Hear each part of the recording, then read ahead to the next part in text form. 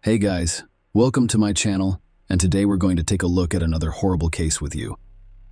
After committing the heinous crime, Victor Alexander Portorial Mendoza went to the home of his girlfriend's father, Reina, to retrieve forgotten children's clothing. He took a tablet belonging to one of the victimized girls and pawned it at a nearby pawn shop for approximately 500 pesos. The next day, he spent the equivalent of $10 while on vacation with his best friend Crystal at the beach. During the outing, he admitted that he had done something wrong to his lover, but without providing any specifics. Crystal later stated that she deduced the gravity of the situation based on Victor's tone, words, and expression. She allegedly tried to visit the house to see if Reina and her children were okay. Victor, on the other hand, declined the visit, citing the disorder and the family's difficult emotional atmosphere. That was enough for the girl to conclude that she had done her best in the circumstances. Crystal did not report to the police. Concerned neighbors contacted the police after the smell of decomposition emanating from Reina and Victor's home became too strong to ignore or explain with rotting garbage or dead animals on the property. The pungent, nauseating odor was undoubtedly emanating from the newly relocated couple's home, where flies gathered at the windows. Reina and Victor had just moved into the house and had yet to make friends with the neighbors. No one had the couple's phone numbers or other contact information. Furthermore, no one had seen Reina, Victor, or the children in several days due to an inability to contact the homeowners, and the frightening smell alarmed neighbors who called emergency services.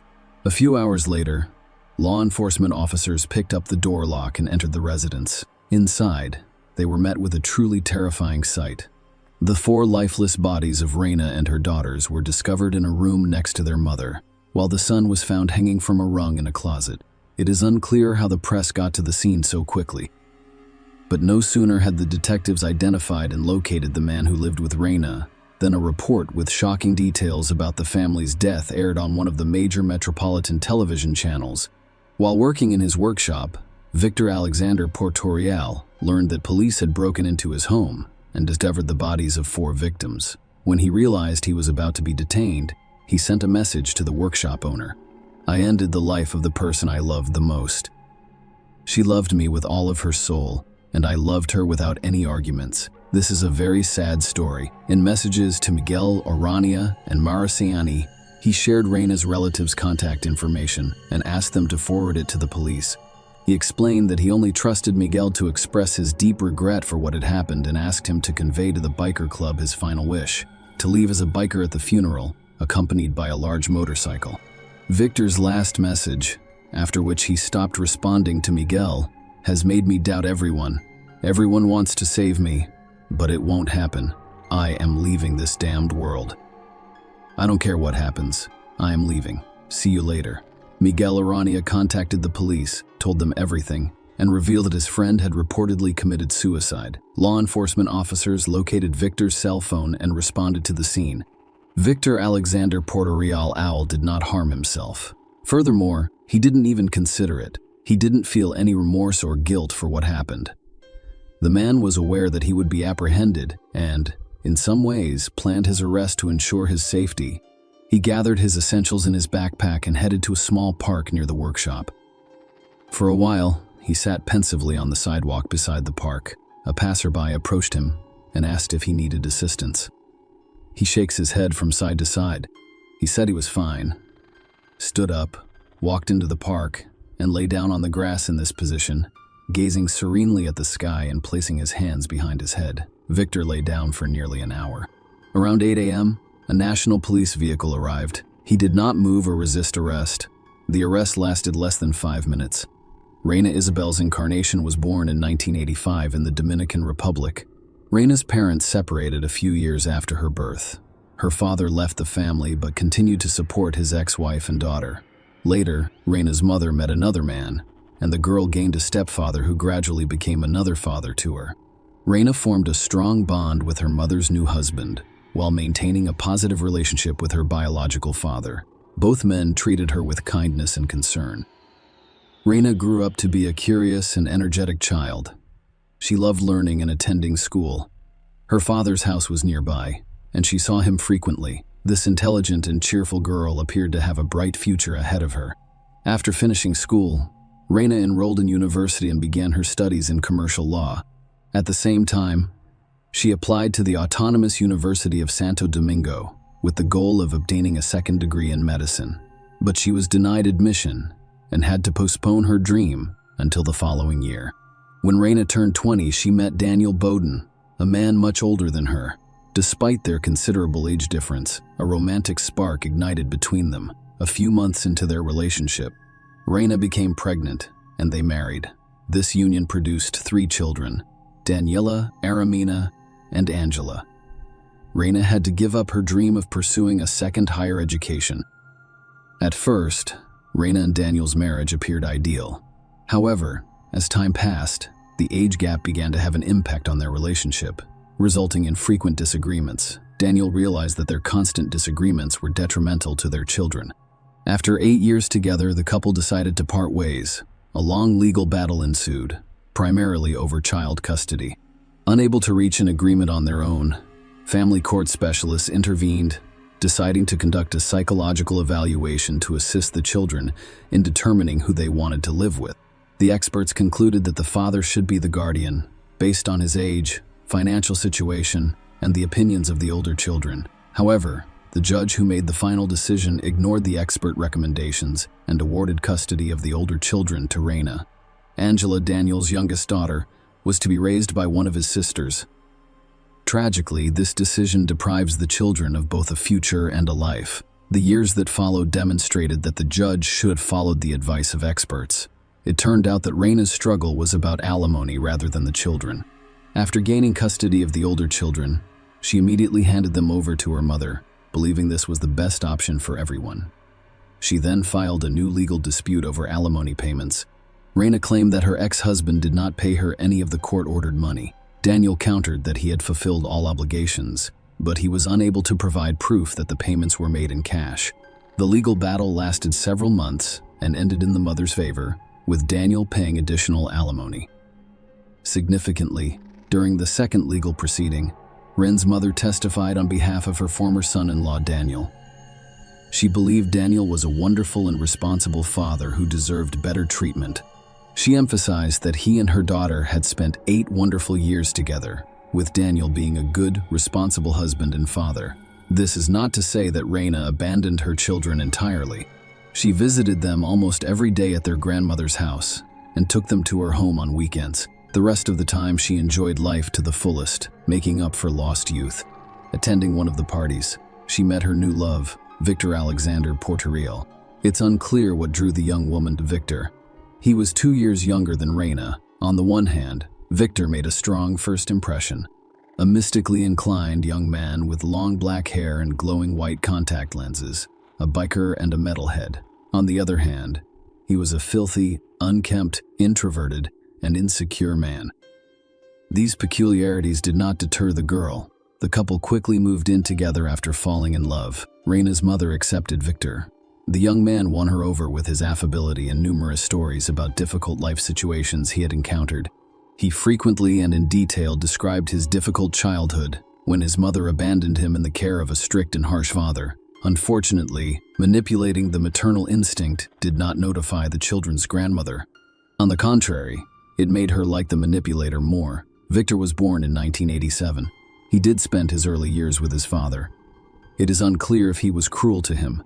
Victor learned to adapt to circumstances, even if they were uncomfortable for him, and no one in his environment noticed anything unusual about him other than his appearance. Since childhood, Victor was never in conflict. He excelled in school, graduating with honors. He couldn't go to university because his parents couldn't afford it. As a result, he began looking for work and quickly landed an internship at a motorcycle repair shop.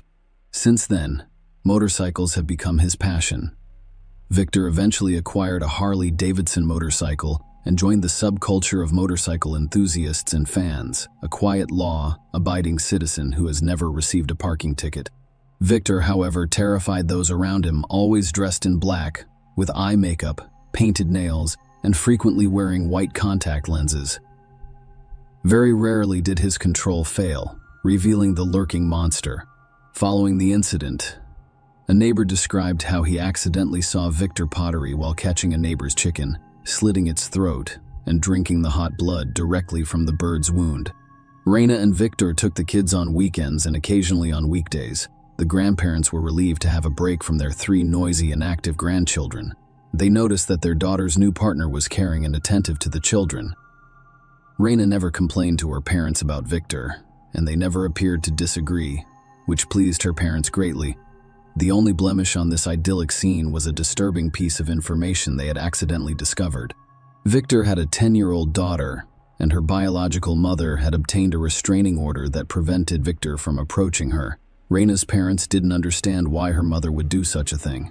Reina's stepfather followed Victor around several times, but discovered nothing unusual or incriminating. The young man did not consume alcohol or illegal drugs, and he was either at home or at work repairing motorcycles. He was never rude to the kids, even when left alone with them. In other words, despite suspicions, he appeared to be a normal person. Reina's parents dismissed the restraining order as her birth mother's eccentricities and settled down. The tale ended when the aunt, who had been caring for Angela, the youngest daughter, informed Reina that she could no longer care for her. Around the same time, Reina's mother developed health problems, forcing the grandchildren to relocate from their grandmother's home to Reina and Victor's. Suddenly, the 5 of them found themselves in a small apartment. However, the circumstances were extremely favorable. Reina was offered a new job at a higher salary. The reunited family relocated to a spacious rented home with several separate rooms. A happy family life began with a spacious home-loving partner and their mother. Isn't that an indication that everything was going well? Perhaps it was, but Reina soon lost her job, and the family experienced financial difficulties. According to Victor's mother, she had to provide financial assistance to the young couple because they didn't have enough money for food or rent. Meanwhile, as a mother, Reina was unaware of her daughter's difficulties.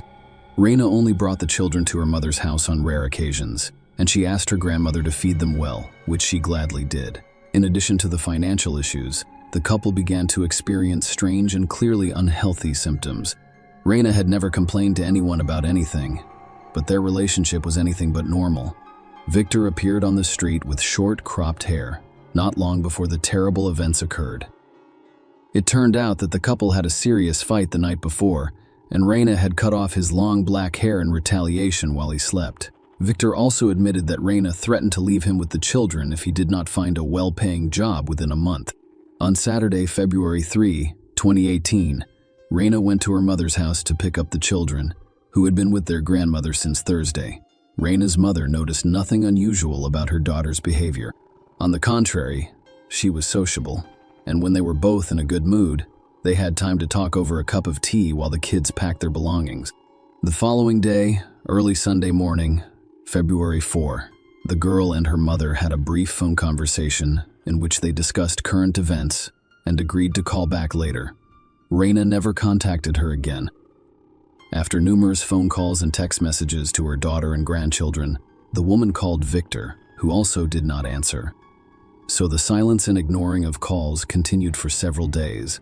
Finally, on Wednesday, February 7, Victor responded. He assured me that everything was fine and promised that Reina would call back soon to explain everything in detail. He advised her not to worry and to wait for the call. The daughter never called back, and the parents realized that something terrible had happened. A day later, they received a call from law enforcement officers who told Reina's parents the horrific details of what had occurred. Victor Alexander began testifying immediately following his arrest. He did not hide anything and did not expect leniency. According to him, he had intended to end his life but changed his mind. He believed he needed to pay for what he had done. The detailed testimony allowed for a nearly complete restoration of the chronology of events. On Sunday morning, February 4, the roommates got into another big fight in their shared bedroom. Victor delivered several blows to Reina's neck, chest, and stomach. As a result, she died. He then locked her body in the room and sent Daniela, Reina's oldest child, to the store, requesting that she buy him a pack of cigarettes.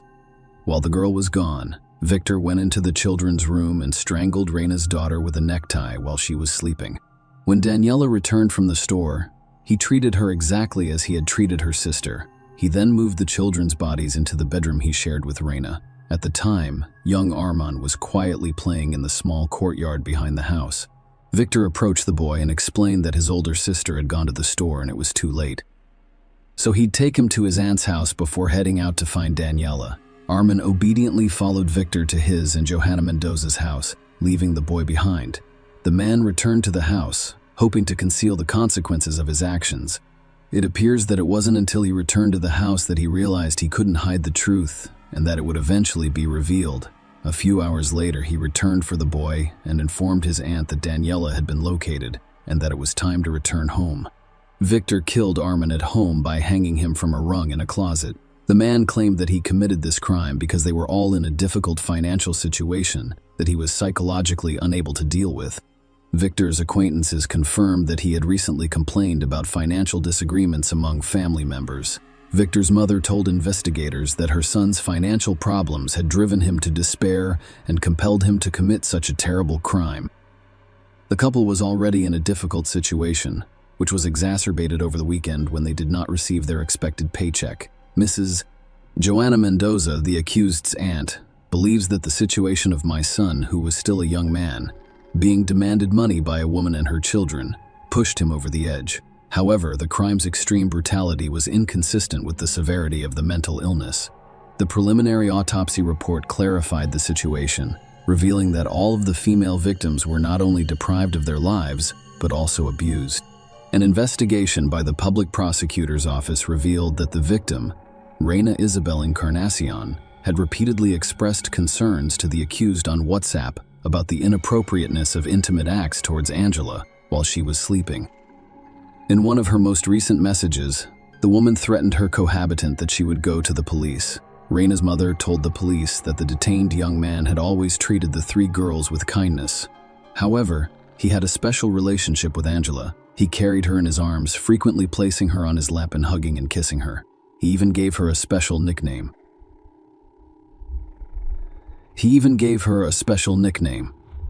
Señorita. Investigators assumed Victor killed the family members not because of financial problems, but to conceal the wrongful acts committed against Angela. Forensic evidence revealed that Reina, as well as the two girls, had been wrongfully abused. The experts were unable to determine whether the wrongful acts were committed before or after their deaths, because the bodies were discovered at a late stage of decomposition. A psychiatric examination revealed that Victor has antisocial personality disorder, which means he lacks both guilt and conscience. The heinous crime outraged and shocked the entire Dominican community. The trial began in January 2019 and concluded in just 2 days. Forensic experts, investigators, and various witnesses testified, with much of the information coming from Victor's friends. For example, Crystal, the defendant's best friend, claimed that on the day of his arrest, he gave her all of his social media passwords and his mother's telephone number. According to her, it appeared that the young man intended to leave his life. Another friend of the young man claimed that Victor confessed the crime to him in detail a few days before being arrested. The friend, however, mistook the confession for a joke because it was so shocking. In general, everyone who had ever seen or met the accused was astounded by his actions. Neighbors, teachers, and co-workers all saw him as a quiet guy with a distinct appearance, nothing more. He didn't appear confrontational, was not known as a brawler, and, according to them, never spoke ill of others. He wasn't particularly social. Victor had only one diagnosis as a child, attention deficit disorder. However, according to his mother, the condition did not cause any problems for the family or himself. At the trial, 18 witnesses, including 2 forensic experts, testified. The latter revealed such shocking details that Victor's mother demanded the full force of the law against her son. Justice must be served. He has to pay for everything he has done. She said this in court. She begged Reina's family to forgive her for having such a son and shared their sorrow. Victor Alexander Portorial pleaded guilty in court to murdering Reina Isabel Encarnacion and her 3 children. He also apologized to the victim's family and the general public for the crime. I accept the facts. Not everything that was said occurred exactly as described. I realized that I couldn't go back in time and reclaim the lives I had taken. I apologized to the community and all family members for what had occurred. I contributed to my arrest because I realized that if I killed myself, I would be unable to pay for my actions. Victor Portorial stated calmly that the man received the most severe sentence imposed by the Dominican Republic's judicial system in 30 years. At the time, the sentence was spoken. He was only 30 years old, which meant that, under the right circumstances, he could be released from prison and live the rest of his life freely. This possibility prompted the National Congress to speed up updates to the criminal code. The country's 1844 code excludes cumulative punishment for multiple crimes. Victor Alexander would have received a sentence of up to 60 years in prison if the updated criminal code, which is currently being debated in the National Congress, had taken effect. The death of Reina and her children highlighted the need to replace the code as soon as possible. Nonetheless, justice prevailed, and the perpetrator received the maximum sentence. Reina's mother, speaking on various television programs, stated that she was pleased with the outcome of the case. The biological father of the 3 children who were taken is still unsure what happened. He claimed that the tragedy involving his children would not have occurred if the judge had listened to the experts and granted him custody. Share your opinion with us in the comments and subscribe to the channel for more.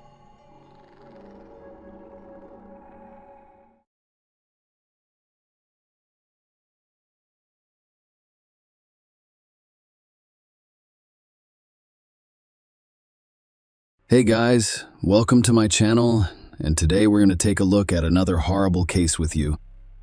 On June 8, 2018, fishermen on a commercial vessel near the Long Island Strait spotted something unusual in the water.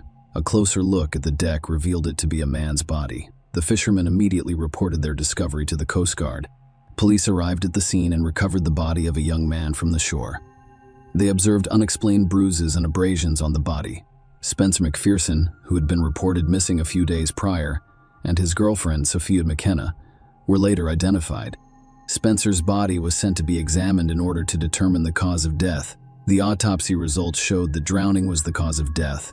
Experts discovered no signs of violence, and all injuries were attributed to water. It is important to note that the specifics of the autopsy were not revealed. Spencer and his girlfriend disappeared over the same weekend. 2 other men have gone missing in the area. Their bodies were eventually discovered to have drowned as well. The police initially believed these were tragic accidents caused by unfavorable circumstances, which resulted in the young people drowning. There were no other theories about the incident considered at the time. The body of Spencer's companion, Sophia McKenna, was never discovered. This mysterious story unfolded on the night of May 27, 2018.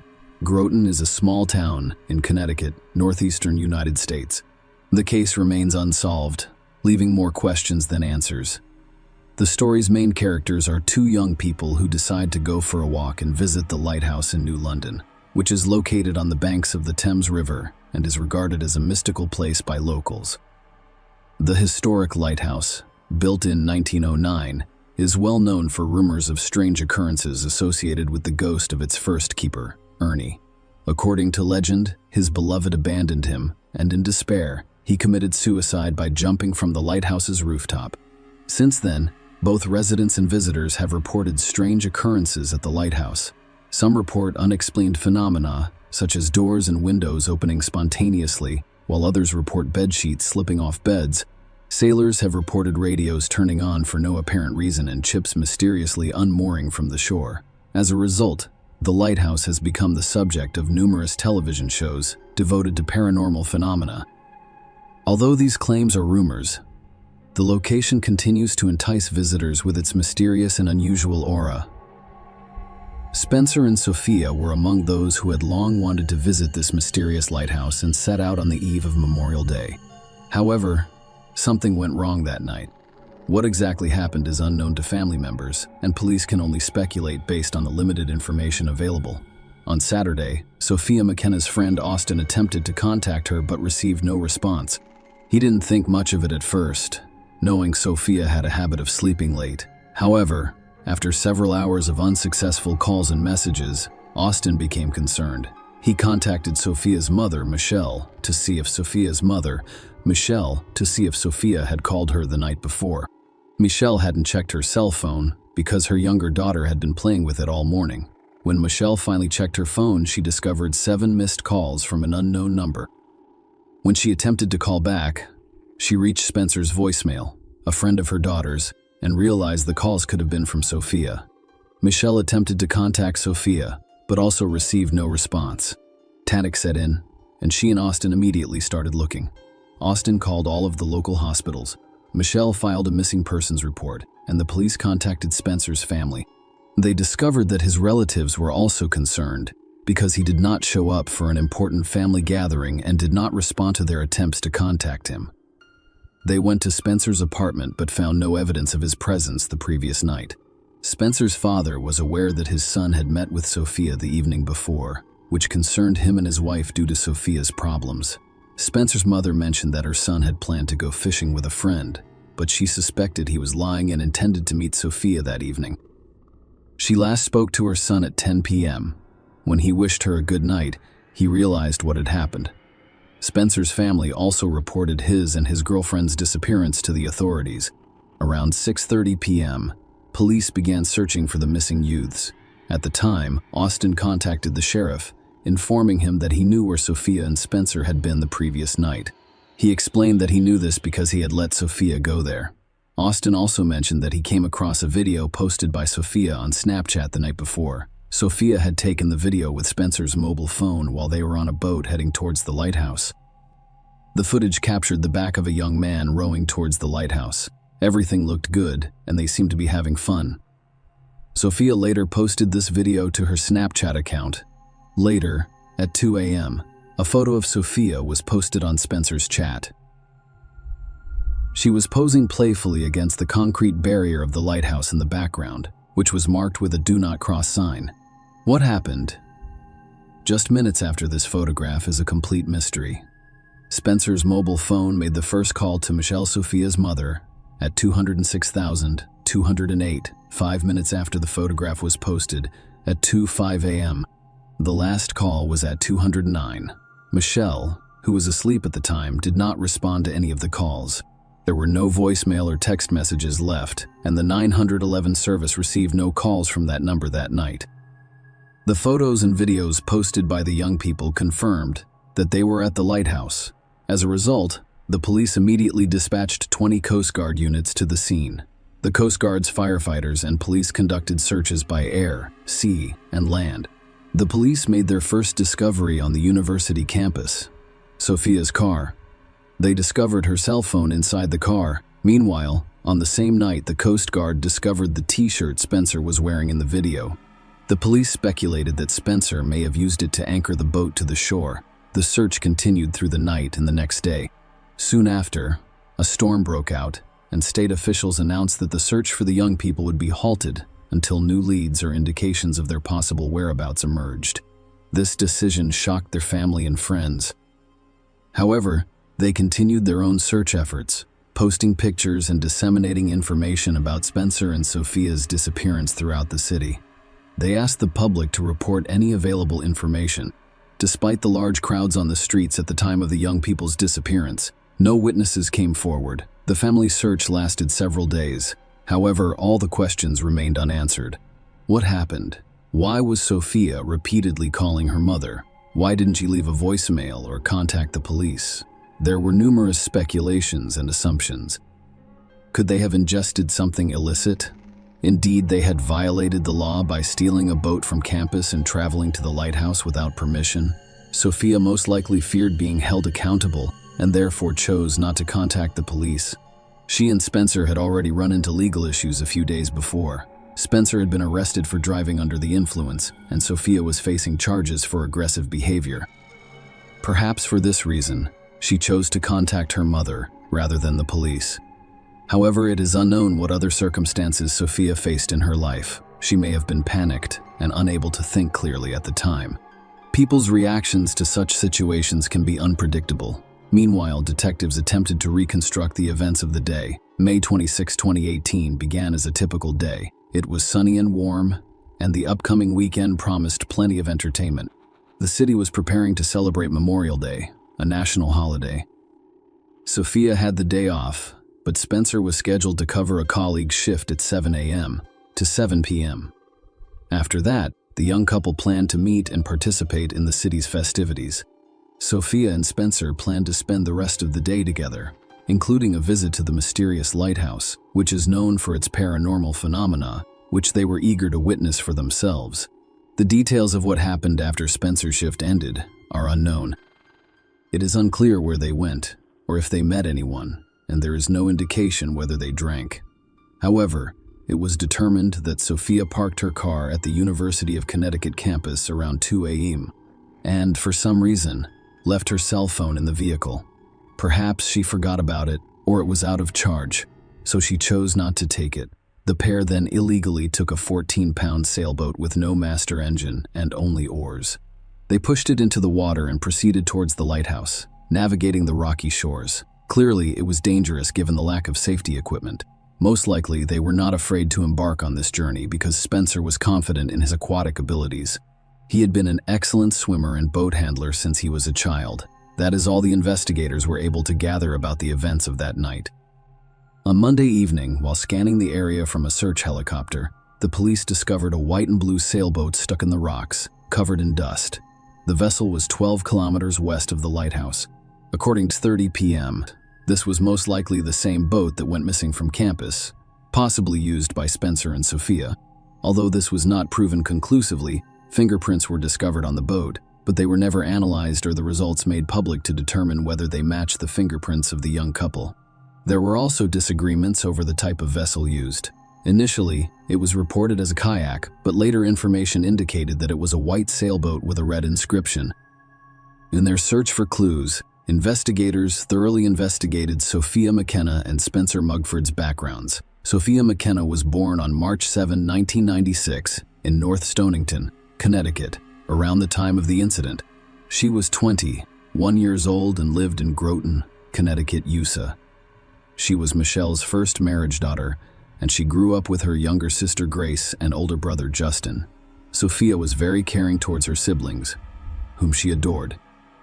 Sophia was a happy and intelligent child with unique characteristics. She was active, full of energy, and lived a vibrant and fulfilling life. Her parents' divorce, which occurred when she was 6 or 7 years old, had a profound psychological impact on her life. Sophia was diagnosed with bipolar disorder in high school, which caused her to become depressed. This mental illness is characterized by extreme mood swings such as manic episodes or hypomania. Sophia experienced emotional lows such as depression, sadness, and melancholy, interspersed with manic episodes of euphoria. These mood swings could have an impact on her behavior and ability to think clearly. Sophia received medication and psychotherapy to help her symptoms. Unfortunately, there is no cure for bipolar disorder. It poses a challenge to both the patient and their family. Sophia's daily life was significantly impacted by her illness. Her behavior became unpredictable, and her life was chaotic. She had unstable relationships, and the people she interacted with frequently demonstrated complex behavior. Sophia and Austin met in 2015. She captivated the young man's heart right away with her bright and cheerful personality.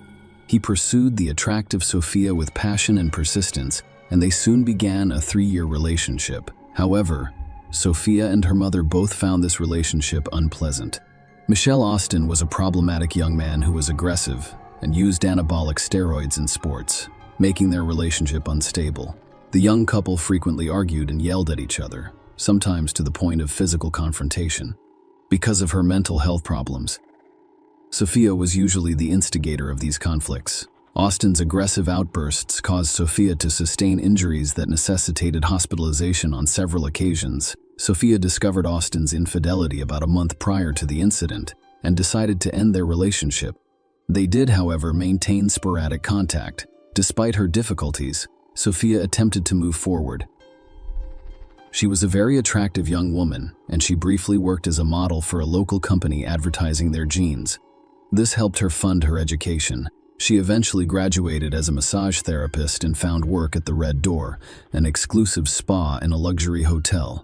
It was here that she met Spencer Mugford, a 20-year-old colleague. Spencer, a native of Florida, was a sea enthusiast and experienced swimmer who worked as a sailing instructor. He came from a loving family with high expectations for his future. Spencer and Sophia quickly bonded over common interests and wavelengths. They reportedly dated for some time, but neither of their families approved because the young couple was constantly in trouble.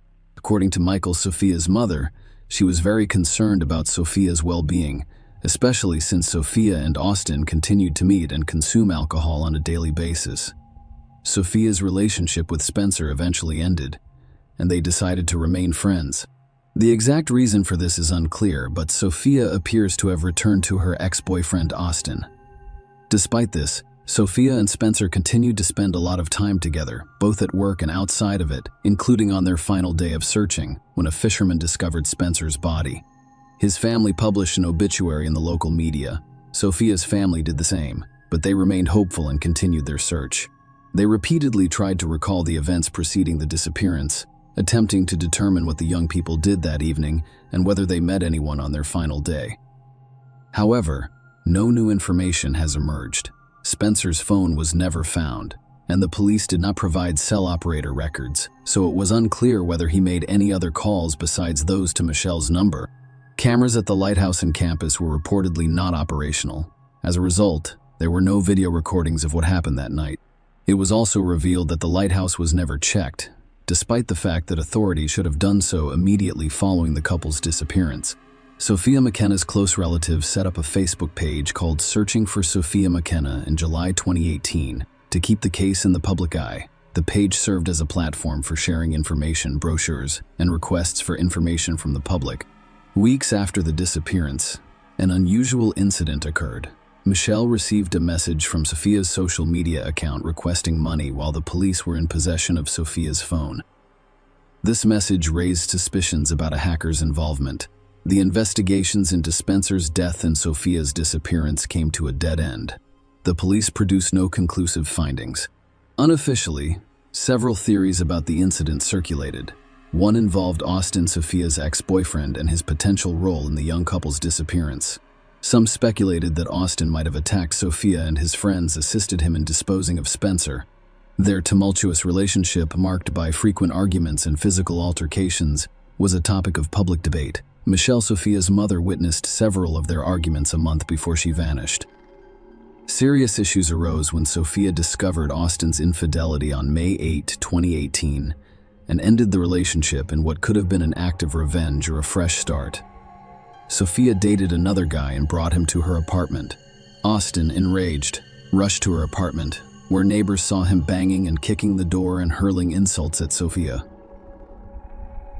Sophia opened the door after approximately 15 minutes of silence, assuming Austin had left.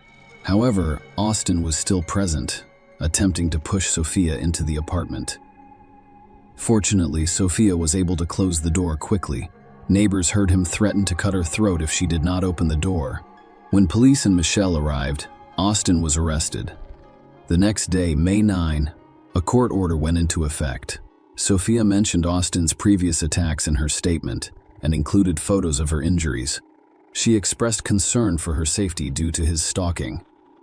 A restraining order forbade Austin from being in the same vicinity as Sophia. Sophia later felt guilty, and the restrictions were eased. Austin was no longer allowed to share an apartment with her. The man with Sophia at the time refused to reveal his identity and did not cooperate with the police. Michelle initially claimed Spencer was with Sophia, but later changed her statement. However, a colleague Sophia trusted confirmed that it was him. Sophia and Spencer's coworkers confirmed that they were in a relationship at the time of their disappearance, behaving as a couple both at work and outside. Witnesses also described a situation at the hotel in which Austin, Sophia's ex, showed up at her workplace and publicly threatened her. Nonetheless, Austin and his father took part in the search for the missing couple, using a private helicopter and distributing flyers with their images throughout the city. Austin claimed on social media that Sophia had been his girlfriend for 3 years and that she had no romantic relationship with Spencer, only friendship. Many people found it odd that this post seemed to emphasize Sophia's association with him rather than her disappearance. On July 10, Sophia's family and friends organized a memorial day for her. Austin went to the event with Michelle and later shared a now deleted message on social media. "Rest in peace, baby, we'll see you soon." These actions sparked concern among acquaintances. Austin told authorities that he spent the entire day with Sophia on May 26 and that they continued to meet despite the court order, even making plans for the following day.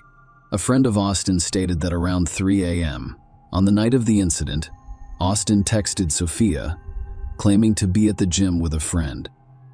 However, this was doubtful because gyms are closed at that time here. His family maintained that he was at home before going to the gym. An undisclosed witness claimed that Austin and his brother were invited to a party that day. Austin had planned to go, but later messaged that he was tired and would be unable to attend. This raises questions about Austin's whereabouts during Sophia and Spencer's disappearance.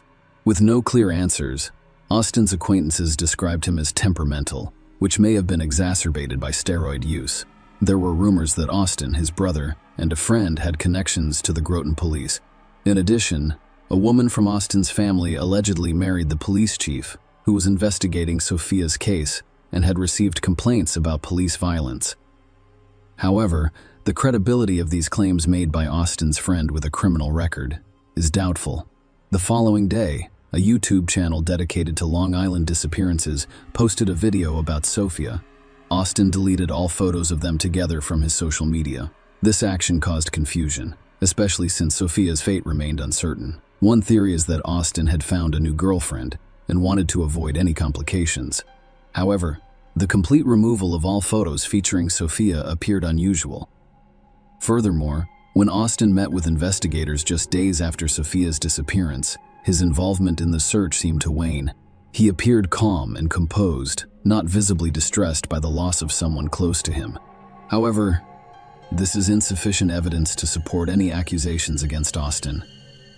People respond differently to stress. One theory holds that Sophia was murdered to prevent her from testifying against Austin in a domestic violence case. Without her testimony, there would have been insufficient evidence, and the case could have been dismissed. This is precisely what occurred in the summer of 2018, when the case against Austin was dismissed. It's worth noting that Austin is not officially a suspect. This theory is still speculative, and the investigation continues. Another theory holds that Sophia and Spencer may have encountered dangerous individuals at the lighthouse. It was a busy day due to the holiday, but witnesses either forgot or didn't think the information was important, so no one reported it to the police. Sophia's mother speculated that her daughter had been kidnapped or a victim of human trafficking, but there is no evidence or ransom demand to back up this claim. The police also considered the possibility of an accident caused by reckless actions or decisions. The young couple set out in an unprepared boat, without life jackets, into strong currents. When they arrived at the lighthouse, they anchored the boat using Spencer's t-shirt. They took photographs before realizing the boat had drifted away, relying on his swimming experience. Spencer may have underestimated the water's low temperature.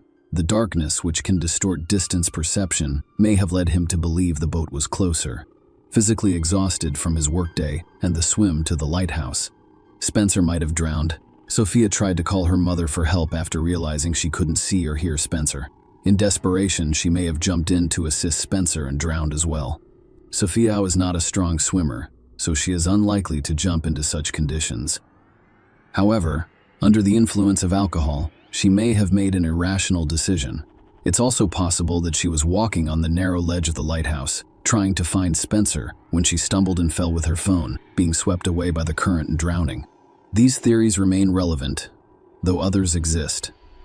None is the official version, and there are no suspects or perpetrators circulating primarily on social media. Sophia's family and friends continue to look for her, desperate to find out what happened and where she is. In 2019, an independent detective discovered several bones near the shore and immediately reported them to police. However, the investigators who arrived at the scene determined that the bones were of animal origin. The remains were never collected, and because of the high cost, no forensic examination was performed to determine whether they were human. There are numerous aspects of this case that raise concerns and necessitate a thorough investigation. After all, this is about a missing person and a distraught family looking for answers. Sophia undoubtedly deserves more search efforts. Several bodies of other missing people have been discovered in these waters, but not Sophia's. No new information has emerged in her case, and the mystery of what occurred that night at the lighthouse remains unsolved. Share your opinion with us in the comments, and subscribe to the channel for more.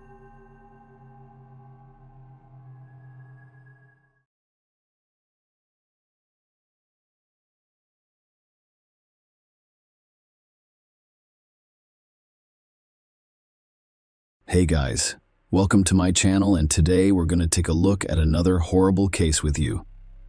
One summer day, in 2014, the New York Police Department received an unexpected call from a woman who wanted to speak with the detective working on the Shell Collin case. Deborah Holmes called and urgently requested a meeting with the investigators after learning such shocking news. They hoped that this unexpected call would help thaw the long, stagnant investigation into a tragic loss, which had been stalled for 5 years. It was about the tragic death of Shel Danishevsky, which caused a stir in Manhattan on New Year's Eve 2010. Shel Kovlin grew up on the West Side, surrounded by Orthodox Jews. Her family's deep roots in this close-knit community shaped her upbringing. Shel's transition from a happy childhood to a successful adulthood was marked by her love of learning and academic excellence. This thirst for knowledge eventually led her to a prestigious asset management degree, which opened the door to a successful career in the Swiss banking industry. Her rapid rise in the financial world saw her managing multi-million-dollar portfolios for clients in 1998. Despite a successful career in one of the world's wealthiest cities, Shel felt unfulfilled. She had a stable financial situation and a loving family. However, her dream of starting her own family and becoming a mother remained unfulfilled. In February 1998, you were determined to change your fate. Shel attended a Jewish singles event aimed at assisting those looking for a significant other. There, she met 26-year-old Rod Kovlin, a fellow banking professional. The young couple shared many common interests, both motivated by a desire for success and stability in life. Their connection was instantaneous and profound. The relationship blossomed quickly because they complemented each other perfectly, disregarding the significant age difference. Shel and Rod were inseparable, sharing every moment together. They were so in love that they decided to marry soon after meeting. Despite the fact that some acquaintances thought Rod and Shelley had made a hasty decision, everything felt right. The happy couple soon welcomed 2 beautiful children, a boy and a girl, to complete their family. On New Year's Eve, 2009, the Kovlin family's idyllic life was shattered by a tragic accident that killed Shel. At first, the police thought it was a freak accident. They were convinced it was only that early on December 31. At the Manhattan police station, 2 officers are finishing up their night shift and were having coffee to talk about their holiday plans. However, the peaceful atmosphere was abruptly disrupted at 7:30 a.m. An urgent phone call. Rodney Kovlin. In a frantic state, he informed the officers from the Upper West Side of strange occurrences, including the discovery that his ex-wife, Shel Danishevsky, was dead in her bathtub, submerged in blood-stained water. Emergency services hoped Rod could help save the victim. Following the operator's phone instructions, Rod pulled her out of the water and attempted resuscitation, but it quickly became clear that saving her life was not possible. Shel's body remained cold and motionless. A distraught Rod wrapped her in a blanket he found in the bedroom and waited for the police to arrive.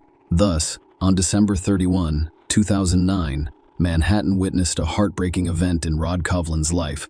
The police responded quickly to the incident. Upon arrival, they quickly assessed the situation and cordoned off a major street in Manhattan. They were greeted by a luxurious home just a few steps from the city park. The Upper West Side was known for its safety, so officers assumed Shel Danishevsky's death was another tragic case of self-harm. When they entered the apartment, they discovered children's toys scattered throughout, which was not surprising given the upcoming holiday. They then went to the bathroom, where a woman's body was wrapped in a blanket by her husband. Rod had just pulled the body from the water, as evidenced by the bloody water in the tub and the wet floor. There was a bleeding wound on the back of the Shel's head. The officers surveyed the bathroom and discovered an open cabinet door with a torn hinge, implying that the woman may have slipped and torn it off while attempting to hold on to the door. Forensic experts arrived shortly after and performed a thorough examination to rule out any other potential causes of the tragic incident. After a thorough examination, they determined that there was no break-in or signs of a struggle. Investigators were increasingly inclined to believe that Shel's death was an accident. The detective working on the case decided to speak with family members. During their questioning, it was revealed that Sheil and Rod's 9-year-old daughter was the first to discover her mother's body, and she was traumatized and shocked by what she saw. The girl was able to tell the police officer exactly what had happened. It turned out that the night before, she and her younger brother had slept in their mother's bed, which is quite common. When she woke up in the middle of the night and noticed her mother's absence, she went to find her and discovered the horrifying scene in the bathroom. The terrified child immediately contacted her father for assistance. Rod and Shell had recently separated, and he had moved to a new apartment on the same floor of the same building. To get to his apartment, he only needed to cross the corridor. The girl called her father, who was nearby and arrived right away. When he entered the bathroom, he removed Sheila's body from the water and called for help. The girl's account was exactly what Rod had described, confirming the theory of an accidental death. The police informed Shell's relatives about the tragic incident, which shocked everyone. The autopsy and forensic examination were scheduled the day after the body was discovered. However, surprisingly, it never occurred.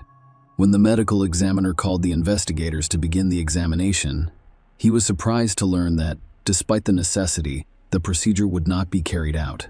This perplexed the examiner, who wondered how this could happen. A rabbi from the synagogue had intervened. He contacted an organization in charge of Orthodox Jewish burials, which then requested permission from the police to access the tragedy site in order to exercise religious rites guaranteed by the victim's family faith. Permission was granted, and a team led by the rabbi arrived on scene. They cleaned the bathtub of blood traces and prepared the body shell for burial. All evidence and clues gathered were destroyed before reaching the police's forensic department. Autopsies are considered taboo in Orthodox Jewish tradition and are seen as desecration of the deceased body, so the organization acted quickly. In this case, the synagogue's rabbi put pressure on Shell's family, grieving relatives, and husband, who were grateful for the rabbi's assistance and, despite their doubts about the incident's accidental nature, did not object to it. The family also decided to forego the autopsy and leave funeral arrangements to the burial preparation organization. Thus, within 24 hours, Shallow had been buried. Hundreds of people came to pay their final respects and condolences to the family. Later, after learning from the police that potential clues were destroyed while cleaning the bathroom, Shell's parents began to have doubts about the official version of her death. A fall in the bathtub was certainly a risk. However, the possibility of death from such an accident appeared increasingly unlikely to them. Although nothing confirmed their suspicions, the thought that their daughter's death was not an accident troubled them greatly. The New York Police Department was unable to conduct further investigation because the evidence was destroyed, prompting the family to hire a private detective to clarify the circumstances and confirm that Shell's death was caused by a tragic fall. The private investigator hired by the woman's relatives began investigating this unusual case. First, visit the deceased's family home and speak with the relatives. From their statements, he discovered that their relationship was far from perfect and their marriage was facing serious challenges. The couple celebrated their 10th wedding anniversary in 2008.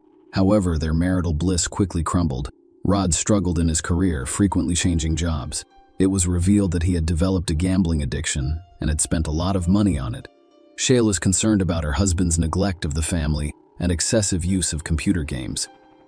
Rod was spending their savings on backgammon tournaments, which Shell had complained about to her close friends.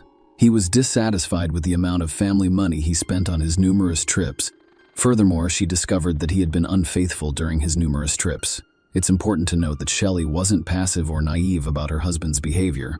After discovering his infidelity through his emails, she decided to end their marriage and obtained permission for a religious divorce. Externally, the couple still appeared to be married, but Rod had moved in to another apartment in the same building, and an official divorce took some time to complete.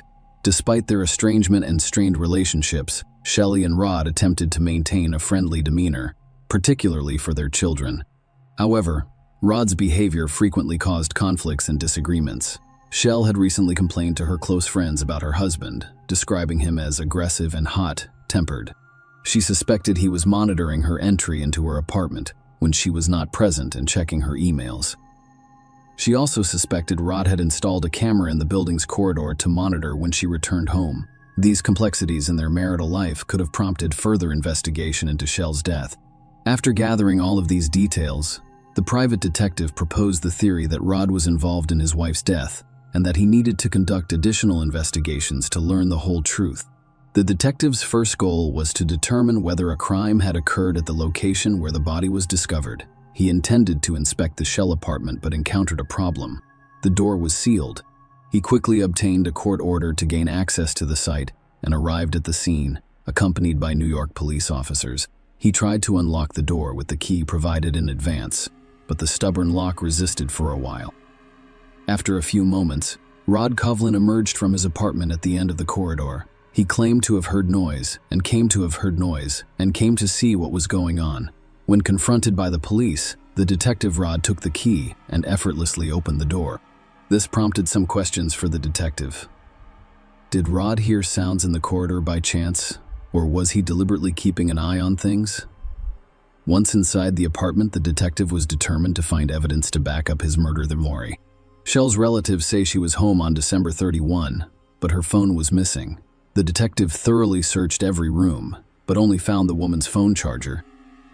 While the phone was not found, the detective was tasked with investigating the bathroom at the scene of Shell's death. He paid special attention to the hinge that investigators suspected she had severed during a fall. The more he examined this item, the more he questioned whether the Shell could have torn off the metal detail, which was securely attached to the cabinet. Even with the woman's weight, it would have required immense strength. There were serious concerns about such a possibility. After a lengthy discussion with law enforcement, the detective attempted to persuade them that this was not an accident, but rather a homicide. The investigators were not persuaded and cited a lack of evidence. As a result, it was decided to conduct an autopsy to definitively determine the cause of death.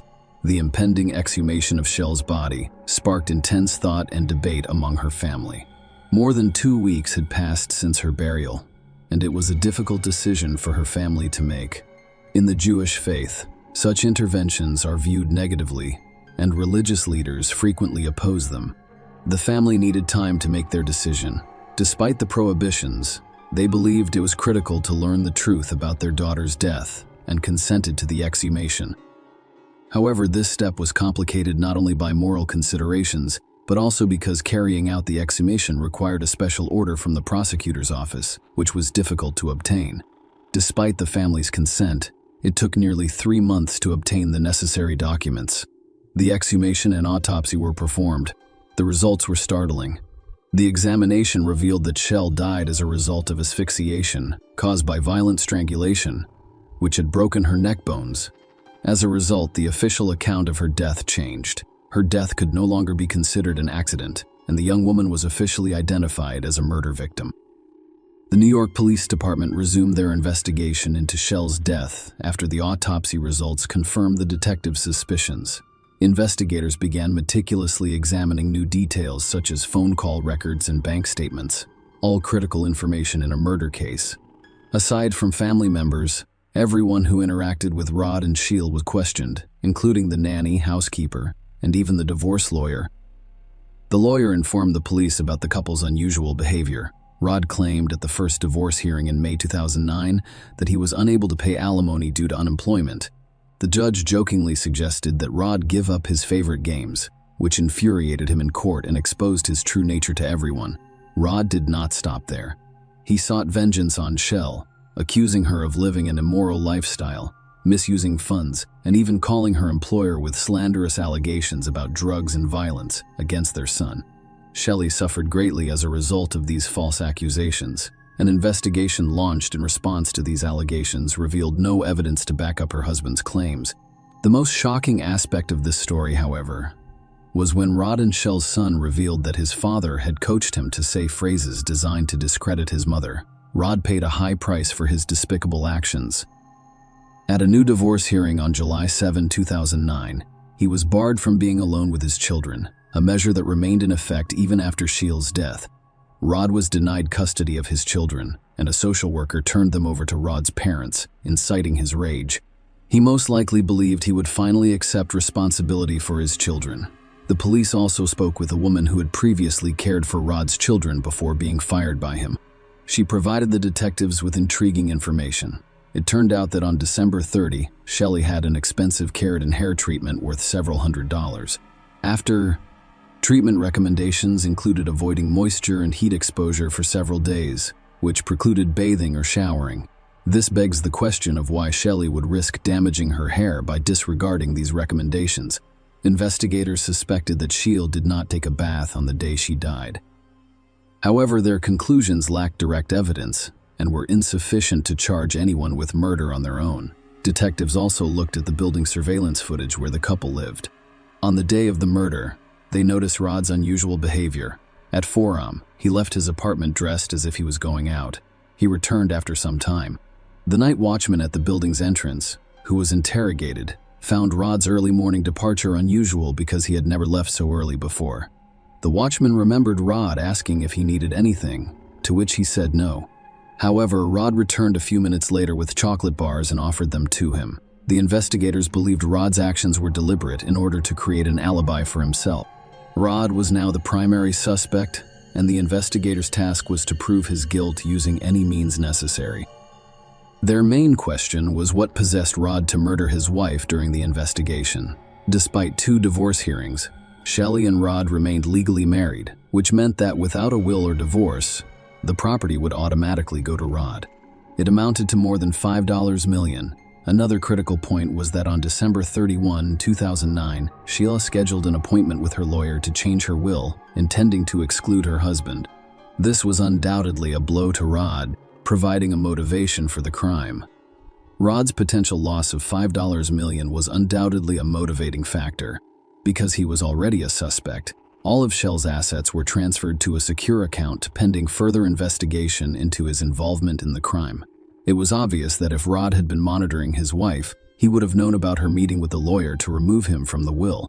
Investigators suspected Rod of installing spyware to track his wife. Shell was also seen returning home around 8 p.m. on surveillance footage. The night before, they were talking on the phone, which was never found after the crime. Now that they had confirmed that the phone was in the apartment, they decided to conduct another search of the crime scene. When the investigators returned to the apartment, they didn't have to search long. They couldn't believe their eyes when they saw Shell's phone calmly lying on her bedside table, plugged into the charger. No one noticed the device in this location during the initial search by the New York police or the examination by private detectives. Furthermore, during previous searches, investigators photographed the room, but the phone was not on the bedside table. There was only one explanation. Rod had returned the mobile phone to the Shell-sealed apartment. It was unclear whether this was a foolish mistake or a deliberate taunt to the investigation. Rod was called in for questioning, but he had already retained a lawyer who advised him to remain silent.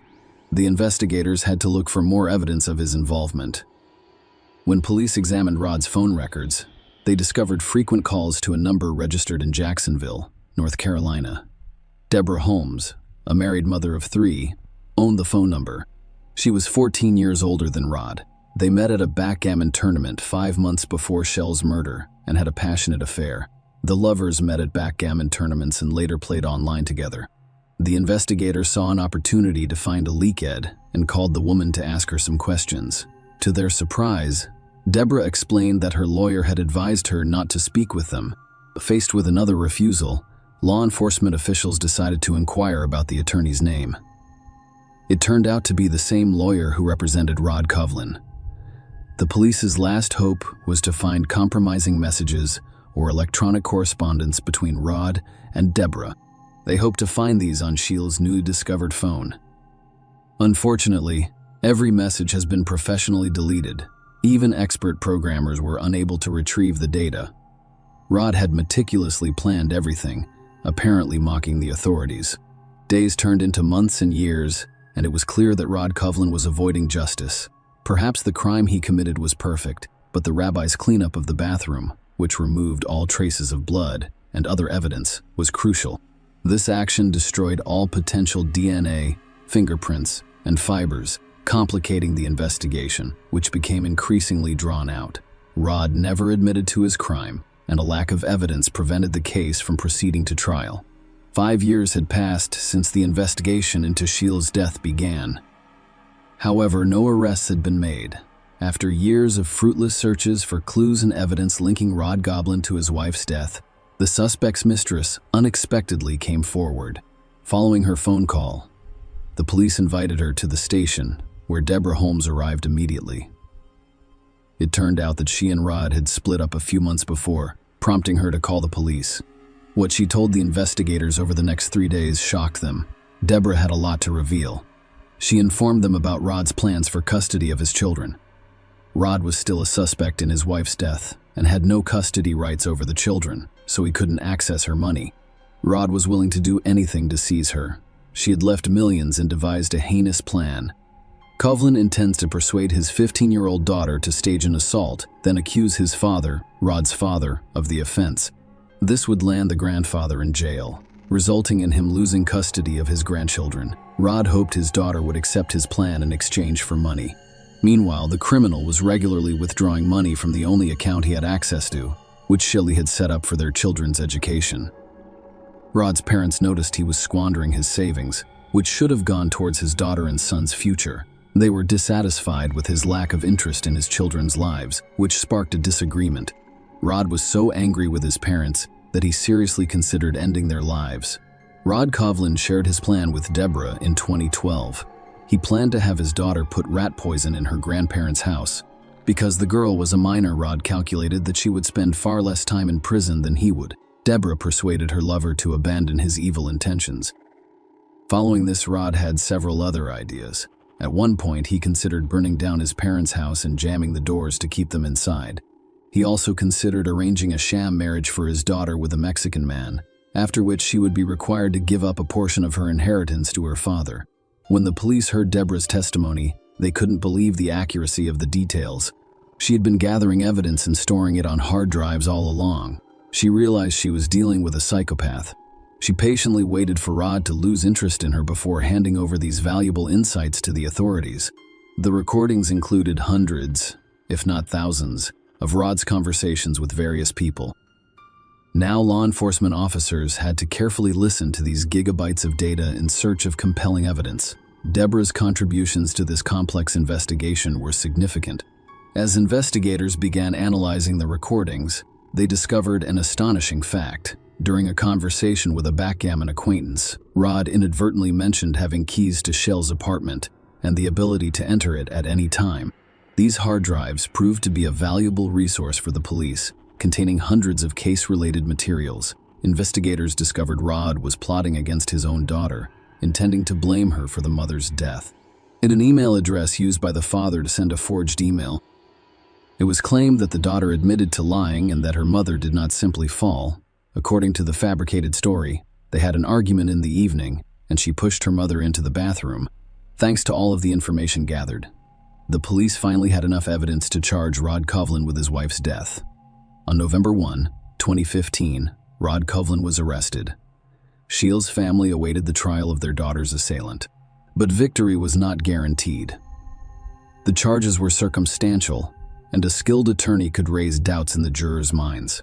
The detectives continued their investigation, gathering new information and meticulously verifying all evidence. Soon, irrefutable proof came from an unexpected source. While in prison, Rod Coughlin told a fellow inmate about his wife's death. He described his actions in great detail, even mimicking the gesture he used to strangle her. The police requested surveillance footage and discovered that it perfectly matched the autopsy results. This was direct evidence of Rod's guilt, almost like a confession. The trial lasted 7 long weeks. During this time, the jury heard Coughlin's heinous plans, which included murdering his wife, targeting his parents, and framing his own children. The jury was appalled by his cold-blooded and deceitful behavior. It took them 2 days to reach a final decision. Rod Coughlin was found guilty in March 2019 of the deaths of Shelley Danishevsky, his wife, and his children's mother. Despite the lack of direct evidence, he received a life sentence with the possibility of parole. After 25 years, Shayla Coughlin was a successful and determined woman seeking simple family happiness. However, a ruthless, greedy monster crossed her path, claiming not only her life, but also that of her children and loved ones. Deborah Holmes' determination brought this tragic story to justice. The criminal was sentenced for his heinous actions. Deborah's bravery most likely aided not only in obtaining justice, but also in preventing potential future crimes. Rod Kovlin will never again harm his family or the people of New York. Share your opinion with us in the comments and subscribe to the channel for more.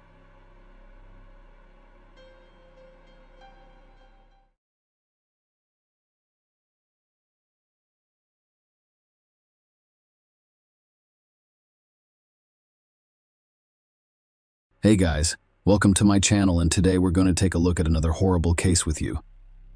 Paula Andrés Salazar was born on September 6, 2015. In Venezuela, her mother, André Bermudez, was from Maturin, Monagas. Her father, Leonor Salazar, was from Tucupita, a town in the state of Diamaquiro. The couple decided to immigrate to Ecuador with their child Paula in September 2016, 1 year after her birth. They hoped for a better life for themselves and their daughter. A month after moving to Ecuador's capital, Quito, the family's relationships deteriorated for a variety of reasons. Andreina broke up with Leonardo and moved to Cuenca, Ecuador's third largest city. She took Paula with her. Her best friend's mother lived in Cuenca, and she kindly offered to let her and the girl stay in the house while they looked for another place to live and work. Leonardo, the girl's father, returned to Venezuela to his hometown of Tucupita after a breakup and later immigrated to Trinidad and Tobago. Leonardo had been disabled for quite some time. The man's left arm was completely paralyzed following an accident he had suffered while riding a motorcycle at a young age. The man's inability to use his left arm made it difficult for him to find a good job, even in Ecuador's capital. After moving to Cuenca, Andreina almost completely stopped communicating with Leonardo, only informing him once that she had taken a job on a farm in Tucupita. Andreina began a new romantic relationship with Washington Andrés Amara a few months after her separation from Leonardo. Andrés was a local Ecuadorian, and more importantly, he owned the farm on which Andreina worked. Andreina grew up in a wealthy family.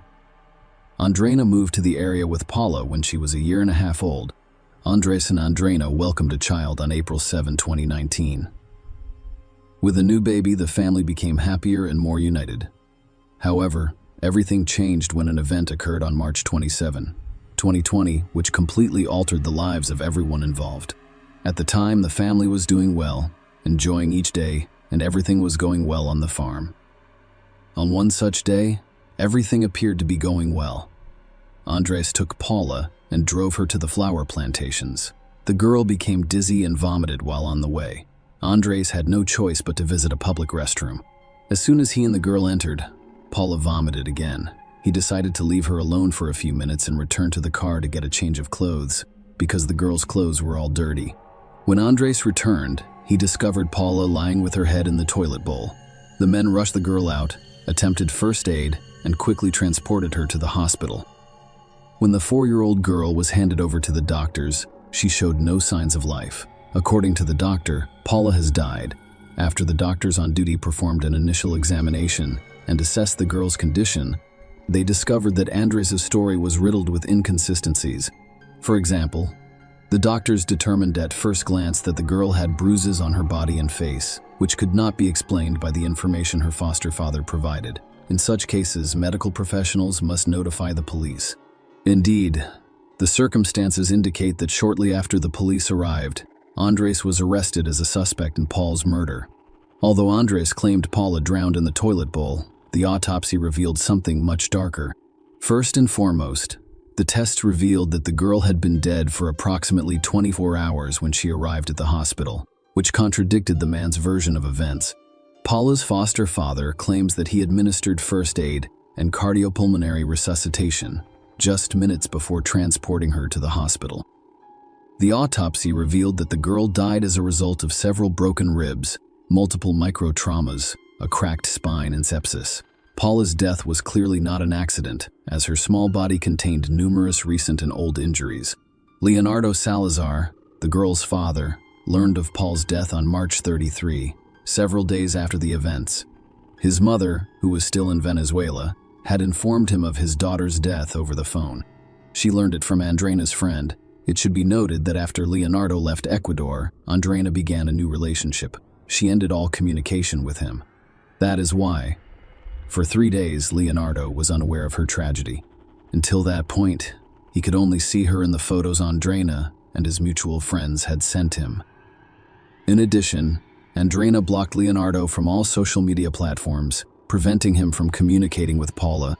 She also cut off communication with almost all of Leonardo's relatives. Andreina even turned almost all of their mutual friends against the girl's birth father, informing them of his refusal to communicate with Paula, preventing Leonardo from learning of his daughter's death. However, Andreina's family informed him of a different cause of death. They told him about Paula, who died from COVID-related complications at the time. Ecuador, like the rest of the world, was placed under quarantine due to the pandemic. At the time, there were almost no deaths from the coronavirus in the country.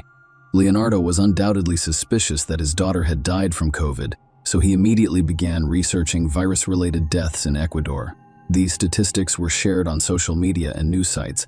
Leonardo immediately noticed that there were no children among the few coronavirus victims in Ecuador.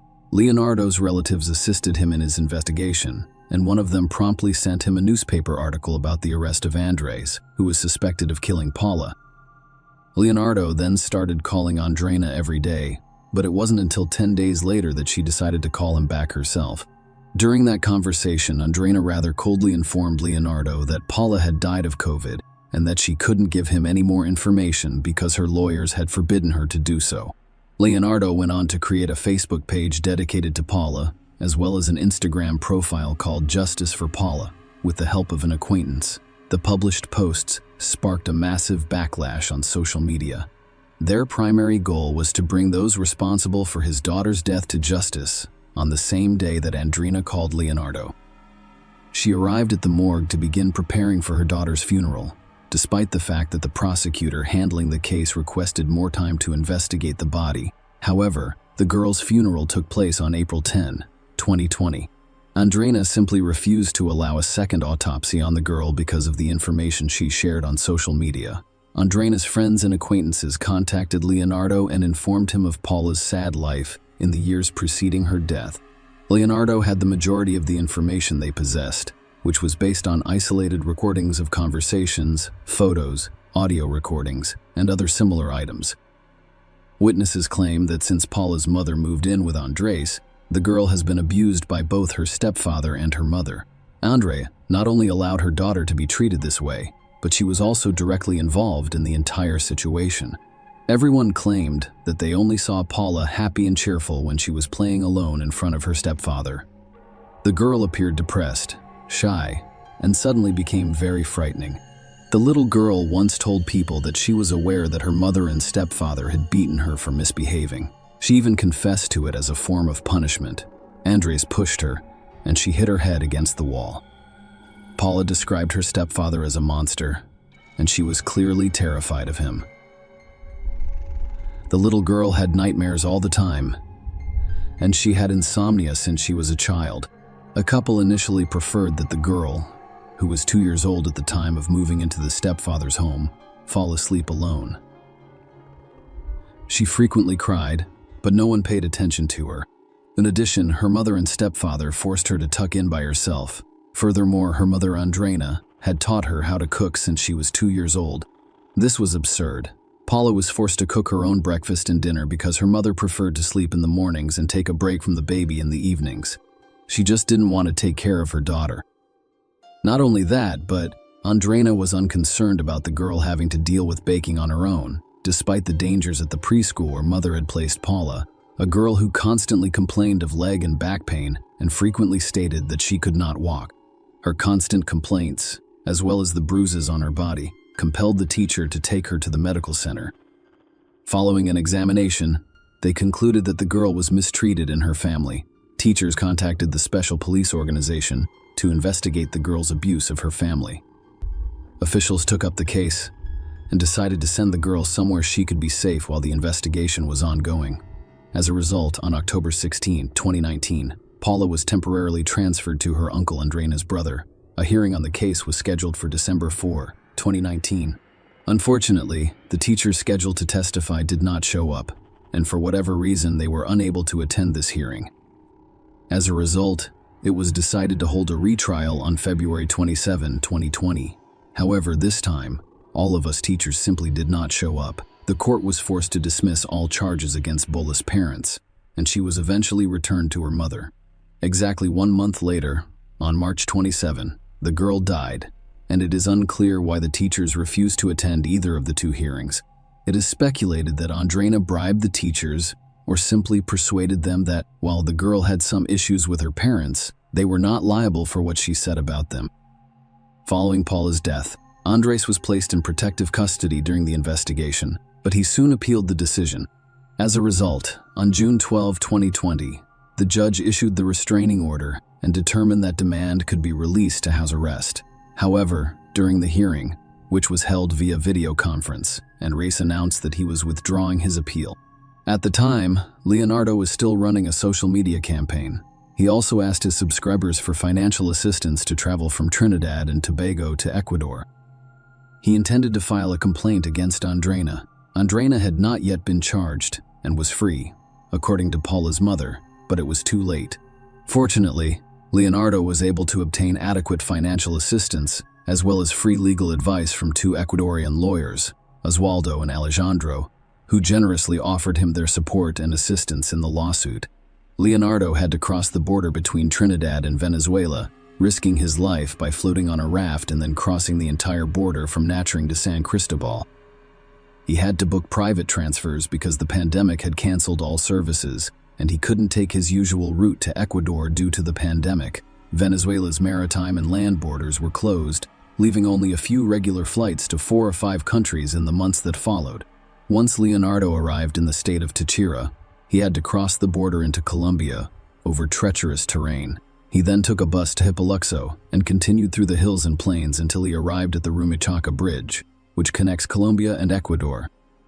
Leonardo then took a cab and drove to Quito on June 30.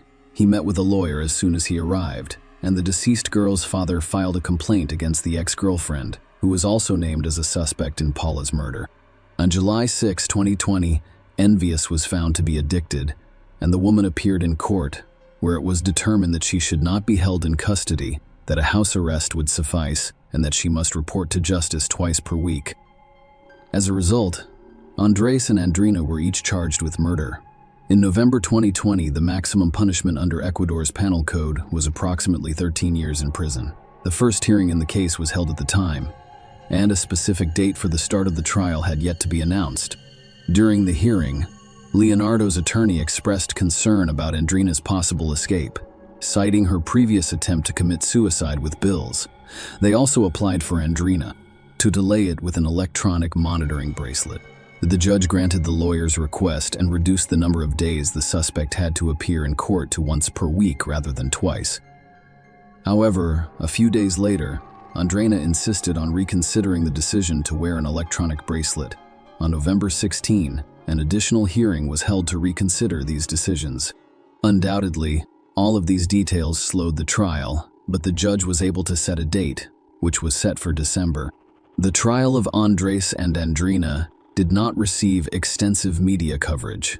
However, much of the information made its way onto social media, and some of the facts went unreported due to the pandemic, which was a major topic in the media. The trial started on January 14, 2021. At the time, no decision had been made on Andrina's alternative forms of imprisonment, and Andres was held in the regional detention center during a closed-door trial in which no media representative was present. In addition, some participants joined the hearing via video link. According to the doctor who performed the girl's autopsy, Paula had nearly all of her spinal discs rebuilt. Some of her ribs were broken, while others had fused. This indicated that the girl had previously broken ribs, which had eventually healed on their own. She also had nail stigmata, a condition in which the nails grow into the skin, resulting in bruises and scratches on her face, body fluid buildup in her lungs, scars on her head, and serrations on her column. According to the assessment, it was the later injuries that caused the infection to spread and eventually lead to sepsis, which resulted in death. The autopsy report also confirmed that Paula had died about 24 hours before Andres took her to the hospital. The number of internal and external injuries reflected the little girl's abuse, as well as her guardian's carelessness, as they had never taken her to the doctor. Furthermore, the girl was malnourished, underweight, and too small for her age, as well as having mineral and nutritional deficiencies due to Paula's injuries. Andrina, the girl's mother, attempted to persuade her family friends that the child suffers from a variety of psychological issues, which have resulted in a proclivity for self-torture, which Paula used to draw attention to herself. According to the girl's mother, when her younger brother was born, Paula lost parental attention, stopped sleeping at night, and tried to manipulate everyone by crying. The trial also revealed that in October 2019, when Paula was supposed to remain in her uncle's custody under the board's decision, she instead stayed at her parents' house and only slept at her uncle's house for a few nights. In other words, if the police organization's measure did not have the desired effect, it was possible to establish that the girl began to be abused in 2017, only a few months after Leonardo's departure from Ecuador. It most likely began as soon as Andreina started dating Andres.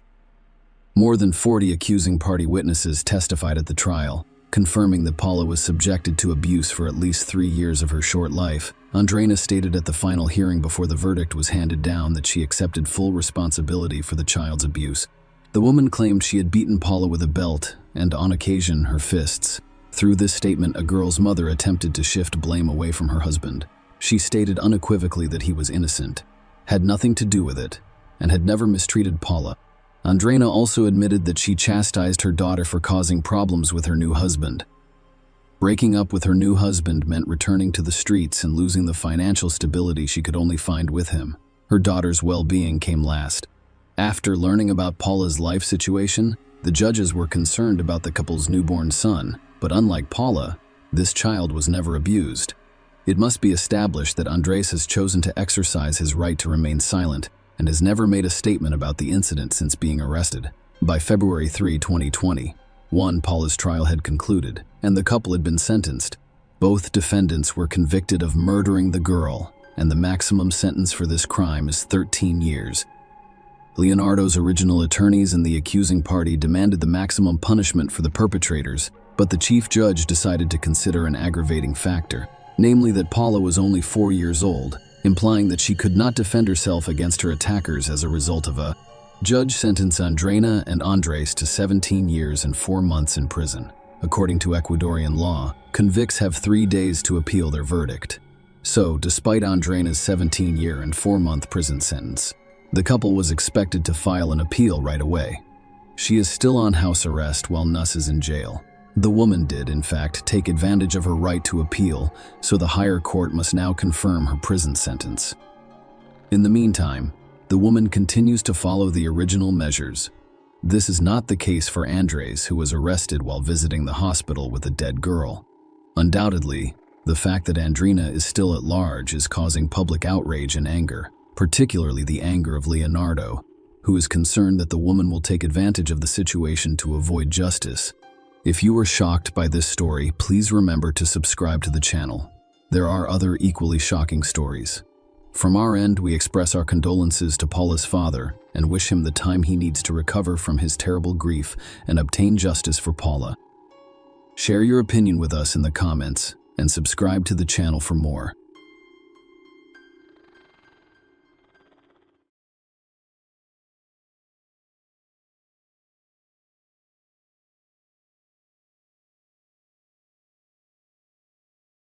Hey guys, welcome to my channel, and today we're going to take a look at another horrible case with you.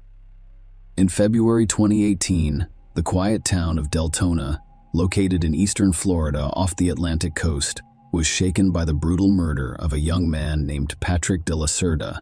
The 25-year-old man was discovered dead in his home, and the severity of his injuries indicated that the perpetrator harbored a personal grudge against him.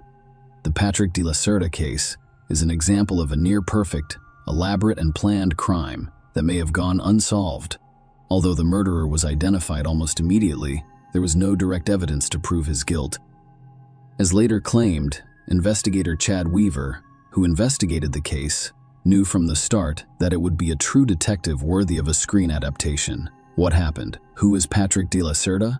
Patrick de la Cerda was born in June 1992 in Miami, one of Florida's most picturesque cities. His mother, Patricia Runza, was born and raised in France, while his father, Max de la Cerda, was a native of Spain. But in the 1980s, he moved to the United States, where he married and had a son.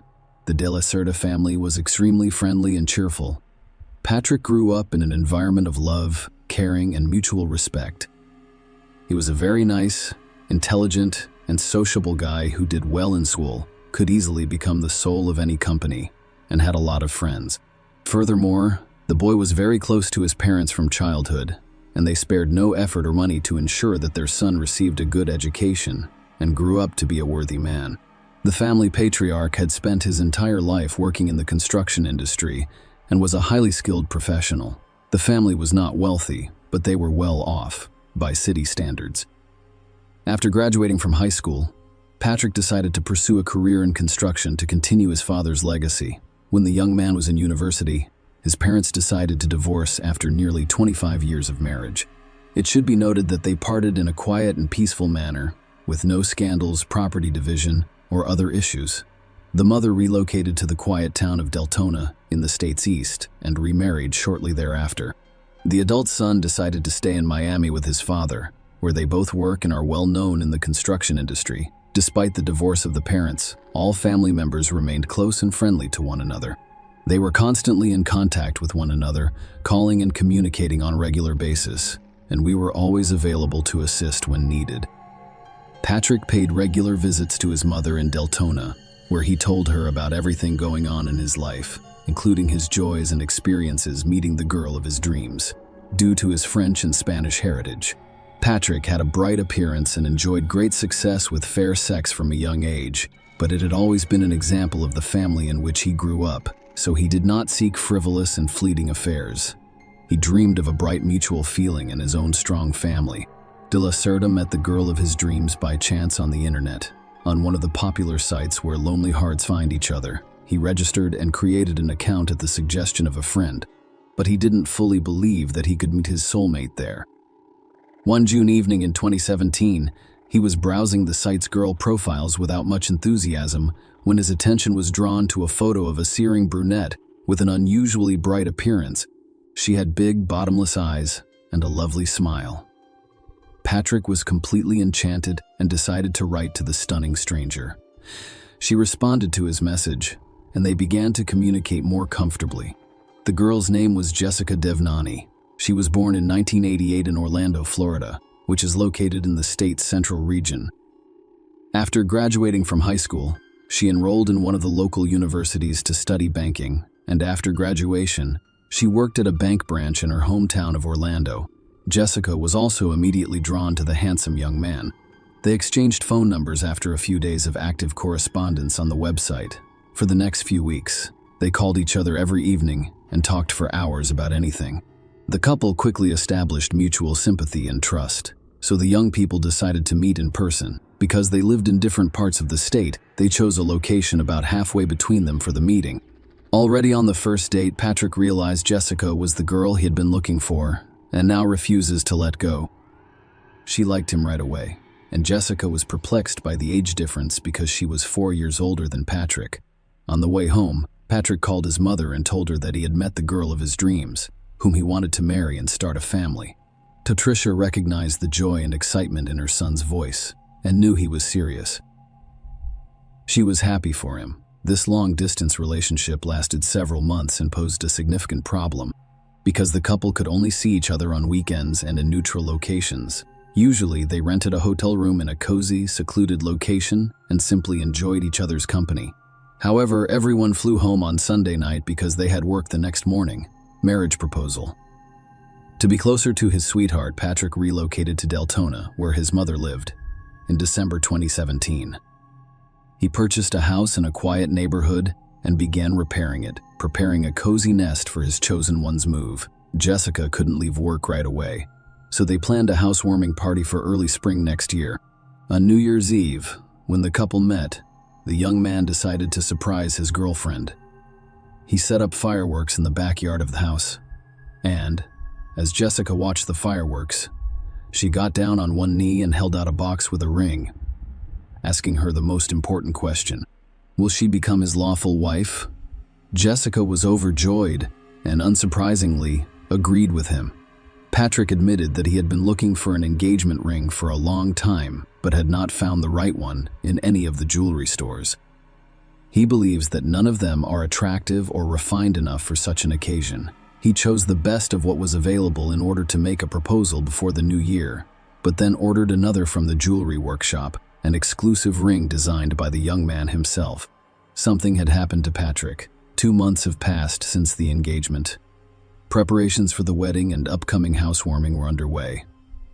Their parents approved of the couple's decision, and they were ecstatic to be embarking on a new chapter in their lives. The young people intend to hold a lavish celebration in Miami on the Atlantic Ocean's shores, or in France, the groom's mother's homeland. On February 27, 2018, Patrick's father, Max de la Cerda, got a call from a courier. The father's phone number was added as an additional contact. The courier confirmed that his son's order had been delivered to the specified address, but the customer does not open the door or answer the phone. This was so unlike Patrick, so the father was immediately concerned. However, because he was at work at the time, he was unable to pick up the order while also checking on his son's well-being. Max decided to ask his future daughter-in-law. He called Jessica, and his voice was filled with anxiety as he explained that he could not reach his son. Jessica had attempted to contact her fiancé since the morning, but he did not return messages or make calls. When she mentioned this to Patrick's father, Max concluded that something had happened to Patrick. Jessica immediately dropped everything and dashed to the groom's house. When she pulled up, she immediately noticed Patrick's car in the driveway, indicating that he hadn't left. She had her own key. Jessica entered the yard and called out to her lover several times. However, there was no response. Jessica carefully opened the front door and discovered a terrifying image. Her fiancé lay practically at the entrance in a pool of his own blood. He showed no sign of life. Jessica immediately called 911, but when paramedics arrived, they were unable to help Patrick and declared him dead. By the time the cops arrived, Jessica was sobbing in the backyard of the house where Patrick had proposed 2 months prior. When one of the officers approached her, she simply looked at him and told him she knew who had murdered her lover and destroyed her entire life. A wealthy and powerful ex-boyfriend can help you understand this difficult situation, and to understand who would want to kill a young guy who appears to have no enemies or ill wishes, you must go back in time to when he and Jessica first met. The girl was then in a relationship with Gregory Bender, a wealthy businessman who ran his own investment fund. Jessica met Gregory while she was a student. He was 20 years older than her, and he literally turned the young ladies' heads. The businessman wooed her beautifully, gave her expensive gifts, and took her to luxurious resorts. Jessica believed she had found her one and only love, but she soon noticed some oddities in his behavior. Gregory sought to exert control over his girlfriend by closely monitoring where she went and who she communicated with. If Jessica had an admirer, he quickly got rid of him with threats and intimidation. At the same time, he told her very little about himself. This relationship lasted nearly 8 years, and Gregory never revealed his chosen one to his family or friends. Gregory rarely invited his girlfriend to his house, and they only met, spent time together, or went on vacation when he wanted to. He argued that he was extremely busy. Jessica, of course, wanted to have a normal family and have children. But Bender insisted that it was not yet time for that, and when she tried to end the relationship, Gregory gave her a ring and proposed marriage. Jessica agreed, but nothing had changed. They continued to live apart and only saw each other when the groom said so. Gregory was involved in a car accident that left him in a hospital bed. Jessica rushed over to him when she heard about it, but first she stopped by his house to get some items for Gregory. Jessica encountered a woman she had never seen before and inquired as to her identity. Rather than responding, the stranger asked her a similar question. Jessica showed the ring on her finger and announced that she was the bride of the house's owner. The woman then laughed and showed her the ring, claiming to be Bender's legal wife, Damara Sanchez. Bender? After such a shocking revelation, Jessica decided to immediately end her relationship with the businessman who had cheated her for so long. However, the boyfriend began to literally pursue Jessica, begging her to return and promising to divorce Damara in the near future so that they could marry. She renewed her faith in this man, but time passed and nothing about their relationship changed. Jessica became tired of this affair and filled out a questionnaire on a dating site where she met Patrick. After beginning to communicate with him, she made the firm decision to end her relationship with Gregory, which she informed him of, but he refused to let go. Obsessive stalker. Bender initially persuaded Jessica to return to him and try to restart their relationship, promising to divorce his wife. He then proceeded to make threats and harass others. When he realized that all of this was pointless, he decided to look for a rival about whom he knew nothing. He had to hire professionals to hack into Jessica's account and discover who she was communicating with. Gregory began sending Patrick threatening messages and demanding that he break up with Jessica, whom he referred to as his fiancée, after discovering his identity and obtaining his contact information. Patrick did not react to the threats and remained calm, believing that the situation would not escalate beyond threats. But Jessica was terrified because she realized her ex-boyfriend could expect anything from her. He was a wealthy and well-connected man with an extensive collection of firearms at his disposal. Jessica suggested that Patrick end their relationship before anyone was hurt, but he refused. Then they decided to contact the police, providing evidence that Bender was stalking and threatening them. The couple obtained a restraining order against Gregory, preventing him from approaching them or attempting to make contact in any way. Gregory was also ordered to surrender all firearms stored in his home. Things settled down for a while, and the lovers began to believe that the stalker had left them alone. Jessica, on the other hand, persuaded Patrick that it was necessary to install CCTV cameras around and inside the house because she was concerned that Gregory would break the bane, conduct a crime scene investigation, and test the first theory. But let's return to the tragic events of February 27, 2018. During the initial examination of the crime scene, the criminalist immediately ruled out the robbery theory and stated that, based on the nature of the mutilation, this murderer had a personal motive and literally despised his victim. A 25-year-old man was found with gunshot wounds in his thigh, chest, and head. The experts also discovered injuries and bruises consistent with a fall from a ladder. The body was lying on the floor between the front door and the stairs to the second floor. Investigators suspected that the killer had snuck into the house and was waiting for the owner on the second floor. When an unsuspecting Patrick entered and climbed the stairs, the intruder stepped out to meet him and fired the first bullet into his leg. The wounded young man rolled down the stairs, and the perpetrator followed him down, firing another bullet into his chest before killing the victim with 2 follow-up shots to the head. The murder weapon was not discovered, but it was a rather uncommon model of pistol that was difficult to obtain. The first shell casing was discovered on the second floor of the house. 2 more similar shell casings were discovered downstairs, but the 4th casing was not present, so it was assumed that the perpetrator took it with him, possibly as a trophy. Despite Jessica's claims that she knows who killed her fiancé, the first person suspected was the murdered man's neighbor, with whom he had a serious disagreement a few months prior. The man was a combat participant and veteran of the United States Army who was injured and severely concussed during the war, resulting in a mental disorder. He was an expert with firearms and could easily obtain a rare model of gun in December 2017. The veteran mistook his new neighbor for a burglar and opened fire. Fortunately, no one was hurt, but the neighbor was admitted to a psychiatric hospital due to an exacerbation of his condition. After he returned home, he continued to follow Patrick, calling him a spy and promising to expose him. The mentally ill neighbor may have a motive based on his unhealthy imagination. So the man was detained and decided to interrogate Patrick. He made no secret of his dislike for him. However, at the time of the murder, he had a complete alibi, which was confirmed by several people looking for evidence and attempting to provoke the perpetrator. So the original version of the robbery was canceled because everything in the house was in its proper place, and the money and valuables remained untouched. Only hard disks containing recordings made by video surveillance cameras were missing, making it impossible to determine who entered and exited the house that day. In addition, no evidence was discovered at the crime scene. Forensic experts were unable to locate a single fingerprint, shoe print, or DNA trace. The murder was meticulously planned, and while the investigation had little doubt that Gregory was responsible, it appeared at the time that he would get away with it. The police decided to go undercover and ask Jessica to call her former lover and invite him to a candid conversation. Jessica agreed without hesitation, dialing Bender's number and making a spectacle of herself. She blamed him for what had happened, cried, and repeatedly asked why he had done it. However, Gregory appeared to have figured out what the investigators were up to from the start and persisted in pretending he didn't know. When Jessica revealed that he had killed her fiancé, the businessman pretended to be surprised and after expressing his condolences to the ex-girlfriend, he attempted to persuade Gregory to confess in order to enrage him or force him to make a mistake, but it never worked. The police had no reason to stop or question the man.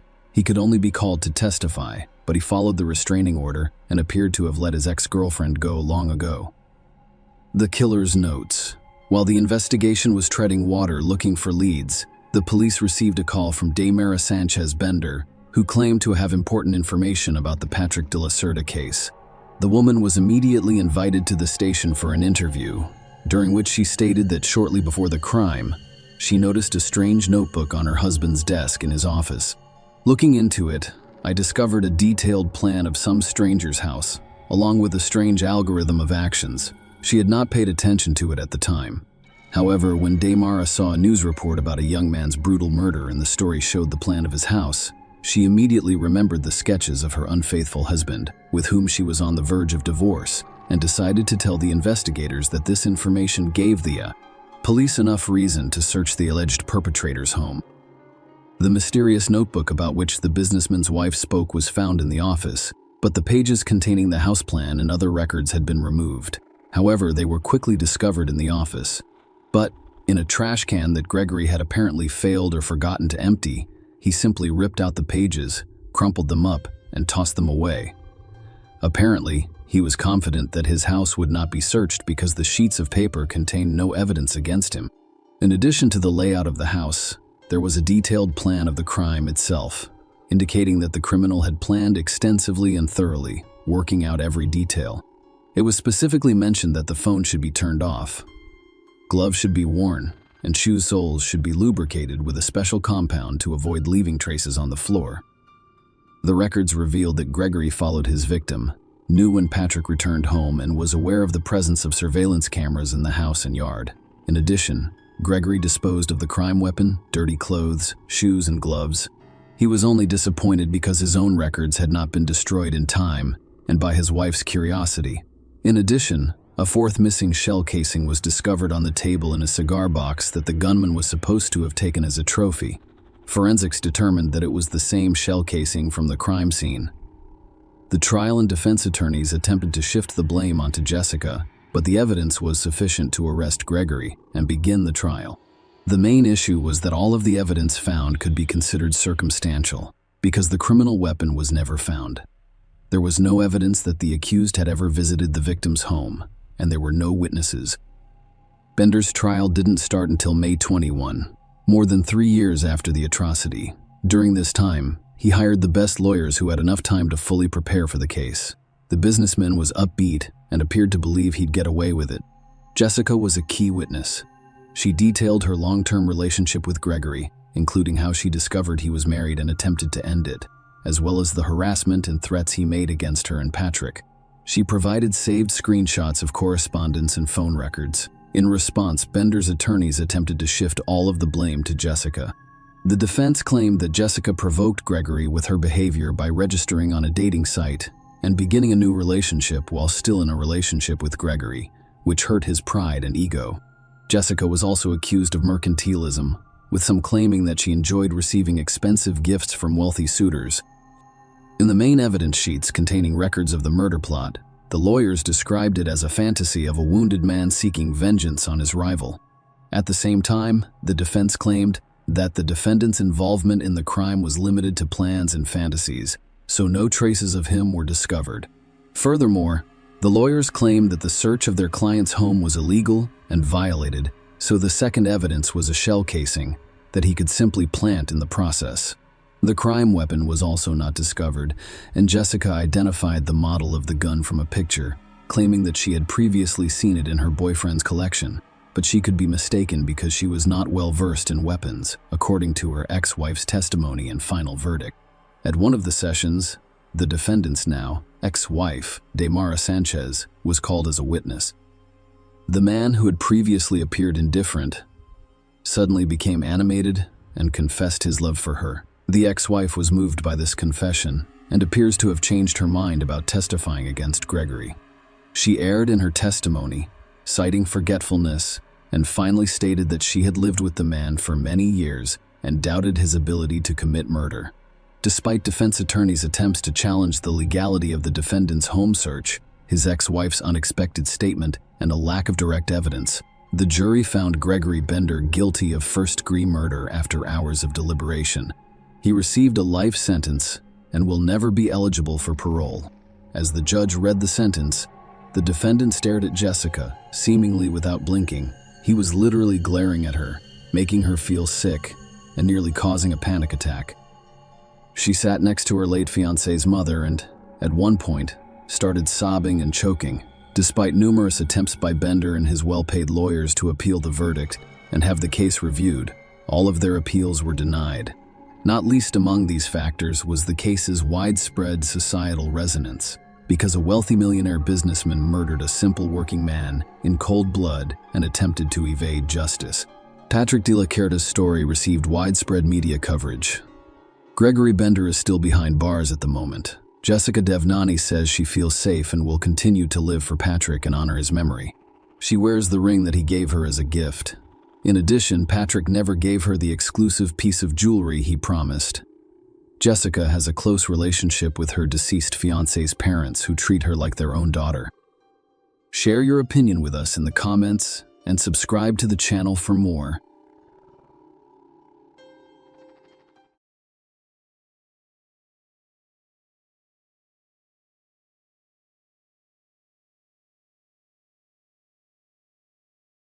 Hey guys, welcome to my channel, and today we're going to take a look at another horrible case with you.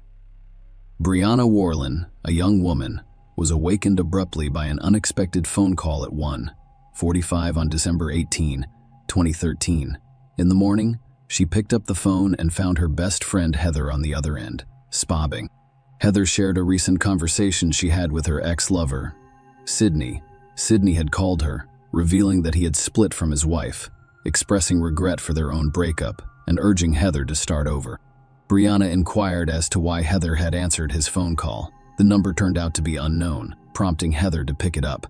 After listening and briefly calming her friend, Brianna insisted that Heather had only recently recovered from the difficulties of their breakup and should not get involved with Sydney again. She persuaded Heather to return to sleep and rest, and they exchanged goodbyes. The picturesque Horry County in South Carolina is frequently regarded as an ideal place to live. This region is well known for its beautiful beaches, with Myrtle Beach being particularly beautiful and popular. Aside from the beaches, there are dense forests, vast rivers, and numerous friendly towns to explore. On December 19, Horry County Police discovered an abandoned car, a green Dodge Intrepid, parked in a remote area along the Waccamaw River. Peachtree Landing was approximately 8 miles from Myrtle Beach.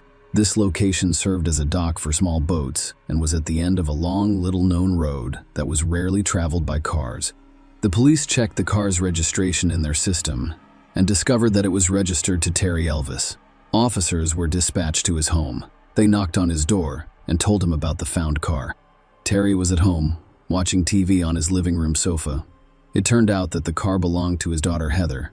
Terry attempted to contact Heather by phone, but she was unavailable. He agreed to accompany the police to the Peachtree Landing for further investigation. Terry was surprised to see his daughter's car in such a strange, secluded location, but he was not initially concerned about her safety. He assumed the car had been stolen because it was strange that it was there without its owner. After receiving a spare key from Terry, the police opened and thoroughly inspected the vehicle. They discovered no personal items in the cabin, including Heather's purse, keys, or cell phone. Terry's concern grew, so he attempted to contact Heather again. "I'm still not getting a response."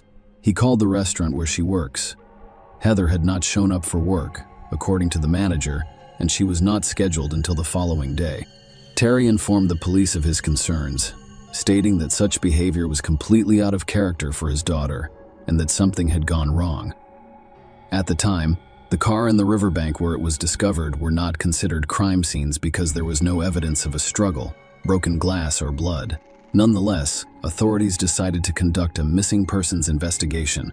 Police and volunteers searched the land while divers investigated the riverbed. During the search, human remains were discovered in the forest. However, they were identified as belonging to an unknown man, not the missing woman. Investigators searching for leads investigated the missing woman's background. Heather, 20, was the daughter of Terry and Debbie Elvis, who lived in the county. She shared a close bond with her parents and younger sister. Heather's father mentioned that their family has always been close and supportive of one another. Heather was independent, but she remained close to her father, communicating with him every day by phone in 2011. Heather told her family that after graduating from St. James High School, she wanted to live with her best friend, Brianna Warren. Her parents were fully supportive of this decision. At 20, Heather worked as a waitress at the Tilted Kilt, a Scottish-themed restaurant in Myrtle Beach, and wanted to be a cosmetologist.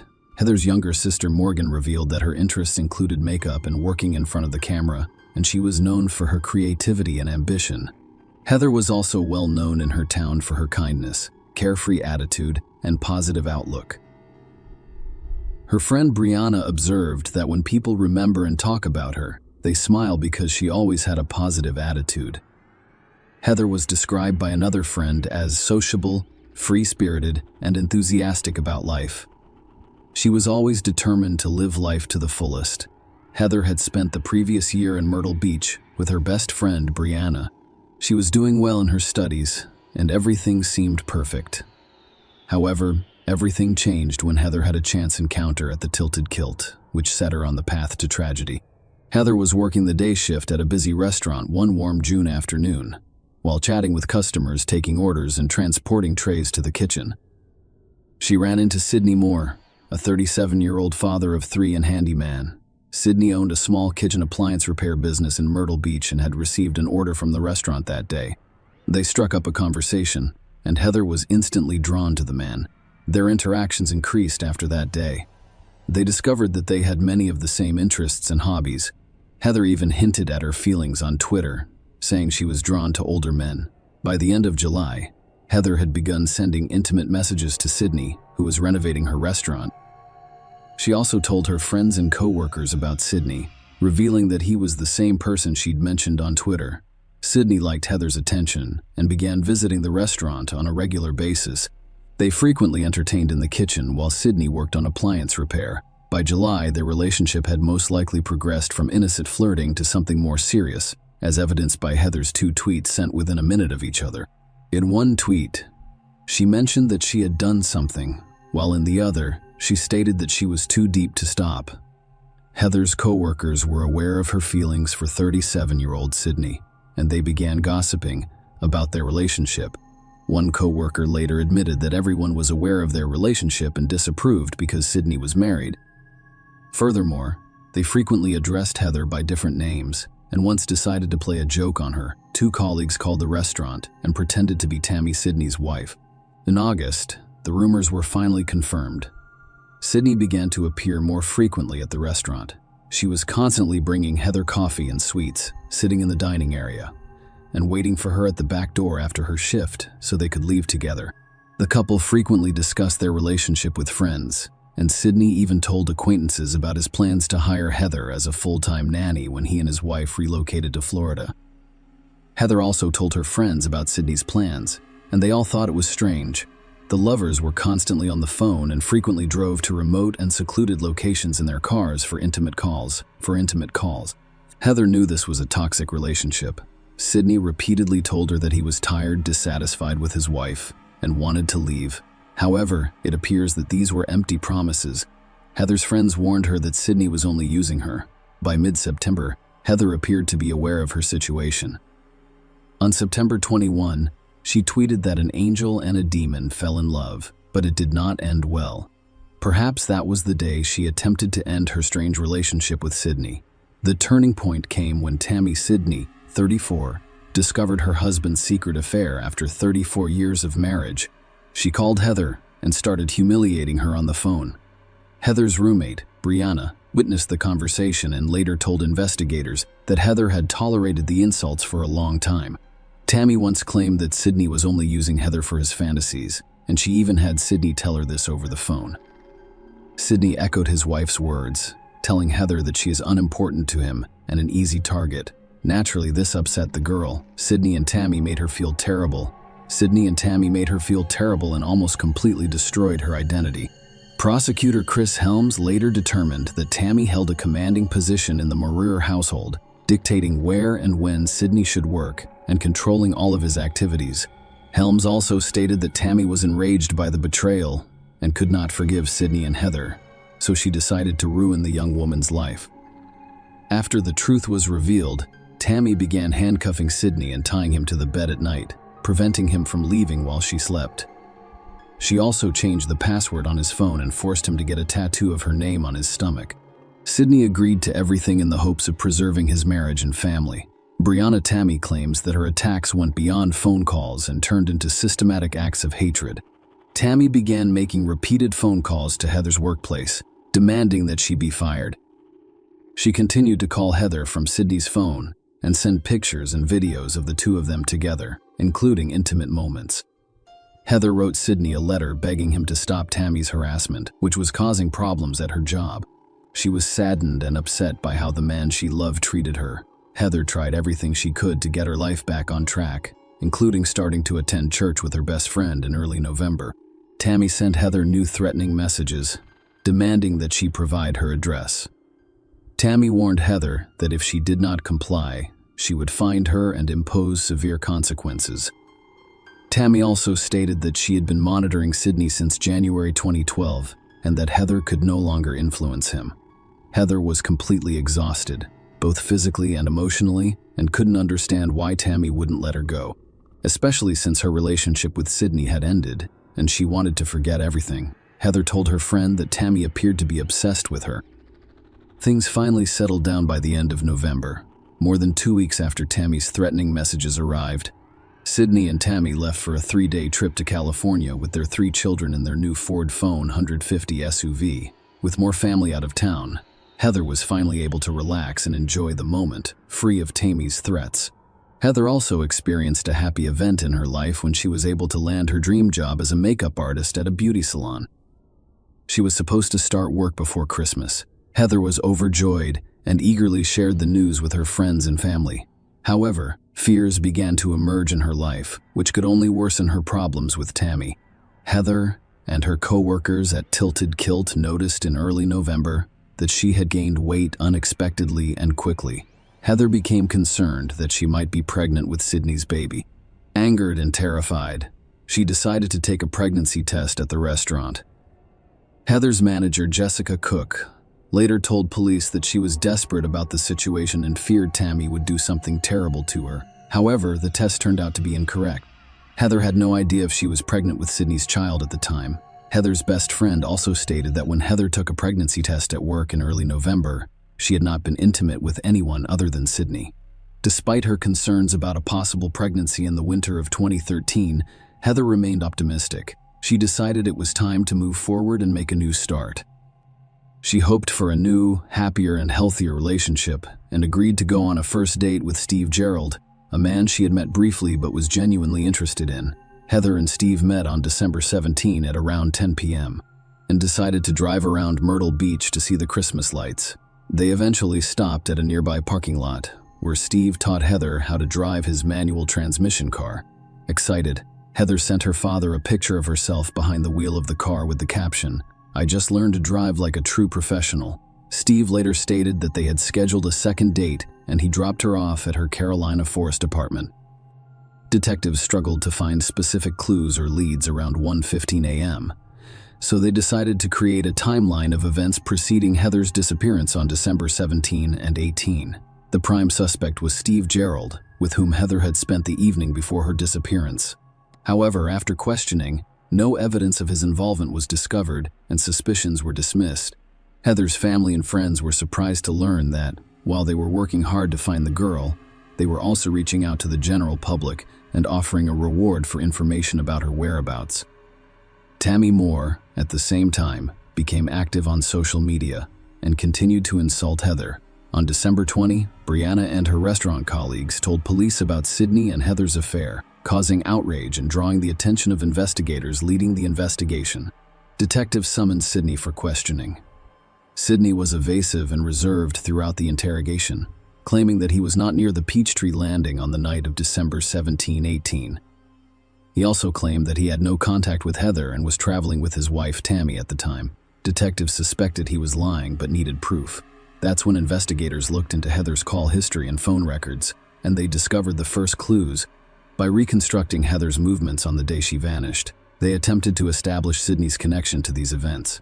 According to Brianna, Heather received a call from an unknown number on December 18 for only 5 minutes. Heather then repeatedly attempted to call the number back. Starting at 1:35 a.m., she dialed the number 9 times, indicating her desire to speak with someone she knew. The police were able to determine the exact location where the call was made. There was a payphone near a gas station in Myrtle Beach. Surveillance footage revealed that an unknown male was entering the phone booth at the time Heather received the call. All of this evidence was presented to Sydney, who initially denied making the call before admitting that he called Heather to request that she leave him alone. Tammy Moore was also called in for questioning, where she discussed her marriage and the situation but denied any involvement in Heather's disappearance. She also stated that Heather led an inappropriate lifestyle and that her behavior was abnormal. Tammy contended that the issue was not only Heather's infidelity, but also her overall behavior. Based on their suspicions, detectives decided to check all of the neighborhood's security cameras, which quickly yielded evidence. Shortly before Heather's call, Sydney was caught on video purchasing a pregnancy test at a local supermarket. When asked if the test was for him, the man responded that it was for his wife. Even more compelling evidence was discovered later. Footage from cameras installed along a remote stretch of road leading to the Peachtree Landing. These tapes featured a Ford Phone 150. It's very similar to Sydney's vehicle approaching the location where Heather's car was discovered at 3:36 a.m. After about 10 minutes, they leave the area. Experts later confirmed that the SUV seen on video belonged to Sydney. He was the last person Heather spoke with, and investigators believe he was the last person to see her at the Peachtree Landing. Using Heather's phone records, investigators were able to create a timeline of her recent movements. At 2:30 a.m., Heather's phone called the payphone number Sydney was using, but there was no answer. She then went to Longbeard's Bar and Grill in Carolina Forest, which is not far from her apartment. She stayed there for about 15 minutes before heading towards Augusta Plantation Drive. She then returned to her Longbeard and remained there for an additional 15 minutes. Heather tried calling Sydney again but received no answer, so she went to her apartment and stayed for 5 minutes. Sydney's phone received another call at 3:25 a.m., which he answered, and they spoke for 4 minutes until 3:37 a.m. Heather's phone was at Peachtree Landing, and she attempted 3 times to call Sydney, all of which went unanswered. The last call to Sydney was made at 3:41, and by 3:42 the phone had been disconnected. Security footage of Sydney's vehicle served as incriminating evidence. However, additional compromising evidence was discovered during a search of the Moores' home after investigators obtained a warrant. Suspiciously, the Moores removed their home video surveillance system on December 20 and replaced it the next day. Although investigators were unable to obtain footage from the previous system, they did seize recordings from the new one. The video shows Sydney and Tammy thoroughly cleaning the interior of their car and then burning the rags they used to clean it all on the day the new surveillance system was installed. In 2014, months after Heather Elvis's disappearance, police made a breakthrough in the case. On February 21 that year, Sydney and Tammy Moore were arrested on charges of kidnapping Heather. They were later charged with murder, despite the fact that Heather's body had never been found. However, while in jail, the Moores refused to testify. The police continued their search for Heather's body because they lacked sufficient evidence to prosecute the felony charges. Ultimately, the murder charges were dropped. However, the kidnapping charge remained. Debbie, Heather's mother, was disappointed that the charges had been dropped but relieved that she would not have to attend the trial and learn the details of what may have happened to her daughter. Heather's family hoped that it would motivate potential witnesses to testify. Finally, Sydney Moore's 5 months in custody aren't the end of it. In 2017, he was convicted of obstructing justice and sentenced to 10 years in prison. Following this, Sydney and Tammy were scheduled to stand trial for Heather Elvis's kidnapping. The case sparked intense public interest and received extensive media coverage. In 2019, 6 years after Heather disappeared, several lengthy court hearings were held, during which numerous witness testimonies, evidence, and proof of the couple's involvement in the crime were presented. After 2 hours of deliberation, the jury reached its decision, and justice was served. Sydney and Tammy Moore were convicted of kidnapping Heather Elvis. The Moores were sentenced to 30 years in prison, each for their crimes and the associated conspiracy. The husband and wife will serve their terms concurrently. Following the verdict, Sidney requested to speak in court. Despite the conviction, he remained adamant about his innocence. He addressed Heather's parents with understanding and sympathy, saying that their daughter was a wonderful girl and that as a father, he regretted the tragedy that had befallen her. He admitted that he could not undo what had happened between him and Heather. But nothing could change now. Heather's parents gave an interview following the trial, which was extremely difficult for them. They expressed hope that this was not the end, and that Sidney and Tammy would eventually reveal the truth about the crime. They described their daughter as a bright and sincere young lady who suffered at the hands of deceitful and cruel men. Heather's loved ones organized a campaign on her birthday in the public park where her car was discovered. Residents in the area brought flowers and donations to the memorial site. The funds raised were donated to a center for missing persons as a tribute to Heather and to assist her family in their search for their daughter and discovering the truth. Heather Elvis' body has yet to be found. Every year on her birthday, her family posts missing person announcements in the hopes of attracting attention and keeping her and other missing people's memories alive. Debbie, Heather's mother, stated that she could not find peace until she knew what had happened to her daughter. She remains hopeful that her persistence will help uncover the truth and that someone will eventually tell them what happened to Heather. Share your opinion with us in the comments and subscribe to the channel for more.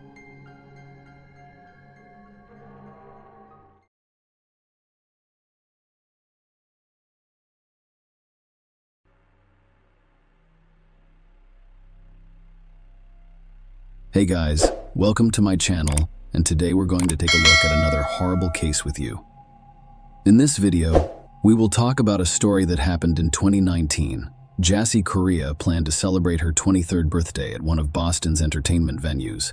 However, she did not return home after meeting up with friends. What happened to her was widely reported on American television channels. Jassy Gelsa Pires Correa was born in Praia, the capital and largest city in Cabo Verde. Jassy and her father immigrated to the United States when she was 3 years old. They resided in Dorchester, Massachusetts. Boston became her home, where she grew up, attended school, and eventually became a devoted mother to her daughter Gabriella. Jassy's personal life was not a fairy tale. Approximately a year before the events we'll discuss today, Gabriella's father, Miguel Castro, attacked her. She wanted to leave, but Miguel refused. Instead, he beat her severely. Jassy later reported Miguel to the police, and the court eventually sentenced him to 4 years in prison. Jassy worked as a waitress at Boston's Del Frisco. She enjoyed dancing and was enthusiastic about photography. The young woman valued her time spent with her family, friends, and daughter. She enjoyed visiting the park with her young daughter. On the evening of Saturday, February 23, 2019, Jassy left her 2-year-old daughter with her family to celebrate her birthday with friends. They chose the venue, a nightclub on Warrenton Street in Boston's Theater District. She wore her new orange jumpsuit and had a good evening. A few days later, her friend informed the police that she and Jassy had spent the night dancing and drinking champagne. After the nightclub closed, Jassy and her 2 friends went outside. As is often the case, the friends parted ways, leaving Jassy on her own. She didn't return home after that night. Her phone was turned off, and all calls went to voicemail. There was no news from Jassy on Sunday morning. Nobody has seen her since she left the venue on Sunday morning.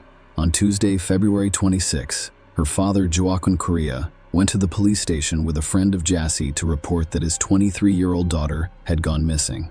The police opened an investigation. The first thing the detectives needed to figure out was where Jassy went after leaving the club. Her family and friends distributed information flyers to passers-by and throughout the city. I was hoping someone would share important information. Detectives speak with Jassy's friends who were with her that night. However, because they had no idea where she had gone, this did little to help the investigation. After leaving the nightclub, they said their goodbyes, with Jassy intending to return home. Police interviewed witnesses and examined CCTV footage from the club and surrounding streets. One of the recordings showed Jassy on the sidewalk on Fremont Street near the nightclub, where she spoke with several people at 2:14 a.m. It was after she had left the nightclub. The footage also showed Jassy, who appeared to be under the influence of alcohol, getting into an Uber that she had not ordered. The young woman accidentally got into the wrong car. To put it mildly, the driver was upset about it. They began arguing, and he pushed her out of the car. What happened next was of particular interest to the investigators. She continued to argue with the driver after being forced out of the vehicle. At that point, an unknown man approached her and offered to take his hand. He took her aside briefly, and they began talking about something. Perhaps she wanted to leave, but this man refused to let go of her hands. In this video, you can see them standing on the sidewalk, and the man holding Jassie's hands pulls her towards him. Further investigation of the CCTV footage revealed that Jassie left the area with this man, knowing how the story would end. One realizes she fell into the hands of a predator who decided to exploit the situation. The next video from the cameras shows Jassie jumping on the man's back and being carried to his car. They got in the car and left 14 minutes later. The police had to find answers to numerous questions. Who was this man? Where has he taken Jassie? Fortunately, they quickly learned his name and address. The man Jassie was with turned out to be Lewis Coleman, 32. He grew up in a good family, and some sources say he had a master's degree in physics and had no legal issues. The police database contained no information indicating that Lewis Coleman owned a car. Coleman's mother, who lived in California, had a red 2016 Buick, which was exactly the type of car Coleman put Jassie in. Korea Coleman resided in Providence, Rhode Island, approximately 50 miles from the venue nightclub. The police arrived at his home, but the man was no longer present. CCTV cameras inside and outside the building confirmed both the police and Jassie's family's worst fears.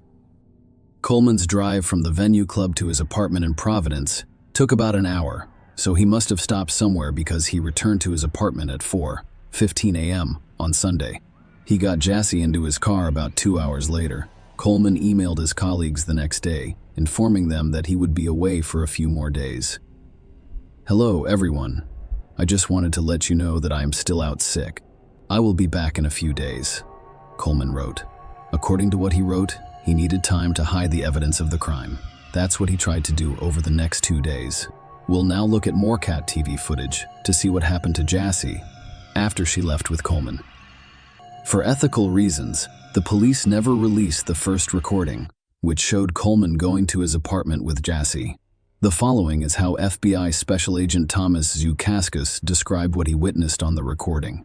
Coleman walked from the red sedan to the front of the building carrying a body with long hair and orange pants. I believe the footage shows Coleman carrying the victim into his apartment building. According to Zukaskas, the video from the building's lobby shows Coleman entering the building around 4:27 a.m. with a woman in his arms. Then he took the elevator up to the 6th floor. Jassie wasn't moving at the time. She was either unconscious or had already died. Coleman was caught on camera at Walmart on Tuesday, February 26, the same day that Jassie's father reported her missing to the police. The list of goods he purchased was very revealing. The receipts obtained by the police showed that he had purchased 3 Tyvek suits, duct tape for candles, electrical tape, a mask, surgical gloves, 2 pairs of safety goggles, a respirator, and the Clan Release bleach bath the next day. On the Clan Release bleach bath the next day, on February 27, Coleman returned to Walmart while relatives and friends distributed information flyers featuring Jassie's picture to passers-by. The footage was shot at 9:22 p.m. He is shown wheeling a cart that contains very characteristic items. He purchased a large suitcase and a canister on February 27, 2019. Coleman was captured on video entering the apartment building around 9:58 p.m. with what appeared to be a large suitcase. The footage then shows Coleman wheeling the suitcase away from his apartment unit, towards the elevator, out of the building, and into the parking lot to his vehicle on February 28, 2019 at 2:15 a.m. More comments are unnecessary for this footage. Simply watch it, and you will understand everything. Coleman appeared to have difficulty lifting the suitcase into his car's trunk. Around 2:44 a.m., Coleman allegedly exited the building several times between 4 and 4:02 a.m., carrying cardboard boxes, trash bags, a bottle of bleach, a computer tower, a black laptop case, and a small duffel bag. Jassie Korea has not left Coleman's apartment since the morning of February 24. The U.S. Attorney for Massachusetts, Andrew Lelling, told reporters later that day, on February 28, 2019, the police obtained a search warrant for Coleman's apartment, and they discovered 2 packages of hooded coveralls and 2 respirator masks. They also examined a sofa with 4 large cushions, one of which was missing a cover, in a dumpster outside the apartment complex. They discovered white trash bags, a bag containing plastic sheets, men's bleach, stained jeans and a belt, a white nylon hooded cover, an unopened box of baking soda, clear safety goggles, duct tape packaging rubbing alcohol, Walmart bags with plastic gloves, and an empty package from a car air freshener. I used 3 packs of purifying charcoal and a sponge. On the afternoon of February 28, 2019, police stopped Coleman's car near Wilmington, Delaware. Coleman was ordered out of the vehicle by the officers, who also inquired about the presence of any other passengers. According to some sources, Coleman responded, "She is in the trunk." Officers discovered Jassie's body wrapped in a sofa cushion cover in the trunk of Coleman's vehicle, inside a black trash bag inside a large suitcase similar to the one Coleman brought into his apartment on February 27, 2019. Experts who examined the vehicle discovered 2 cracks in the windshield on the passenger side. It gave police reason to believe that the man assaulted Jassie in his car. They arrested Coleman and took him to a Delaware State Police barracks. Coleman had a large bandage covering the right side of his face. When asked about it, he allegedly said, "It's from the girl." During the forensic examination, experts determined that Jassie died from strangulation and blunt force trauma. Furthermore, they discovered seminal fluid on her body, the DNA samples of which matched Coleman's. Prosecutors claim Coleman's DNA was also at Jassie's fingertips. At the same time, experts couldn't say where Jassie died. It could have occurred in either the car or Coleman's apartment. Jassie's death shocked her family. Her 2-year-old daughter had also lost her mother, which was equally heartbreaking. Some Boston officials paid a visit to the Correa family and promised to seek justice for Jassie. As is customary, some people accuse Correa on social media of being alone on the street at such a late hour. Rachel Rollins, Suffolk District Attorney, expressed her thoughts on this. She claimed that Jassie was not in the wrong place at the right time. She was right. Every woman has the right to celebrate her birthday on a night out with friends. Let's not get into a debate over whether we should walk home alone or how many people we should call when we leave the club. If anything, we should remind the men in our lives that violence against women is not a woman's issue. It is a problem that men accept responsibility for in their own lives, the lives of their sons, and their social lives with friends and colleagues, On Saturday morning, March 9, 2019, mourning family and community members gathered at St. Peter's Parish in Dorchester to say goodbye to Jassie Correa. Some loved ones dressed in all white, while others pinned buttons, shirts, and sweatshirts featuring Jassie's face and the phrase "Justice for Jassie as a family man." We express our sadness as friends and community, but we must also accept Jassie's death. We don't know, but God does, and I have complete faith and trust in God that her death was not in vain, stated Michaela DeAndrade, Jassie's cousin and best friend. While delivering the first eulogy, Boston Mayor Marty Walsh promised to work to make the world a safer place for women. Young women deserve to go out at night to celebrate their birthdays with their friends and then return home to their children and families. Walsh stated that no family should ever go through what Jassie's family has. Correa's father, Joaquin Correa Jassie, thanked the congregation of more than 200 people inside the church. According to a cousin, Jassie's mother, who lived in Portugal and hadn't seen her daughter in 20 years, was also present. The parents appeared to be overcome with grief as they prepared to lay the 23-year-old to rest. There were no empty seats in the church, and many people lined the back wall.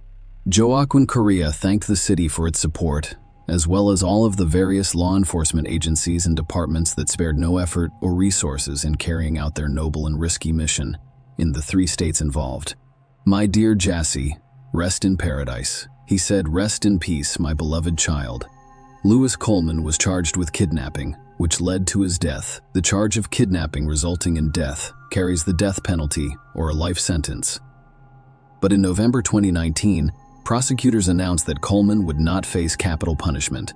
During the trial, prosecutors presented a variety of evidence, including a video of Coleman dragging Jassie Correa's body into his Providence apartment and a history of his online searches in the days after her disappearance. FBI agents described Coleman's online searches in the days following the alleged kidnapping, which included how a person can fit in a suitcase and how to extract a tooth that is not loose. However, Coleman's legal team has argued that the evidence presented by the prosecution had little to no relevance to the charge against him. It is not a question of whether he handled himself appropriately following her death, or whether he did anything illegal or inappropriate after that. And, frankly, that is where the majority of the government's evidence has been gathered. I would argue that none of these factors are determinative of the elements of the kidnapping allegation, according to Attorney David, whose several motions filed by the prosecution and defense detail what happened the night of Jassy Correa's disappearance and the days before police discovered her lifeless body. Both sides had different stories about what happened. However, the documents revealed disturbing details about the events leading up to Jassy's death. Prosecutors proved Coleman was at the same nightclub as Jassy and her friends, where he was chatting with a woman he had recently met. It was not Jassy. They talked, danced, and exchanged phone numbers. They texted each other while at the club, and when it closed, the defense and prosecution expressed opposing viewpoints. Prosecutors claimed Jassy was not the aggressor, and that Coleman killed her after duping her into believing he would drive her to a friend's apartment. Coleman's defense team argued that Jassy was aggressive after the Uber driver pushed her out of the car. At trial, defense lawyers attempted to argue that Jassy started the fight with Coleman on her own initiative, and that the crime was a spontaneous altercation, rather than a planned and executed stalking, kidnapping, and deprivation of life. Prosecutors said the defendant's argument appears to be that the victim, who weighed 119 pounds at the time of the autopsy, assaulted the defendant, who weighed 200 pounds when he was arrested. Coleman's lawyers attempted to downplay their client's involvement in the crime. After all, in addition to alcohol, the toxic illogical examination found traces of a variety of prohibited substances in Jassy's body. Coleman was convicted of one count of kidnapping with a fatal outcome in June 2022. The defense team filed a new motion, arguing that there is insufficient evidence to support a conviction. However, they were unable to influence the trial's outcome. In October 2022, the court sentenced Louis Coleman, 36, to life in prison without parole for kidnapping and murdering Jassy Correa. The court also ordered him to pay her family approximately $60,000 in compensation. Jassy Correa, 22, was a vibrant and beautiful woman with a toddler daughter. Louis Coleman, a complete stranger to her, abducted, raped, and strangled her to death. This sentence will never alleviate the pain and suffering that Louis Coleman caused Jassy and Correa that night, as well as her loving family, her mother, father, brother, and so many others, every day since February 24, 2019. By his depravity and callous disregard for Miss Correa's life, Louis Coleman gave up his right to live freely, and society still believes that Louis Coleman has shown no remorse. According to First Assistant U.S. Attorney Joshua Levy, after luring 22-year-old Miss Correa into his car, we assaulted and killed her. Louis Coleman did not even consider turning himself in. Rather, he devised a gruesome plan to conceal the assault, or he simply committed it. Today's sentence of life in prison is just. Levy said this in a statement. It is unclear where Louis Coleman was taking Jassy's body and what he planned to do with it. Share your opinion with us in the comments and subscribe to the channel for more.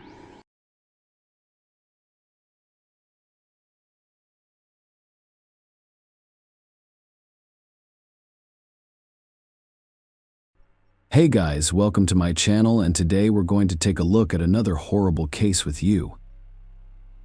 The events depicted in this video occurred in 2008 in Auburn, Alabama, USA, and despite the passage of 15 years, the Lauren Burke case has yet to be resolved. Lauren Ashley Burke was born December 30th, 1989, in Marietta, Georgia. Her parents, James Burke and Vivian Gorchon, eventually divorced. Lauren has a sister, Jacqueline Burke, and a brother, Chad Burke.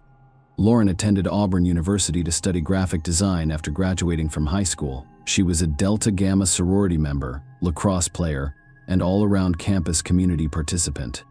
Lauren was described by her friends as a popular, excellent student who was always smiling, happy, and helpful. Lauren began dating Sean McQuaid when she was still a high school student. After high school, they both attended Auburn University. where they maintained their relationship. At this point in their lives, both young people prioritized their education, but that did not prevent them from planning their future together. Unfortunately, not all of Lauren's plans and dreams were meant to come true. She began the morning of March 4th, 2008, by eating breakfast at a cafe with her boyfriend Sean. Lauren went to class at 11 a.m. and then called her father, James, to discuss spring break plans and a dentist appointment. After finishing her conversation with her father, she went to Sean's dorm and stayed until 8:30 p.m. She had an appointment with her classmate Michael. They agreed to meet in the library to work on a study assignment together. Around 8 p.m., Lauren left Sean's room. It was already dark outside her car. A black 2001 Honda Civic was parked in the parking lot next to the dorm, so she approached it. That was the last time Sean saw Lauren. Michael, whom Lauren was supposed to meet at the library, began calling her cell phone after she failed to show up for her appointment. But Lauren did not respond for some reason. He kept calling, and eventually he heard Lauren's voice on the other end. She said she wouldn't be coming to the library because she had forgotten about the appointment. She hung up a little later, around 9 p.m. 911 received a call about an injured girl who was seen lying on the road between Farmville Baptist Church and Route 280 on the 147 freeway. Lauren driver stopped on the road, obstructing traffic in both directions. Lauren was lying on her back in the middle of the road, breathing slowly and deeply. She was suffocating. She had numerous wounds on her body and was only wearing socks on her feet. At 9:12 p.m., when the first police car arrived on the scene, Lauren was already unconscious. Paramedics arrived a few minutes later, and as they loaded Lauren into the ambulance, her pulse was barely palpable.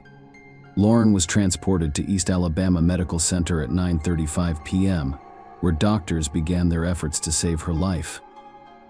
8 minutes earlier, at 9:27 p.m., 911 dispatchers received multiple reports of a car fire on Auburn University campus. Firefighters and police were dispatched to the address provided by the caller, but were unable to locate the owner of the burning car among the crowd of curious students drawn to the fire from their dormitories. Police checked the license plates and discovered that the car's owner was James Burke, a Georgia resident. James Burke is Lauren's father. The police contacted James by phone and discovered that the actual owner of the fire-ravaged Honda was his daughter Lauren, who attends Auburn University. James immediately inquired as to what was wrong with his daughter, but the police officers responded with silence. They had no idea where Lauren was, and they informed James that no one was inside the burning car. After speaking with the police officer, James immediately began calling his daughter's cell phone, but she did not answer, which only added to his anxiety. Unable to reach Lauren, James initially contacted friends of his daughter, but none of them knew anything about her whereabouts or the car fire. He then called his ex-wife and Lauren's mother, Vivian Gorkon, hoping that she might know where their daughter was. Lauren's mother had no idea what had happened either. At 9:40 p.m., Vivian called Sean, her daughter's boyfriend. That's how Sean learned Lauren was missing and her car had been burned. Sean called Lauren's mutual acquaintances to see if anyone had seen her that evening and discovered that she had canceled a library meeting, claiming to have forgotten about it. Sean, on the other hand, knew Lauren hadn't forgotten about her appointment for the evening, because when she left his room about 2 hours ago, she had intended to go straight to the library. While family and friends tried to figure out where Lauren had gone, doctors at East Alabama Medical Center fought to keep her alive. Lauren was brought in unconscious and without any personal belongings or documents, so the doctors had no idea what her name was. However, despite their best efforts, doctors were unable to save Lauren's life. She was pronounced dead approximately 1 hour after being admitted to the medical facility. A single bullet wound claimed her life. The bullet that had exited had punctured both of Lauren's lungs. Experts determined that the gun's muzzle was only a few inches from Lauren's skin at the time of the shot. When police officers compared the girl's deaths at the hospital to the burned-out car on campus whose owner was missing, they realized Lauren Burke was the victim who doctors could not save. The very next day was March 5, 2008. James Burke identified his daughter's body after visiting Atlanta. The news of Lauren's death spread quickly around campus. Auburn University issued a statement following Lauren Burke's death, urging students and staff to exercise extra caution on and off campus while assuring them that the campus is safe. Many of you and your parents have called, and your concerns are understandable, but there is no indication of any additional threat to campus or student safety. According to the statement, the Delta Gamma Society released a statement regarding what fraternity representatives described as an unexpected and disturbing crime. The society urged sisters from the Auburn branch to fully cooperate with detectives as they investigated what happened. Lauren's family and friends were devastated. Police were trying to figure out who killed her, how the car fire was connected, and whether other students should be concerned. Both locations along the road where Lauren Burke was discovered in the vicinity of her car were investigated for evidence. "We have used every resource available to find the person responsible for this crime," said Auburn Police spokesman Captain Tom Stuffer. Auburn, Alabama, is a relatively quiet student community, and we take these things seriously. If someone is hurt or killed, we all feel it, and we will not stop until we find the perpetrator. Stuffer also stated that Alabama Governor Bob Riley offered a $10,000 reward for information leading to an arrest in Burke's case, and Lauren's charred car was delivered to the Auburn Police Department. Investigators from the State Forensic Laboratory and officers from the State Fire Chief's office combed through the burned interiors of the vehicles. They discovered burned clothing remnants, Lauren's melted digital camera, and the car owner's manual. A .38 caliber bullet was discovered under the front seat, which could indicate that the interior of the car was the scene of the crime, and the perpetrator set it on fire to destroy the evidence. Detectives questioned Lauren's family, friends, and boyfriend.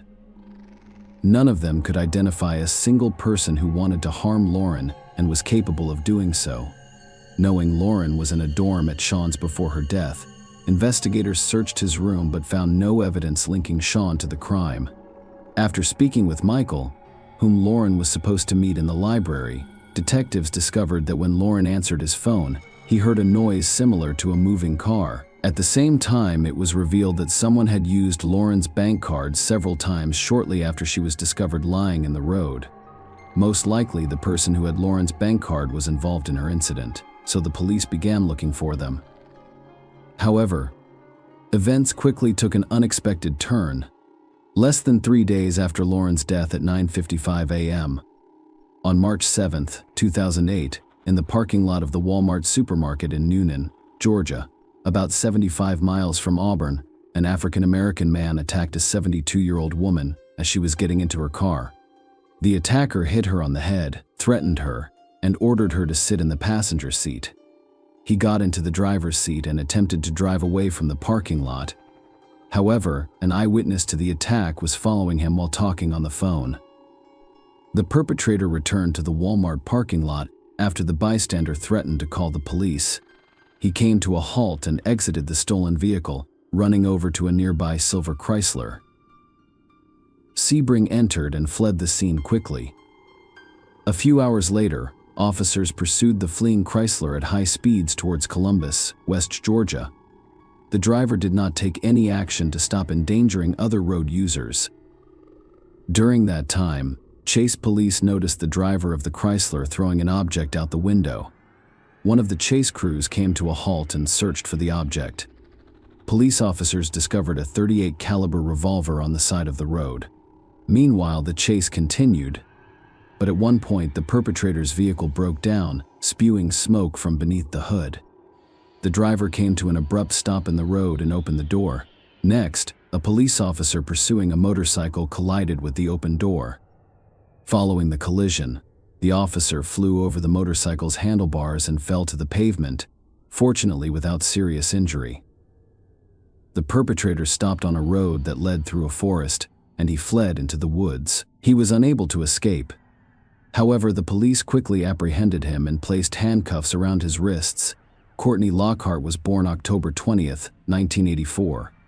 His family described him as a nice, fun-loving guy before joining the U.S. Army. He was sent to Iraq in 2004, and then returned to someone else in 2005. According to his mother, he was not the Courtney I knew. Courtney was a cheerful guy. However, after returning from Iraq, he never smiled again, never let anyone stand behind him, and he occasionally hid in the closet or under the bed. Lockhart and his ex-girlfriend had a daughter in 2006. He was also court-martialed in 2006 for assaulting other soldiers while under the influence of illegal substances and deserting his unit without permission.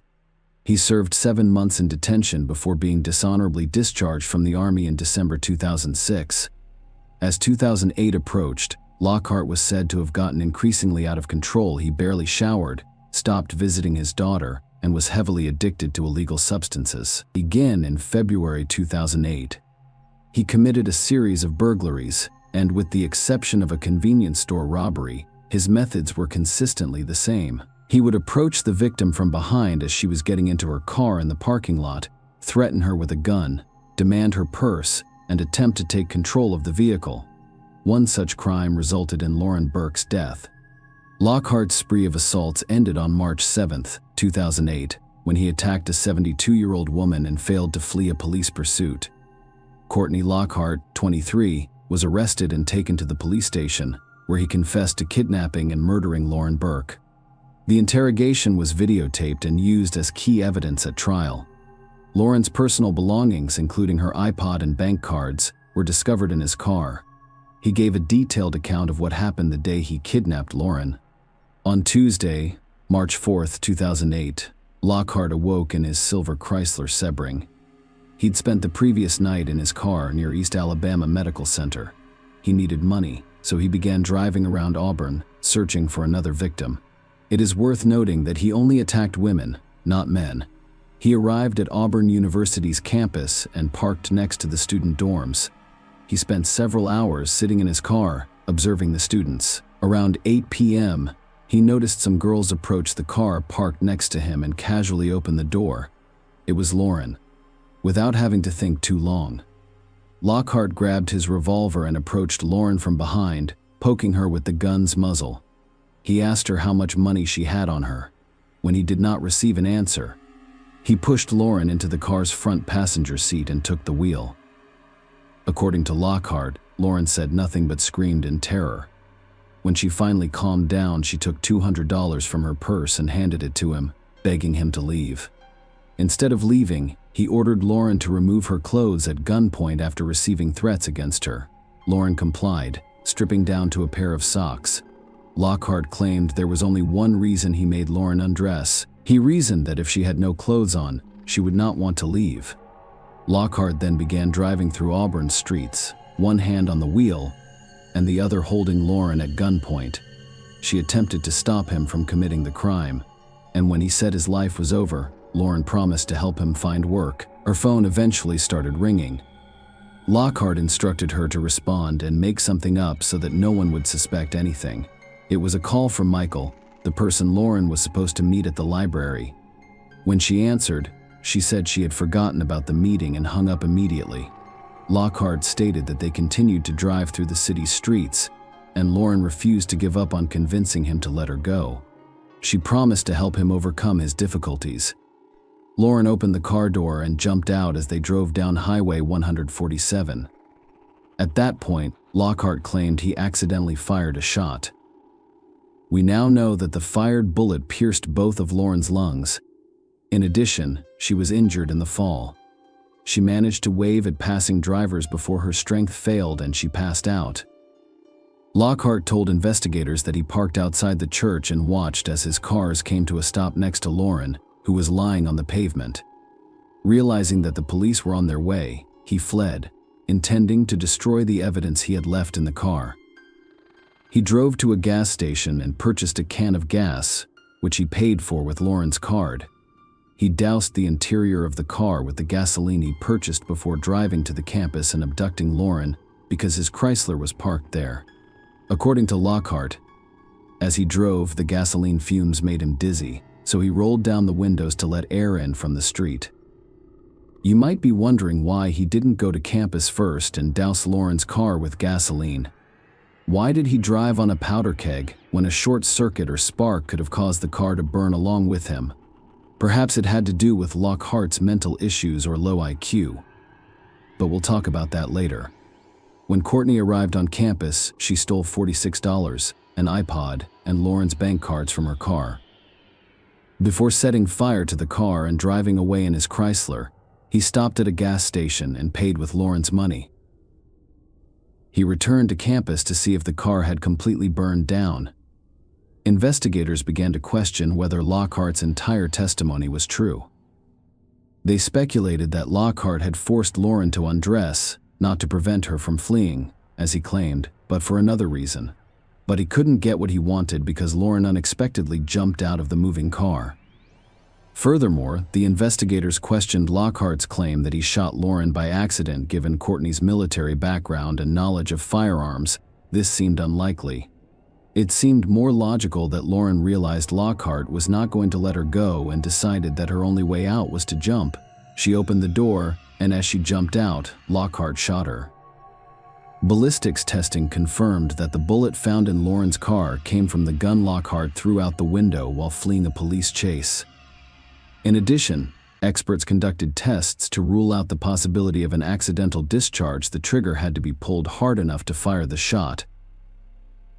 Lauren's family and friends said a bitter farewell on March 9th. The same day, investigators questioned Lockhart for the second time. The next day, he was formally charged with multiple counts in the Lauren Burke case. The trial started on November 8, 2010. Law court attorneys claimed that their client suffered from a mental illness as a result of his military service, and that Lauren's shooting was an accident. According to court documents, Lockhart pleaded not guilty because of a mental defect or insanity. The court heard testimony from a psychologist who stated that Lockhart had an IQ of 86, which is below average, that he had some symptoms from being in combat in the military, but did not have PTSD, and that Lockhart was immature and not thinking clearly. Although the state attempted to introduce evidence of Lockhart's other crimes and dishonorable conduct in the military, the trial judge rejected it. Following the guilt phase of the trial, the sentencing phase began immediately. Lockhart presented witness testimony and evidence in an attempt to portray himself as a war hero who was psychologically disturbed by combat and the death of his superior officer. The jury returned a special verdict with the death of a person during the kidnapping serving as an additional aggravating factor. The jury voted 1-0 to recommend a life sentence without parole. The trial judge later rejected the jury's advisory sentence and sentenced Lockhart to death, a 28-page sentencing order. The judge explained why he disagreed with the jury's findings. He came to the conclusion that the kidnapping was a strong case for the death penalty. Lockhart chose the victim at random, as she was alone and unarmed. The kidnapping is even worse because she was taken from a college campus, where students should feel safe, and forced into her own car. Lockhart forced her to undress and held her at gunpoint in order to prevent her from fleeing. The court also stated that the jury was unaware of Lockhart's crimes and the true nature of his military service. Although the jury heard testimony about Lockhart's service, they were unaware of the full scope of his military disciplinary record. They wrote to the judge because, if the jury had been aware of the additional facts known to the court, their sentencing recommendation would have likely been different. 15 years after Lauren's death, Lockhart remains on death row in Alabama and has not given up on appealing his sentence. Following his conviction and death sentence, he appealed to an Alabama court which upheld the sentence in August 2013. In April 2014, the Alabama Court of Criminal Appeals denied Lockhart's request for a new trial. He then filed an appeal with Alabama's Supreme Court, but his motion was denied again in September 2014. In January 2015, Lockhart filed an appeal with the United States Supreme Court. In April of that year, the Supreme Court of the United States rejected his petition. In 2018, Lockhart attempted to challenge the sentence again. Lawyers for a human rights organization who represented him attempted to persuade the court that the lawyers defending Lockhart in 2010 mishandled the case. Although the Lockhart 2010 defense had some flaws, it did not change the outcome, and the death sentence was upheld again. In April 2021, the Alabama Court of Criminal Appeals upheld Lockhart's death penalty. Lauren's parents stated that they would never give up and would do everything in their power to prevent Lockhart's death sentence from being overturned. Courtney Lockhart sentenced my daughter to the death penalty. There is no reason why he shouldn't face the death penalty. This is all I have to say.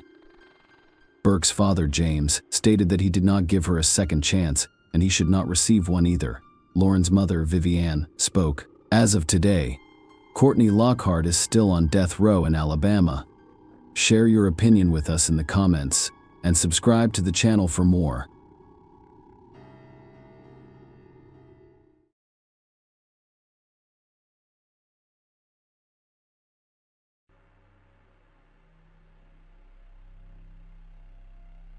Hey guys, welcome to my channel, and today we're going to take a look at another horrible case with you. The dramatic story began in 1995. The bodies of two lovers were discovered on the shores of Juliet Lake in Georgia. It took authorities nearly 2 years to identify and apprehend the criminal. The final word in this case was spoken 18 years after the crime was committed. Juliet is an unincorporated community and census-designated place in Monroe County, Georgia. Just a few days ago, the new year of 1995 arrived, and many people were still in the holiday spirit. However, it was a difficult time for a local sheriff who had grown accustomed to believing that his job was easy. On January 3, a man called the police to report that he discovered 2 lifeless bodies while walking near Juliet Lake.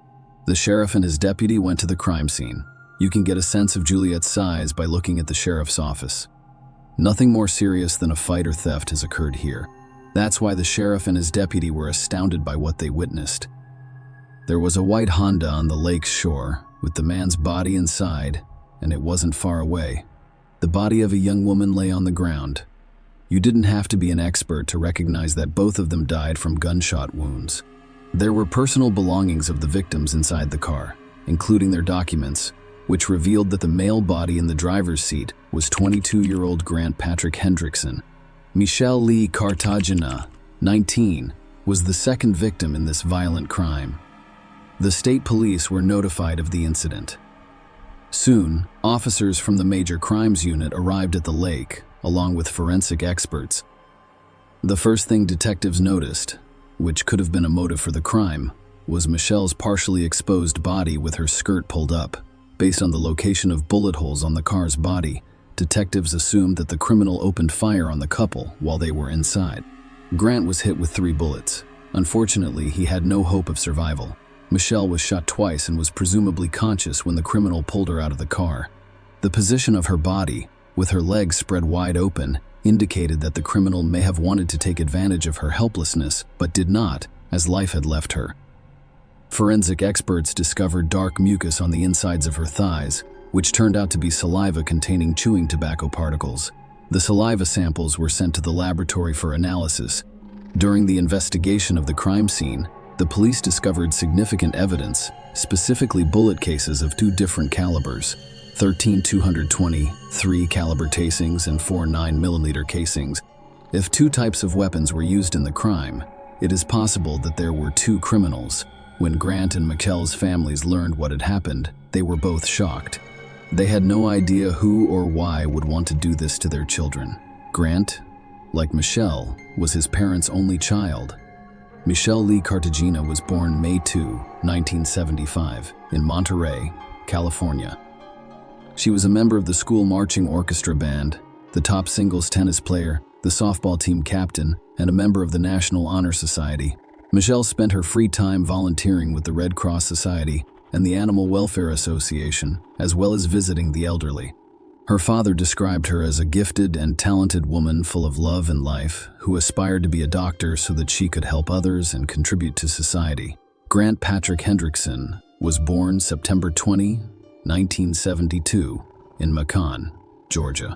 He enjoyed fishing, golfing, canoeing, and camping. He, like his girlfriend, was involved in community life and began volunteering at Macon's Museum of Arts and Sciences at the age of 15. Those who knew the couple assumed that their active lifestyles attracted them to one another.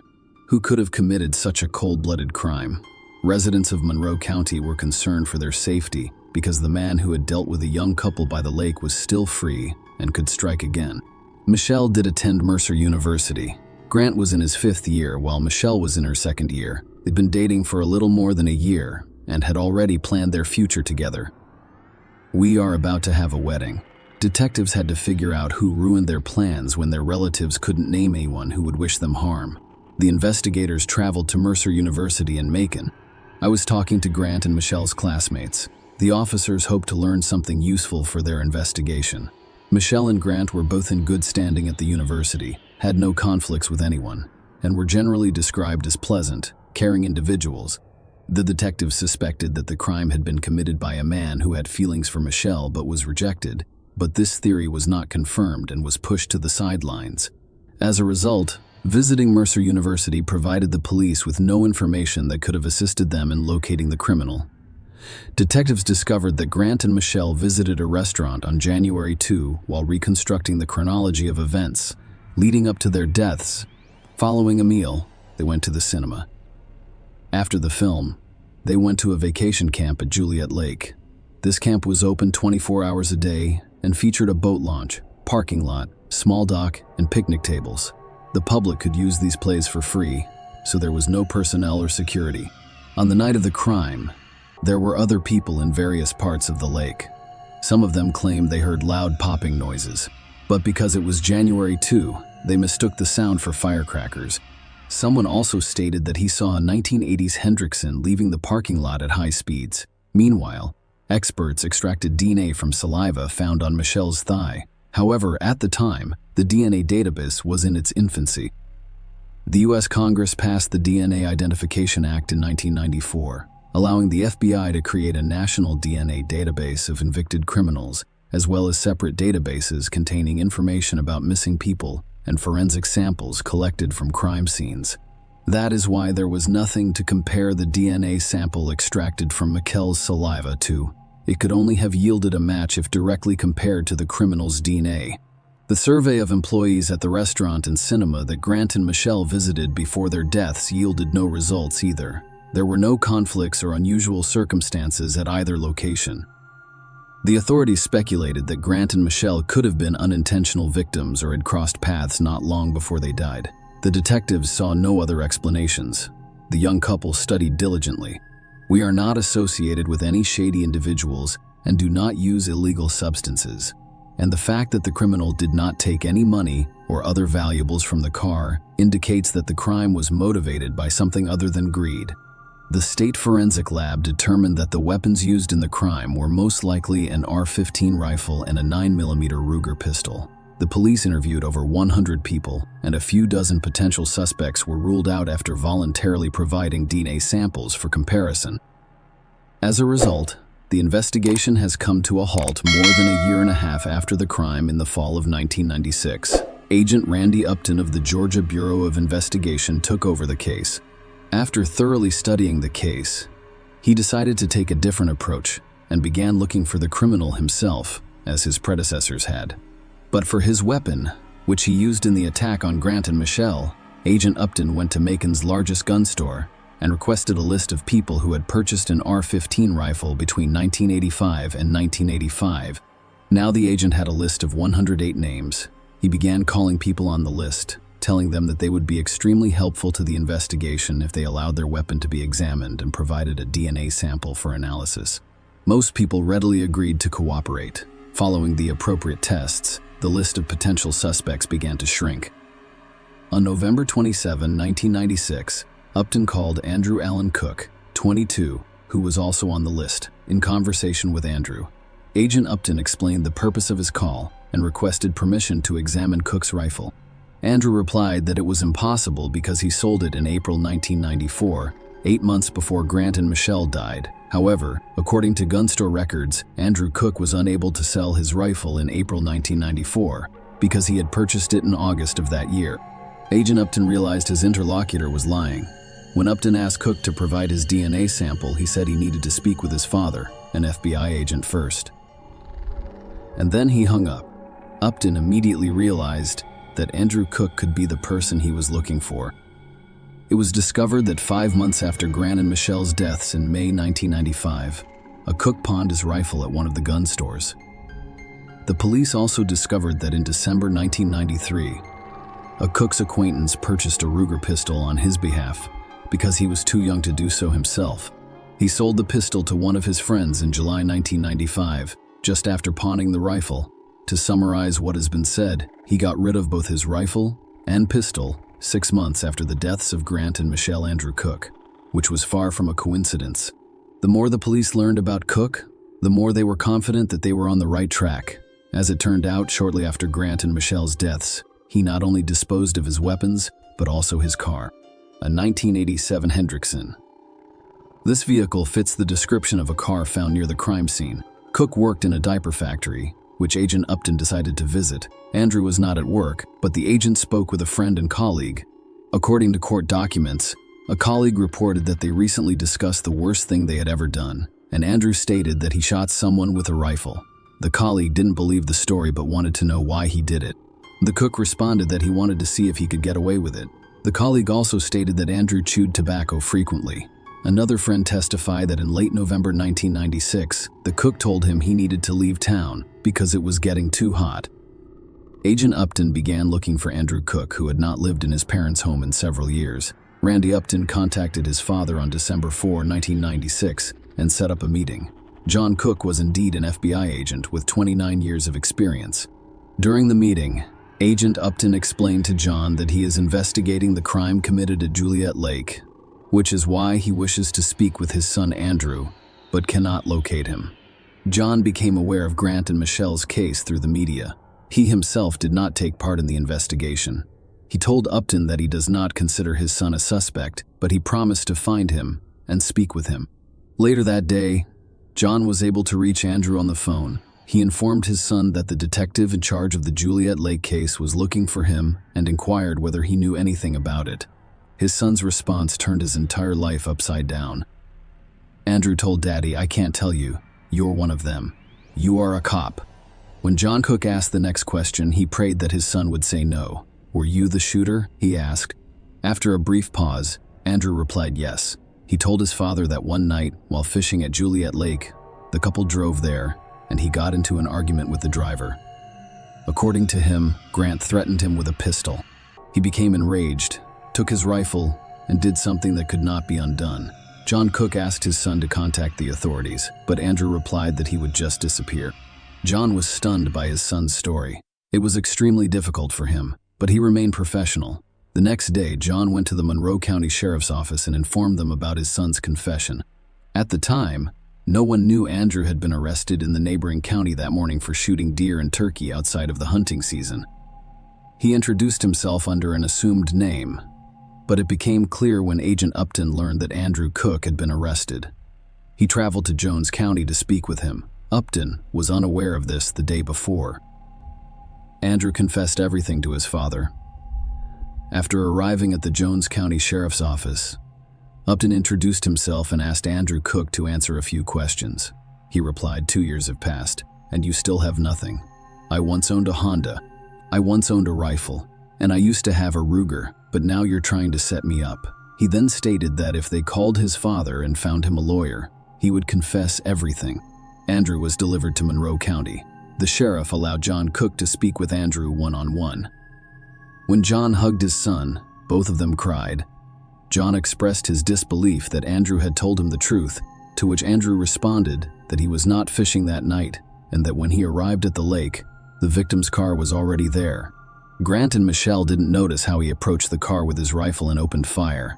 Then, he claims he fired a few more shots from his pistol before pulling the woman out of the car to confuse the cops. He spat on Michelle on purpose to ensure that the police couldn't find him using his name. Andrew Cook was charged in the case involving Grant Hendrickson and Michael Lee Cartagena.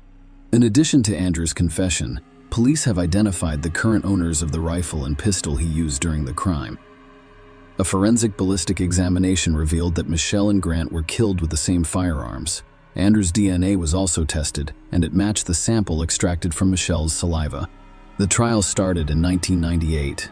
John Cook spoke at the trial. He repeatedly apologized to Grant's and Michelle's families, but he also stated that his apologies would not bring them peace. He claimed that he dedicated his entire life to his service and had no idea how evil had consumed his son. On March 19, 1998, Andrew Cook was found guilty. He was sentenced to death, and after Cook exhausted all of his appeals, the execution date was set for February 22, 2013. The State Board of Pardons and Paroles met 3 days before this date, on February 19, 2013, to consider a clemency appeal filed by Andrew's attorneys on his behalf. The attorneys attempted to persuade the board that Andrew is mentally ill and requires treatment. After considering the appeal, the State Board decided against clemency. On the day of Andrew's execution, February 22, 2013, his family paid him a visit in prison to say goodbye. He was also able to order his final meal. He ordered steak, baked potatoes, fried shrimp, lemon pie, and soda. As he was strapped to a gurney in the death chamber, he said his final words, "I'm sorry, but I'm not going to ask you to forgive me. I couldn't even do it myself." He thanked his family for their support and presence, and he apologized for taking so much away from them all. The injection was given at 11:08 p.m. 14 minutes later, Andrew Cook, 38, was pronounced dead. Following the execution, Grant's mother, Mary Hendrickson, stated that she had been waiting for justice for 18 years. She added, "I believe that was the devil's work. When all this was going on, I was just thinking to myself, well, the devil will not win. He's not going to win my heart. He's not going to win my heart. He is not going to win." On June 21, 2023, the media reported that John Cook had died at the age of 81. Share your opinion with us in the comments and subscribe to the channel for more.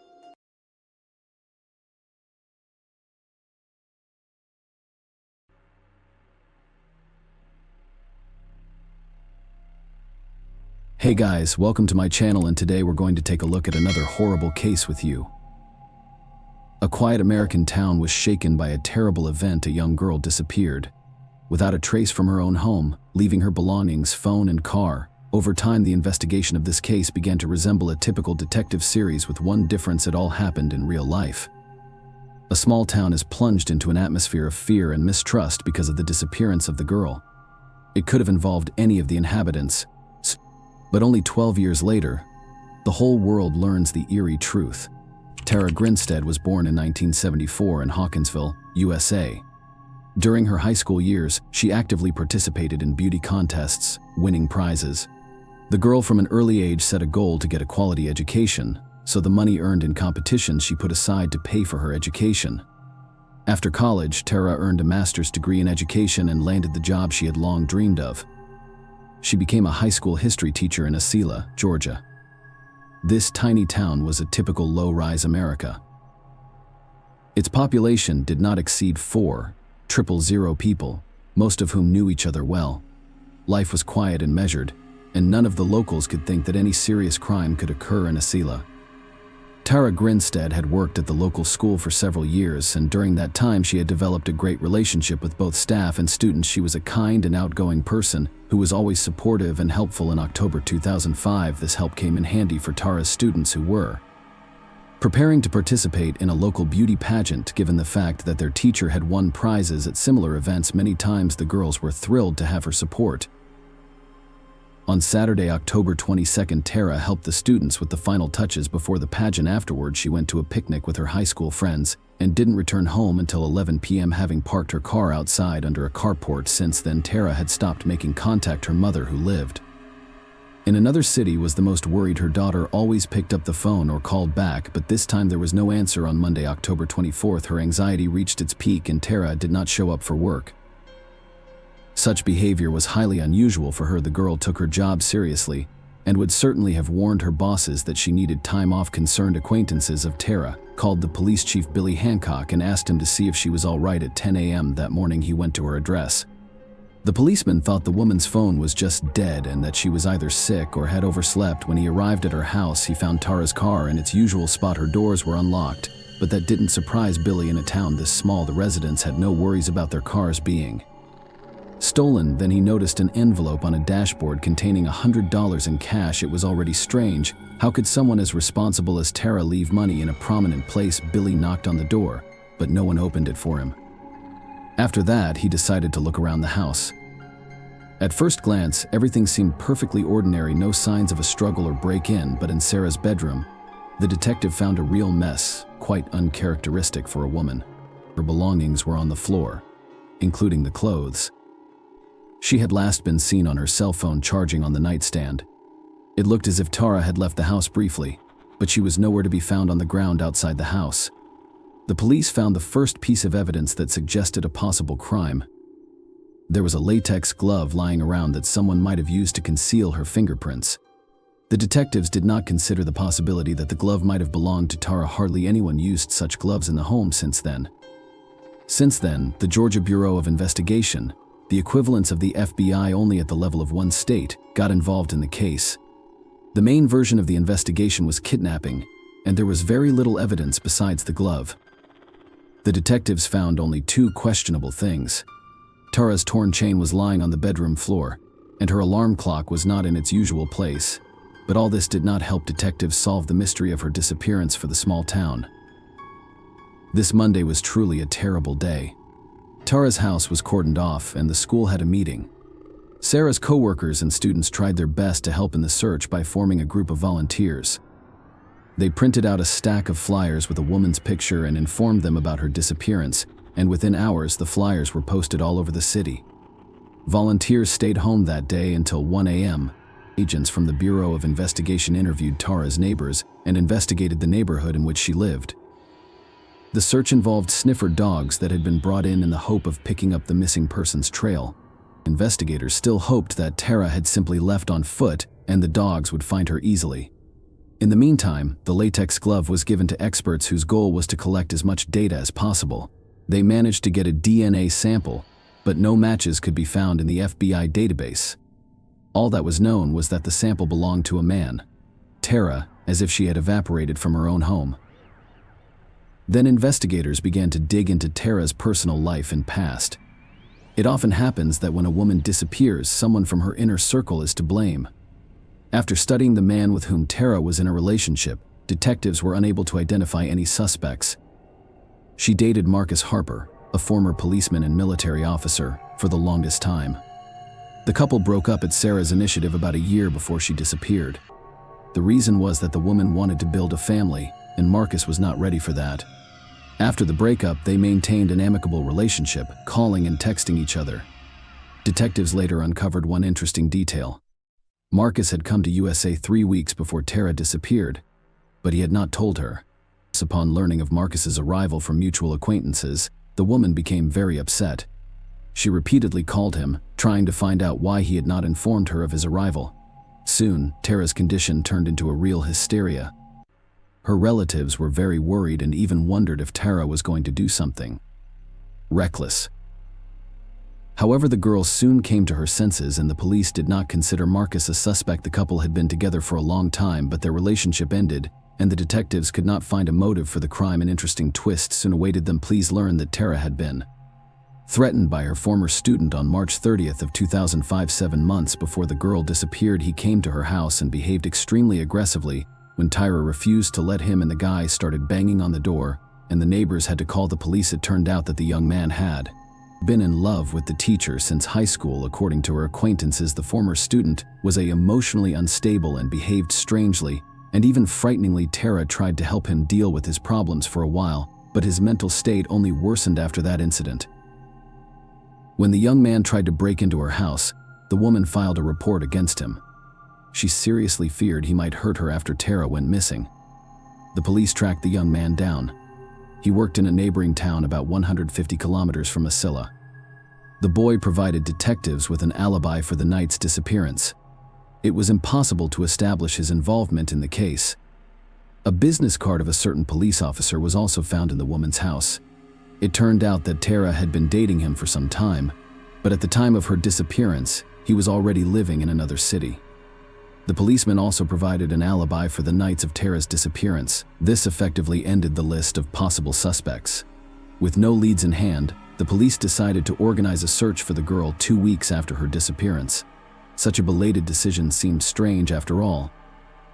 It was clear of the first minutes Tara had not left home of her own free will. Hundreds of volunteers were called in to search the area around the cellar. Volunteers went through forests, ditches, and rivers, but they couldn't find a single trace of Tara. During the search, it was reported that a housing car had burned down near Tara's home. Locals almost unanimously agreed that the incident had something to do with the woman's disappearance. Perhaps the perpetrator was trying to cover his tracks, or the people were so shocked and frightened that they found each event suspicious. Whatever the case, the Search yielded no results, and the police were faced with a grim reality. They simply had no leads left. The next few years brought the police no closer to solving this mystery. It wasn't until 2009 that an event occurred that brought the missing Tara Grinstead back into the spotlight.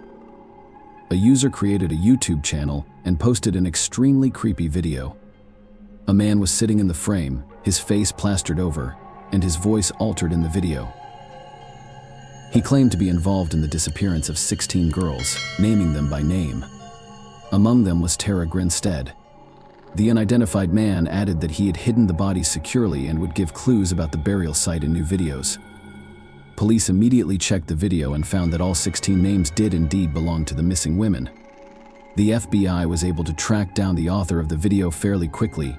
It turned out to be 27-year-old Andrew Haley. After his arrest, he said that he was just joking. The police could not connect Andrew with any of the 16 missing girls, but he still could not avoid a trial for perjury and tampering with evidence. The man was sentenced to 2 years of forced labor and 13 years of probation.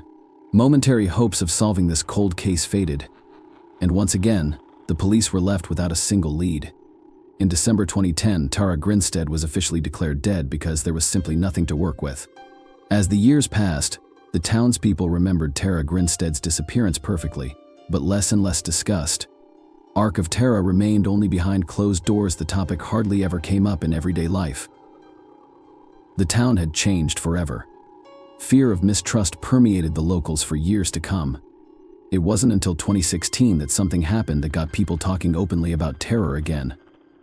Atlanta-based journalist Payne Lindsay created his own podcast devoted to mystery cases, and for the first issue, he took on the Tara Grinstead case.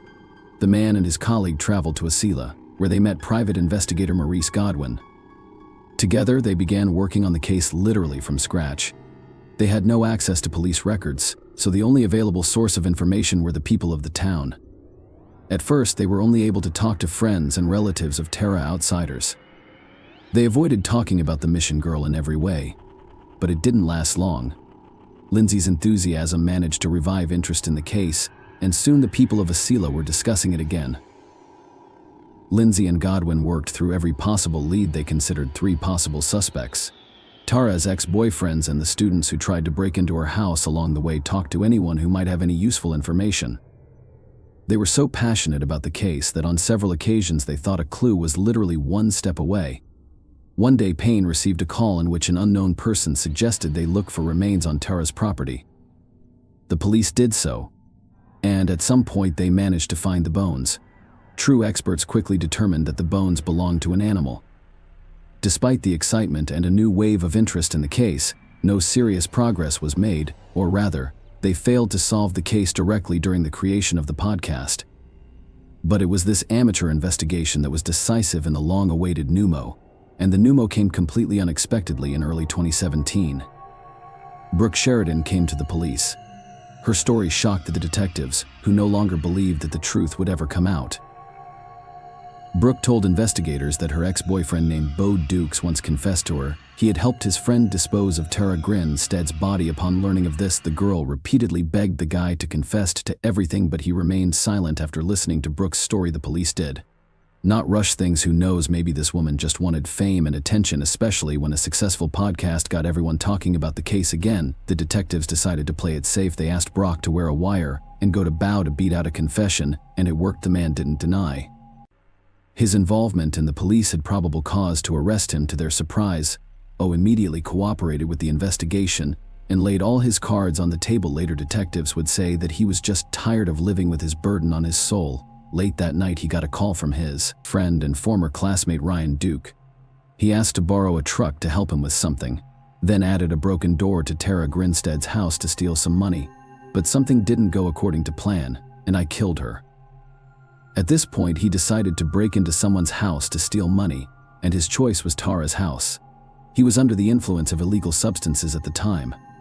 After opening the door with a credit card, he broke into the house and began looking for money. Tyra spotted him, and a struggle ensued between them, from which only Ryan came out alive. When Bo arrived at Tara's house in a truck, they loaded the woman's body into it and drove her into the woods, then got rid of the body for several days. This story shocked the residents of Wasilla. Jukes and Duke were never considered suspects, for they simply had no motive. nor were there any clues that could link these two to the disappearance of the woman. Despite a full confession that Dukes would not testify against himself in court at the trial, he spoke to Tyra's relatives and apologized for what he had done.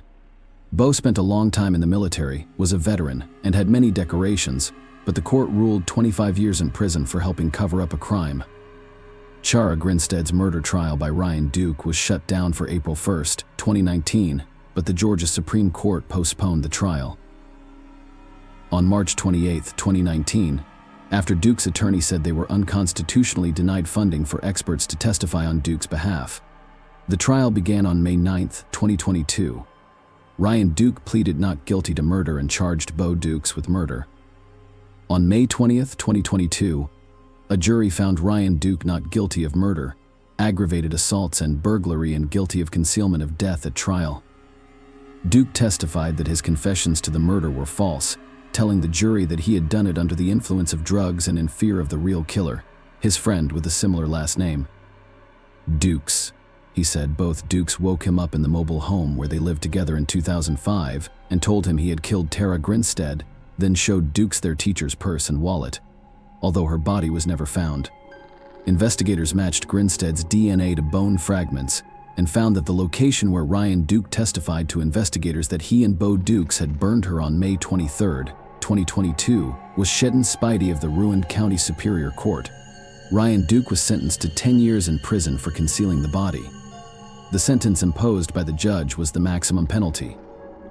Allowed by the time Ryan Duke was sentenced, he had already served about half of that sentence, while the waiting trial prosecutors insisted that Duke's confession included details that only the killer knew, such as Duke telling investigators that he called Grinstead's home from a pay phone after running away from home to see if she would answer. When she didn't, he returned and found her dad. Investigators also found Duke's DNA on a latex glove found in Grinstead's yard. However, his testimony raised enough doubt in a jury's mind that he was acquitted of all charges except concealing her death. Dukes was subpoenaed to testify but refused to answer the court's questions, citing his Fifth Amendment right against testifying against himself. When the truth about his high-profile case came out, Tara Grinstead's friends and relatives relieved themselves of the burden of obscurity. Her mother confessed that all these years she had secretly hoped for a miracle, that her daughter would return to her alive. Alas, reality turned out to be cruel, senseless, and devoid of any miracles. At least now the whole world knows exactly what happened in that little town back in 2005. Share your opinion with us in the comments, and subscribe to the channel for more.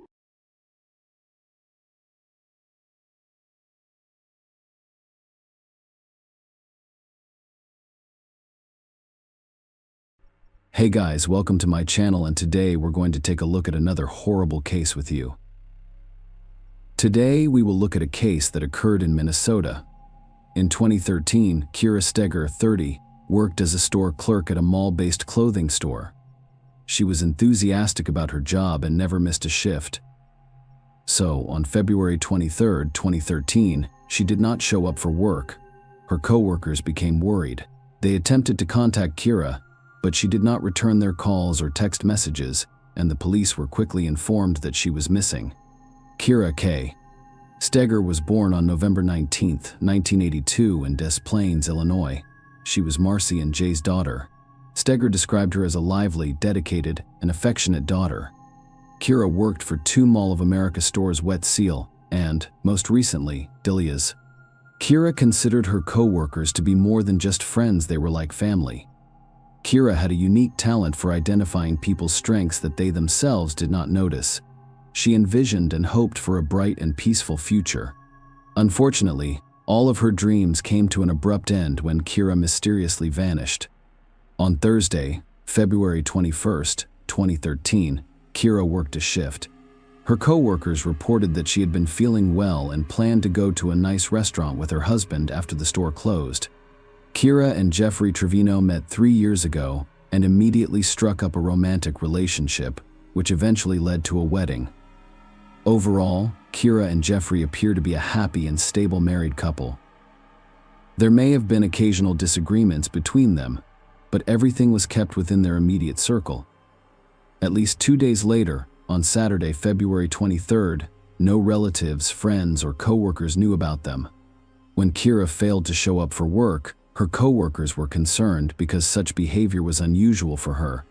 She was punctual and strict with herself, and others would never tolerate being late or not sticking to her schedule. After failing to reach Kira, her coworkers contacted Jeffrey, who had no idea where his wife had gone. Kira had left the house the previous morning and had not returned since. Kira had a habit of disappearing for a day or two at a time, so he wasn't worried. She would spend the night at a friend's house or visit a relative unannounced. One factor that could have caused concern was the bad weather that day, as it had been snowing heavily. Jeffrey suggested that perhaps something had happened to her along the way. Perhaps her car became stuck and her phone battery ran out of charge. On the same day, after not hearing from his wife, Jeffrey filed a missing persons report and contacted Kira's family. Her family members were taken aback by their loved one's mysterious disappearance, which was a devastating blow to them. After receiving a missing persons report for Kira Steger, detectives immediately went to work, as is customary in such cases. The investigation began by questioning the spouse and searching the immediate surroundings. This was no exception. Detectives went to Jeffrey's home to speak with him. Jeffrey told detectives that he and Kira planned to spend time together on Thursday. They had dinner, talked, bowled, and then left the mall. According to Jeffrey, he and Kira immediately went home because Kira wanted to watch a movie. Jeffrey also told detectives that his wife left their home the following day, a Friday, around 8:30 a.m. An event was scheduled at work, and her presence was mandatory. He noticed nothing unusual about her behavior. Jeffrey thought it was normal for Kira to disappear on occasion, despite the fact that he had no idea where she was or who she was with. They'd been having relationship problems for a few months, Jeffrey explained. However, he did not consider it serious or alarming. Consider them to be minor conflicts that occur in all families. The detective began asking Jeffrey who Kira might be staying with and if she had a lover. The man refused this suggestion because he had personally asked Kira about it and received a negative response. Jeffrey describes his wife as someone he truly loves and trusts. The investigators relayed all of the information they gathered about Kira and her car to the on-duty patrols. The detectives went to the Mall of America to confirm the credibility of Jeffrey's statements and possibly find some clues. The Mall of America ranks among the world's largest shopping malls. It is located in Bloomington. It includes 520 stores and theme parks. There is an ocean area movie theater, a golf course, and much more. As a result, it's unsurprising that the mall is outfitted with numerous security cameras. Knowing what time Kira had left work on February 21st, the detectives investigated that moment. The footage showed nothing unusual. Jeffrey's account proved accurate. He met Kira after work, and they spent some time at the mall before heading to the parking lot and driving away. There were no arguments between them, and the evening appeared to have gone well. Nothing is worse than waiting without knowing what is going on. And with each passing day, Kira's anxiety about her life grew worse. After not hearing from her and growing tired of waiting for a cure, his family traveled to Bloomington to assist with the investigation. They printed flyers with her pictures on them, posted them on poles, and handed them out to passers-by on the street. Their goal was to draw as much attention as possible to the search for Kira. They realized they couldn't just stand by and had to do everything they could to find their loved one. The wild, curious family was handing out leaflets, and the investigators continued their investigation. When officers interviewed the couple's neighbors, they discovered a surveillance camera installed on one of their homes. The camera rotated sideways, and one of its angles captured Kira and Jeffrey's house. Thus, the investigators requested that the homeowner copy the camera footage for them in the hopes of uncovering some clues. Meanwhile, investigators received records from a cell phone company, which provided them with a new lead. According to his phone records, she was dating someone other than Jeffrey. He turned out to be Ryan Go, the manager of the store chain where she worked. They had an intense and long-term relationship and communicated frequently. Police discovered Ryan was out of state, and while the search for Kira was ongoing, Ryan was driving to Colorado. This man was highly relevant to the investigation, because, in addition to having a romantic relationship with Kira, he relocated out of state around the same time she vanished. Maybe it was just a coincidence, or perhaps things were completely different, and his escape concealed something. The investigators would be responsible for determining the answer to that question. Regardless, the detectives were able to reach Ryan, who agreed to appear for questioning in Colorado, where he was asked numerous questions. He stated that he last contacted Kira while driving across South Dakota and texted her. These text messages were sent shortly before Kira disappeared. Detectives discovered that Kira had communicated with her new lover while dining with her husband. The correspondence made it abundantly clear that Kira was growing apart from Jeffrey. The investigators examined Ryan's phone to determine his location in relation to the cell towers and reviewed his credit card statements. He appeared to be completely out of it that evening and had no way of being connected to solve his disappearance. He was released and removed from the suspect list on that basis. The message's timestamps revealed that Kira was still texting Ryan when she arrived home with her husband. However, their conversation ended at 11:44 p.m., and their curious phone has since been inactive. Meanwhile, another team of investigators was preparing to examine video footage from the surveillance camera installed at Kira's neighbor's home. This camera covered most of the street, sweeping left and right. However, it was turning far too quickly. And this made observation difficult because if the investigator spotted something suspicious, the camera would immediately rotate to the other side. Jeffrey and the curious house were only seen for a few seconds.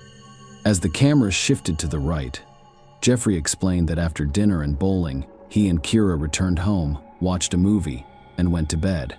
However, when investigators reviewed the video footage, they discovered that Kira's car reversed into the yard shortly after 2 a.m.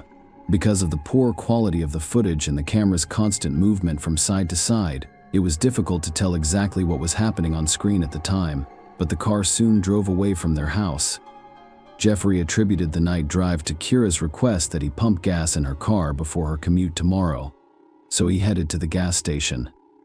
Interestingly enough, his story was true. He was actually seen at the gas station around 3:30 a.m. However, the detectives discovered that after leaving the gas station, he did not return home but instead proceeded to the highway for unknown reasons. It's unclear where he's going next.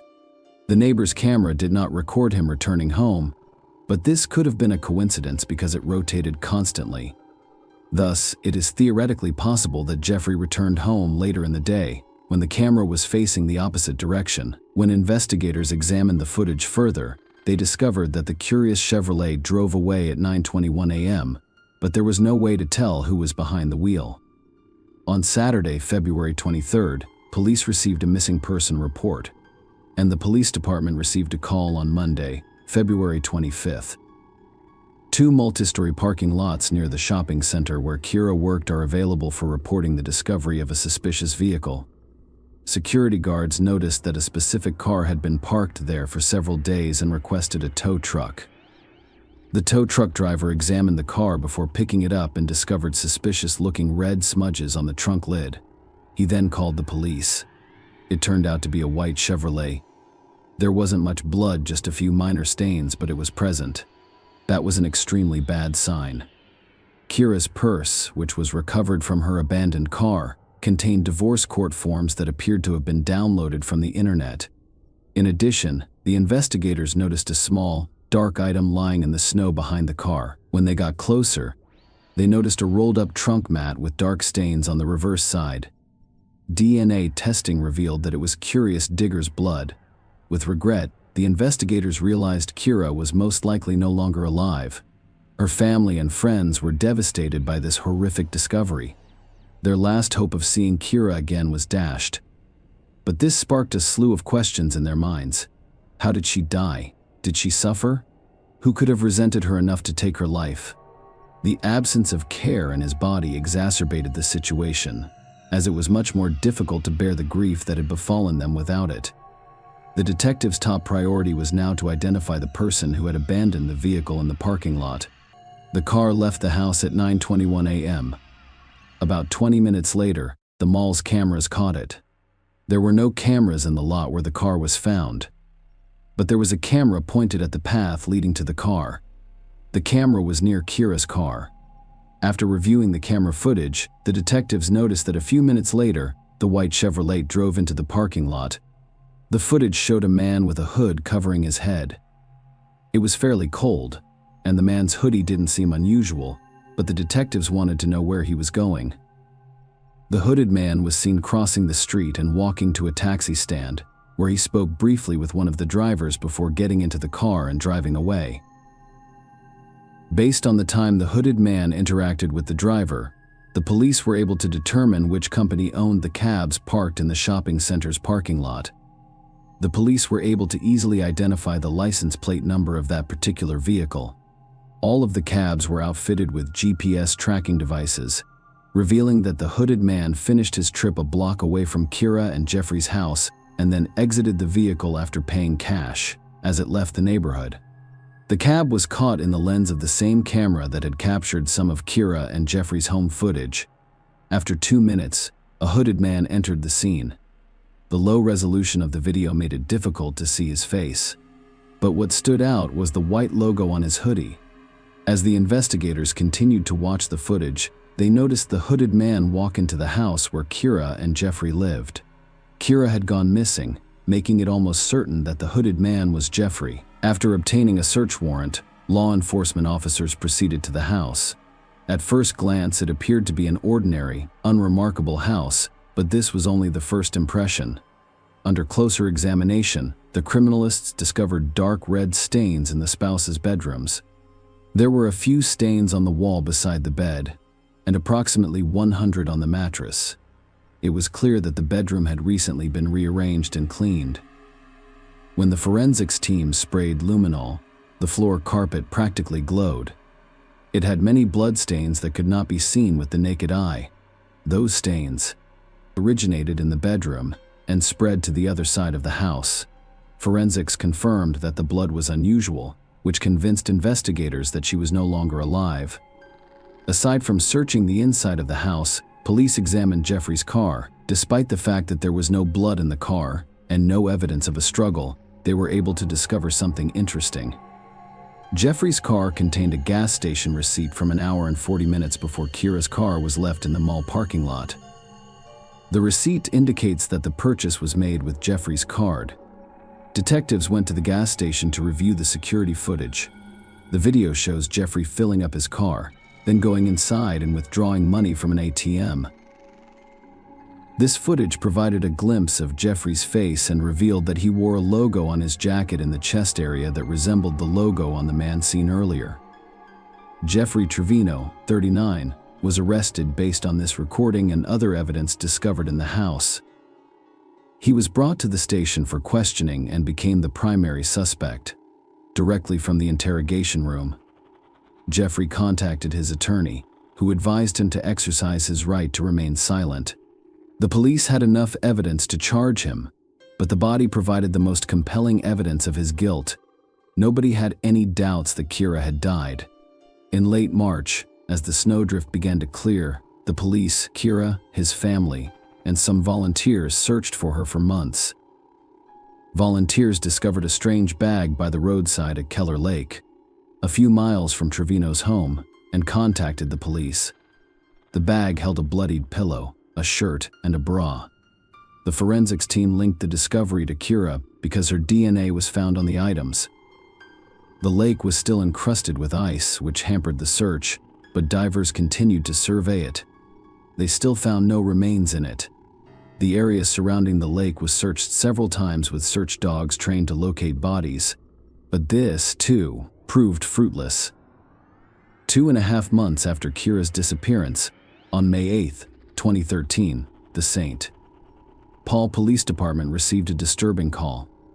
The male caller informed the operator that he saw what appeared to be a dead body in the Mississippi River. What police recovered from the water turned out to be a body. There was no clothing on it. Kira Steger's body was identified through dental records. She sustained severe blunt force trauma to her forehead and a fractured index finger on her left hand. Due to the level of decomposition, the medical examiners were unable to determine an exact cause of death. Using the new evidence, investigators attempted to reconstruct the timeline of events leading up to his death and what happened afterward. They speculated that when Kira and Jeffrey returned home, he became aware or noticed that she was texting someone else. Kira refused to show her husband the correspondence, so he violently snatched her phone and broke her finger. After seeing the romantic correspondence, Jeffrey became even angrier and, in a fit of rage, took his own life before attempting to conceal evidence of the crime. He drove her car to the house, put the body in the trunk, and then went to a gas station before disposing of it in the river. He then drove back home, dumping the bag with the pillow and clothes along the way. The next morning, he went to a gas station and took out cash from an ATM because he knew he'd have to pay for a cab after leaving his car in the mall's parking lot, and he'd rather do so in cash. After disposing of the curious car, Jeffrey returned home and spent the rest of the day cleaning the house. Jeffrey's trickery was intended to give the impression that Kira had driven away in her car by herself that morning and was fine. However, due to surveillance cameras, his plan failed.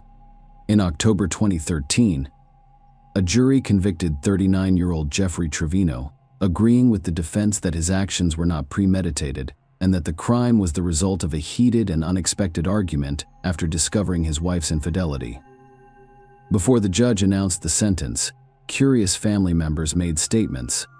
Carrie Ann Steger, a curious sister, described the monster as a calculated criminal who deserves no mercy. Marcy stated that Trevino showed no mercy to her daughter and dumped her like trash into the nation's most polluted body of water.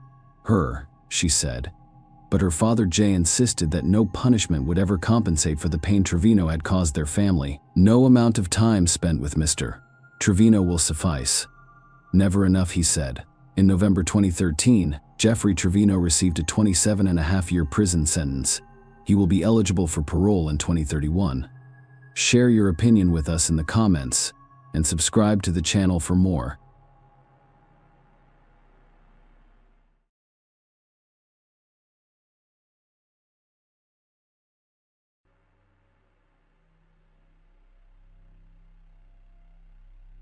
Hey guys, welcome to my channel, and today we're going to take a look at another horrible case with you.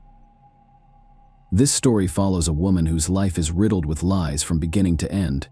You will learn how the unscrupulous deceiver ends up pursuing large sums of money and how many human lives are affected.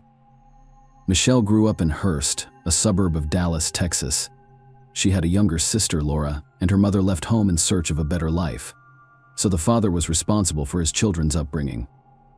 It was difficult for a man to raise two daughters alone. He survived on occasional earnings from a construction site and frequently drank alcohol, in search of easy money. He repeatedly devised and carried out devious profit-making schemes. He would take a job at one factory or another and purposefully injure himself in order to receive insurance money compensation. The fraud scheme was successful, but not for long. The scheme was discovered thanks to CCTV cameras installed at one of the workplaces, and Michelle and Laura's father were arrested. Michelle grew up in a world of lies, deception, and manipulation. This was her normal life, from which she wanted to escape by any means possible. However, she couldn't escape herself because lies had already become a part of her life, and she didn't know how to live any differently. The girl wishes to mature more quickly in order to escape hatred and poverty. Michelle looks stunning at 15 years old. As a petite brunette with an athletic build, she piques the interest of both her own age group and older men. Even so, Michelle realizes that, with her feminine power and charm, she can easily manipulate any man in her environment to get what she wants. So her life begins with a series of love relationships with various men. Michelle drops out of school at the age of 17 and marries Kenneth O'Irian, then 16, for the first time. She tells her boyfriend she is expecting a baby, and Kenneth accepts full responsibility for his young wife and future child in the army. The couple moves frequently so that they can have more children in this marriage. One city is replaced by another temporary military housing, which was not the end of Michelle's dreams. Such a lifestyle does not suit her. After 5 years, she leaves, citing her husband's beatings and cheating as the reason for their divorce. Michelle returns to Hurst in front of her family and friends. She appears to be a victim of domestic violence, receives the necessary help, and begins to organize her life. After a while, she falls for her former classmate Brandon. The young man is madly in love with Michelle and has happily accepted her 3 children. The lovers prepare for their wedding. However, On the eve of the wedding, Michelle enrages Brandon, and it is revealed that the girl did not divorce her first husband. She was afraid to discuss divorce with him because of the abuse, so she did not send the documents, but with the assistance of an attorney. This issue was quickly resolved, allowing the couple to marry in 1994. Initially, family life was calm and measured. Brandon was working on the development of his company, and Michelle worked as a dental assistant. Michelle's dreams, however, extended beyond a quiet family life. She's always needed more. She starts bringing home various dental equipment and supplies. The cash does not fit in her purse. Brandon suspected that something was wrong. Michelle eventually got caught stealing. A trial was only avoided through luck. Brandon's trust issues with his wife were only beginning. Brandon installed a tape recorder in several rooms of the house after neighbors complained that cars were frequently arriving while he was at work. Listening to the tape, throughout the day he heard several men visiting their homes. Brandon conducts his own investigation and discovers that Michelle's first marriage ended due to her numerous infidelities. Brandon demanded a divorce, not because of her husband's beatings, as she had told everyone. Michelle was furious that Brandon started the divorce, so she retaliated while he was at work. "I had a very nice saltwater aquarium with thousands of dollars worth of fish." Brandon claimed she poured a comet into it, killing all the fish. But Michelle did not stop there. Brandon had a beloved dog named Domino. Michelle stuffed the dog with sleeping pills, resulting in the animal's death. Michelle put Domino to sleep. "If you are shocked at this point, we have only scratched the surface." Brandon describes it as an unending nightmare. You cannot make that girl leave. Unfortunately, Brandon discovered the truth about Michelle after his own marriage had been completely destroyed. Michelle's experiences with Brandon Dixon pale in comparison to her encounters with other men. It was later revealed that Michelle's first child was fathered by John Paul Ray, a fellow Hearst High School student. Instead of disclosing this information to John, she told Kenneth O'Ryan that the child was his, forcing him to marry her. For 13 years, Kenneth believed the eldest son was his own. John later told police that Kenneth paid child support from the age of 5 to 18 and was unaware that he was not the father. They had a common-law marriage for 8 years. Their relationship ended abruptly when John suspected his wife of cheating. Michelle did not deny it. She acknowledged the affair on the side. John moved out, leaving the majority of Michelle's belongings. Michelle's next love was Greg Williams. They weren't so young anymore. Both had a history of failed marriages. He was married twice and has a daughter. After Greg and Katie divorced in 2003, they agreed to share custody of their daughter, Taylor. However, there was no formal agreement on child support because the ex-spouses had a good relationship. Wealthy, successful, and generous, Greg was the perfect match for Michelle. Michaela, Greg and Michelle's daughter, was born in 2007. A year later, they were married. Their marriage embodied the American dream: money, children, and love. Everything was in abundance. Michelle appeared to have made it through the thorns to the stars, achieving the life she had always desired. Greg Williams held his family in high regard. He grew up in a family with strong values and accomplished everything on his own from an early age. He loved sports and held a black belt in martial arts. Greg, in addition to his love of exercise, enjoyed guns. Both he and Michelle had guns in their home, and Keller Michelle's gun, a silver .4 caliber pistol, was kept in a safe, whereas Greg kept his gun, a black bear .4 caliber pistol, loaded in a case under his bedside table. The couple was determined to make their marriage successful. They host birthday parties for their children from previous marriages in Keller. Michelle's adult children would host barbecues and swimming parties. Frequently, the house was full of friends. Despite the picturesque suburban home and a precocious daughter, Greg and Michelle were not your typical American couple. They met through an online community dedicated to bondage, domination, sadism, and masochism, and their wild adult house parties drew numerous complaints from neighbors. Without making it public, the couple decides to move out. Michelle and Greg had been unable to sleep for several hours the night before. They were planning to purchase a new house for $4.5 million. They had an emotional discussion about the upcoming event. Greg remained in the bedroom alone. On October 13, 2011, Michelle went out to comfort her crying daughter and fell asleep in her room. At 4:40 a.m., an emergency call arrived, and a crying woman screamed into the phone that she and her husband had been attacked by a robber. She was injured, and her husband had been shot. Within minutes, police had arrived on the scene of the tragedy, inside the home. Detectives discovered a television on full volume and a baby sleeping on the couch. Michelle's daughter was sound asleep, unaffected by the attack. The woman's behavior tipped off police officers. She was acting strangely, and it did not appear that she had just been burglarized. The gated community quickly filled with police cars, detectives, and forensic experts. The lot was cordoned off, and officers searched every inch of the nearly 5,000 square foot house. Michelle was fully dressed, with her hair styled, and appeared calm. She told the cops she was asleep, but her clothing and demeanor suggested otherwise. Michelle, the only witness, was taken to the Keller Township Police Station for questioning. After several hours of speaking with police and investigators, Michelle's story began to unravel like a house of cards. According to the woman, the intruder, dressed entirely in black, hit her on the head with a wrench. She collapsed from the blow but remained conscious and heard a gunshot.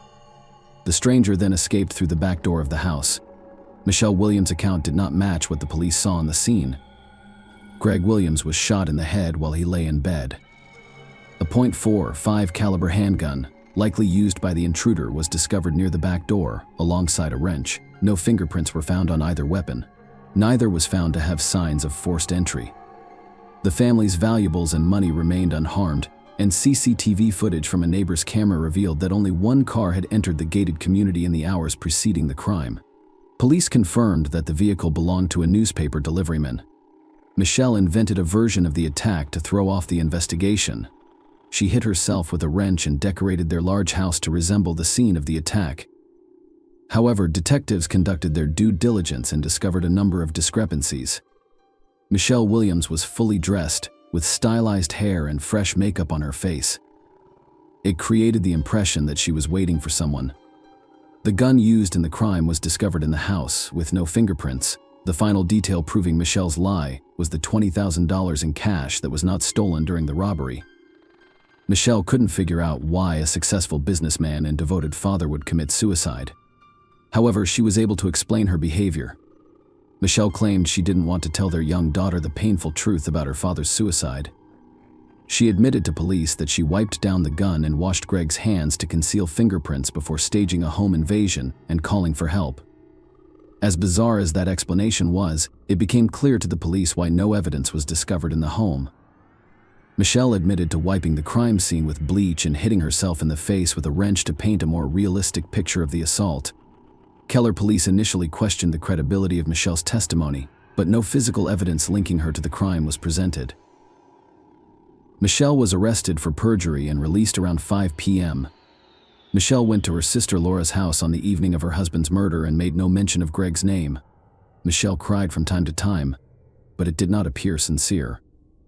When questioned by police, Michelle's sister Laura stated that she awoke in a good mood the morning following the tragedy. She was dressed beautifully, with her hair styled and makeup applied, and she was in good spirits. The recent widow went to breakfast at a well-known restaurant that served the best pancakes with syrup. While the police investigated the theory that Greg committed suicide, they struggled to find a motive and credible evidence. Michelle presented the investigation with emotion first, followed by evidence of her guilt. Going through the documents from the first interrogation, the investigators were drawn to Michelle's claim that she didn't care about a single penny, but her actions proved otherwise. Following Greg's death, Michelle quickly began liquidating family assets and spending large sums of money. She cashes checks through Greg's company. The amount of checks cashed is not made public anywhere. Most likely, we're talking about a large sum of money. Michelle made one of her most serious mistakes after receiving cash from the sale of the Blueberries frozen yogurt store in Keller. Michelle was the sole beneficiary of Greg's life insurance policy, which was purchased on August 12, 2011, almost exactly 2 months before his death. But the woman overlooked an important fact: the terms of the insurance policy. Greg's death was not covered by insurance because he chose to die. And at the last minute, she was denied the funds. The main motive for the crime was to obtain the insured sum of $600. Later, another important aspect of financial fraud is revealed. Casting suspicion on the widow, fictitious financial documents for a mortgage loan were used to purchase the house that Greg and Michelle had been planning to buy on the eve of his death. The account numbers were deliberately changed. and the lender was not immediately aware of the elaborate fraud. When Greg died, Michelle canceled a meeting with the mortgage company, and the fake account went unnoticed until the police discovered it. Michelle, convinced of her innocence, writes a $18,000 check to attorney Kenneth Winterkorn and takes a week-long vacation to Grapevine with her children. During the 3-month investigation into Greg Williams' death, police were able to uncover his wife's web of deception. An autopsy on Greg revealed that he was shot from a distance of 12 to 18 inches. Furthermore, the toxicology examination produced a report indicating that Greg had a large dose of sleeping pills in his system at the time of his death. Additionally, the police determined that there was no assault on the house. Mrs. Williams sedated her husband and shot him from a foot away after increasing the volume on the television. Michelle, who was sleeping in her room, had not heard anything. According to the Tarrant County Medical Examiner's report, Greg Williams' death was officially ruled a homicide on November 3, 2011. Michelle Williams was arrested on January 9 while on her way to a fitness center. She was charged with murder, tampering with evidence, and providing a false statement to police. Michelle was both the only witness to the crime and the sole suspect. Bail was set at $522,000 for release from custody pending a court hearing. Michelle, on the other hand, was held in custody for a week before being released on $85,000 bail. Dressed in gym clothes, Michelle walked out of jail wearing a GPS monitor and under the arm of attorney Kenneth Winterkorn, who is now officially representing her. Kathy, Greg's first wife, was furious when she discovered that the money she paid Korn to defend Michelle was part of Greg's estate and should never have gone to pay the legal bills of the woman accused of killing him. Kenneth is listed as Katie and Greg's divorce attorney in online court records from 2003. In 2008, Winterkorn's name and signature appear on legal documents regarding the custody agreement for their shared daughter, Taylor. However, providing evidence will exonerate Kenneth Winterkorn's defense of collusion with Michelle Williams. The divorce was handled by his company, and he never personally represented Greg. Kenneth Korn claimed he first learned of Greg's murder from an company employee.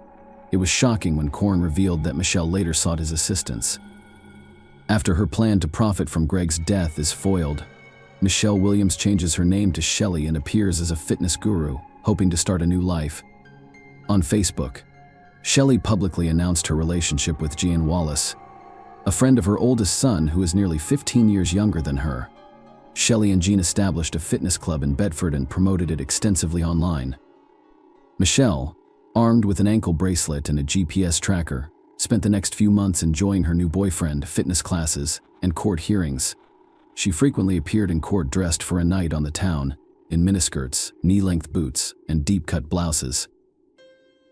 She never lamented Greg's death for a moment. Greg's ex-wife, Kathy Robb Conover, had been friends with Greg Williams for over 20 years and attended many of Michelle's hearings. He recalls how she deftly manipulated police officers at the courthouse, convincing them that she was an innocent woman in need of protection. Michelle Williams, 45, entered into a plea agreement with the county on October 9, 2013, and pleaded guilty to tampering with evidence and deadly conduct. She will serve 18 years in prison for tampering with evidence and engaging in deadly dangerous conduct, a third-degree felony found in only a few states. Although Michelle admitted to cleaning the gun in Greg's body, the absence of her DNA at the scene cast doubt on whether the first-degree murder charge would stand. Things can turn out differently: play big, win big, or lose big. Michelle stated this in an interview regarding the plea bargain. "I expect to serve a few years and then be released on parole." However, in a February 2014 interview, Michelle Williams abruptly changed her testimony, claiming she was not guilty of the crime. The judge immediately rescinds the plea bargain and schedules the first trial. The trial of Keller's Black Widow, a Texas woman accused of intentionally targeting her husband in 2011, has begun with opening arguments. For an insurance payout, prosecutors described the crime as a well-planned series of acts to profit from Greg's substantial life insurance policy. In their opening statement, prosecutors told jurors that Mrs.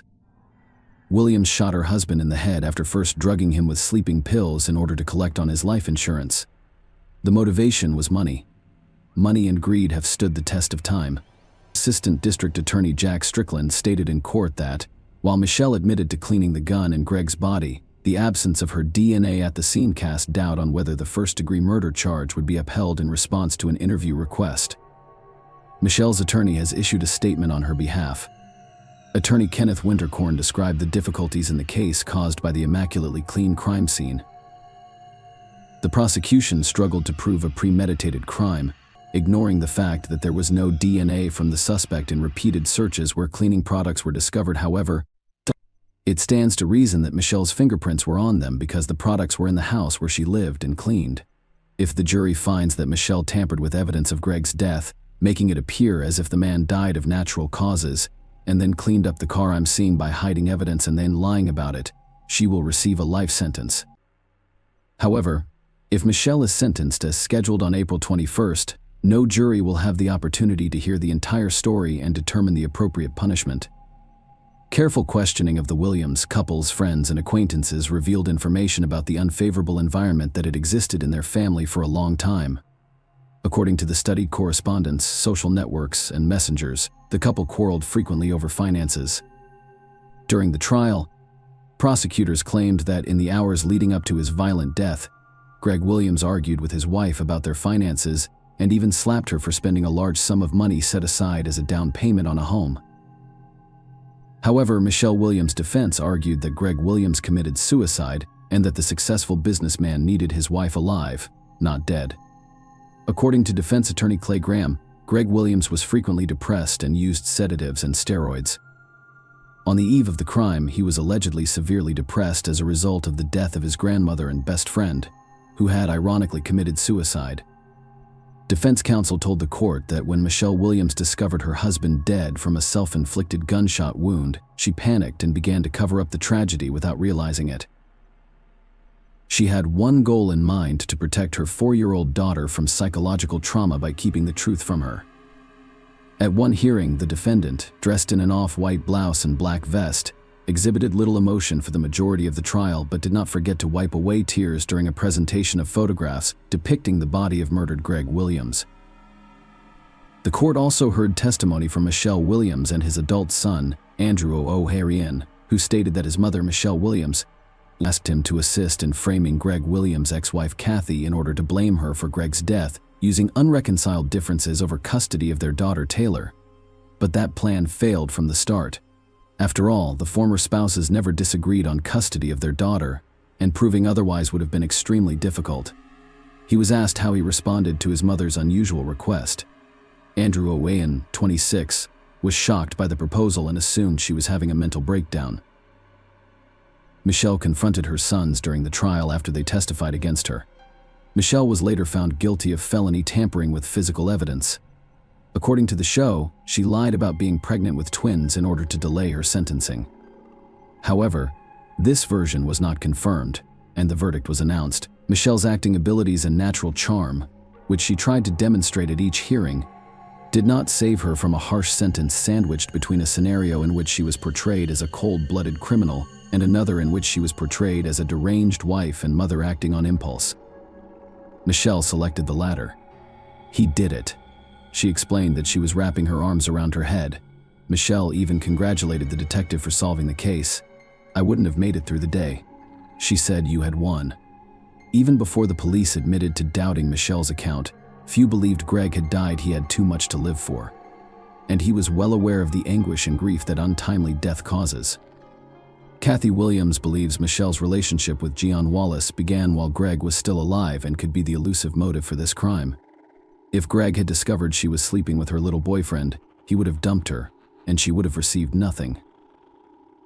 Katie claims Greg was willing to put up with a lot, but not with cheating. She's ruined more lives than you can imagine. Brandon claims she's a professional manipulator. If the courts had interviewed all of us, things could have turned out differently.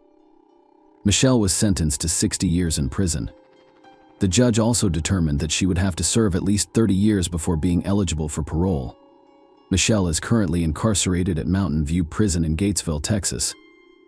Michelle Williams is a felon and a fraudster who is currently serving time in prison for all of her intentional actions. She has never expressed regret for her actions and still refuses to accept full responsibility for her crime. Share your opinion with us in the comments and subscribe to the channel for more.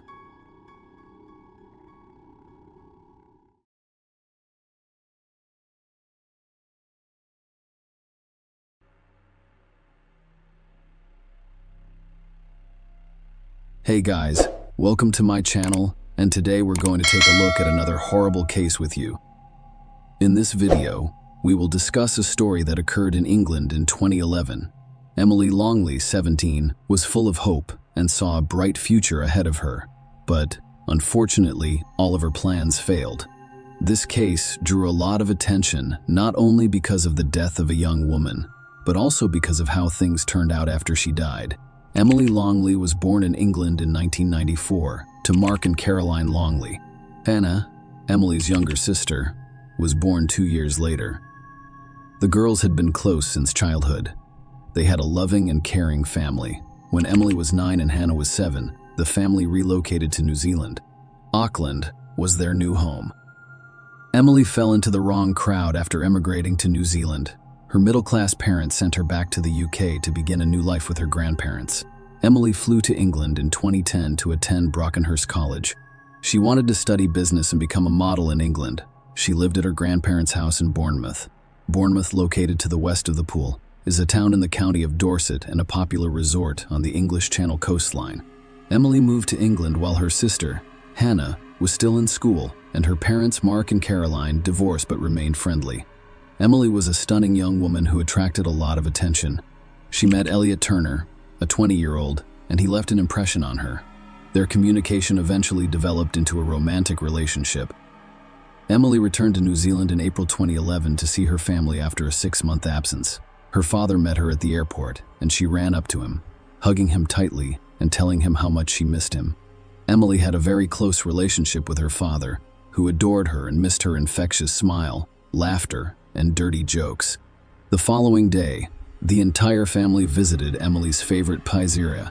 She informed her parents that, in addition to attending college, she was involved in modeling and had made some incredible friends. She also mentioned her current boyfriend, Elliot Turner, who is 20 years old. They'd only been dating for a few months, and she felt too young for anything serious. "I think I'll end it when I get back," she said. Emily spent the next few weeks socializing with friends and family. She had a great time. No one expected to lose her so soon. Emily found it difficult to say goodbye to her family as her flight boarded. However, Emily promised to return in 5 months. She wanted to see the Rugby World Cup matches, which were scheduled to begin on September 9. A few days later, Emily texted her father to tell him she was breaking up with Elliot, but she didn't go into detail. Elliot acted strangely after seeing photos of Emily that she had posted on social media while in New Zealand. Elliot was envious of the guys in these photos. Elliot Turner, the wealthy jeweler's son, was 20 years old and appeared to be living a carefree life. Turner was a well-known figure in the Bournemouth and pool bar and club scenes, as well as a member of the firm, a group of wealthy young men. Turner's friends all talk about him because he brags. He met Emily in December 2010. The couple had a great time at the resort and frequently partied late into the night. Turner, who had a history of obsessing over women, soon became jealous. As a result, their relationship quickly turned violent. Some described him as being threatening, aggressive, violent, controlling, and possessive. He received a harassment warning letter from the police in January 2008, when he was 16, telling him not to contact his ex-girlfriend after he bombarded her with text messages and emails after she ended their relationship. Turner loved being the center of attention.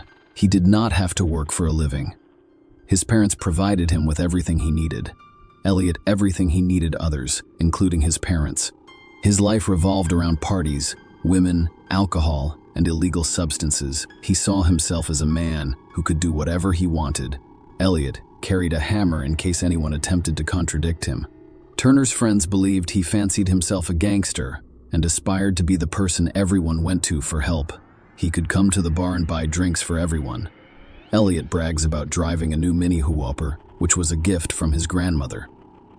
He attempted to maintain his bad boy image by posting a series of supposedly streetwise messages on social networking sites, and he frequently referred to himself as Scarface or God.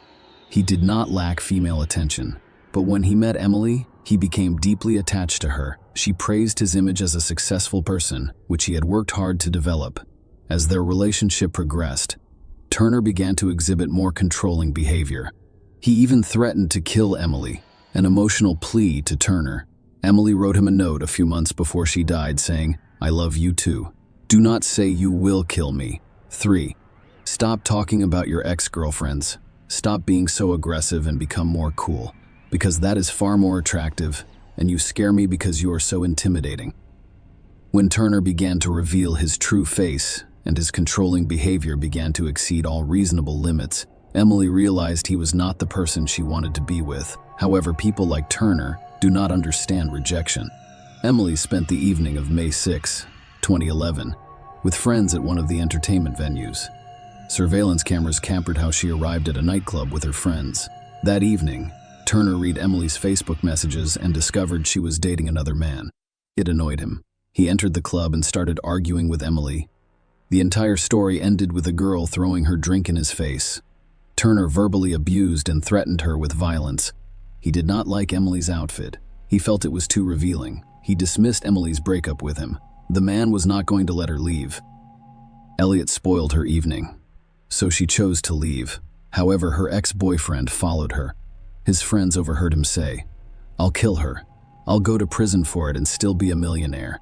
I would do 10 years. It would not bother me." Turner caught up with Emily and persuaded her to go to his house. He stated that he wanted to talk in a more relaxed setting. Elliot Turner lived with his parents. Maybe that's why Emily joined him. Perhaps she expected him to behave more calmly in the presence of his parents. Neighbors saw them enter the house. The following morning, Nina Turner, Elliot's mother, called 911 to report Emily's inability to wake up. It was approximately 9 a.m. Before the ambulance arrived, there was a need to follow the operator's instructions on how to help Emily. Unfortunately, when the ambulance arrived, they could only announce Emily Longley's death. Anita, an Indonesian citizen, came to the UK to marry Lee Turner. When the couple had a son, they refused to deny him anything, which was a huge mistake. During her conversation with the emergency services operator, his voice did not sound like that of a mother who had just discovered her son's girlfriend dead. She was too calm, as if nothing unusual had happened in New Zealand, thousands of miles away from England. Emily's father, Mark, awoke at 2 in the morning to find a slew of missed calls from his ex-wife, Caroline, and younger daughter, Hannah. Hannah also left a voice message, which Mark could barely understand. Then he heard Caroline scream in the background, followed by her words, "Emily has died." Mark refused to believe it. He phoned his mother in England. When she responded, his entire world fell apart. His mother was crying uncontrollably. Moments later, one of the cops grabbed her phone. "I'm sorry to inform you that your daughter Emily has died," he said. Mark could not believe it. After all, Emily was sitting on his couch, smiling, just a week ago. Even after flying to the United Kingdom, the bereaved father refused to accept that his daughter had passed away. Unfortunately, it was not a dream. Emily's parents faced a heartbreaking challenge when their eldest daughter passed away. The police informed them that Emily had died in her sleep. It did not make any sense. She was young and healthy. The police gathered some evidence, but it was unclear what had happened to Emily. They needed to wait for the autopsy results. Elliot Turner's parents, Anita and Lee, told investigators that they had been home all night and had heard nothing suspicious. Elliot publicly mourned Emily by sharing photos of them together on his Facebook page. The police had no evidence to refute Turner and his parents' claims that Emily mysteriously died in her sleep. The most important aspect of any death investigation is determining the cause.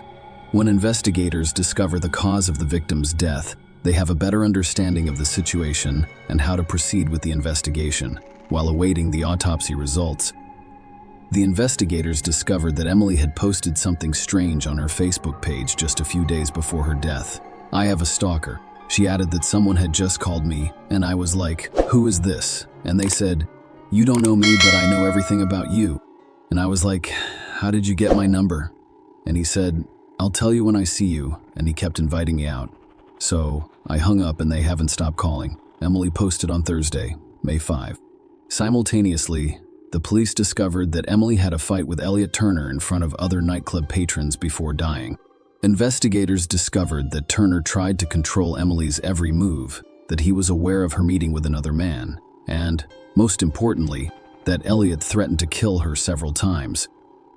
However, his friends dismissed this as meaningless. believing that Turner's words were simply meant to strengthen his image as a gangster. The autopsy did not reveal the exact cause of Emily's death. However, experts speculated that it could be strangulation, with one stating that the physical findings are entirely consistent with pressure being applied to the neck. Investigators suspected that one of the Turner family members was involved in Emily's death, so they installed listening devices in their home. The police were right to investigate whether they were hiding anything. They overheard Elliot instructing his mother on how to interact with the police and what she should say. His father, Lee Turner, appeared to be the only one who recognized that what he was doing was wrong. He eventually submitted to his son and wife's will. While listening to the recordings, investigators also learned what happened to Emily Longley. Elliot Turner admitted to causing her death. They arrested Elliot Turner a week after Emily died. He, of course, denied any guilt. His lawyers attempted to challenge the authenticity of the audio recordings. However, after reviewing all aspects of the case, the judge permitted the prosecution to use the recordings as evidence. Not realizing the police were listening, Elliot admitted that he was angry every day, and no one had ever irritated him more than Emily. During the trial in May 2012, his lawyer claimed that his client acted in self-defense. Elliot Turner claimed that the corral in his bedroom became violent, and he had to grab Emily by the neck. He said he did not strangle her. He discovered her dead in his bed the next morning. During the second day of the trial, Turner expressed disgust with his actions that night, allegedly after discovering Emily's death. He wrote a letter to his mother telling her how ashamed he was and that he was leaving for Spain. One can assume Elliot Turner intended to leave the country on the day Emily died, but changed his mind for some reason. When the police arrived at Turner's home, following the 999 call, they discovered packed bags. Elliot's passport was in his pocket. He admitted in court that he threatened Emily and felt upset and deceived the night before her death, after discovering false emails on her phone claiming he had smashed her face into a table. When describing their fight before she died, he mentioned that Emily had begun beating him with her hands and feet. He attempted to calm her down before giving up and throwing her a 20-pound note for a taxi. He claimed she simply ignored me at first. Then, 5 seconds later, she went crazy. I'd never seen Emily become so enraged. I wasn't sure what to do. She wouldn't stop. I kept repeating myself, "Stop it. Calm down." At this point, I grabbed her by the neck with my right hand. Defense attorney Anthony Dunn inquired, "Why did you do that?" Turner responded, "To keep her from going crazy. I didn't know what to do. My right hand came into contact with her neck." When the defense counsel asked how hard he grabbed her turn, she replied, "Not very hard, but quite hard." I grabbed her and pushed her down on the bed. I pressed down on her neck while she was lying down. He claimed to have held her for 5 or 6 seconds before releasing her and storming out of the room. When asked if he intended to kill Emily Turner, he said no. He said he thought Emily had fallen asleep. He allegedly realized Emily was dead only after she failed to wake up the next morning. Emily's father, Mark, told the Herald newspaper how difficult it was for him to lose his daughter. "The truth is that death is unpleasant. It doesn't matter whether it's your child, your partner, or your 99-year-old grandmother. It stinks that someone is present one day, but not the next. Well, it is not something we can handle easily. Every anniversary is difficult. Birthdays are difficult. Christmas is difficult. Easter is also difficult because it marks the last time I truly spent time with her." Mark Longley said the most difficult part was that he would never see the woman she could have become. "I miss witnessing the life she was denied. We caught a glimpse of the woman she was becoming, and I was so proud of her. I am her father. Of course I am biased, but the world was a better place with her in it. It was certainly a lot more enjoyable." During the trial, they portrayed Elliot Turner as a spoiled, wealthy child whose parents wanted to help him avoid punishment.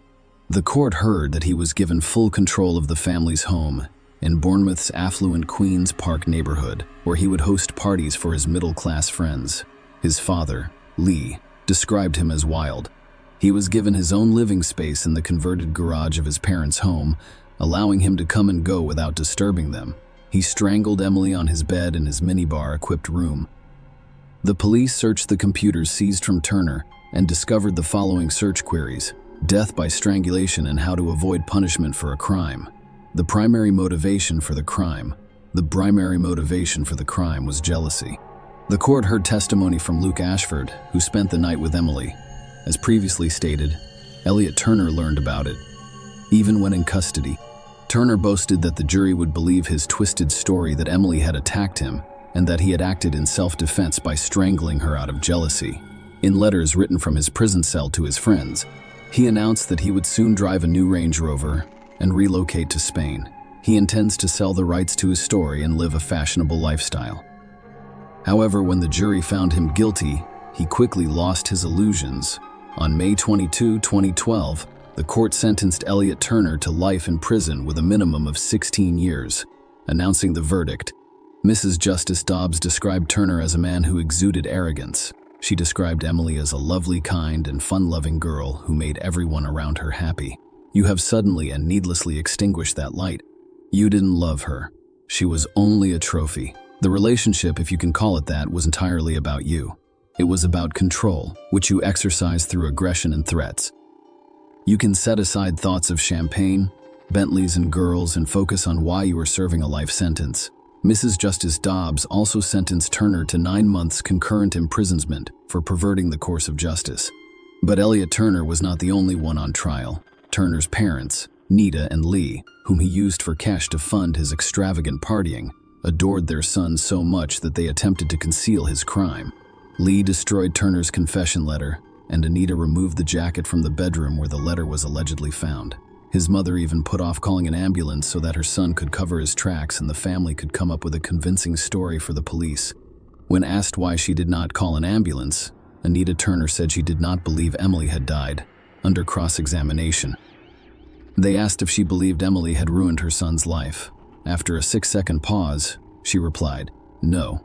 In the recording, Lee asks Anita if they did the right thing. "We have done the right thing."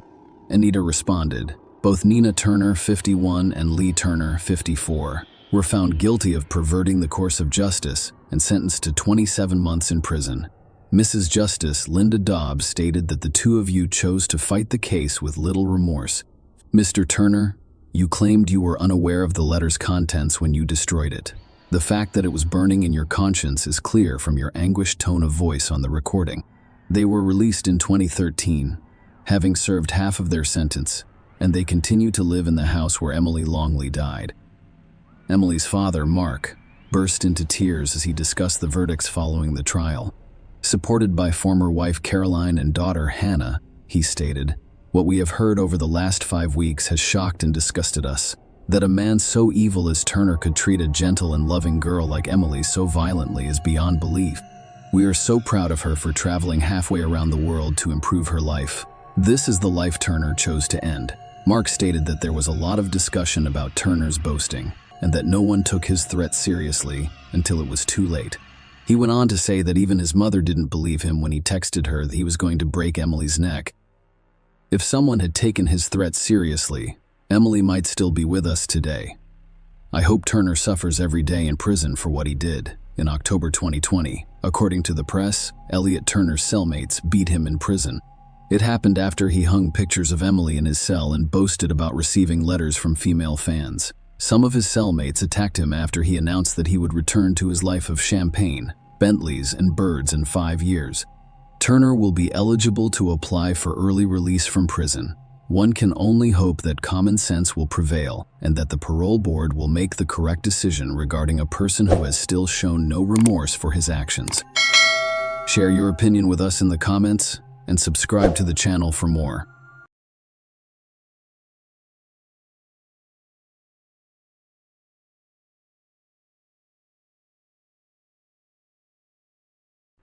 Hey guys, welcome to my channel, and today we're going to take a look at another horrible case with you.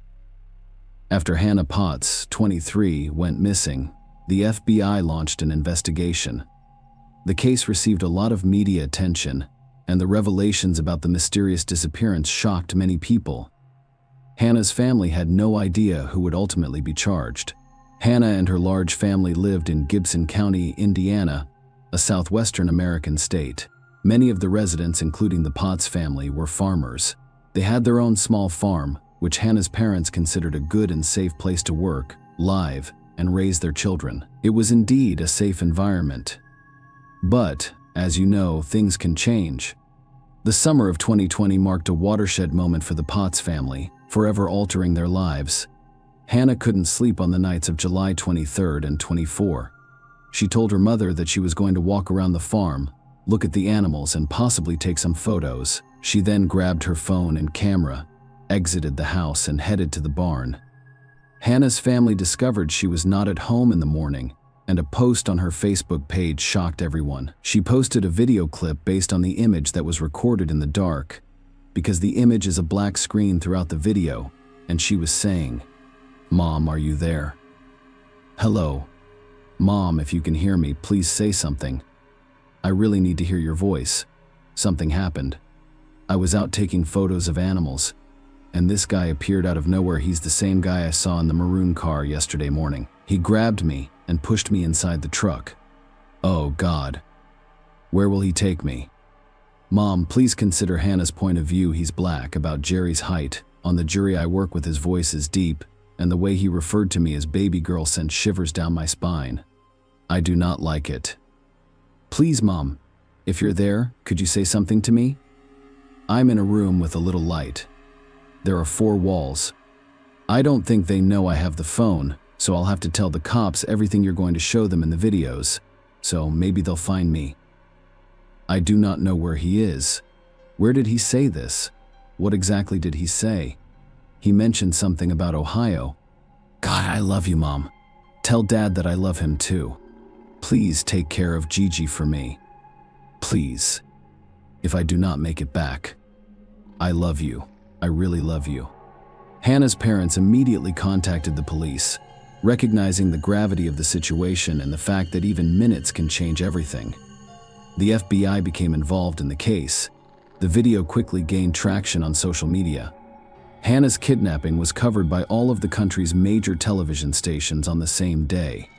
Extensive media and social media coverage helped attract a large number of volunteers who, along with the Potts family, distributed several thousand informational flyers on the first day, stating that Hannah was last seen at home around 2 a.m.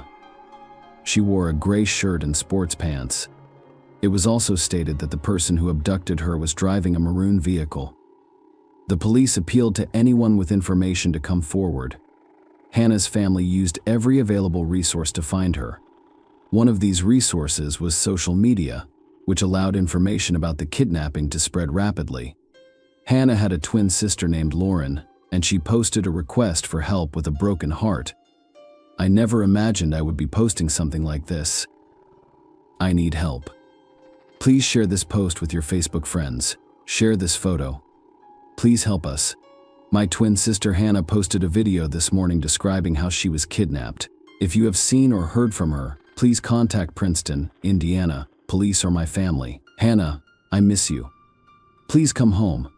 When the FBI attempted to track Hannah's cell phone, they discovered that on the day of her abduction, a cell tower located about a few miles from the Potts family home received a signal from her phone. Hannah posted the video to her Facebook page around 6 a.m. She was already being held hostage at the time, and a cell tower near the house was still picking up her phone signal. This meant Hannah was being held in a room close to her family's home. The police were desperately looking for a man driving a maroon car, but it was impossible to find a man who fit that description within a 5-mile radius of the Potts family home while researching Hannah's life and determining whether anyone she knew was involved in her disappearance. Detectives discovered that prior to her disappearance, she had been in close contact with Maria Hopper, a 34-year-old woman who lives just a mile away. When investigators arrived to speak with Maria, she confirmed that she knew Hannah but had last seen her a few days prior to the abduction. It looked like another dead end.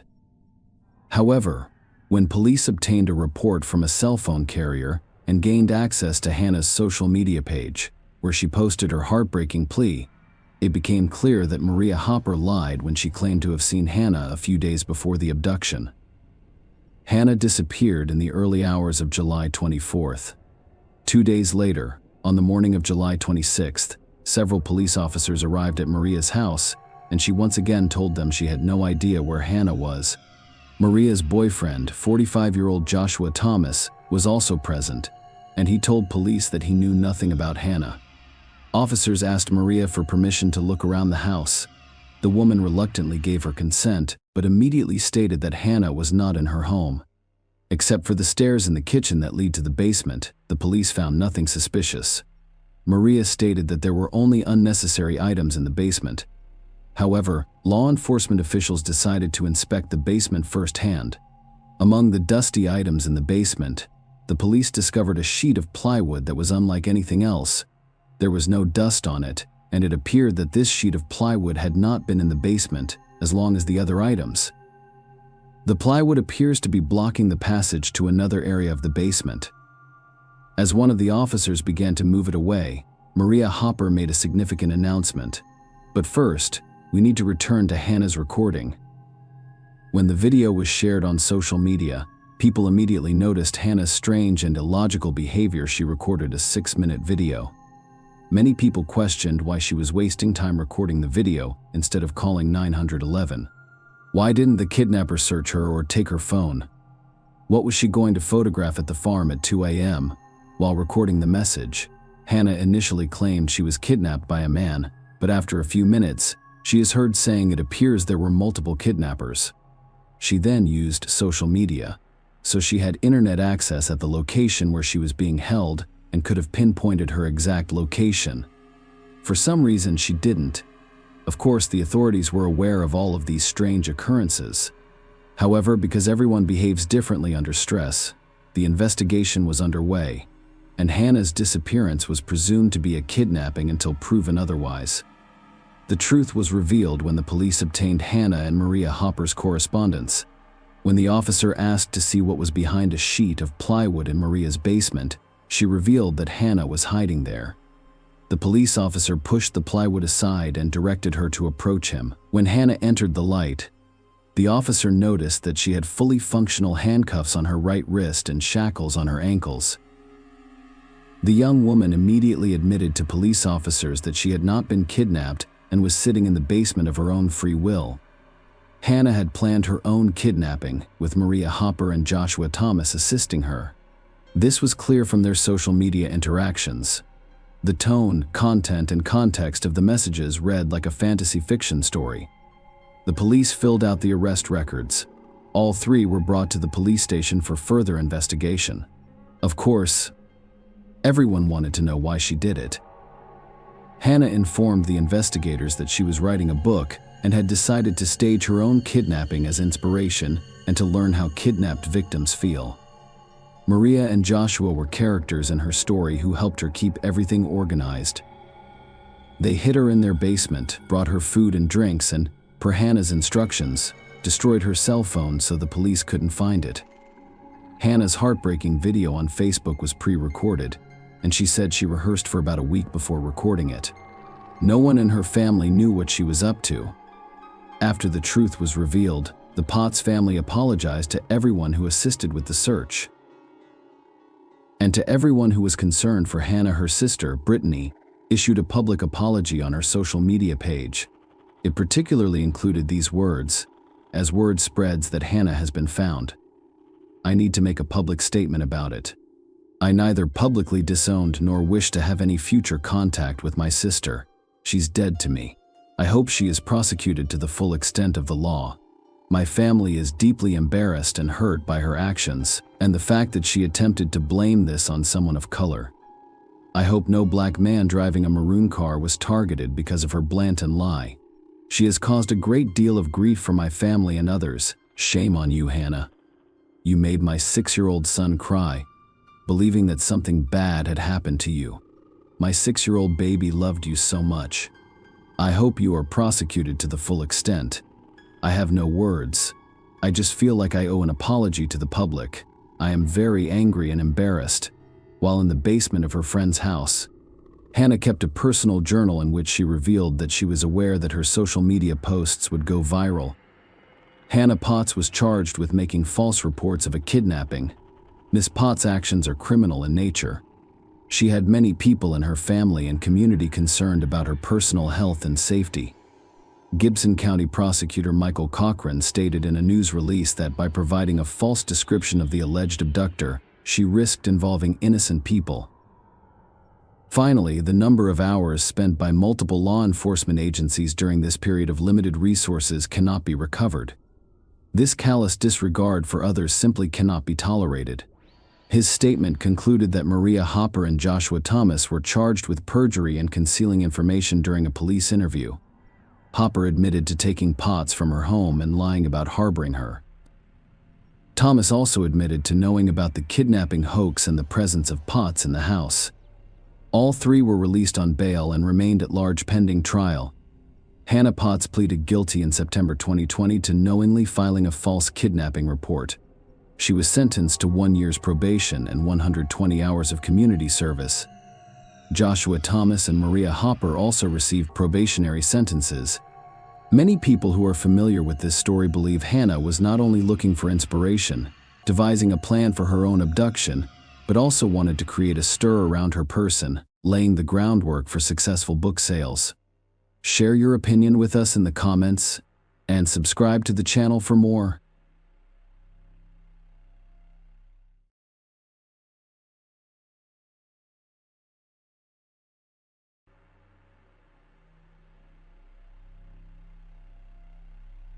Hey guys, welcome to my channel, and today we're going to take a look at another horrible case with you. A young woman was found dead at her workplace. Detectives found several unusual clues, but they were unable to catch the culprit several years later. When the police re-examined all the clues, they made a very unexpected breakthrough.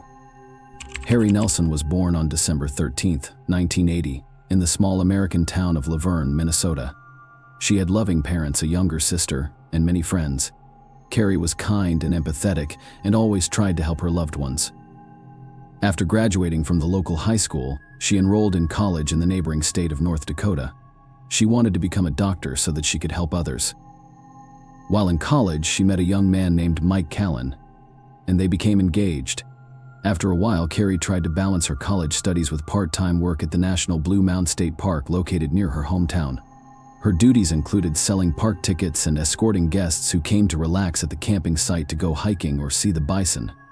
Carrie worked there for the second season in a row, and she loved the place. In addition to being a relatively easy job, she can also spend a lot of time in nature, enjoying the picturesque landscapes. On May 20, 2001, she went to work as usual.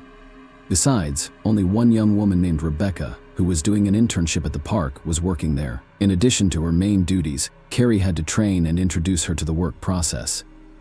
Carrie's shift started at 8 a.m. and was supposed to end at 3 p.m. for most of the day.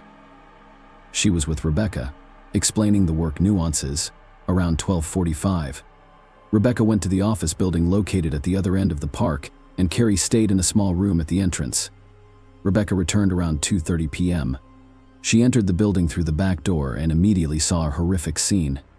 Carrie lay motionless on the floor with a pool of blood near her head at around the same time as a shocked Rebecca heard the front door, thinking it might be the same person who attacked her colleague. She immediately ran out through the back door and rushed home. The young woman lived in a house located within the park grounds because her father was a manager, so she quickly ran there. Rebecca told her parents what had happened, and her father immediately ran there while the young woman's mother called the police. The man arrived at the building and found no one there except Carrie. He tried to feel her pulse and realized that she was dead. After that, he closed the curtains, locked the front door, and called 911. At around the same time, another call came in to the police. It turned out that Rebecca discovered her colleague's body inside a park. The visitor walked in, not the attacker. The woman went to the registration desk and saw Carrie's body next to a puddle of blood. She then returned to her car and also called 911. The police arrived on the scene and began their investigation. The young woman's body was lying behind the registration desk where phones and cash registers were located, and things and papers were scattered around.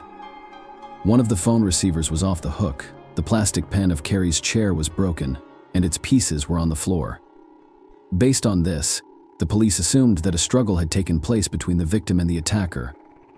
After talking to the managers, the investigators found out that 2 bank bags intended for money storage had disappeared from the building. In addition, cash was taken from the cash register, with the total amount stolen being approximately $2,000. Men's wristwatches with a torn strap and a pack of cigarettes. Considering that Carrie did not smoke, the police assumed that the cigarettes were left by her killer.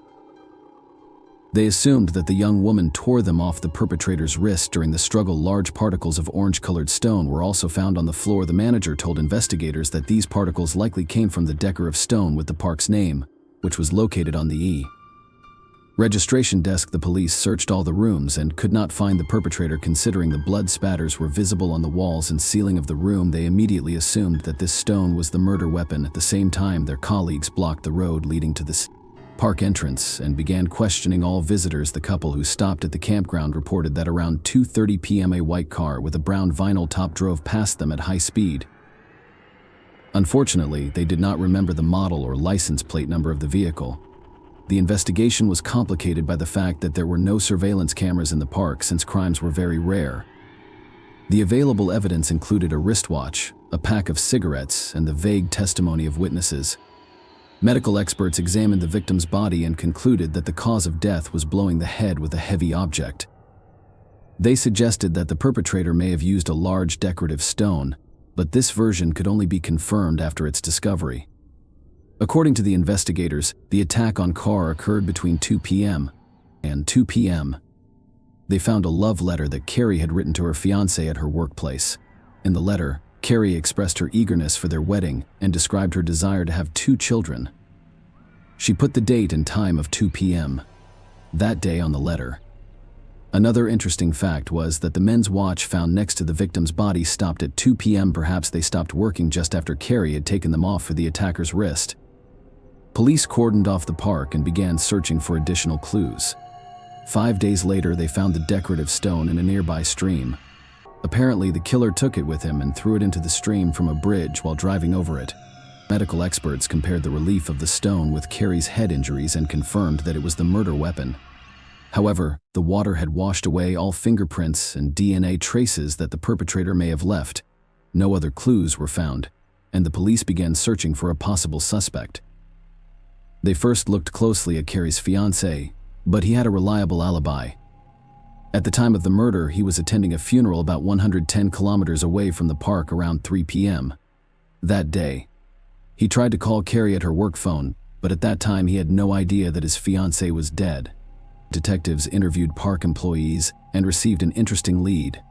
Several people told them that Carrie had complained to them multiple times about her 26-year-old colleague named Stephen Carey, who reported that he continuously asked her out on a date despite her being engaged. Stephen ignored her refusals and behaved quite persistently, causing Carrie to fear him.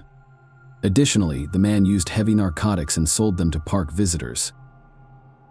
Carrie mentioned to her colleagues that she was considering reporting him to the police or management. The detectives immediately questioned him, and he did not have a reliable alibi for the time of the murder. He did not work that day and claimed he was at his daughter's birthday party a few kilometers away from the park. However, he arrived at the party around 3 p.m., which means he could have had enough time to commit the crime. In addition, he drove a white Cadillac, while witnesses saw a light-colored vehicle leaving the park at high speed. Digging deeper, the detectives found out that Stephen had financial difficulties. This gave him a motive to commit robbery, especially since he knew where the money was kept. The detectives also suspected that he may have learned about Carrie's plans to report him and decided to murder her.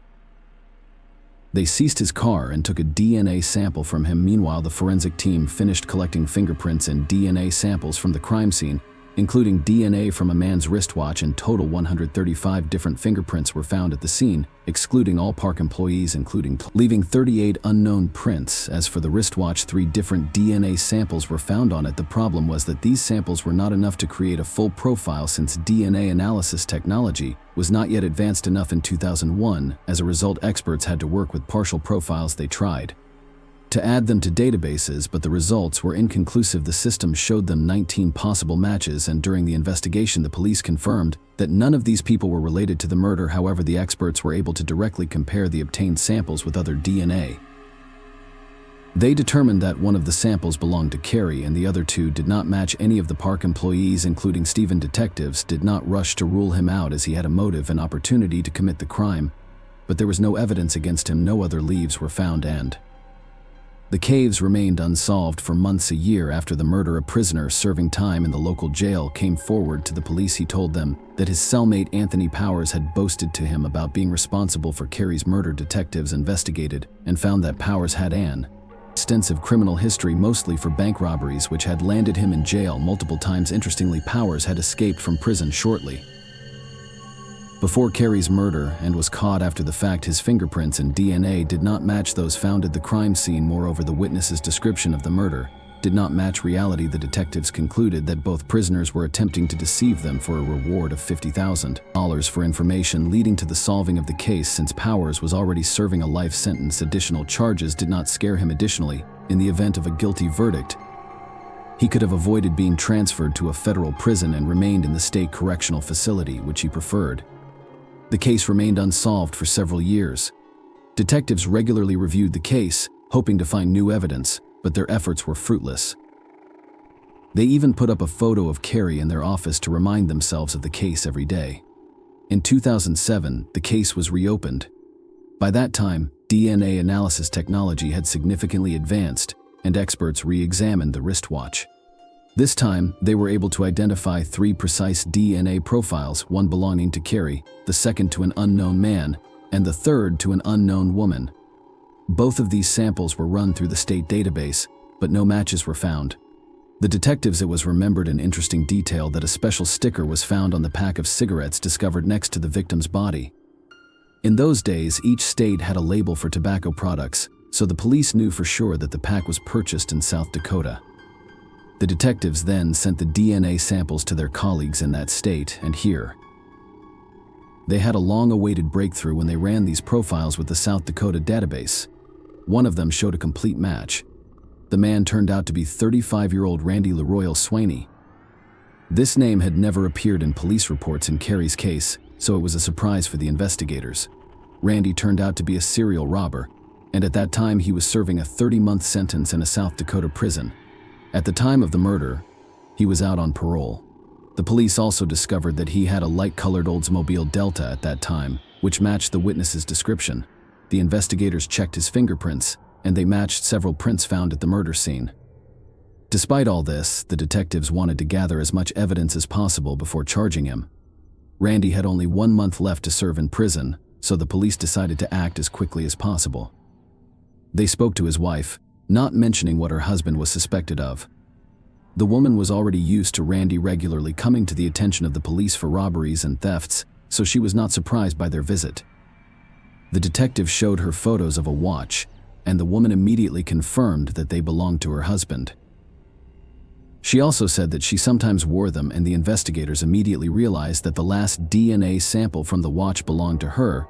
Then they decided to reveal everything and told her that they suspected her husband of killing a young woman. The woman burst into tears, but the police quickly realized that she was primarily scared for herself, learning that her DNA might be on the watch. She thought that she too would be accused of the murder. On April 19th, detectives came to visit Randy in prison and attempted to speak with him without specifying what he was being suspected of.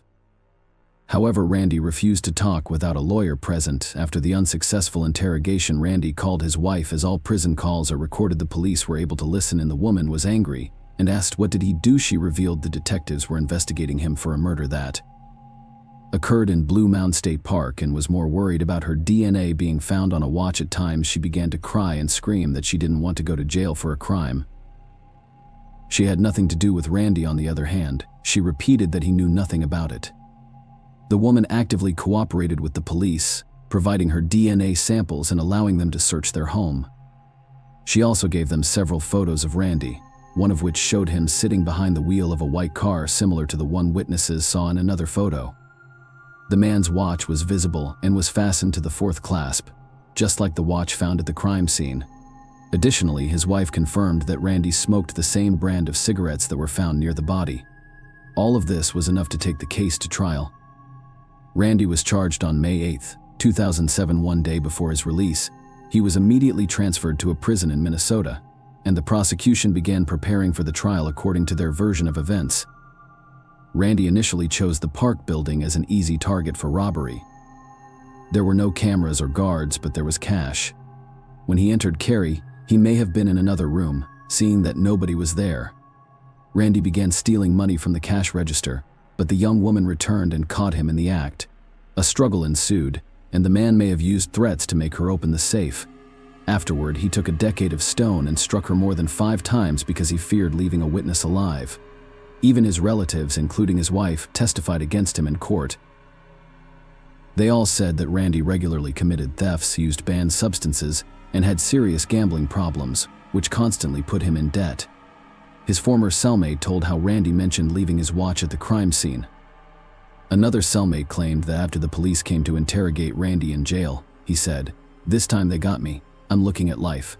Randy's lawyers insisted that he had nothing to do with the murder, according to their version. Randy lost his watch sometime before the incident, and the real killer found it. However, this version conflicted with the results of DNA analysis. There were 3 samples of genetic material on the watch. Randy's wives and Carrie's Randy claimed that on that day he went fishing near a town about 150 kilometers away from the park. However, since he was supposedly there alone, no one could confirm his alibi. He also said that he had been in the park only once. Long before the murder, he admitted that he left his fingerprints there at that time, but there was another discrepancy. One of Randy's fingerprints was found on a leaflet that was made only 4 days before the murder. All defense arguments had no weight and contradicted real evidence, and Randy's lawyers tried to blame someone else. First, he called Powers and another inmate to testify, but their story still did not match reality. Then he began to harass the victim's fiancée, constantly hinting that he could be the real killer. Trial lasted until August 15, 2008. After 6 hours of deliberation, the jury found Randy guilty. He was sentenced to life in prison without the possibility of parole. After that, he continued to insist on his innocence and filed multiple appeals, but they were all rejected from the beginning. All his defense was built on absurd versions that contradicted DNA analysis and other evidence, so there are no chances for his case to ever be reconsidered. Share your opinion with us in the comments and subscribe to the channel for more.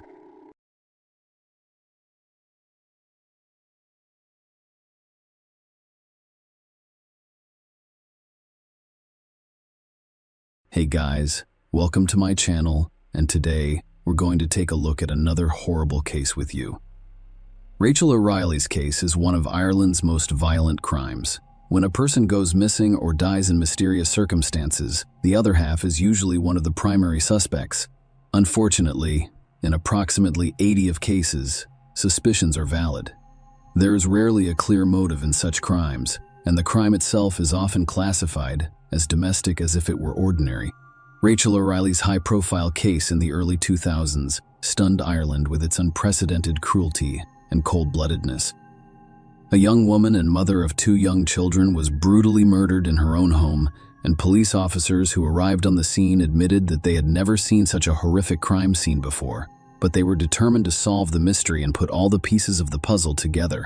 It took investigators several years of meticulous work. Throughout this time, the criminal remained at large, confident that no one would prove his guilt. Perhaps this would have happened, but the killer was let down by his own arrogance.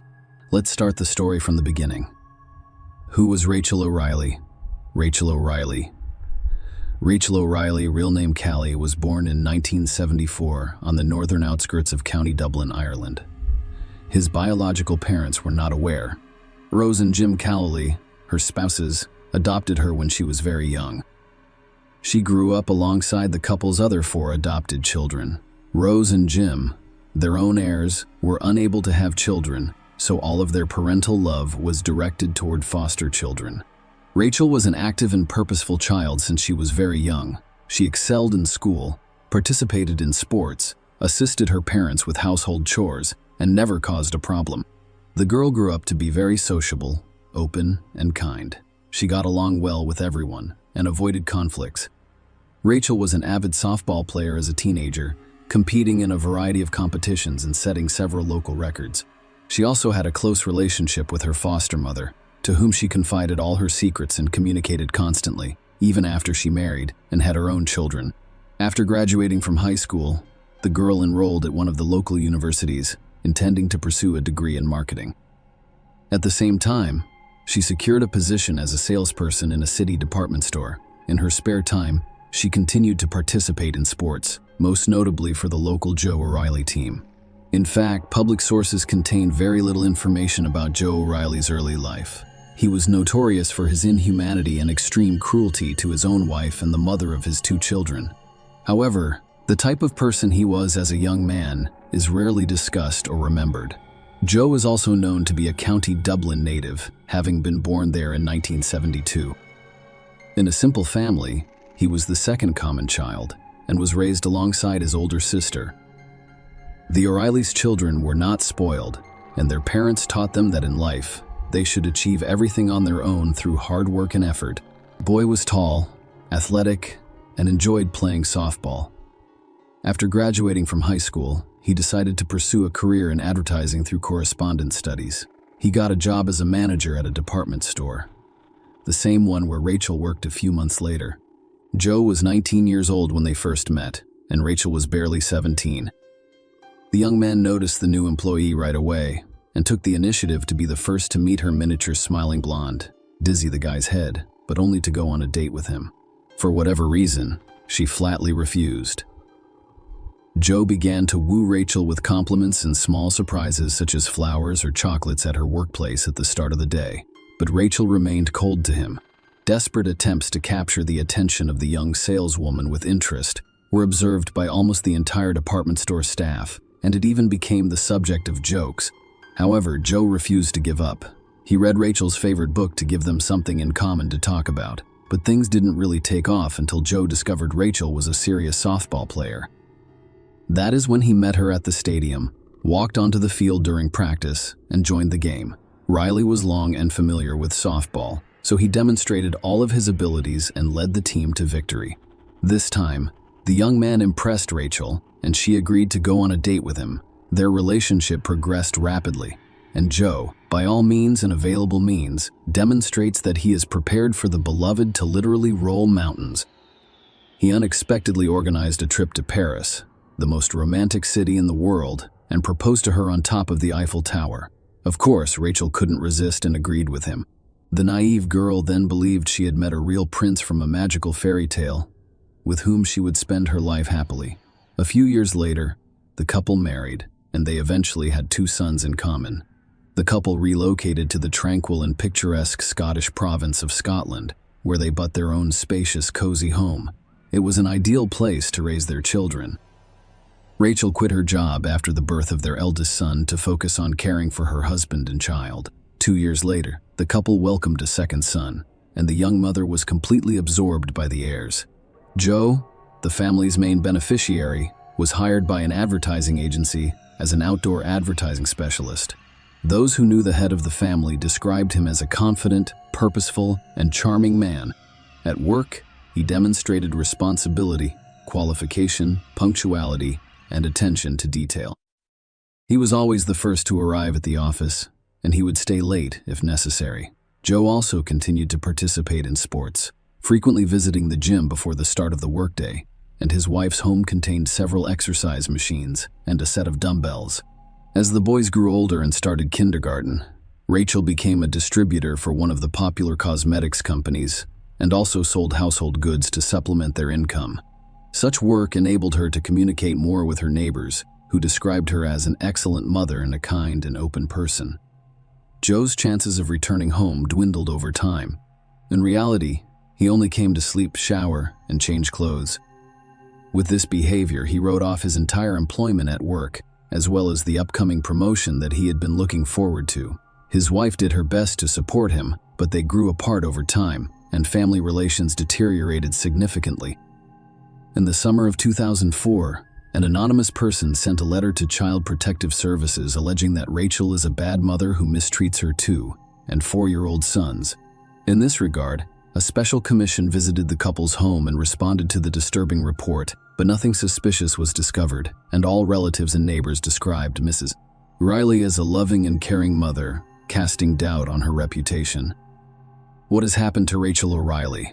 The morning of Monday, October 4, 2004 began normally. The head of the family left the house at dawn, while his wife and sons were still sleeping, to go to work. Throughout the day, he texted and called his wife several times but received no response. When he called his home phone, the answering machine went off. Joe stated in a shaky voice that he was extremely concerned and asked his wife to call him back as soon as possible. In the afternoon, Joe received a call from the kindergarten teacher informing him that Rachel had not arrived to pick up the boys, which had never happened before. Joe then called his mother-in-law and asked if she knew where Rachel was. When she said no, he asked Rose to go to their house and see if everything was okay. Meanwhile, he went to kindergarten to pick up the children. When Rose arrived at her daughter's house, she noticed her car in the yard and realized Rachel was home. However, the room was dark and quiet, and no one responded to her call. The first thing I noticed was the clutter, as if the house had been searched for something. Cabinets and drawers were open, their contents strewn across the floor. The whole scene resembled a robbery. The landlord was nowhere to be found. However, when her mother entered the bedroom, a terrifying image appeared before her eyes. Rachel was lying on the floor, in a large pool of her own blood. There was blood everywhere, on the walls, furniture, and even the ceiling, as well as in Rachel's bloody tangled hair. In some places, the bare bones of her skull were visible. Rose rushed to her daughter, hoping she was still alive and could be helped. But when she touched her arm, she noticed that it was cold and stiff. Rachel had been dead for hours, and there was no way to save her. Rose, unable to remember herself, began screaming and calling for help before rushing to the phone to call the police. The neighbors, including a doctor, came running in response to her screams. When Joe arrived out of the house, he was the first to examine the body and confirm that Rachel could not be saved. There was already a crowd. When he found out that his spouse had died, he screamed and ran inside, claiming he didn't believe it. He burst into tears in the bedroom next to his wife's body. Riley cried and screamed, vowing to kill whoever had done this to his beloved wife. According to police officers who arrived on the scene, they have never seen a more brutal depiction of the murder of a defenseless woman in their careers.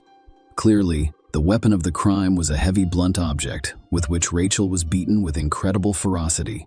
There is literally nothing left on her body. It appears that the house's owner was attacked from behind because she did not attempt to resist or fight back.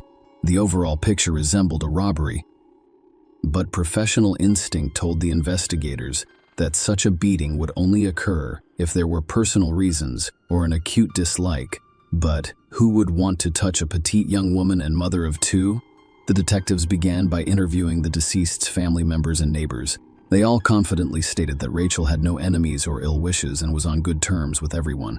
On that particular day, neighbors reported no suspicious activity. There were no strange cars or strangers near the victim's home. Joe stated that he had spent the majority of the day at the bus depot on the other side of town for work, and a co-worker confirmed his alibi. Although the co-worker confirmed Joe's words, the police remained skeptical. The situation appeared to be a robbery, but no valuables had been taken. Only scattered items on the bedroom's bedside table, almost in plain sight, valued at €1,000, remained untouched. Another stash was found in a kitchen cupboard, but this tool remained untouched. There was also a jewelry box on the dressing table, but only a pair of chains and earrings were missing, which were stored separately in a drawer. In addition, the homeowner reported that a digital camera, silverware, and one of his dumbbells, which was most likely the weapon of crime, had gone missing. Everything seemed strange. The house was turned upside down. The landlady was brutally murdered over a minor issue. Joe, while answering police questions, was crying, shaking, and feverish. However, one of the investigators later admitted that the guy appeared to be in a state of nervous excitement rather than grief or shock. When asked if his wife had an extramarital affair or really behaved even more strangely, Joe changed his expression, confidently stating that there was no such thing, and then adding that he had never cheated on his wife. But this phrase sounded extremely unconvincing. 2 miles from the crime scene in the bushes was discovered a bag containing items from the house. Inside were a camera, silverware, and a few pieces of jewelry. Joe had compiled a list of stolen items. The robbery theory could now be completely dismissed, and the case reclassified as premeditated murder. Suspicious widower. Despite all of the widowed men's attempts to portray grief and pain, it appeared phony, and he was immediately named the main suspect.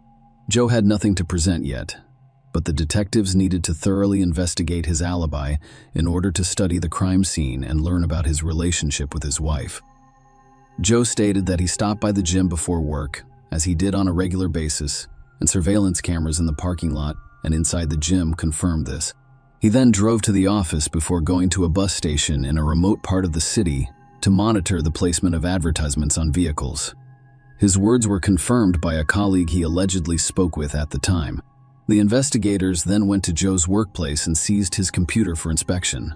This is where the most interesting part starts.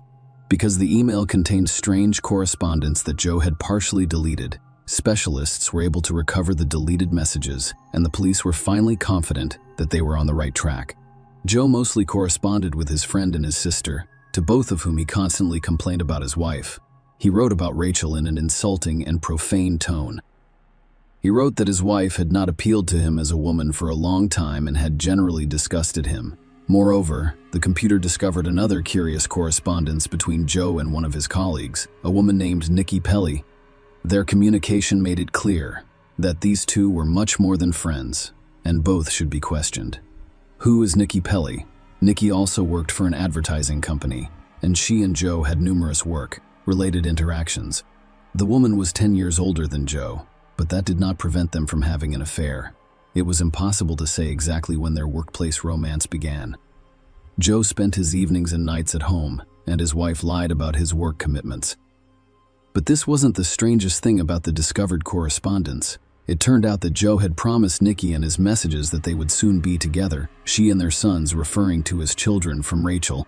Such messages were more than suspicious because, in the event of a divorce, the boys would be left to live with their mother, Joe, who initially claimed that he had no extramarital affairs but realized that denying it was pointless after irrefutable evidence of his infidelity was discovered.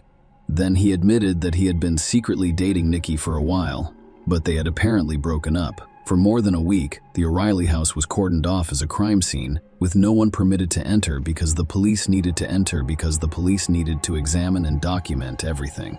During this time, Joe was staying with his sister, while the boys were with their grandparents. Joe did not appear to be a grieving widower at the funeral. Instead, he acted remarkably calm and, most importantly, as if he were closing the coffin alongside his late wife. When it was his turn to say goodbye, he did so quickly and coldly, and as he left, he casually mentioned that the coffin could be closed and buried. When the family was allowed to return home, everything looked exactly as it had on the day of the crime, with the exception of the body on the day of the crime, with the exception of the body on the floor. Joe asked his father-in-law and mother-in-law to accompany him, and they agreed, believing he needed the support on the spot. However, the son-in-law began to speculate on how the killer might have dealt with Rachel. He walked around the room where his wife was murdered, describing how she had been attacked by the force with which she was struck, pointing to dried blood spatters each time. Joe then speculated that the perpetrator may have gone to the bathroom to wash the blood from his hands and the crime weapon, which he then carried with him. Joe's account was horrifyingly detailed and full of detail, with him waving his arms around to mimic the blows. However, his bereaved parents dismissed his behavior as an attempt to relieve stress and talk things out. Rose later admitted that she had not let go of the idea that the son-in-law had repeated his previous actions and that he was the one who massacred their daughter. Thirst for fame. Almost immediately after the funeral, O'Reilly began actively communicating with the media, giving interviews left and right. He eagerly welcomed reporters to his home, literally giving them tours of the crime scene and explaining how everything happened. At the same time, Joe addressed the criminal on camera, offering him a voluntary surrender to the police. 3 weeks after the tragedy, the deceased's loved ones agreed to participate in the filming of a television program about the crime. But if Rachel's parents were depressed and literally killed by grief, Joe on set acted like a star. He vividly communicated with the makeup artists, curious about how he would appear in the frame, and then eagerly nibbled on the proposed treats while drinking their coffee. The police, who were still looking for Joe, decided to follow him and discovered that he went straight from the set to his mistress Nikki, where he spent the night. By that point, all doubts about his guilt had been dispelled, leaving only the task of gathering irrefutable evidence for the court. Gathering evidence was a lengthy, complicated, and laborious process because the most important item, the instrument of the crime, was not discovered. Nevertheless, there was sufficient other evidence. They were both facing jail time for perjury, so they chose not to jeopardize their freedom. Nikki admitted that she and Joe had not broken up, as they had previously claimed, but instead continued their relationship. Furthermore, I learned about Rachel through their connection, which caused a major scandal on the eve of the tragedy. However, the colleague stated that he was unsure whether Joe was present when his wife was murdered at the bus station on the other side of the city. The guy simply confirmed his friend's words at his request, unaware that O'Reilly was a suspect in the crime. He discovered correspondence on Joe's computer in which he insulted his wife and planned his future with his mistress and children, which was also linked to the case. The police also investigated numerous interviews with Joe and TV program footage, concluding that he described the crime in detail that only a criminal could know. The widower's careless remarks helped reconstruct the full picture of the crime. He went to the gym in the morning and purposefully got into all of the camera's lenses. Then he informed his colleagues that he would be absent from the office because he was leaving for work in another part of the city and his phone might not be available. Then, instead of going to the bus station, he went home, armed himself with a dumbbell, and hid in the marital bedroom, waiting for his wife, who had left to take the children to kindergarten. He suddenly attacked her from behind, leaving no room for escape. After the massacre, Joe admitted to washing the blood from himself and the murder weapon in the bathroom next to the bedroom. The perpetrator then changed clothes, dispersed his belongings throughout the house to simulate a robbery, and went to work. On the way, he discarded the items and disposed of the soiled clothes and dumbbells so they would not be discovered. He also called his murdered wife's cell phone several times, sent her a few messages, and left voicemails on the answering machine, requesting that she call him back. In the office, he was acting strangely and appeared overly excited, with his hands slightly shaking. Some of his coworkers noticed this and inquired whether he was okay. But Joe was perplexed, so instead of responding, he dashed to his office, where he quickly received a call from the daycare center, informing him that the boys had not been picked up. He did not hurry home, instead sending his mother-in-law to be the first to discover his daughter's disfigured body. He believed he had considered all possibilities and that proving his guilt would be impossible, but his desire for fame and public attention worked against him. Joe was not arrested until 2 years after he committed the crime. Despite the fact that the majority of the evidence was circumstantial, Joe's guilt was established by reconstructing the entire route of his movements that day using the signal of a cell phone that he did not abandon. It is worth noting that at the time of Rachel's murder, Joe's cell phone signal came from the family home. This was later confirmed using billing data. In addition, at trial, it was revealed that Joe's mother wrote the anonymous letter to Child Protective Services at her son's request. Joe was aware that he would not have sole custody of the boys in the event of a divorce, so he tried to smear his wife by portraying her as a bad and abusive mother. However, social services officials found no evidence to support the anonymous message's claims. So O'Reilly decided to take decisive action. He had no remorse. He smiled in court, chatted animatedly with his defense attorneys, and even tried to joke, convinced that he would be released regardless. But in the summer of 2007, the court found Joe guilty and sentenced him to life in prison. The lawyers attempted to challenge the decision, but all of their complaints and appeals were rejected. It is worth noting that Joe and Nikki's relationship continued even after the man was imprisoned. His mistress paid him visits on a regular basis for many years before they stopped communicating in 2022, for unknown reasons. Joe Riley never pleaded guilty in prison. He has become a model inmate, never causing trouble, and hopes to be eligible for parole one day. Share your opinion with us in the comments and subscribe to the channel for more.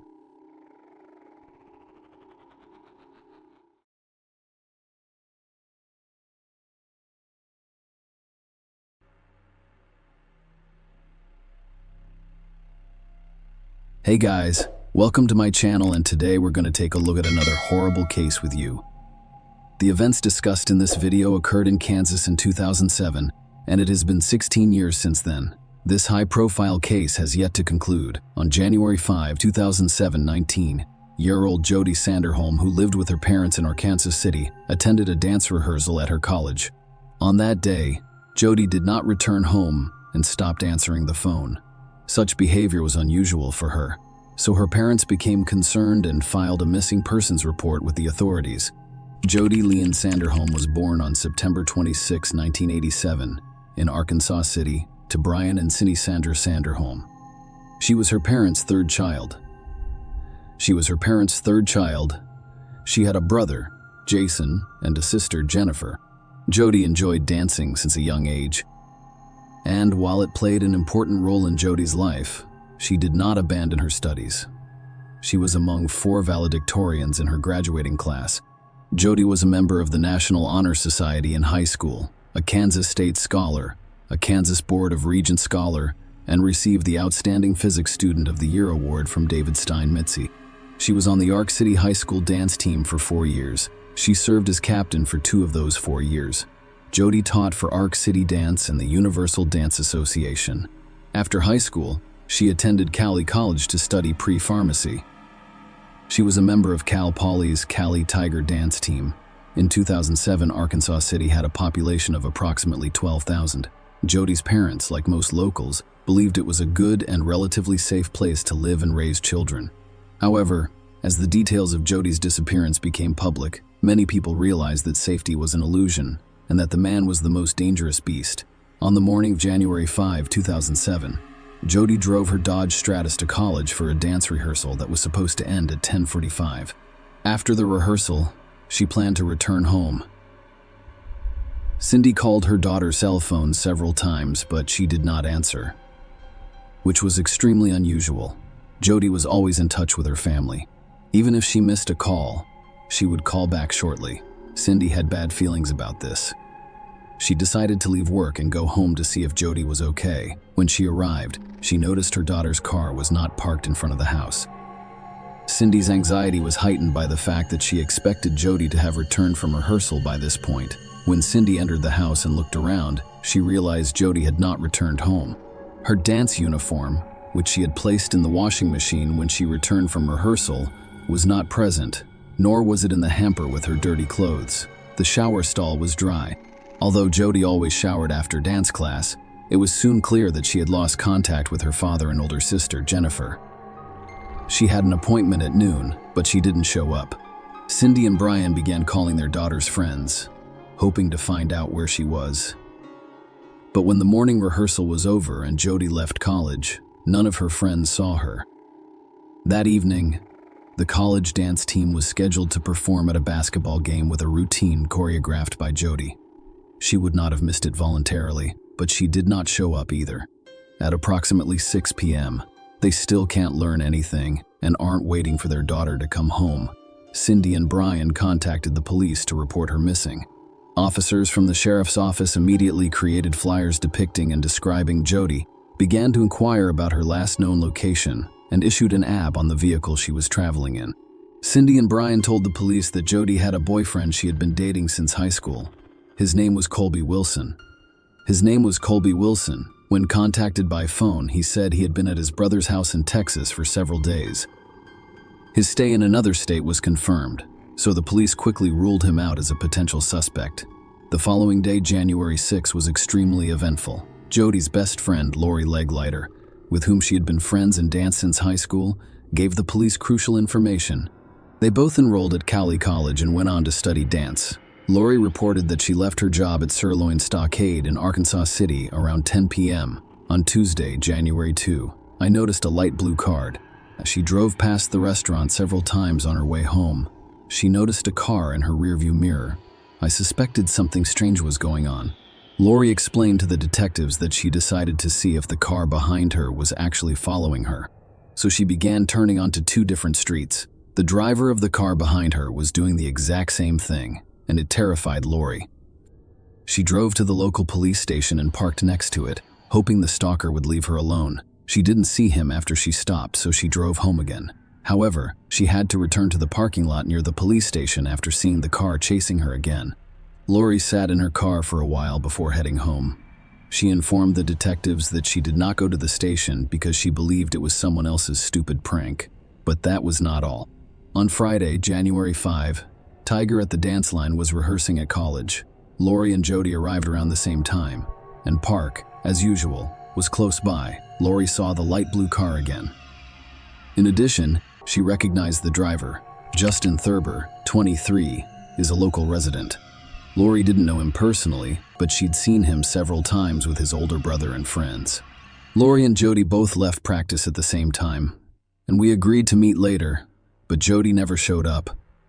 Soon, several members of the dance team confirmed that they had seen Justin near the college in the last week.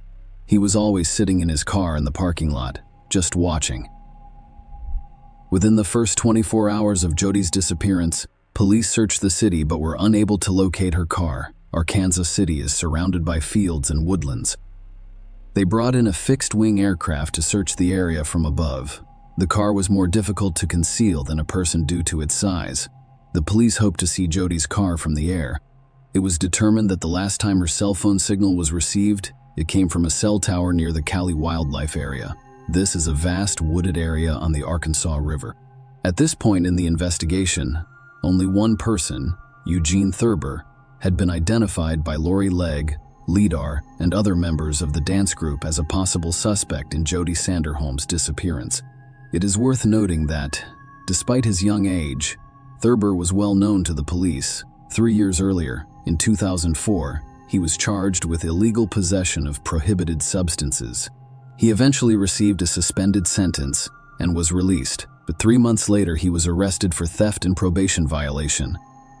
In October 2005, he was charged with disorderly conduct.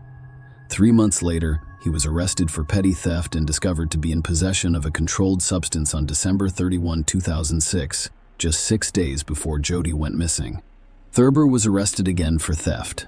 He was released the same day after posting $3,000 bail. After celebrating New Year's Eve the following day, January 1, he began impersonating a police officer and disrupting public order. When the real cops arrived, Thurber complained of chest pain and was transported to the hospital rather than the station. Why he was not arrested after being released from the hospital is unclear. It is also unclear why he was always able to get away with it. His relative, who works for Cali County Police, may have contributed to this, but that's just a guess. That same day, January 6, a police officer noticed Thurber's car, a light blue Cadillac, parked outside his parents' house and decided to speak with him. His father invited the officer inside the house. When the police officer asked Justin where he had been yesterday, he said he had driven his car to Winfield, a town about 13 miles outside of Arkansas City that morning. There, according to Justin, he met up with his friend and 2 other friends whom he did not know very well. The 4 of them then began driving around the countryside in a car owned by one of his friends until the car became stuck on a dirt road near Cedarvale. Then, as Thurber claimed, he walked to Arkansas City, about 30 miles from Cedar Valley. After 6 hours, he was tired of walking in and asked his father to pick him up. Thurber's father confirmed his statement, saying he picked Justin up wet and dirty a few miles from Cali State Fishing Lake. Justin also informed the police officer that his car, which he left in Winfield, had been returned by friends. The story was not convincing, but there was nothing to charge Thurber with, so the officer left. That same evening, officers spoke with Alexis Schwartzel, who had recently ended her 3-year relationship with Thurber. She told officers Thurber frequently took her to the Cole Wildlife Area southeast of Arkansas City, and she pointed out places they would go together. When the police informed Alexis that they were investigating Jody Sanderholm's disappearance, she was taken aback because Justin had previously stated that he had started watching Jody when he was 13 years old. He would watch her swim in her backyard pool, and in the evenings he would peek through the window in her room and wait for her to change clothes. When police asked Alexis why she had ended her relationship with Thurber, she said it was because he was abusive and had strange tendencies that were becoming more frequent. She claimed several times that during intimacy, he would choke her unconscious. On top of that, he asked her to fight him because he couldn't get aroused otherwise. It was becoming increasingly obvious to the police. By the minute, Justin Thurber could be involved in Jody's disappearance. The police found no evidence linking him to the girl's disappearance. Thurber was arrested, however, late in the evening on January 6. Detective Eric Matta arrested Thurber on bail revocation and criminal trespass charges after the investigation into Jody Sanderholm's disappearance revealed that Thurber was on the college campus, which the detective believed Thurber should not be. Thurber informed Matta that he wanted to speak with his lawyer. At the same time, police officers arrived at Justin's parents' home with a search warrant. The officers took Justin's shoes, which he had worn the day before when his father picked him up. The shoes were wet and drying on a towel. His father told the police that he helped his son clean the mud from his shoes. Justin's clothes from when his father picked him up were also recovered, but he had already washed them. The next day, January 7, searchers trained to detect human activity in rugged terrain were deployed in the Cali Wildlife Area. They discovered shoe prints that matched Justin Thurber, as well as several smaller shoe prints. As darkness fell, they decided to continue their search the next day. On their way home, Some searchers drove past Cowley County State Fishing Lake and decided to stop because they had heard Thurber was wet when his father picked him up. They discovered muddy tire tracks and shoe prints near a public restroom that was addressed to Jody Sanderholm's parents, as well as dance shoes, another toilet, and a flip-flop sandal. Investigators eventually discovered cut-off sweatshorts and a wallet containing Jody Sanderholm's driver's license and social security card. Her black leotard features a tiger on the jacket, with Jody Sanderholm's first name on the front, as well as a vehicle floor mat and car seat cushion. The sandals matched the impressions discovered at Cowley Wildlife Area. The searchers spent the next 2 days near Cowley County State Fishing Lake and Cowley Wildlife Area. On January 9, sonar specialists deployed to the lake's bottom discovered Jody's sunken car. On the same day, the Sanderholm family's hopes had also died. Jody's naked body was discovered under a pile of leaves, logs, and twigs in the Carr Wildlife Area. Authorities discovered DNA evidence linking Justin Thurber to Jody's car and body. The car had been in the lake for more than 3 days, and police were concerned that the water that filled the interior had destroyed all evidence. That was partially true. Forensic investigators spent many hours searching for short hair in the interior. Terry Melton, director of the Forensic DNA Testing Lab, conducted mitochondrial DNA tests on the hair found on the driver's seat of the Jody Sanderholm car and determined that it was almost certainly Justin Thurber's hair. Barbara Leal, a private DNA testing company employee, tested samples from Jody Sanderholm's right biceps and chest. She concluded that Thurber could not have been excluded from the study, whereas 99% of the population could have been. Cell tower data revealed that on the day Jody disappeared, her phone and Justin Thurber's phone were in the same location at the same time. Lori, Jody's best friend, claims she saw Thurber in the college parking lot the day she vanished. When the police reviewed the camera footage provided by the college administration, they concluded that Lori was telling the truth. Thurber was in the college parking lot while the rehearsal was going on. He left the parking lot at the same time as Jody. The tape revealed that Thurber followed Jody in his light blue Cadillac based on the discovery of letters addressed to Jody's pair of rents near the lake. Investigators suspected Thurber had followed Jody from the college to her home, and when she came out to get the letters from the mailbox, he attacked her, pushed her into her own car, and drove her away. That theory was confirmed when a shoe print that matched the sole of Justin Thurber's sneakers was discovered next to the Sanderholm family mailbox. As previously stated, footprints from Thurber's shoes and smaller shoe impressions were discovered at the Cowley Wildlife Area. It was determined that these were Jody's shoe footprints discovered at the fishing lake, along with her other belongings. Thurber's and Jody's footprints were found side by side while walking through the preserve. At one point, the searcher noticed that Jody's footprints were interrupted, while Justin's footprints continued deep into the forest. This indicated that he was carrying the girl further on his own. His shoe prints were discovered alongside the body. All 3 people Justin claimed to have been with on the day Jody disappeared denied his claims. They hadn't seen Thurber that day, so his story about the car getting stuck near Cedar Vale was fabricated. The 3 officers drove Thurber to Cedar Vale so he could show them where he claimed to be. Thurber was unable to pinpoint where he claimed the car was stuck. Thurber returned to the police station and volunteered to take a polygraph test. He also requested that his relative Chad Monroe, who worked for the Cowley County Sheriff's Office, attend the questioning. The evidence gathered was sufficient to indict Justin Thurber. He denied guilt, and the judge set his bail at $1 million. Thurber. His attorneys attempted to persuade the court that he was mentally retarded and incompetent, but were unsuccessful. Thurber had graduated from high school and even attended college for a time, so the judge ruled that his defense claim of mental retardation was unproven. The medical examiner who conducted the autopsy testified during the trial. He stated that the first time he saw the body, he knew that Jody's final hours were excruciatingly painful. Her whole body and face were covered in bruises and abrasions. There were obvious signs of strangulation on her neck. Strangulation was identified as the cause of Jody Sanderholm's death. I am unable to provide all of the details about what the medical examiner found during the autopsy. Not all horror movie maniacs are as brutal as Thurber was to Jody without going into detail, while also providing an idea of what happened at the Cowley Wildlife Area. I'll say the following. The crime was motivated by carnal desire, and Thurber committed it with a stick during the trial. In addition to Thurber's ex-girlfriend, 6 other women testified, alleging that the defendant stalked them. One of them was his co-worker. In one instance, she had to contact the police to have an officer walk her to her car after work.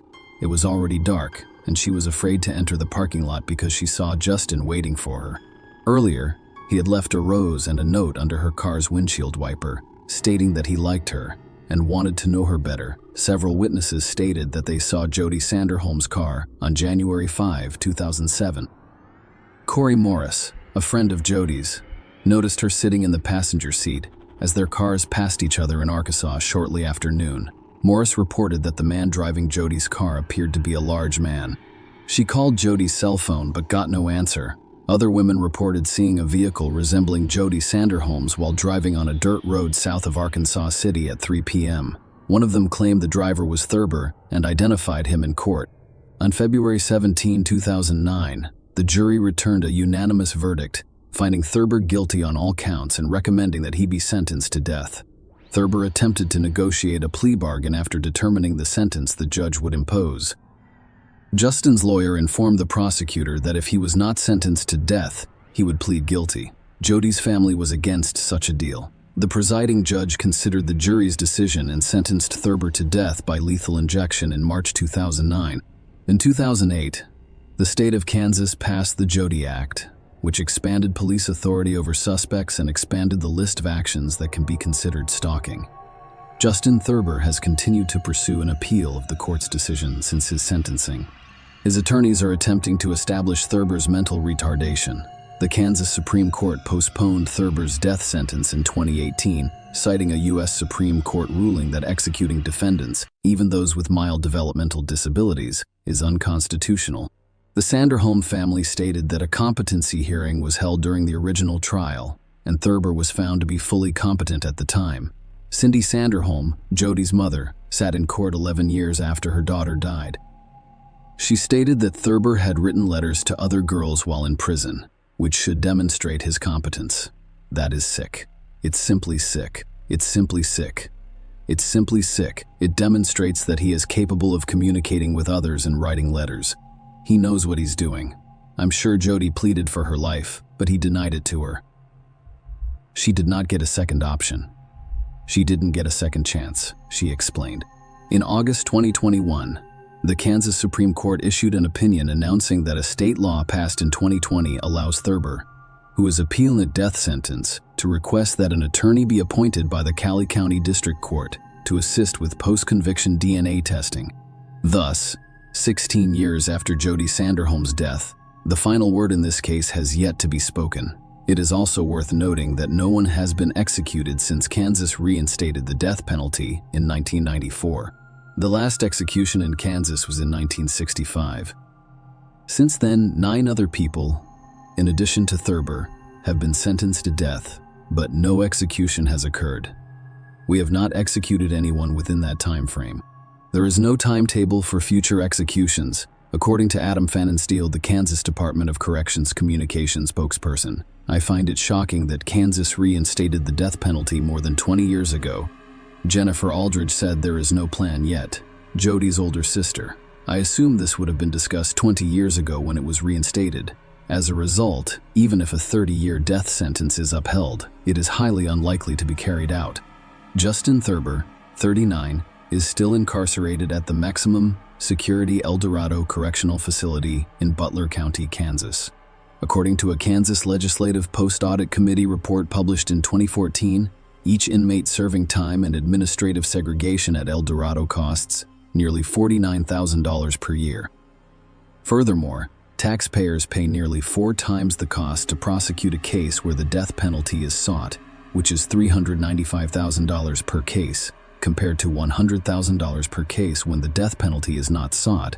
For Sanderholms, taxes are an added insult to an already painful injury and a long wait for justice in the case of their daughter Jody. Every week when I see my paycheck, it hurts so badly. Brian Sanderholm said, and I know I'm paying taxes to feed him. Death is what he deserves. That's what the law said, Cindy Sanderholm. So we need to fix the law so that we can use it. If it was your daughter or son, it was our daughter. What do you want to happen? How about Brian Sanderholm? Most regrettably, Cynthia and Sanderholm Jody's mother died on December 2, 2022, at the age of 63. Share your opinion with us in the comments and subscribe to the channel for more.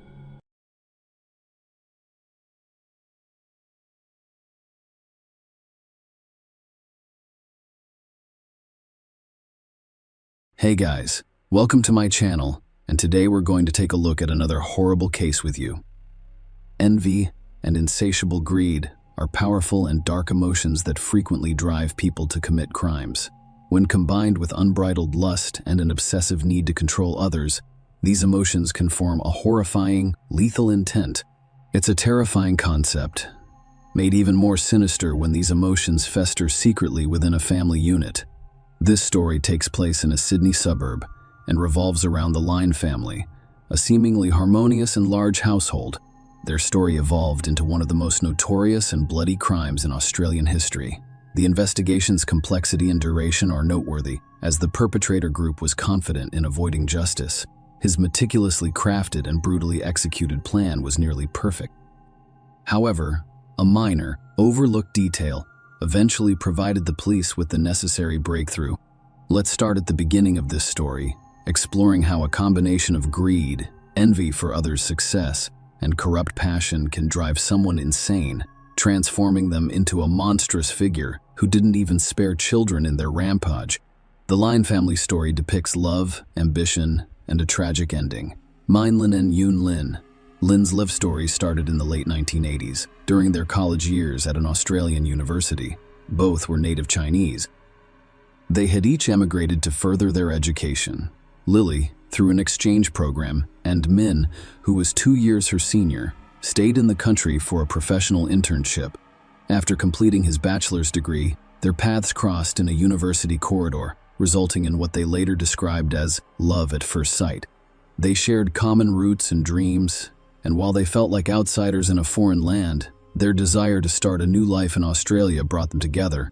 After graduation, the couple married and moved to the picture-scanned, tranquil suburbs of North Epping and Sydney. Their love grew into a large, tight-knit family that was deeply connected and committed to one another. In August 1994, they welcomed their first child, a daughter named June Brenda Lin, who was mostly known by her middle name, Brenda Henry. Their son was born in 1997, and Terry, their youngest child, was born in 2000. As the 2000s began, Min and Lin decided to start a business by opening a small newsstand. Their dedication helped transform this modest beginning into a thriving news agency with a publishing arm on Road Street. The Lin family's business thrived, allowing them to live a comfortable life with a large home, a luxury car, and prestigious private schooling for their kids. Min concentrated on business matters, while Yoon was dedicated to homemaking and raising their children in their community. The Lynes were well known for their hard work, kindness, and generosity. They were known as exemplary, caring parents who never argued. Brenda, their eldest child, was a stunning beauty and an excellent student with a compassionate heart for animals. Henry and Terry were both active and athletic, with a particular fondness for soccer. The siblings had an almost unbreakable bond, moving relatives from China to Australia. As the Lyne family settled in Australia and their financial situation improved, they began to invite relatives from China to visit, live, or even stay permanently. During the early 2000s, Min's parents were the first to relocate to North Epping, living nearby and caring for the children. Min's father also worked at the newsstand on weekends. A few years later, Min and Yun's parents moved to the Sydney suburb, where they purchased a small house. Irene, the Lin's younger sister, moved in with them and helped with housework and childcare. By this point, the Lin family business was reportedly generating close to $1 million in annual revenue. Their venture was more than just a shop or a publishing house. By the end of 2007, it had evolved into a local hub where people gathered over coffee to read and discuss the news. Min Lin's younger sister, Kathy Lin Nanashi, and her husband, Leon bin Robert Jai, also moved to Australia in search of better opportunities in the bustling city of Sydney. They had previously visited relatives in Australia and spent a short time in Melbourne before returning to China. This time, they were determined to stay in Australia permanently. Robert, a former successful ant doctor in China, decided to change careers and pursue entrepreneurship. The Exies opened their own restaurant in Sydney, investing all of their savings, but the business struggled and eventually closed. Subsequent attempts to open a cafe or snack bar were also unsuccessful. Robert struggled with his new ventures due to a lack of business acumen and financial management skills. Robert and Kathy eventually moved to North Epping to be closer to their family. Kathy found work, but Robert remained in a state of self-discovery, unsure of his next steps. The Lynn and Exi families were linked not only by kinship, but also by a deep friendship. They saw each other almost every day, remained in constant contact, and frequently gathered for family meals. Their most recent gathering took place on the evening of Friday, July 17, 2009, at Kathy and Min's parents' home. Unbeknownst to them, this would be their last reunion. The Lynn family home was the scene of a horrific massacre. On the morning of July 18, the Line family's shop was unexpectedly closed, surprising their regular customers. The shop, which had been open 7 days a week for years, showed no signs of opening and no notice or warning on the doors. Customers and neighboring shop owners were concerned about this unusual occurrence. Following several unsuccessful attempts to contact Min, one of them called his sister Kathy to inquire about the situation. Kathy was surprised and alarmed because her brother had never closed the shop without prior notice, frequently having their father or father-in-law cover for him. She tried calling Min and then his wife, Yun, but was unsuccessful. Her calls to their home phone were also unanswered. Kathy and her husband Robert, who were worried, decided to pay a visit to Min's house to ensure everything was fine. Arriving around 9 a.m., they noticed the family car in the driveway and discovered the front door unlocked, but there was no sign of the owners. Inside, the house was strangely quiet, and calls for family members went unanswered. The house appeared to be undisturbed, with no signs of forced entry. Kathy ascended to the second floor, calling out for her brother. She screamed in shock and horror as she opened Min and Yunlin's bedroom door, staggering back to face the gruesome scene in front of her. The room was covered in blood, including the floor, walls, ceiling, furniture, and curtains. The lifeless body of Lynn Lane, 43, was found near the bed, mutilated beyond recognition. Irene, 39, slept in the adjacent room with her young sister. The scene was equally horrific. Irene lay lifeless in her bed, her face a bloody pulp in the children's bedrooms. Henry, 12, and Terry, 9, had also been brutally beaten to death, with their bodies found in different corners of the room. Brenda, the 15-year-old daughter, had fortunately been away on a school trip the day before and was not present during the tragic night. The body of the household head, Min Lin, could not be found, raising the possibility that he was still alive, possibly injured, taken hostage, or escaped. Kathy called 911 right away, but she was so shocked that she couldn't explain what had happened. She screamed and cried into the phone, pleading with medics to arrive quickly and save anyone they could. However, first responders could only confirm that all of the victims had died at the scene of the massacre. The morning following a chilling discovery, following Kathy's frantic call to emergency services, Robert left to pick up the Lynn parents, who lived about 10 kilometers away from the crime scene. The police and paramedics arrived in minutes, and what they found was one of the most horrific crime scenes they had ever seen. Unfortunately, it was too late for any member of the Lynn family. Each had been killed with multiple blows to the head from a heavy, blunt object resembling a hammer. However, the lethal weapon was nowhere to be found, leading investigators to believe that the perpetrator took it with them. Mainland's body was eventually discovered in his own bedroom, wrapped in a blood-soaked blanket, like his family. He had been beaten to death in a similar way. It appeared that he was the first victim, followed by his wife, her sister, and then the two boys. An initial inspection of the crime scene revealed no significant clues or leads. The lack of a lethal weapon, combined with the fact that valuables and money were left undisturbed, indicated that the primary goal was to eliminate the Line family rather than robbery. Additionally, multiple assailants were suspected, as it appeared unlikely that one person could single-handedly defeat so many. However, evidence suggested that the children were awake and desperately attempted to flee during the attack, as evidenced by bloodstains and splatters throughout the home. Interestingly, in addition to head injuries, all adult victims displayed signs of strangulation, possibly to reduce resistance during the assault. Each room contained identical bloody shoe prints with a distinct tread pattern, but the shoe brand could not be identified solely based on its size. No foreign fingerprints were found, implying that the killer or killers used gloves. Initially, there were no leads or theories about the identity of the perpetrator. Family, friends, and neighbors all agreed that the Lines had no known enemies. The motivation for such a heinous massacre of 5 people was unclear. The attack occurred between midnight and 3 a.m. on July 18. Brenda Lynn, the eldest and now sole survivor of the extensive Lynn family, was on a school trip to New Caledonia when the tragedy occurred. She learned about the horrific incident on social media and initially refused to believe it involved her own family, hoping for a mistake. Her Aunt Kathy quickly called, confirming the terrible news with tearful sobs. Brenda was quickly flown back to Sydney, where her new guardians, Kathy and Robert, greeted her at the airport. Brenda moved in with them after the Line family's home was sealed as a crime scene. Brenda, who was distraught, was taken to the police station the next day to be questioned. However, she was unable to provide any new information, claiming that her family had no enemies or ill wishes and had noticed nothing unusual prior to her trip. Brenda inherited a large fortune, including property and the family business, after her parents died. However, because she was a minor and still in school, her legal guardians, Kathy and her husband Robert, were in charge of the estate. Brenda's grandparents also offered support, but Kathy and Robert insisted on being her primary caregivers. Robert even threatened legal action if the elderly relative requested custody, claiming they were too old to care for a teen. Eventually, the dispute was resolved amicably, and Brenda stayed with her aunt and uncle. Lynn's shop and publishing business, which had been temporarily closed, reopened shortly after disease control measures were implemented. Brenda hadn't yet taken over the business operations.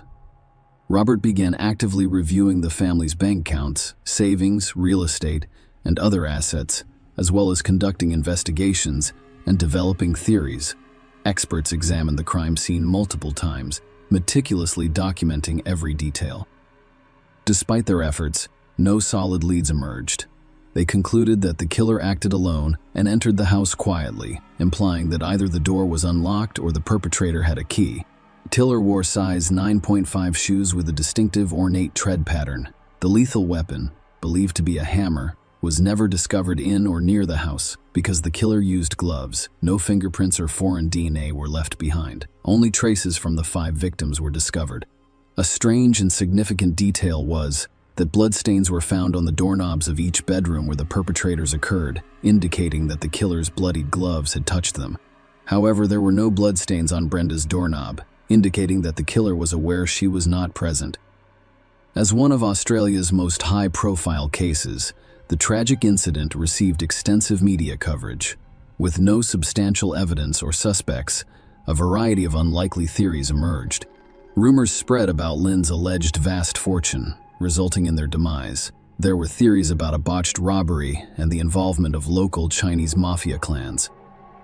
Given the area's history of burglary gangs, such theories were not entirely dismissed. The Lynch shop had been attacked months prior to the tragedy, and men had witnessed an armored car robbery a week before the fatalities. Though the criminals wore masks and Mine was unable to identify them, it was speculated that he had been eliminated as a potential witness. Months passed with the investigation at a standstill. No theories were substantiated, and no suspects were identified. The robbery theory was eventually dismissed because money and valuables were unharmed, and the killer appeared to have a single goal: to eliminate the household members. Furthermore, the power was turned off in the house on the night of the fatal incidents, indicating that the killer knew where the electrical panel was. The assailants' familiarity with the house in complete darkness indicated that they had been there before and knew the layout, possibly even obtaining a key in advance.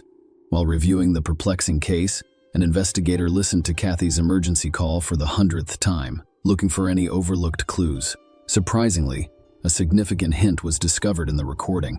The recording captured Kathy's hysterical attempts to explain the situation. Her words were jumbled, punctuated by cries and sobs. When the operator confirmed that emergency services were on their way, Kathy unexpectedly mentioned her husband's name, adding something in Cantonese and addressing him directly. This detail piqued the investigators' interest, so they translated her words. Kathy had pleaded with her husband not to leave her alone in the house. This was significant because Robert had decided to pick up the Lynn parents on his own, leaving Kathy at the grisly crime scene before the cops arrived. Robert's behavior appeared highly suspicious. 5 people had just been brutally removed from the house, and the killer could still be hiding inside, making Kathy a possible target. However, Robert appeared calm and simply left, as if he was confident that nothing bad would happen to his wife, the primary suspect in new evidence. After several unproductive months, the police finally identified Robert Dye as the primary and sole suspect. He was discovered to have a key to his brother-in-law's home, which Mine had given him just in case shortly before the tragedy. Curiously, Robert never mentioned this during interrogations, and Kathy had no idea her brother had given her husband a key. Brenda unknowingly revealed this critical information to the investigators. Further investigation revealed that Robert's claim to be a successful ent doctor was a ruse. While he did have a medical degree, he had never held a steady job in the field. Rumors suggest that he fled to Australia to avoid prosecution in China for alleged bribery. In Australia, Robert struggled to establish himself professionally, spending the last of his savings on failed business ventures. After moving to North Epping, he became largely inactive, relying on his wife's income and occasional financial assistance from Kathy's family members. Once Brenda's guardianship papers were finalized, Robert pretended to inherit the Line family estate. His first move was to drive Yun's parents out of the house Min had purchased for them. Despite the fact that it was legally in the deceased's name, Min and Kathy's parents remained in the house purchased for them. Given these facts and circumstances, investigators hypothesized that Robert was motivated by intense envy of his wife's more successful and wealthy relatives, with a long-standing plan to seize their property, money, and profitable business. Brenda and Kathy, despite living under the same roof as the perpetrator of the crime against her family, were not deemed immediate threats. Brenda was unaware of the true nature of her cohabitant, whereas Kathy was required by Robert to maintain control over the family's assets. However, the police were unable to arrest Robert because there was insufficient concrete evidence against him. The investigation team obtained permission to install several hidden cameras in the XEI household through interrogation, surveillance, and arrest, with the goal of gathering evidence to prove Robert's guilt. The breakthrough happened sooner than expected. Kathy made an unexpected revelation during an interrogation, mentioning her husband's preference for a specific brand of shoes. A few years ago, Robert bought 2 pairs of sneakers from a limited edition series that he really liked. He had worn out and discarded one pair, but the other was still neatly stored in its box at home. Notably, Robert wore size 9.5 shoes, which were the same size as the killer's. The key evidence was captured on one of the hidden cameras as Robert meticulously destroyed the box containing the aforementioned shoes. This footage prompted a warrant to search the suspect's home, where a new pair of size 9.5 sneakers was discovered. The tread pattern of the shoes matched the prints discovered at the crime scene. In addition, a small smeared trace of blood was found in his garage. Forensic analysis confirmed that the blood stain contained the DNA of all 5 Lin family victims, linking it to the crime scene. This evidence led to Robert's arrest, which provided the police with the concrete proof they needed to take action. An arrest, a trial, and shocking revelations in May 2011, 2 years after the tragic events, evidence led to Robert Xe's arrest. He vehemently denied any involvement, claiming that the blood in his garage appeared after they returned from the Lint house. He also dismissed the significance of the sneakers with matching tread patterns discovered in his possession, claiming they were brand new and that he had discarded the previous pair. While awaiting trial in prison for 3 years, Robert unknowingly shared cells with several informants. During one of these conversations, he confessed to meticulously planning the crime and carefully covering his tracks. He described purchasing the lethal weapon from a remote store without surveillance cameras and drugging his wife with sedatives and tea to keep her from waking up and discovering his absence. He disposed of the hammer, sneakers, gloves, and clothing in a way that ensured they would never be discovered. Robert denied everything during the trial, and the only evidence against him was the statements of his cellmates and the previously mentioned indirect evidence. As a result, the jury failed to reach a unanimous decision, and Robert was released on bail in December 2015. The trial resumed in June 2016 with testimony from another informant who claimed Robert admitted to having an obsession with Brenda since she was 13. This prompted a re-examination of Brenda, who tearfully admitted that Robert had coerced her into a sexual relationship shortly after moving in with them. She had remained silent about the abuse for years, fearing retaliation. Robert XEXE was found guilty of all charges and sentenced to 5 life sentences, one for each fatal crime, with no possibility of parole. His subsequent appeals were denied. Share your opinion with us in the comments and subscribe to the channel for more.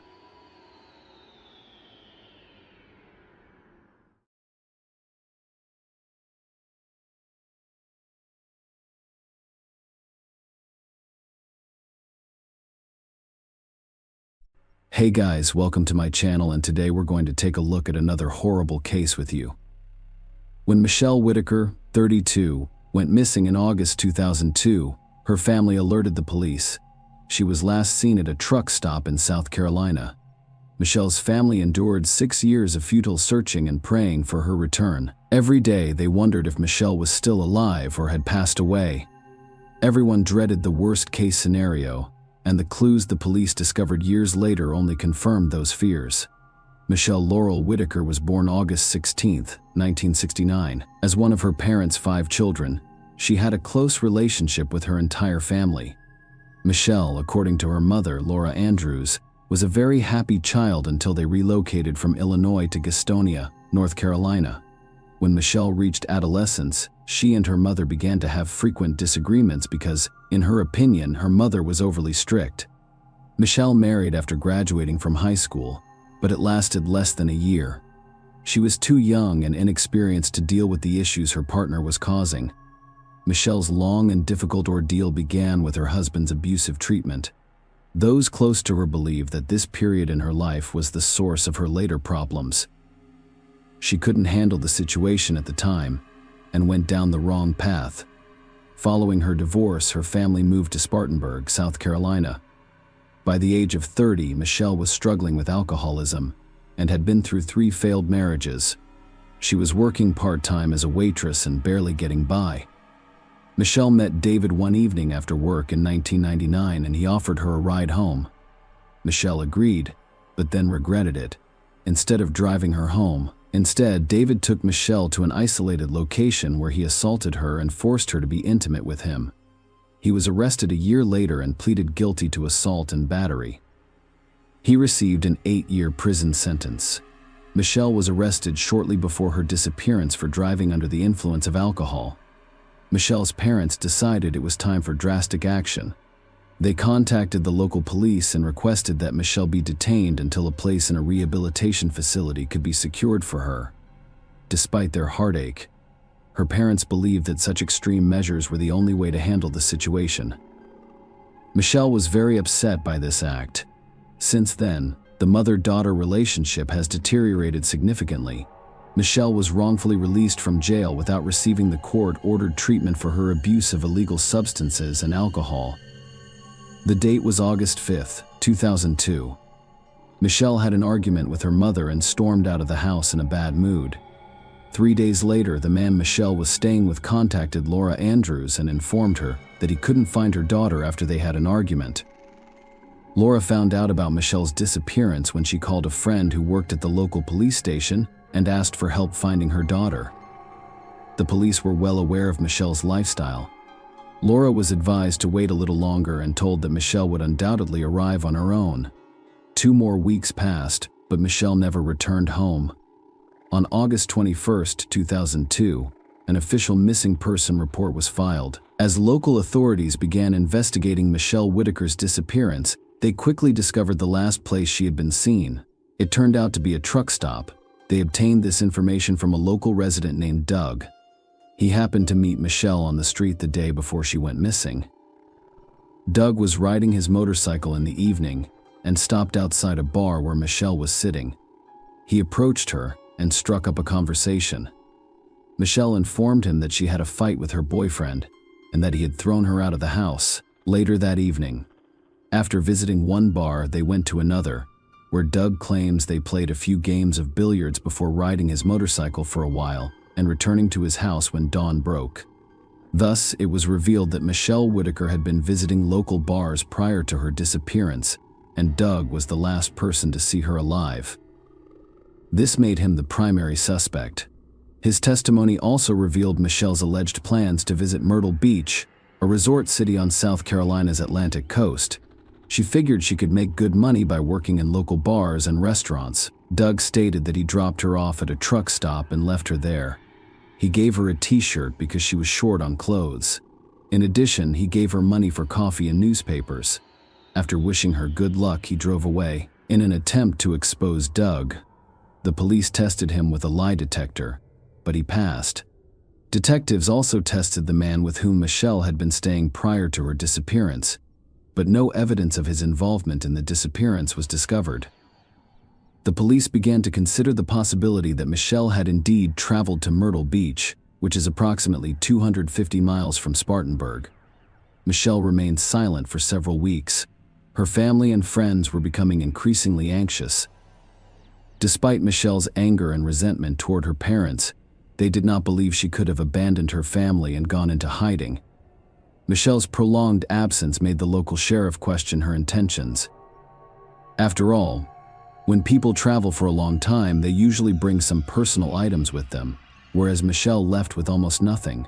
She also had a pet dog, which she adored and was extremely attached to. No matter who the detectives interviewed, everyone agreed that Michelle would never have abandoned the animal on her own accord. Meanwhile, her parents began driving around the neighborhood, hoping to find any trace of their daughter. I had received numerous reports that Michelle had been spotted on a beach in North Carolina. They dashed there immediately. They spent 3 days actively looking for her, putting up flyers and speaking with locals. All of this, however, proved ineffective. After 6 months of unsuccessful searches, Laura Andrews began to question her actions towards her daughter. She had seen her daughter on a path of self-destruction, and she couldn't just watch, she wanted to protect her in any way she could. Laura was also concerned that Michelle's disappearance could have been influenced by the aftermath of her vicious attack in 1999.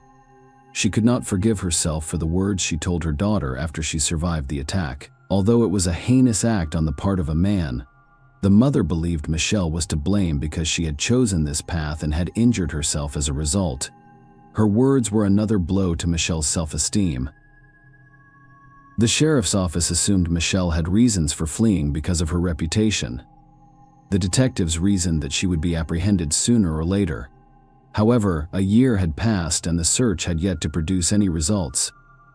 Michelle left no digital footprints, which alarmed the cops. This was definitely not a good sign. Police and family members were both curious whether Michelle had been the victim of a crime. After all, perhaps a truck driver exploited her vulnerability.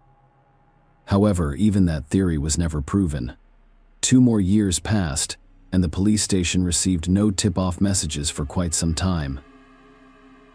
Then, on the 3rd anniversary of Michelle's disappearance, after police and Laura Andrews visited the truck stop where she was last seen, local TV stations returned to the story. And just days after Michelle's story aired on television, the Spartanburg County Sheriff's Office received an unusual letter. The letter was anonymous and handwritten on a small piece of paper. It stated that the author knew the location of Michael Whitaker's body.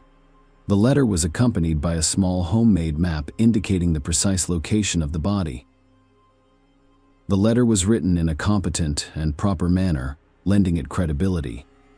The next day, the sheriff led search dogs to a rural area 25 miles from where Michelle had last been seen. Her loved ones were distraught. 3 years later, I wasn't sure what to think. Some accepted that Michelle was no longer alive, while others, despite the odds, continued to believe she was alive and well. Search dogs were unable to detect any scent, and the search was eventually abandoned. While the investigators were relieved that no bodies had been discovered, the letter puzzled them. They obtained a handwriting analysis and a DNA sample from the envelope, which led them to believe that the letter was written by a woman. However, the author was not identified. Not long after, new headlines appeared in the newspapers, terrifying Michelle's family even more. Dana Satterfield's case was one of the most high-profile in Spartanburg County. Dana Satterfield, 27, owned and operated Alana, a beauty salon off Highway 221 in Roebuck, South Carolina, on July 31, 1995. Dana was brutally attacked shortly before her beauty salon closed and died as a result. The sheriff found her semi-naked body in a back room. Police obtained a DNA sample from the crime scene, but they were unable to determine who it belonged to. 7 years later, in August 2002, Michelle Whitaker went missing for a month and a half. Heather Seller, 20, went missing on September 24, 2000, leaving no trace behind. Heather was last seen with her ex-fiancé, Jonathan Vick. While investigating Heather's disappearance, police discovered a link between Jonathan Vick and Dana Satterfield's death. And it was his DNA that was discovered at the crime scene 10 years after her death in 2005. Vick was arrested. He was only 17 years old when he committed the crime. In December 2006, Vick was sentenced to life in prison, and he was the main suspect in the disappearance of his ex-fiancée, Heather Sellers. The police were unable to find sufficient evidence to indict him, and the case remains unresolved. Heather and Michelle vanished approximately 50 days apart. However, something more connected them. They both worked at Waffle House, knew each other, and had been seen with Jonathan Vick. When Vick was arrested in 2005, Michelle's family members were shaken and suspected she was one of his victims. Vick was questioned regarding Heather Sellers and Michelle Whitaker. However, he denied any connection to their disappearance. The investigation into the two cases was eventually halted due to a lack of evidence. Michelle's parents relocated to Rock Hill, South Carolina, approximately 65 miles from Spartanburg, in 2006. 1 year later, the entire family gathered at the church to commemorate Michelle's 5th disappearance anniversary. Laura Andrews, Michelle's mother, refused to treat the gathering as a memorial service. After all, the body had never been found, and there was a glimmer of hope that Michelle was still alive. Another year has passed. The investigation into Michelle's disappearance was transferred to Detective William Geary, who was already working on a dozen unsolved cases, including Michelle Whitaker's. Michelle's case was considered a felony because many years had passed with no evidence that she was still alive. This was a strong reason for the investigators to suspect that something terrible had occurred. The 6th anniversary of Michelle Whitaker's disappearance was approaching.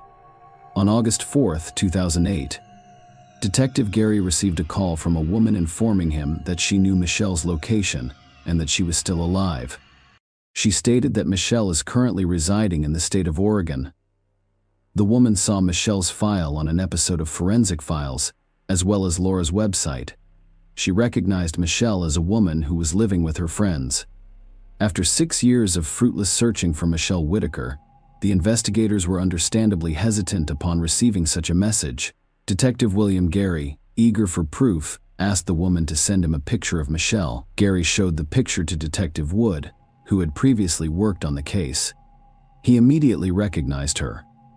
An Oregon State police officer was promptly dispatched to the address in question to conduct an accurate identity check. Ironically, on August 5, 2008, the same day Michelle argued with her mother and left home 6 years ago, a detective called Laura Andrews to inform her that her daughter had been found alive.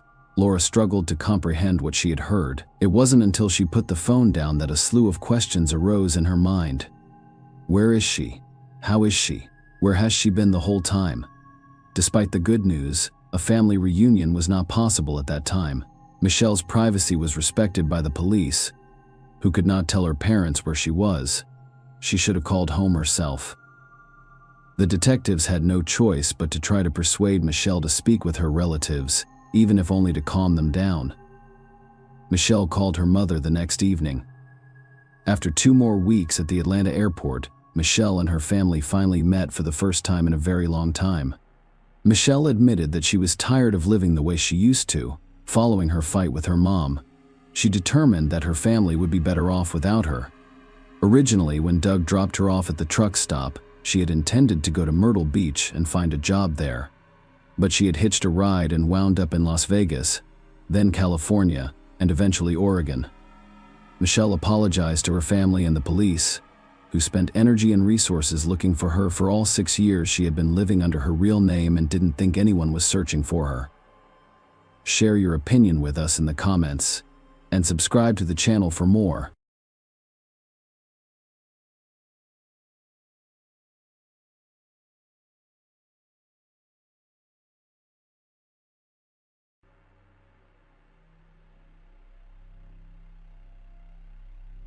Hey guys, welcome to my channel, and today we're going to take a look at another horrible case with you. This story occurred in the Scottish city of Glasgow in 2015. Karen Buckley, 24, went to a nightclub with her friends on April 11th, 2015, and has never returned home. Karen was born in 1991 in Cork, Ireland, to John and Marion Buckley. Her family had 4 children, and she was the youngest and only daughter. Karen graduated from St. Mary's Secondary School in Mallow, where she was described as a kind and caring individual who was always eager to help others. Her desire to help others played a significant role in her career choice. Karen enrolled in the University of Limerick's nursing program after finishing secondary school. Her interest in occupational therapy led her to Glasgow, Scotland, where she enrolled in Caledonian University's master's program. Karen arrived in Glasgow in January 2015 and shared an apartment with 3 other female students who were also newcomers. On April 11, 2015, she and her flatmates visited a nightclub about 2 kilometers from their home. They arrived at approximately 11:45 p.m. and had a good time. Around 1 a.m., Karen informed her friends that she was going to the restroom and we'd be back shortly. She took her leave, leaving her jacket on the table where the group was seated. Her friends continued to have fun while she was away. They eventually realized Karen had been gone for a while and should have returned by then. But she didn't. Her friends looked for Karen in the club, but she was nowhere to be found. Attempts to contact her by phone also failed. Karen's friends suspected she had gone home. Although it was odd that she didn't tell anyone and left her jacket behind, when they got home, the friends realized their assumptions were incorrect. Karen wasn't present either. Karen's friends' only thought at the time was that she could meet someone at the club and leave with them. With this thought, the girls went to bed. When Karen's neighbors awoke around noon, they were surprised to discover that she had not returned home. Attempts to call her again produced no results. Karen did not respond to social media messages or log into any of them. Karen's friends had only known her for a few months, but they knew her behavior was out of character. They did not invent another version to reassure themselves, but instead went to the police and reported her disappearance, as well as informing the Buckley family of what had happened. The Scottish police deserve credit for launching an immediate search for Karen. Her disappearance was covered in the media and on television. Karen's parents asked anyone with information about their daughter's whereabouts to contact the police.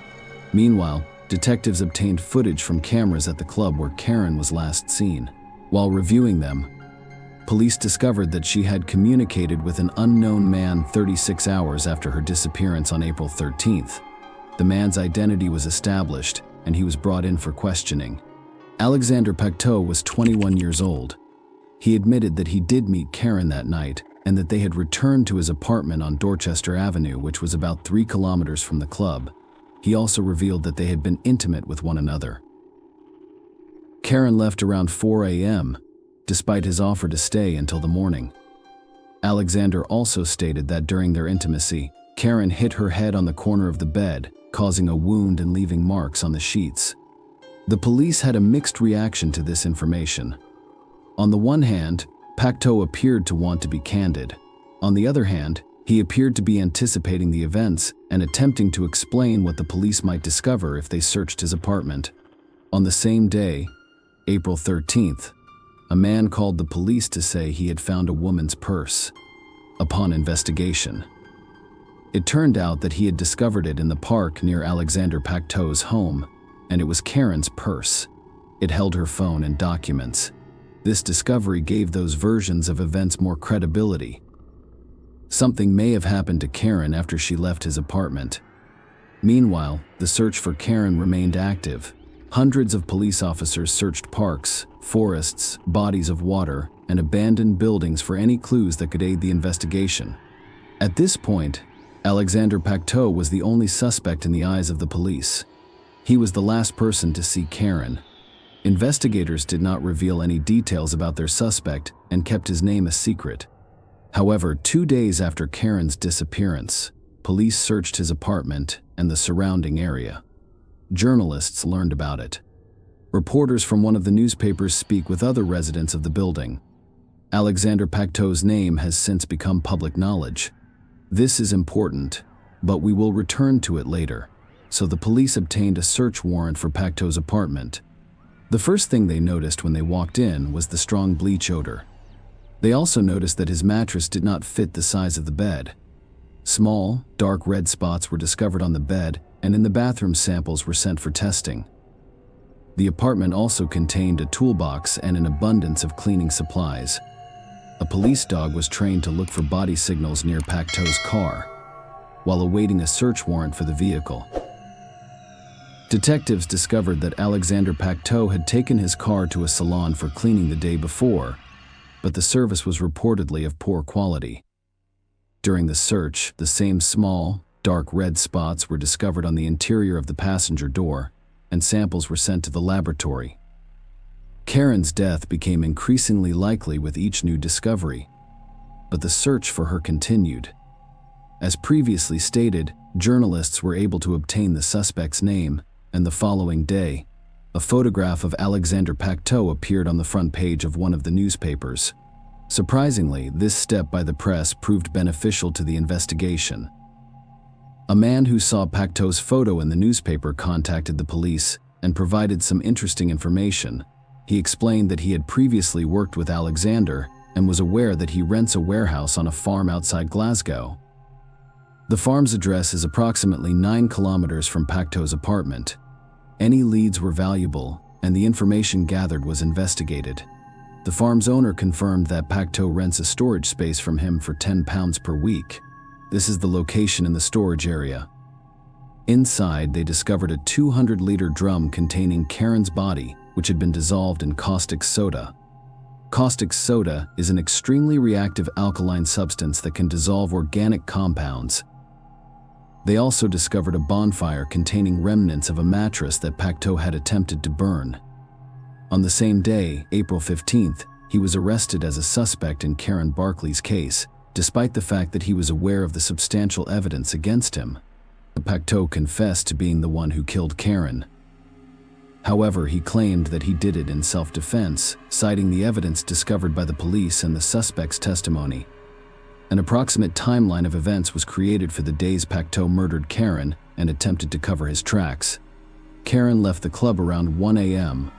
on April 11th, but the reason for her departure was unknown. Her friends claimed there was no argument between them, and Karen stated that she would go to the bathroom and return. Even if we assume she decided to go home for some reason, it remains unclear why she left her jacket behind. Officers investigating the case examined a total of 1,900 hours of surveillance camera footage. In one of the recordings, Karen was seen crossing paths with Pacteau after leaving the club. After a brief conversation, they walked together toward his car. It is believed that he offered to drive Karen to her apartment, but when they got in the car, he attacked her. Pacteau died in his car after striking Karen 14 times with a large wrench. The dark red stains discovered in the car, as well as those in the bathroom and on Pacteau's bed, were dry drops of Karen's blood. After disposing of the girl, he began to plan his next move. First, he disposed of Karen's purse, which was later discovered and turned over to police. He arrived home around 2 a.m. What he did next astounded the detectives greatly. He took the body from the car to his apartment. At 8 o'clock in the morning, he used his phone to search the internet for information about caustic soda. He then went to a shopping center, and at 9:42 he purchased 6 liters of caustic soda, a respirator, and gloves. He thought 6 liters wasn't enough, so on his way home, he stopped at another store and purchased more caustic soda. When he returned to his apartment, he placed Karen's body in the bathtub and attempted to dispose of it. Pacteau did not live alone. His apartment neighbor was expected to return home around 8 p.m. He realized he wouldn't have enough time to finish his plan. He removed the body from the bathtub, wrapped it in a blanket, and hid it in his bedroom.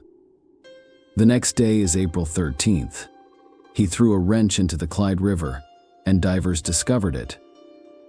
After that, he went to a shopping center about 1.5 miles from home and asked a consultant for assistance. He requested a recommendation for a product that could remove blood stains from mattresses. He also purchased 2 padlocks. On the same day, he took Karen's mattress, bedding, and clothes to a farm and burned everything along the way. He went home and bought a 2-liter barrel to store the body in. Around 2 p.m., he took the barrel to a rented warehouse, poured in the remaining caustic soda, secured the gate with the 2 padlocks he purchased, and returned home. At 6 p.m., the police arrived at his home and took him in for questioning. You know what happened next? Pacto confessed to his guilt, but his motive was unclear. He claimed he killed Karen in self-defense after an argument broke out in the car.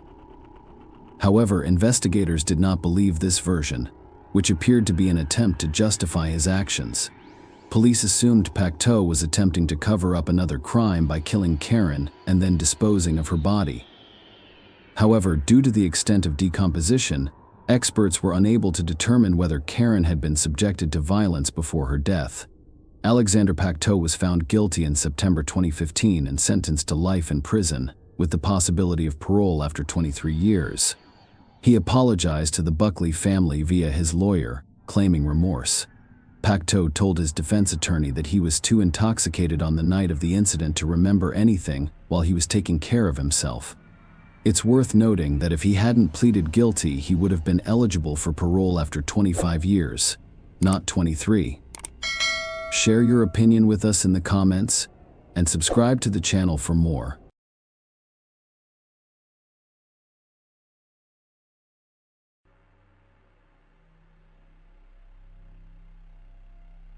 Hey guys, welcome to my channel, and today we're going to take a look at another horrible case with you. In this episode, we will discuss the events of 2014. Carly McBride, 31, disappeared under mysterious circumstances after visiting her ex-boyfriend's house. After receiving a missing person report, the police launched an investigation. However, the authorities took nearly 2 years to respond to the question, where has Carly vanished? Carly was born on April 14, 1983, into the family of Steve McBride and Lorraine Williams. She was a cheerful and outgoing child who had a strong bond with her parents. Carly became increasingly troubled as she grew older, and she began abusing alcohol and illegal substances. Nonetheless, she made an effort to overcome her harmful addictions. Carly was 31 years old and lived in Belmont, New South Wales, Australia, in 2014. She was a mother to 2 children. William is 7 years old, and Cadence is 3 years old. Carly had children with various men, but I couldn't find any information about her relationship with her former partners. However, we know that Andrew Easton, Cadence's father, was among the last people to see Carly. Carly sought treatment in 2013 to overcome her drug addiction. While there, she met Sale Kenneth Newson, and their friendship developed into something more. In August 2014, Carly and Sale began spending almost all of their time together. The couple fought occasionally, but they appeared to be happy on the surface. On September 30, 2014, Sale drove Carly to Muswellbrook, where her 3-year-old daughter Cadence lived with her father, Andrew Easton. Carly came to stay with her for a few hours. She entered her former partner's home around 12:30 p.m. Sale did not stay with her, but they agreed that he would return in a few hours. However, when Sale arrived to pick up Carly, she was no longer present. Carly's ex-partner Andrew Easton claimed they fought, so Carly departed. She planned to visit the nearest McDonald's, which was about a 20-minute walk from Andrew Easton's house. She was perplexed that Carly had not called to tell him where she would be waiting for him. Sale began addressing her as himself. Since all attempts had failed, Sale drove towards McDonald's, where she allegedly planned to stop along the way. He looked around, hoping to see Carly sitting somewhere waiting for him. He suggested that her phone had died, but Carly was nowhere to be found. She wasn't at or near McDonald's, where she was supposed to have gone. Sale drove around Muswellbrook streets for a while, but it was in vain. Carly appeared to vanish into thin air. When she did not return home to Belmont that evening, Sale called the police.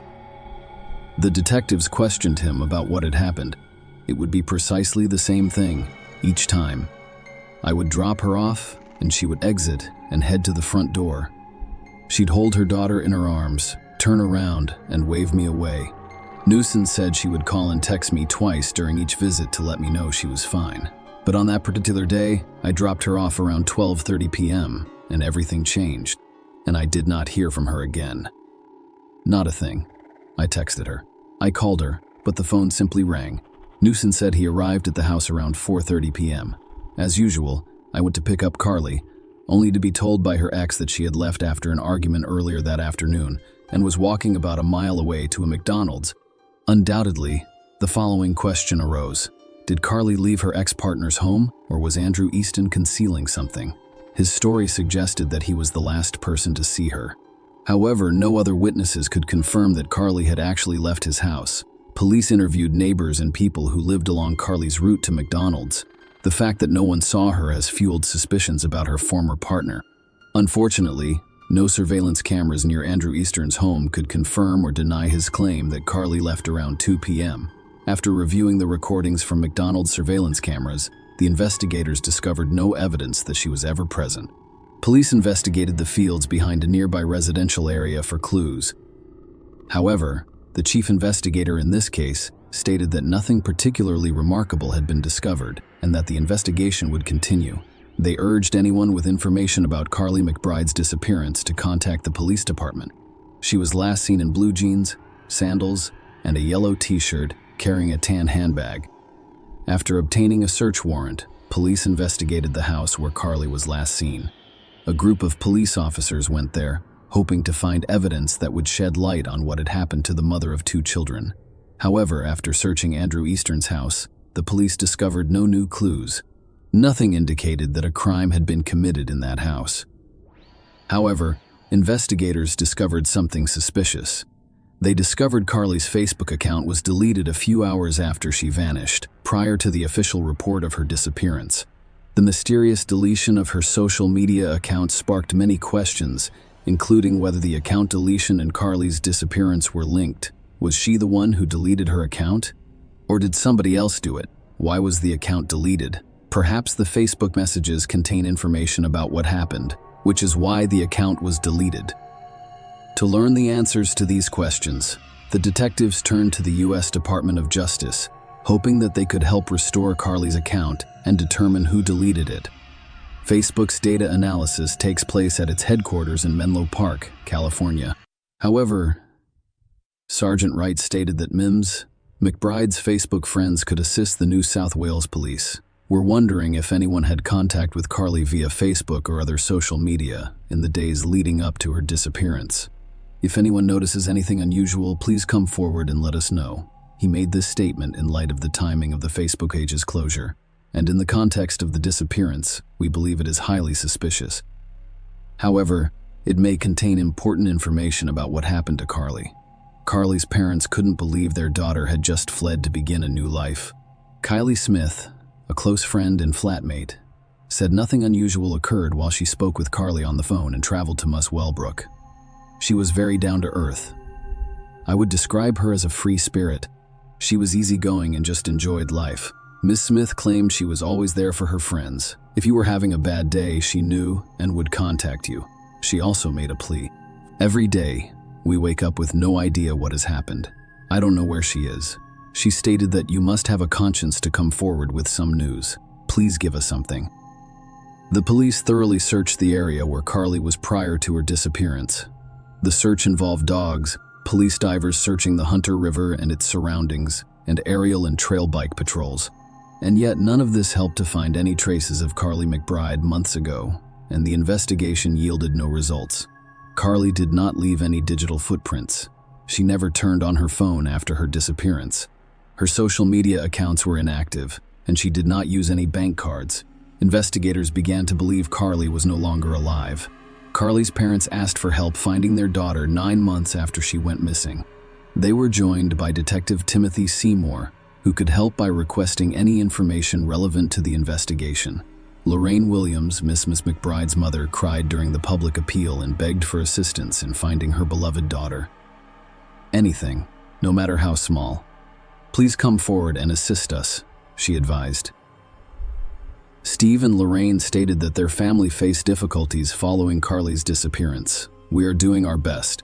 According to Mr. McBride, the situation with Carly's children is quite complicated. Both children have 2 different fathers. And to be honest, we haven't had much close contact with those kids. So we're just hoping that changes so we can continue to communicate with them. Detective Inspector Timothy Seymour stated that officers had worked tirelessly since Miss McBride's disappearance. We are sorting through a plethora of information. However, we continue to appeal. Inspector Seymour stated that the breakthrough moment may come from someone who believes they have innocuous information. Carly's parents gradually realized that they would likely never see their daughter alive again. Lorraine wrote a heartbreaking letter to the man who robbed her of her daughter. I don't think there's a single person who doesn't know what happened to my bum or hasn't noticed what happened that fateful day. Please help us with her children. They are innocent and beautiful babies. Whoever you are, you have taken away their mother, their only source of fun and happiness in their lives, their tower of strength. They will never feel her soft, warm, and reassuring kisses and big, warm hugs, along with her contagious belly laugh and radiant smile. Their memories are lost. They cannot say goodbye to her. Our pain, anguish, angst, and frustration are dragging us all down, causing us to wake up terrified that we will get a call saying they have found my baby. Whoever you are, you chose that day to take my daughter away from us. You, the bottom, feeding runt, have left us with question after question. We don't know how or why we're grieving. We're in a kind of grief limbo. Our little beautiful and poor babies need to know where their mother is. They are the innocent victims of the terrible nightmare we are living. Please come forward so that they can move on and become the amazing people their mother would have wanted them to be. We cannot honor or respect Carly's life until she is found. My daughter is luring you in, and you will be a good catch when you least expect it. This is my only wish, that we find my baby and put her to rest. It is a fundamental human right, with the dignity and respect she deserves.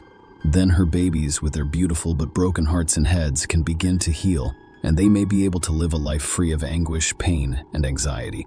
You did not give my daughter a chance. Please let her children know that they ache for William, and Cadence should not be burdened with this pain. Please assist us in providing them with a sense of grief and loss throughout their journey. Carly is a proud Aboriginal woman, as is her lovely sister, and I am honored to be their mother. Nobody deserves this in life, but my baby is drawing you in. You're breaking as we're aching. Your truth is Carly's truth, and therefore our truth. Please, speak up. Because the police were unable to connect Carly's disappearance to her ex-partner, Andrew Easton, they turned their attention to another possible suspect, Sale Newson. During the investigation, they discovered that Carly and Sale's relationship was far from perfect. The man was extremely jealous, which was a frequent source of their disagreements. Despite their brief relationship, Newson told everyone he was deeply in love with Carly, claiming she was the first woman he had fallen in love with in the previous 14 years. He desperately sought any information, helped launch a Facebook page offering financial incentives, and knocked on every door in the area where she was last seen. Despite these public declarations of love and devotion, Newson almost immediately began intimate relationships with other women. Furthermore, just hours after reporting Carly missing, he offered sexual intercourse to several women. Carly vanished on September 30, and on October 2, Sale spent the night with another woman, but in public, he acted like a heartbroken man who had lost the love of his life. Detectives also discovered an argument between Sale and Carly 2 days before her disappearance. Carly allegedly received Facebook messages from other men, which sparked the fight. However, all of this was just circumstantial evidence. They needed direct links to charge Sale Newson in April 2015. The authorities searched 3 addresses, 1 in Muswell Brook and 2 in Scone. Scone is a town in Upper Hunter Shire, Hunter Region, New South Wales, Australia. The distance between Scone and Muswell Brook is approximately 15 miles. During the searches, they seized 3 firearms and an unspecified amount of illegal substances, as well as arresting James Cunneen, a 24-year-old man. However, the police stressed that the charges were unrelated to the ongoing investigation into Carly's disappearance, despite the fact that they arose during the investigation. We should keep this name in mind. Carly has been missing for nearly 2 years. The police continued their investigation, but there were no new leads to help solve the case. But then there was a breakthrough. On August 7, 2016, local pedestrians discovered the remains in a shallow grave in a bush just a few feet from the road. A forensic examination confirmed that these were Carly McBride's remains, a mother of 2 from Belmont who went missing on September 30, 2014, at Muswell Brook. The police delayed announcing the discovery of her body by 4 days in order to gather more evidence. Superintendent Guiana reiterated police suspicions that Carly, 31, had been kidnapped from the street by an unknown person. "We do not believe this was a random act, so we're looking into her past and as many people as we can find," he said outside the school and police station, but he didn't name any suspects in the case because it's still too fresh. "It took us 2 years to achieve this breakthrough, and we have a large volume of new evidence that needs to be thoroughly evaluated." He stated that we have worked very hard on this over the last 2 years. "The team here is eager to resolve this for Carly's family, and we now have so much new evidence that it will require a significant amount of work, but we are well underway." He stated that the heartbroken parents had expressed their desperate need for answers through tears. "Please come forward with any information," Lorraine sobbed. "We still want to know who did this to my baby." The couple stated that they now have some closure after her body was discovered, and they are extremely grateful to the police and public health for finding their last daughter. The investigators worked for 10 months before issuing an arrest warrant for Newson on June 19, 2017. He was arrested and brought to the police station. Newson denied having any involvement in Carly McBride's death. However, Sale Newson was not the only one who faced charges. Police suspected that 26-year-old James Cunning helped Newson dispose of the body. Carly McBride, Sale Newson, and James Cunning met at an alcohol and drug rehabilitation center. Each left the center at a different time and for different reasons, but they remained in contact. The trial of Sale Newson began in August 2018 and lasted several years because the police only had circumstantial evidence. Prosecutors say Newson met Carly after she left her ex-partner's house, struck her several times in the head and back in a jealous rage, and threw her body away. Forensic experts determined that Carly McBride died as a result of multiple blunt force traumas. She suffered 23 skull fractures, 13 torso fractures,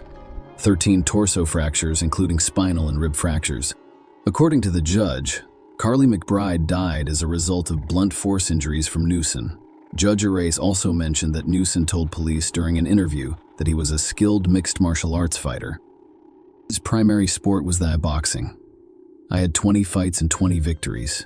I trained alongside world champions, but as I improved, I became too old."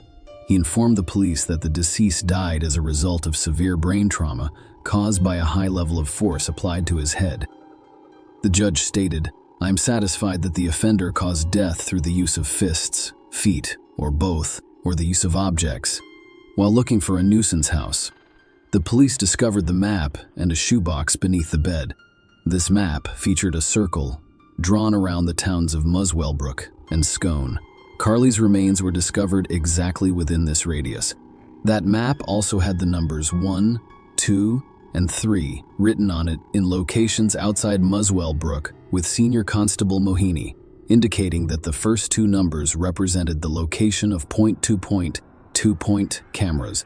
After the police discovered Carly's remains in 2016, Newson contacted her father, Steve. During the conversation, Newson mentioned that the found skeleton lacked hand bones. However, the police never disclosed this information. The only people who knew about it were the police, Carly's parents, and the Department of Forensic Medicine at John Hunter Hospital, as the authorities assumed Newson knew because he was familiar with the crime scene, and he was the one who left Carly's body where they discovered it 2 years later. Furthermore, the clothes on Carly's remains matched those she wore on the day she disappeared. It appeared she died shortly after leaving her former partner's home. The police couldn't find her phone. When police investigated a suspicious mobile phone, they discovered that he had deleted Google location services between September 18 and October 2, 2014. During the trial, the investigators discovered that the photo of Carly that Newson took on the way to Muswell Brook and later used in missing person flyers was edited and cropped before the police received the report of Carly's disappearance. When the search for Carly began, Newson offered a $20,000 reward for information on her location. However, his bank account showed that he was broke, implying that he offered the reward solely because he knew no one would ever find her.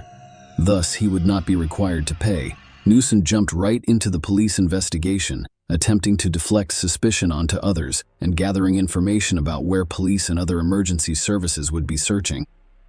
He also searched the surrounding streets for CCTV or witnesses, which the police claimed was done not to find information, but to suppress it and determine whether anyone had seen him intercepting Miss McBride. And while volunteers and police searched for her in Muswell Brook and distributed missing person flyers, Newson was in city messaging friends about how he was driving an Audi R8, as well as that Newson claimed to know the area where Miss McBride was found, like the back of my hand, and described it to Carly McBride's father, Steve McBride, despite only seeing footage of a police-staged crime. The images you're seeing now are not from a real crime scene, but rather a staged one that the police used to get a nuisance reaction from. The more investigators dug into Newson and interviewed him, the more they looked through his Facebook messages. The more he listens to his phone calls, the more he reflects on himself.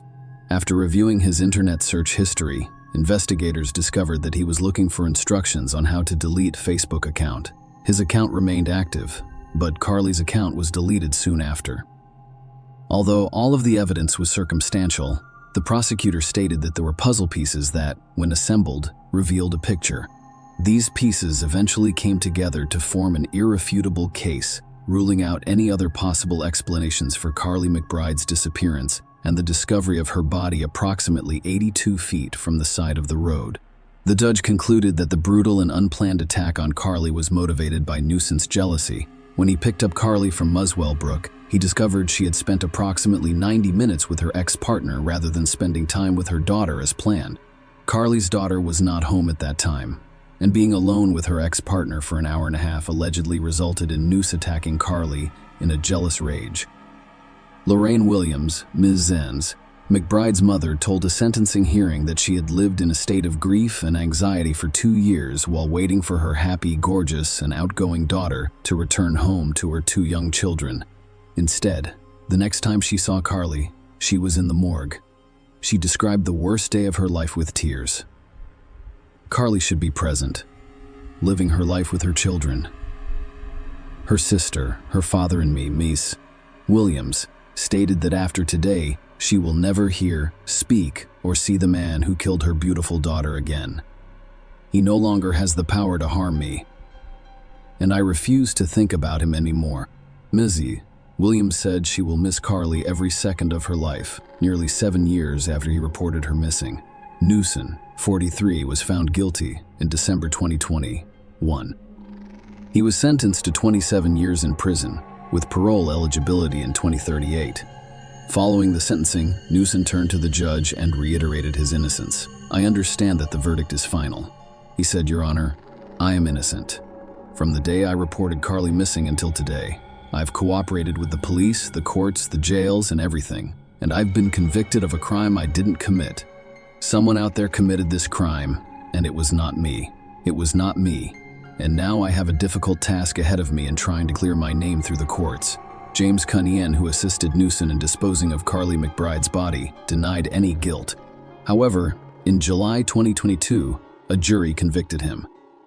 According to the judge, Cunning lied to police during 3 interrogations to create a false alibi for nuisance and deleted data from his phone to cover his tracks. Unfortunately, I couldn't find his photo.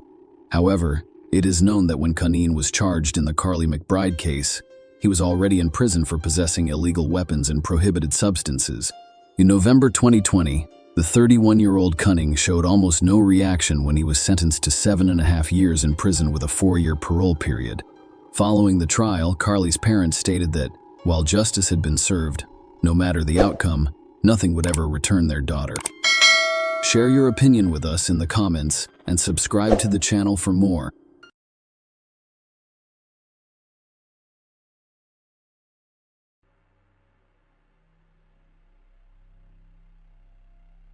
Hey guys, welcome to my channel, and today we're going to take a look at another horrible case with you.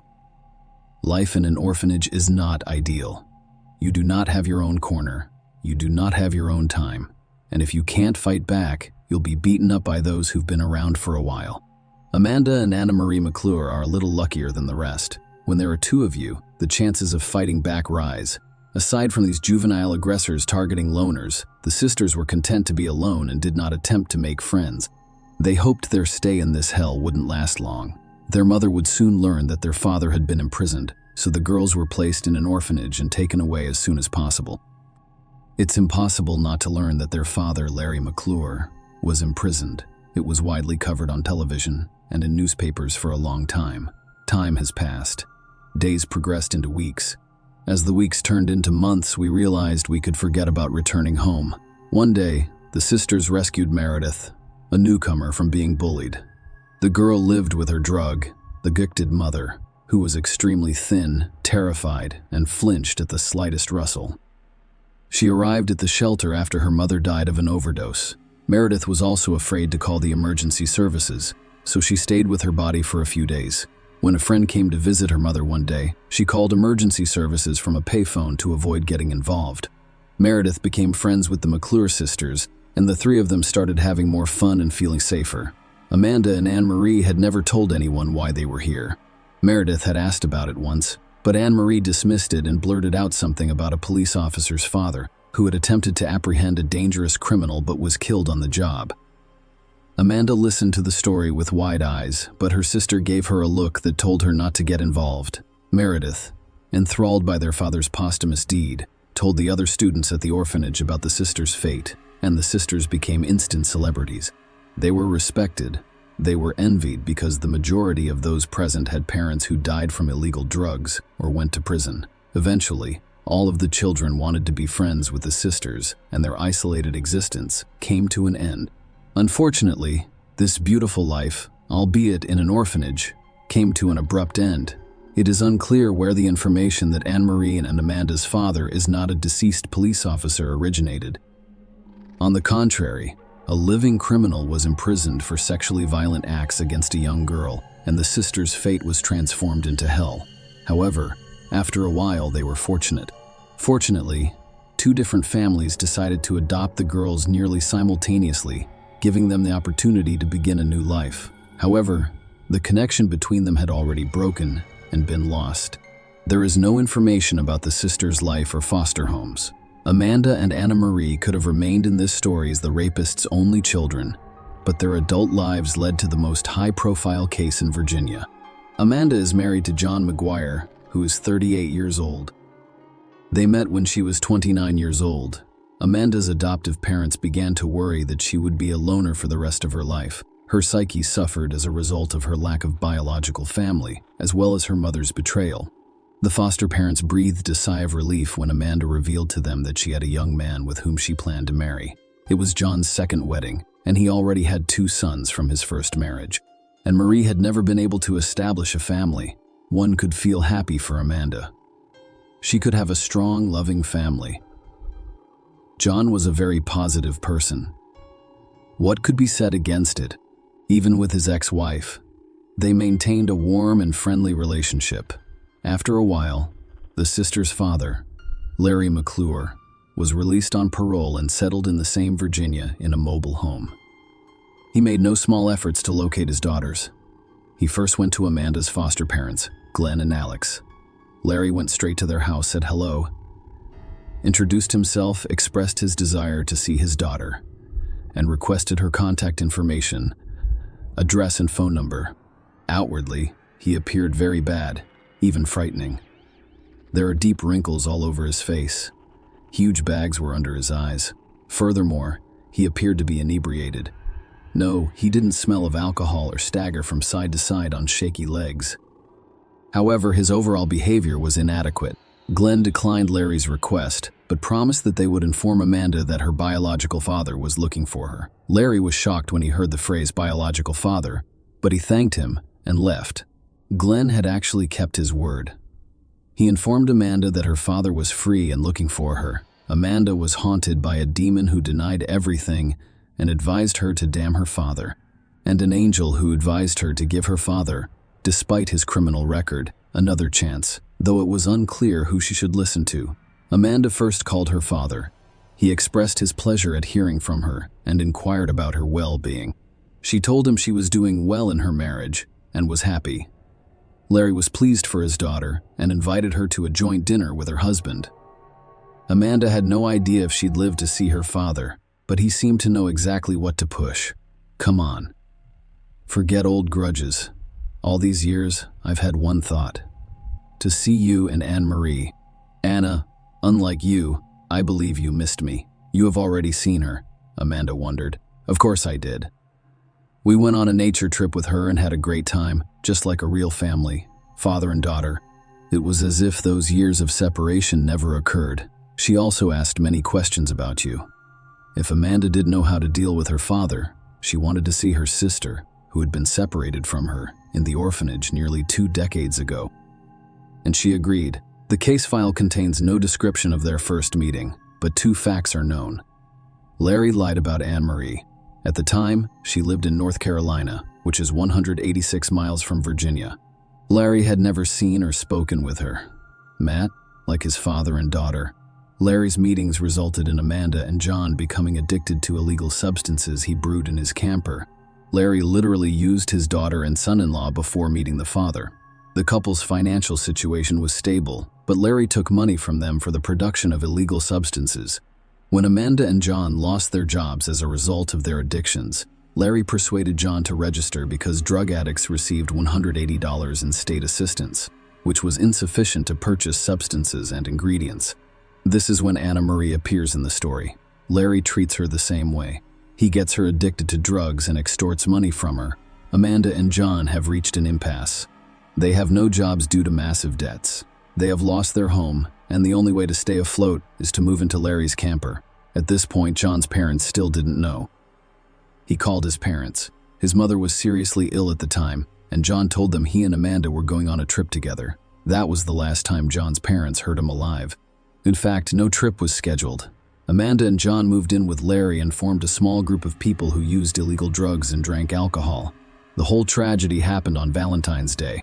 John, who rarely recovered from the effects of illegal drugs, remained madly in love with Amanda and planned a surprise for her on a festive evening in the family circle. He bought meat and alcohol and prepared a fancy dinner for Larry and Anne-Marie, as well as his wife.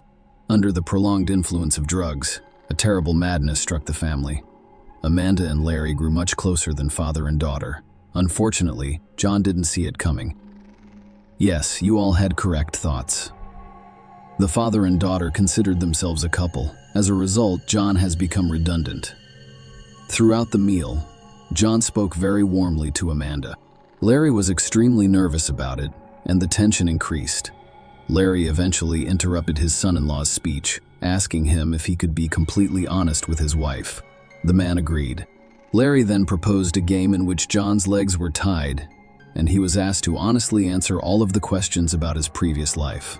Yes, at first the questions were quite innocent. Childhood, school, university, and so on.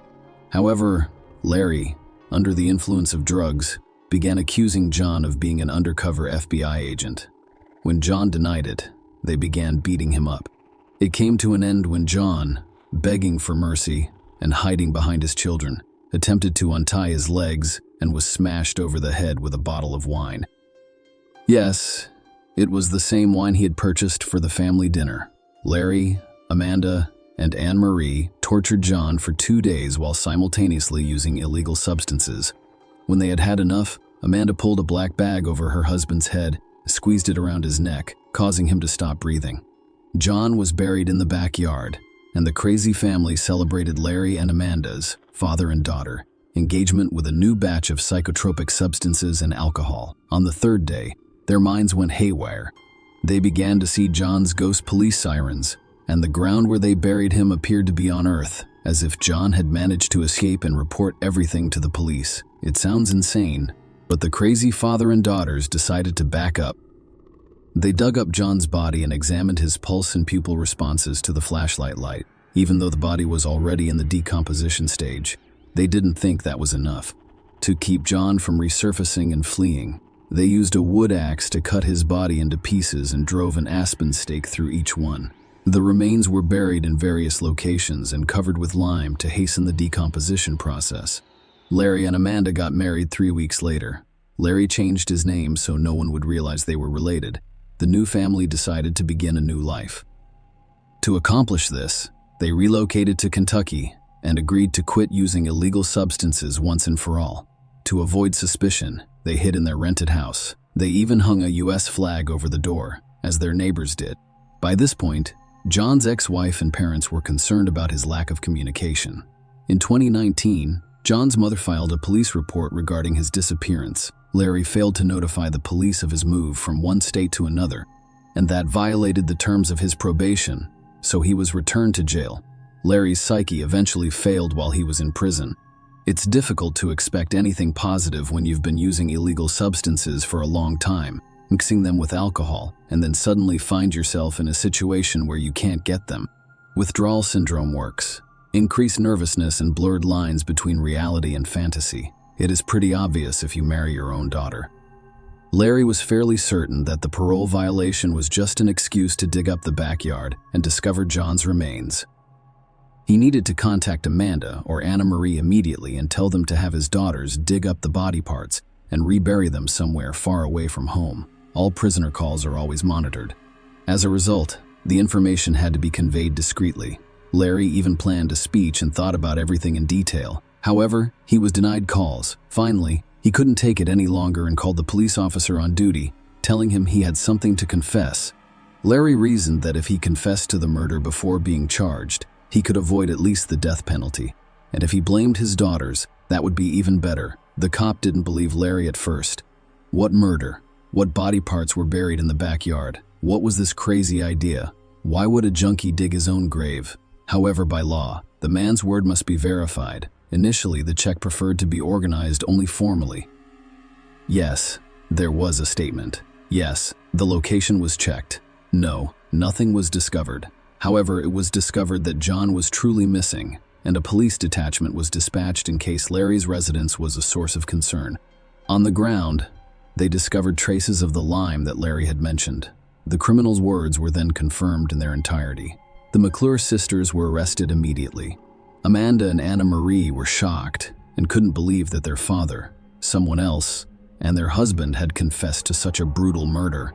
They were even more shocked to learn that Larry attempted to transform himself into an innocent sheep, and his testimony indicated that his daughters were responsible for John's death, with him acting as an unwitting accomplice.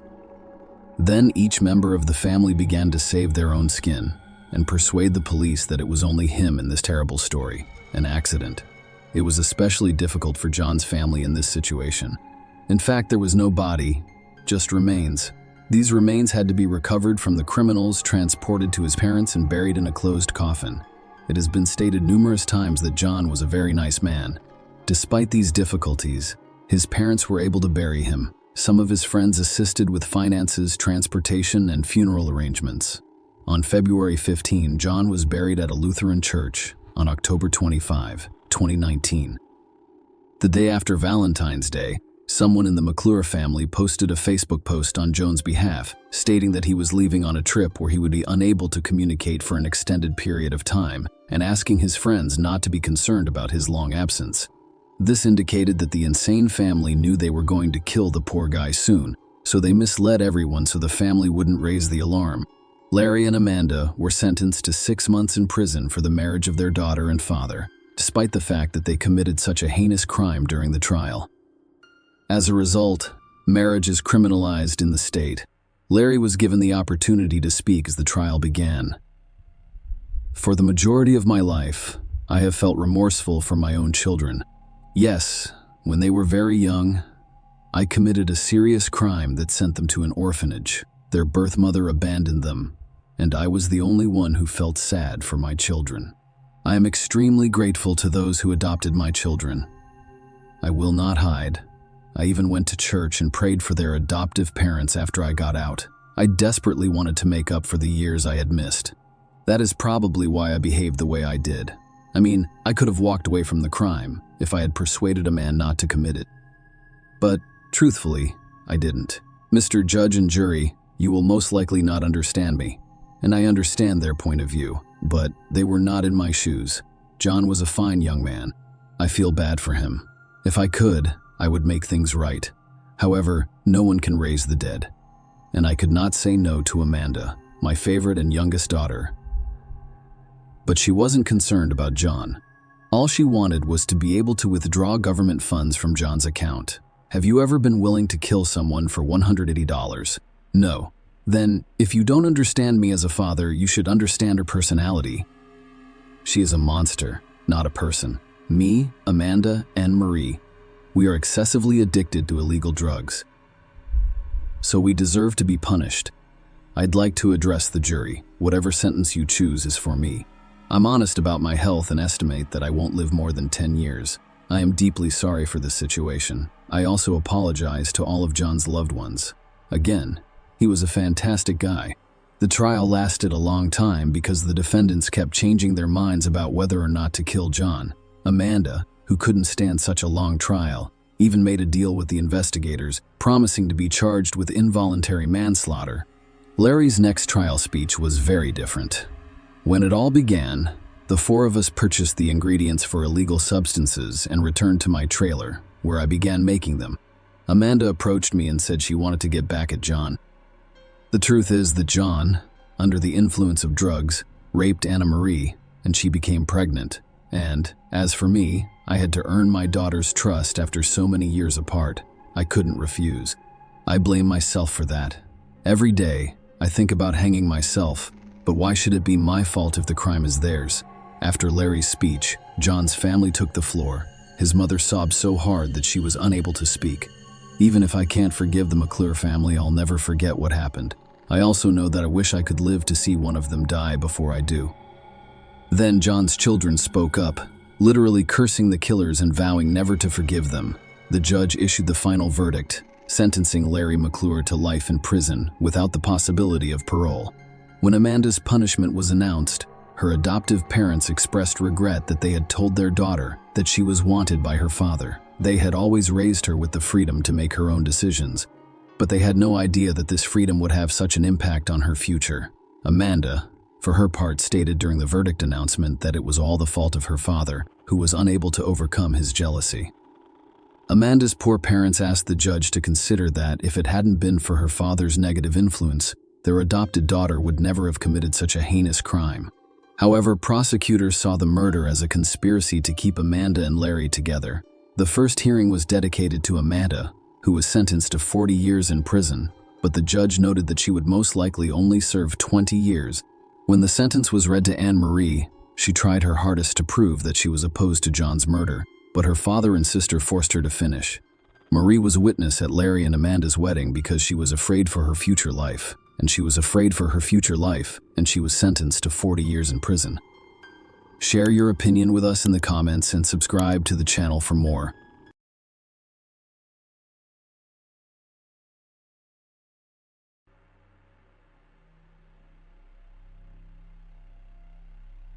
Hey guys, welcome to my channel, and today we're going to take a look at another horrible case with you.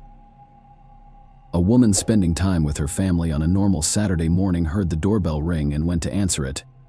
What happened next resembled more the plot of a horror movie than a real-life incident. It took the detective more than 30 years to unravel this terrible mystery, the ending of which shocked and angered everyone.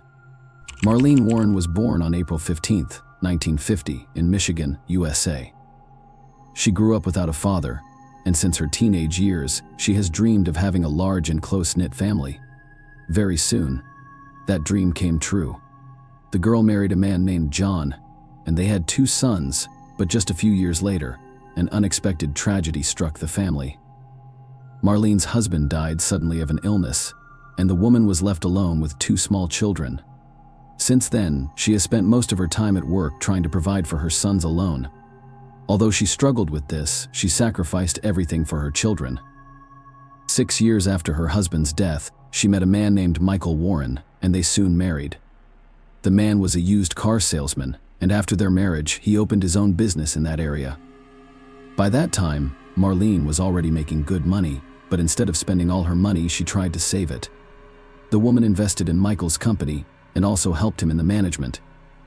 The man himself was also good at this business, and in the following years, it began to bring them decent money. Over time, Marlene and her husband expanded the business. They bought several properties to rent, and their finances took off. The family moved to an upscale Miami suburb called Wellington. Buying a large house there, they seemed to have built a near-perfect life, but in 1988, Marlene suffered another tragedy. Her oldest son was killed, and a woman and her youngest son, Joseph. It was a huge blow. After all the difficulties they had gone through, their life had just got better when suddenly fate presented them with yet another test. They found the strength to move on after this tragedy. Marlene became even closer to Joseph because he was her only closest relative. Her husband also helped her to recover from this loss. After the death of her son, the woman began to think about selling the properties that she and Michael were renting out. Despite the fact that this business brought in good money for Marlene, it was associated with constant worries. There were often situations when tenants delayed rent or lost in him altogether. In each such case, the woman did her best to find the best solution. It was very hard for her to put people on the street because she was a good-natured person and well remembered the financial difficulties she experienced with 2 small children. On the other hand, she and her husband could not let people live in their homes for free, and eventually Marlene wanted to get rid of the business so that she would no longer face such moral dilemmas. 2 years had passed since her son's death. The family was just beginning to recover and return to normalcy, but something terrible and unforeseen awaited them once again. On the morning of May 26, 1990, Marlene was at home with her son and 3 of his friends who came over for breakfast. Their kitchen was located so that they could see the driveway through the windows. At some point, the doorbell rang and Marlene went to open it. Her son saw a white Chrysler parked in front of their house. The next second, the woman opened the front door and saw a man in a clown costume holding 2 balloons and a bouquet of flowers on the doorstep. Marlene said, "How cute is that?" But the next second, something unexpected happened. The clown pulled the gun out of his pocket and shot the woman in the head. Her son and his friends rushed into the hallway, where a heartbreaking sight awaited them. Marlene was lying on the floor with blood everywhere.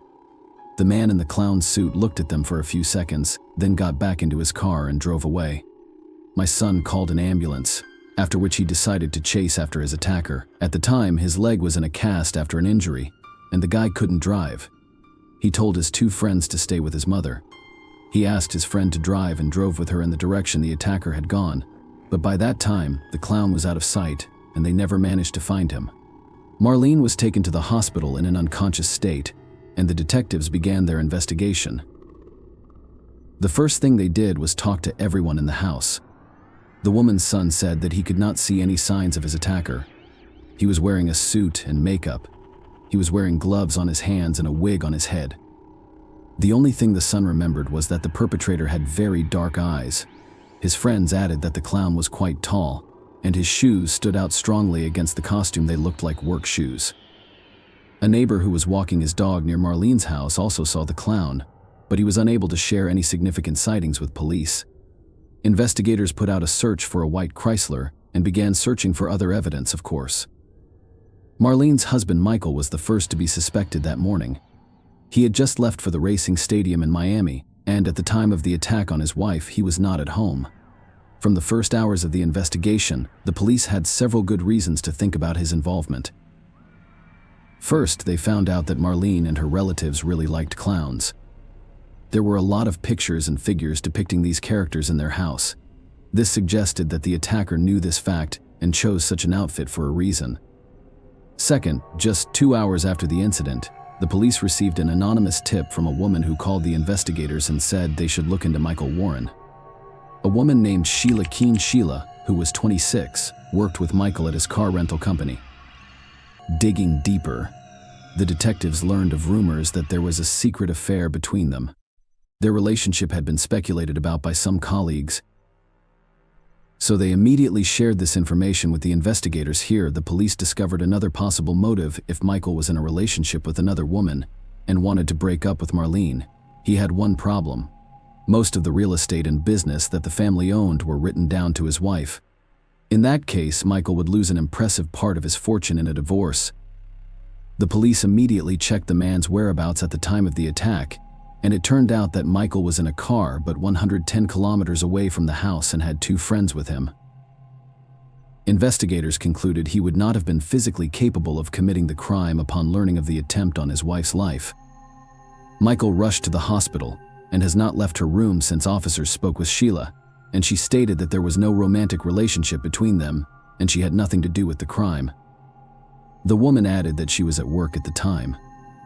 Detectives also interviewed Sheila's husband, who said he was aware of rumors of an affair between his wife and Michael, but could not confirm whether or not it was true. The man added that his wife had moved out about a month ago, and in fact they were no longer together, although the police had no evidence to link Michael and Sheila to the crime. They continued to consider their involvement highly probable given that the husband could not have physically been outside his house that morning. The police wondered whether Sheila could have been the clown. Because of the costume, none of the witnesses could determine the gender of the assailant for certain, and Sheila was known among her colleagues for her character. The woman was responsible for dealing with clients who were delinquent in rent payments, and most of these cases, she had to take the car away from them. Most of these cases, she had to take the car away from them. Most of these cases, she had to take the car away from them. Sheila was adamant that some of these cases led to serious conflicts, so she always carried a gun with her.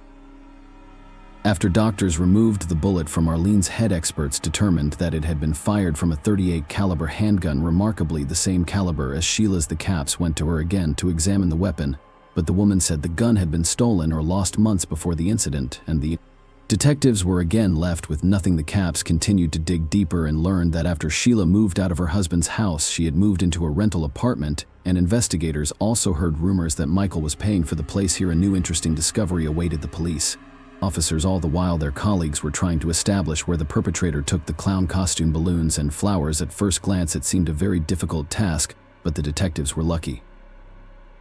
They found that on May 24th, 2 days before the attempt on Marlene's life, a woman came to the costume store near Sheila's apartment.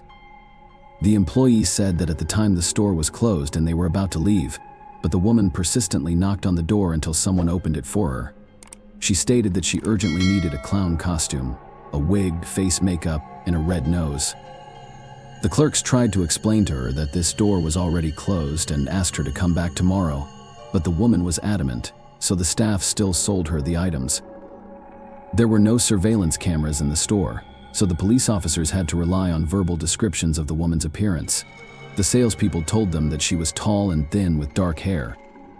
Detectives showed them pictures of several women, and the officer said the customer looked like one of them, Sheila. As for the balloons and flowers, they were traced to a supermarket about a mile from Sheila's apartment. The salesman stated that the same items had been bought by a woman just a few hours before the attempt on Marlene's life. He described her exactly like the costume store employees, a tall, thin young woman with long dark hair. The salesman added another interesting fact. According to him, the female customer exhibited rude and to some extent even masculine manners. By that time, the investigation had lasted 2 days, and on May 28th, the doctors told the police that Marlene had died. Despite their best efforts, the effects of the point-blank shot were too severe. As a result, the case was reclassified as a homicide, and detectives continued to look for more possible evidence against Sheila. They asked the judge for a warrant to search her apartment. While the police were waiting, something else happened. They were informed of a similar car in a parking lot located 13 kilometers from the victim's home. Investigators got there and quickly verified that it was the same Chrysler the killer was driving inside. They found some long dark hair and orange fibers that looked like pieces of a clown wig. During a search of Sheila's apartment, the police found the exact same orange-colored particles, and they also found work boots that matched the witness's description, a similar model worn by the clown on the day of the murder. Despite all this, the police had one major problem. DNA analysis was barely used at the time, and without it, all this evidence was circumstantial, with a high probability that the court would have acquitted Sheila, in which case it would be impossible to charge her again with murder. The detectives wondered where the car the clown drove to Marlene's house came from, and then they found out something very interesting. An employee of Michael's company told them that 1.5 months before Marlene's murder, they had received a call from a man to rent a rental car, but there was one problem. This man had mixed up the phone numbers, and he had taken the car from another company, the main competitors of Michael. When the employee told the boss about it, Michael behaved very strangely. Instead of telling the customer about his mistake, he told the man to just bring the car to the parking lot and leave the keys in the cabin. Then Michael asked the employee to bring him and Sheila to the parking lot and never to tell anyone about what had happened. The employee watched. They got into that car and drove away. It was the same white Chrysler. Notably, not long before that, there had been a serious disagreement between Michael and his competitors. The problem was that Michael was portraying his competitors in a bad light in his advertising, and they didn't like their brand being portrayed in a negative light. Detectives decided to look into Michael's business in more detail. During the audit, they found numerous violations of the law, including tax and insurance manipulation. Moreover, they found evidence that Michael sometimes resorted to illegal methods of returning cars, even when customers paid on time, and did not violate any terms. During this audit, the police also spoke to an employee who recalled something interesting. According to him, Michael and Marlene once had An argument in the workplace when the woman left. Michael asked the employee, "How much would you charge to make my wife disappear?" Although it all sounded highly suspicious, detectives still had no evidence linking Michael to the murder. He was nevertheless arrested for various business manipulations. The court initially sentenced the man to 8 years in prison, but he was released after 4 years later. In 2002, Michael married Sheila, and they moved to another state, even though the detectives were never able to prove their involvement in the murder. They continued to watch them. The cops discovered that after the move, Sheila began introducing herself to everyone she knew under a different name, Debbie, and that she had dyed her hair from dark to blonde. She and Michael opened their restaurants, and it seemed that they had managed to build a wonderful life in the new place. However, soon rumors began to circulate among the employees of their establishment that Sheila had murdered Michael's ex-wife. Apparently, one of them stumbled across information about this crime and learned that the police still suspected them. However, detectives still could not prove their guilt, and the case finally froze. It wasn't reopened until 2013, and a new team of investigators requested a re-examination of all available evidence. By then, technology in the examination of DNA and other physical evidence had advanced to a new level compared to 1990. It took several years to examine the evidence.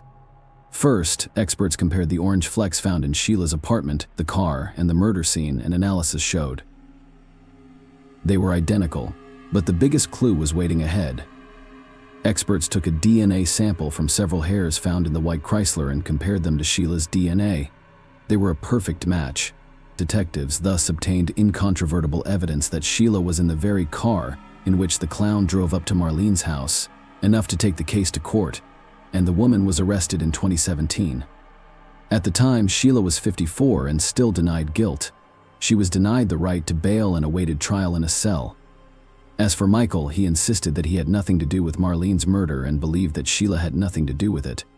He hired expensive attorneys for her, and the way for the trial stretched on for years. In preparation for it, the police uncovered some facts not previously known. It turned out that a year after the murder, they were approached by a lawyer who had worked with Michael on his business. He said that about a year before the murder, Michael had asked him an extremely odd question: if the husband kills his wife, what happens to the property recorded in her name? Will the husband get it? The lawyer was surprised by such a question, but that didn't stop him from actually giving Michael advice. He said that if the husband asked his acquaintance to commit this murder and the court could not tie the husband to the man, he would get all his wife's property. But the lawyer went on to say something that later shocked investigators. He told Michael that if the killer wore some sort of costume, such as a clown, he would never be identified and would escape punishment.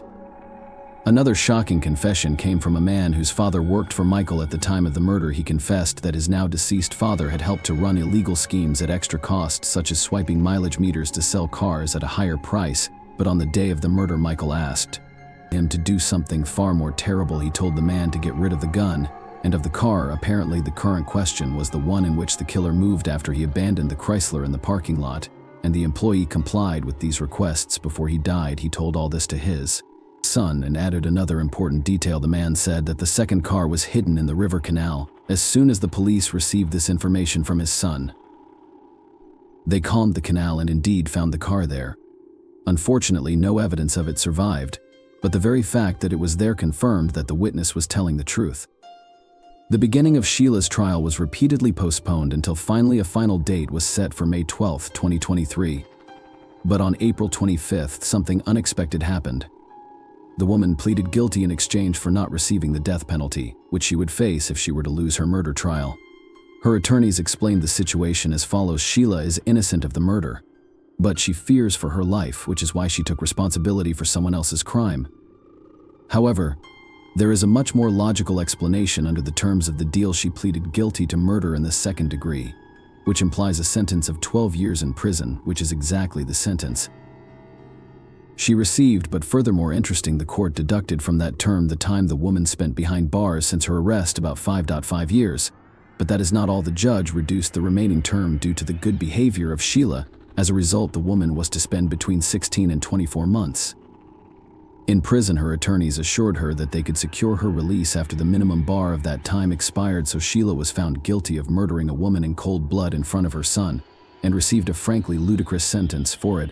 As for Michael, his involvement is still unproven, and He remains free. Most likely he will never be charged again for the murder of his wife because there is not a single piece of evidence against him. Despite all this, the son of Marlene thanked the detectives who were able to get to the truth and did not give up on the case for many years. The death of his mother was the strongest tragedy for him because she was his only relative. Nevertheless, he was able to cope with the pain, opened his own small construction firm, and got his life together.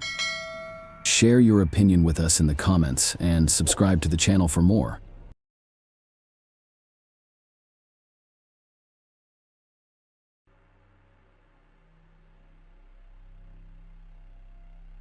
Hey guys, welcome to my channel, and today we're going to take a look at another horrible case with you. In this video, we will look at what happened in Malaysia in 2003. Canny Ong, 28, went missing from the parking lot of a metropolitan mall after eating dinner with friends. Her family filed a missing person report with the police, and authorities soon made a shocking discovery. Many Malaysians still remember Canny Ong's story. This tragedy has shaken the country not only because it was so terrible and absurd, but also because it occurred in a well-known and prestigious mall with surveillance cameras. Canny Ong Lay Kian was born in Malaysia on July 18, 1974. She was the younger of two daughters and had a close bond with her parents. In 1995, Canny traveled to the United States to further her education and pursue a career in information technology. Living in the United States, she met a man named Brandon. He was a U.S. citizen and ethnic Chinese whose parents immigrated from Singapore more than 20 years ago. Canny and Brandon were friends at first, but their friendship quickly evolved into a romantic relationship. Brandon became a very close friend to Canny. He tried to support her in everything and help her. In 2001, the couple married. Canny had achieved her professional and personal goals. In 2003, she worked as an analyst in San Diego, was planning for the future with her husband, and wished to become a mother. However, that year, a series of events culminated in horrific events. Canny's father, B. Zheng, was diagnosed with cancer in 2003, so she decided to return to Malaysia to see him and support her family during this difficult time. The date was June 1, 2003. Canny arrived in Malaysia with Brandon.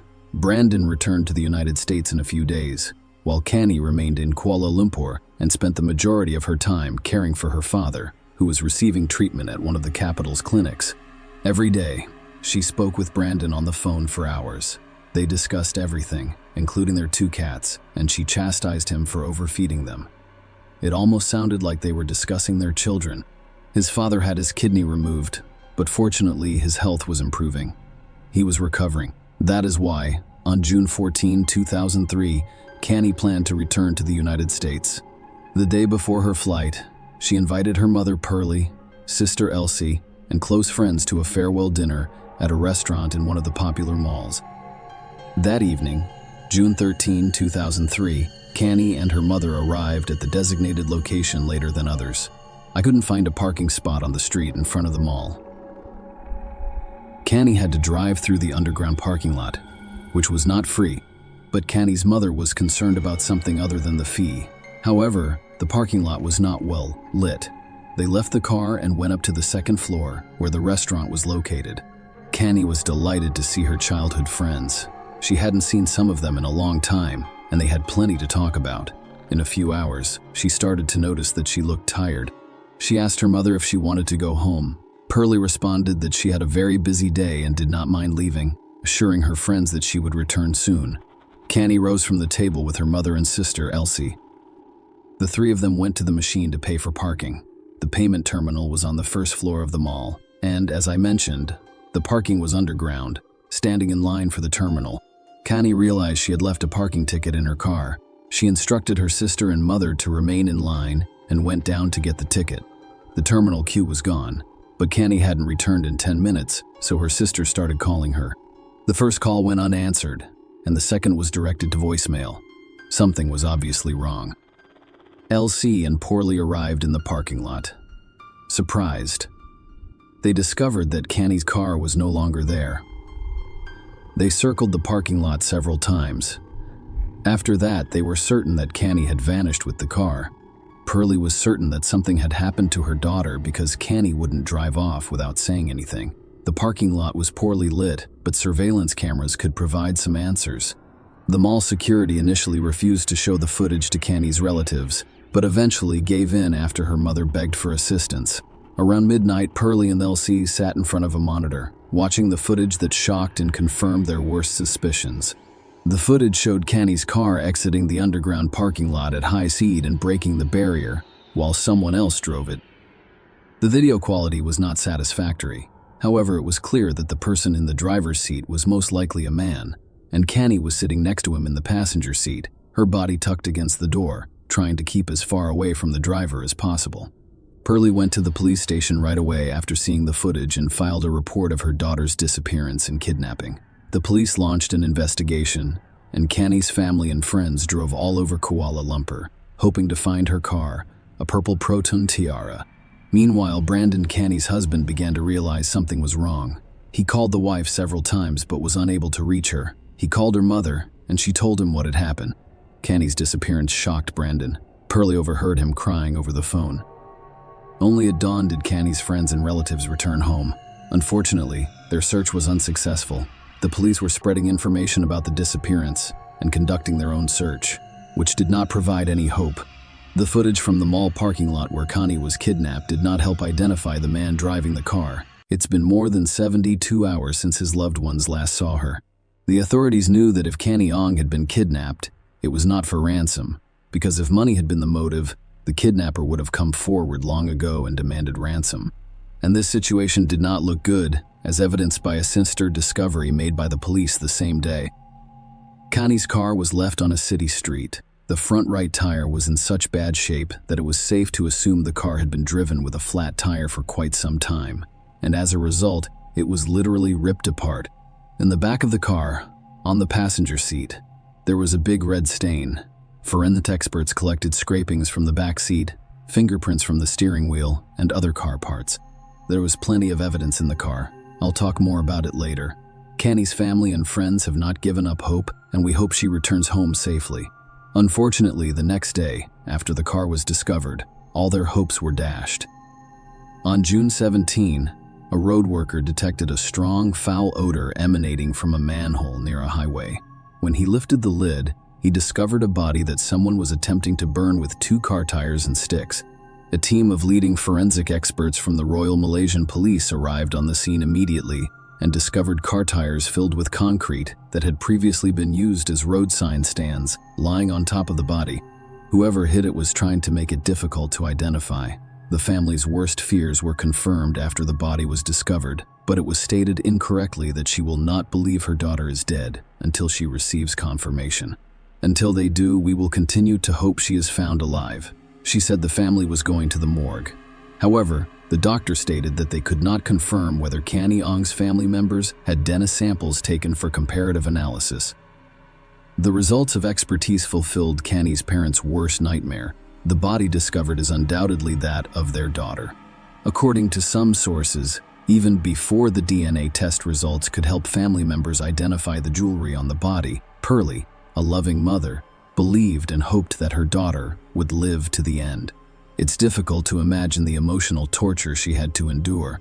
The autopsy revealed that Canny suffered stab wounds in her abdomen.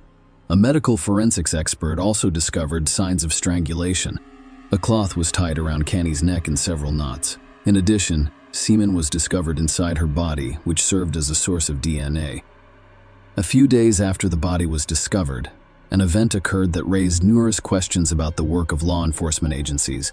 Subramaniam Ravichandran, an undercover police officer, reported to his superiors that on the night of Canny's disappearance, he and his partner were patrolling the streets of Kuala Lumpur at night on their motorcycle. Both he and his partner were dressed in civilian attire. They noticed a car parked in the wrong spot, taking up half of the road, and decided to stop near it to see if anyone was inside. Walking up to the driver's door, Ravichandran noticed a man behind the wheel and a woman next to him in the passenger seat. He knocked on the window.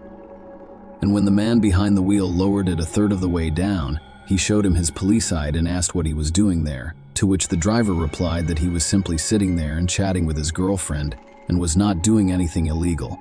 Following these words, the police officer requested that both the drivers and their companions' IDs be checked. While the man behind the wheel was handing out the documents, the woman in the passenger seat made strange hand signals. It appeared that she was asking for assistance. Every time her assumed boyfriend turned to face her, she came to a halt. I noticed the officer asking the driver to get out of the car. The driver reacted angrily, telling Ravichandran that he was not a police officer but a thief. Following these words, he raised the window and reached for the key in the ignition. When the policeman realized the car was about to drive away, he took out his pistol and shot the right front wheel, causing the car to speed away. Ravichandran and his partner began a motorcycle chase, but they were unable to catch up to a car with a flat tire. This is the official version. Given the state of affairs in Malaysian police at the time, it was unsurprising that the officer on duty did not call for reinforcements or notify anyone about what had occurred. That car with a flat tire was the purple Proton Tiara, Kaniong's transport, and it will be discovered abandoned in a few days. Even though the chase did not end in the police's favor, they now have documents from the driver. The driver was Ahmad Najib, a 27-year-old Rs, and the passenger was Kaniong.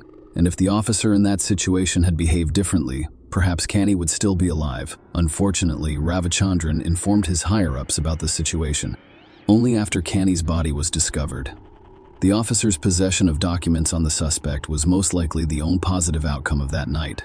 Aside from Kani's family, many Malaysians came to say goodbye to her.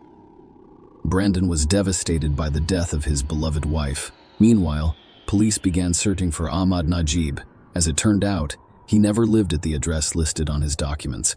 But his name was real, so there were several ways to find him. The police began looking for the name on the documents in the Registry of Documented Marriages. A match was found at the National Social Support Agency. Ahmad Najib Ben Aris was born and raised in Muar, Malaysia. He was the second of 4 brothers and sisters in the household. He dropped out of school so he could work and help his family. In 1998, he went from Muar to Kuala Lumpur. Later, he married and had 2 children. Since 2000, he has been a cabin cleaner for Malaysia Airlines. The police began surveillance on his wife after learning her name and workplace. She worked at one of the metropolitan banks and waited until her shift ended. Police officers disguised in civilian clothes followed her and discovered her home address. The police now knew where Ahmad lived, but they needed to ensure that he was inside the house to avoid scaring him. They kept an eye on the house for 3 days, but when the investigators began to doubt Ahmad Najib's ability to live with his family, he disappeared. However, these were hasty conclusions. On the 4th day of surveillance, around 4 a.m., they noticed a cab pull up to the house, and Ahmad Najib got out. Only a minute later, he was handcuffed and led to the police station for questioning. Information about the arrest and the suspect's identity spread quickly in the press. Many people who knew Ahmad Najib couldn't believe he was responsible for Kaniong's kidnapping and death. He was a devoted husband and father of 2 children, and he gave the impression of a good man. However, officers soon realized that he was a wolf in sheep's clothing. Najib remained calm throughout the first interrogation, stating that he was only willing to speak with the head of the Criminal Investigation Division. He started to deny his guilt. Only after he was presented with evidence linking him to Kaniong did his confidence gradually wane. At first, he was shown 2 IDs that he had given to the officer on duty the night Kani was kidnapped. The officers then stated that they discovered blood spots on his jacket and jeans, and DNA analysis would almost certainly show that this was Kaniong's blood. It wasn't until Najib realized that the officers were not faking it and that they had irrefutable proof that they were not bluffing did he admit that he kidnapped and murdered Kani in 10 days, beginning on June 23, 2003. Ahmad was taken to court, where he reiterated his confession. During the next few days, the police conducted an investigation in which Najib showed all of the places where he was with Kani and explained in detail how and how many times he forced her to have intimate relations with him, as well as how he killed her and attempted to dispose of her body. They discovered evidence to back up Najib's claims in every location where he led the police. The cameras captured Ahmad Najib in the underground parking lot where it all began. According to him, he was waiting for his former boss who fired him and wanted to exact revenge. It is worth noting that the version about the former boss has not been confirmed. By hiding in the dark, he noticed Kani looking for something in her car and decided to take advantage of that. He pushed her into the car and threatened her, telling her that if she tried to flee or call for help, she would regret it. Kani fell into a trance and obeyed all of his commands. Then he got into the driver's seat and drove out of the parking lot at high speed, breaking the barrier. After stopping in an industrial area, he began harassing Canny, but just then, a police officer dressed in civilian clothes approached the car. Najib was attempting to persuade the officers that he only realized he had kidnapped the wrong woman when the officer asked to see their IDs. Even if we assume he intended to kidnap his former boss, this does not absolve him of guilt. Without a doubt, she would have met the same fate as Kanyong. According to his words, Najib escaped the pursuit. Even though the officer had his documents, he didn't think to let Canny leave. He pulled over on the road to replace a tire that had been punctured by a bullet. A car with a woman inside was parked near where he had stopped. He walked up to her and asked for a jack. He wanted to change the tire, but then he noticed that Canny was signaling the woman with her hands, who had landed him that jack, so he abandoned the idea and drove away. A short time later, he arrived at a deserted location and forced Canny to have an intimate relationship with him by threatening her with a knife. Then he drove to another district, forcing Canny to satisfy him yet again. Both of them were in the back seat, and Canny begged him for mercy. Instead, he ended her life. Then he hid her body in a manhole near a highway, drove a car to another location, and abandoned it there. After 16 hours, he returned to the location with a gasoline canister and attempted to conceal the evidence of the crime. DNA testing confirmed that the cement discovered inside Kanyong's body belonged to Ahmad Najib Ben Aris. His DNA and fingerprints were also discovered in the car, providing additional irrefutable evidence of his guilt. The experts also determined that the blood found on his jacket and jeans belonged to Kanyong. The trial began on September 15, 2003, only 3 months after Canny's death. This case became one of the most contentious in Malaysia, attracting a lot of attention from the media and the public. Such a high-profile trial has attracted not only ordinary Malaysians and journalists, but also those who, in my opinion, decided to make a name for themselves, namely attorneys, of which Najib had plenty, despite the fact that he admitted his guilt during the investigation, and there was more than enough evidence of his crimes, including DNA evidence, after consulting with 6 of his attorneys. Najib did not plead guilty in his first trial, telling the court that he confessed under police pressure. However, the judge before whom Najib confessed shortly after his arrest testified that there were no signs of physical abuse on the defendant at the time of confession, and that he was calm and relaxed. With that in mind, the attorneys changed their strategy and began arguing that Canny was in the car with their client at her own volition. Attorneys attributed it to the fact that Canny, who holds a black belt in Taekwondo, did not attempt to escape. This attempt to blame the victim for not escaping was rejected because everyone responds differently to critical situations. But they did not stop there. Then they came up with a new version, claiming that Canny became intimate with Ahmad Najib voluntarily and died of strangulation, which was used to heighten the sensations during the intercourse. But this version was challenged and denied by forensics experts. The cloth around Canny's neck was tied in multiple knots, indicating that Najib had no intention of loosening it. In fact, the cloth was tied so tightly that the skin beneath it was the only part of the body unaffected by the fire. But that is not all. The cloth was designed for wiping plane windows, and given that the defendant worked as a cabin cleaner, this linked him even more to the crime, not to mention the fact that the lawyers couldn't explain the stab wounds on Canny's body. At that point, Najib's attorneys ran out of ideas and advised him to remain silent and not testify. Many people wondered why Canny didn't get out of the car when she had at least 2 chances to do so. Sadly, we will never know the answer. Maybe she just froze in fear and couldn't run away. On February 23, 2005, Ahmad Najib Ben Aris was found guilty of all charges. The judge stated that the evidence points to only one person committing the crime against Kanyong's sexual integrity. Najib received the maximum sentence under Malaysian law, 20 years in prison and 10 chain strikes, but he was also sentenced to death for killing her.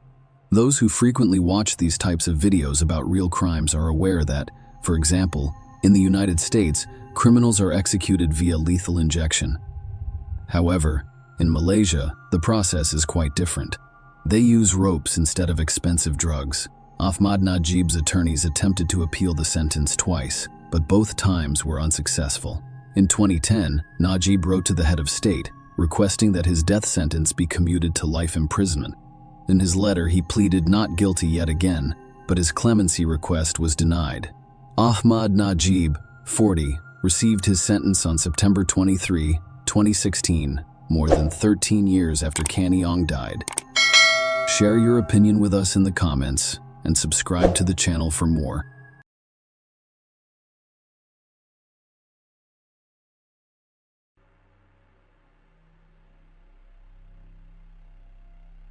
Hey guys, welcome to my channel, and today we're going to take a look at another horrible case with you. In this video, we will discuss the events that took place in Texas. On April 4, 2011, Robert Frisbee arrived at the police station because he couldn't find his 17-year-old daughter, Bridget. Robert assumed she had spent the night at her friend's place, but when Bridget did not return home, he became concerned and attempted to contact her via phone. All of his attempts were unsuccessful. So Robert headed to the police station. Bridget was born December 17, 1993. There isn't much information about her early life because she was raised in an orphanage before being adopted by Catherine Randall Frisbee and Robert Frisbee at the age of 18 months. When I mention Robert and Catherine, I'll refer to them as Bridget's father and mother, not her adoptive parents. Bridget grew up to be a cheerful, energetic, and inquisitive young lady. She enjoyed poetry, painting, and horseback riding. Unfortunately, the difficulties that had followed Bridget like a shadow since birth did not fade as she grew older. Catherine Frisbee, Bridget's mother, died from a long illness when she was 6 years old. Her passing was heartbreaking for both Bridget and her father, Robert Frisbee. Catherine died at age 49. Robert tried everything to make his daughter happy. They had a warm, trusting relationship, but Bridget was getting older, and her rebellious side began to show. On April 3, 2011, teenagers riding motorcycles through the woods on the outskirts of Katy, Texas, noticed something suspicious on the ground among the trees. They decided to stop and take a closer look at what they saw. As they approached, they discovered a young woman lying on the ground. She was clearly dead and had been lying there for quite some time. They reported the discovery of the body to the police. The police officers who arrived at the crime scene quickly determined that the location where the teenagers discovered the young woman was the site of her death, but she didn't have any identification with her. The detectives had no idea who she was or how she ended up in the woods. Thus, one of the detectives' primary responsibilities was to identify the victim. She looked about 20 years old. When the expert examined the body, he discovered an entry bullet hole in the back of the victim's head. The bullet passed through and through, as evidenced by the exit wound on the forehead. Police discovered a 9mm pistol shell casing next to the body. At the time, the shell casing was the only clue that could be used to solve the case.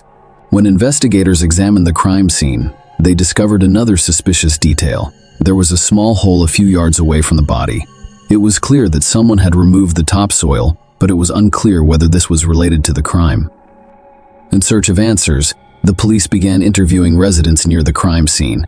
It was a quiet, wooded area, and residents became concerned about their safety after learning about a brutal crime committed near their homes. The police wanted to know if they had seen anything strange. Perhaps someone noticed strangers or unfamiliar cars near their home. Any clue was valuable. The officers went door to door, but no one reported seeing anything unusual. However, one of the locals stated that she had heard something strange. She spent the night before with friends in the backyard. At approximately 2 or 3 a.m., they heard a loud bang, like a gunshot. They paid little attention to it and did not call the police. At the time, this was not a major concern. However, learning about the discovery of a dead young woman nearby has raised serious concerns. Thus, the police estimated that the crime occurred between 2 and 3 a.m. No other residents have provided significant information to the police.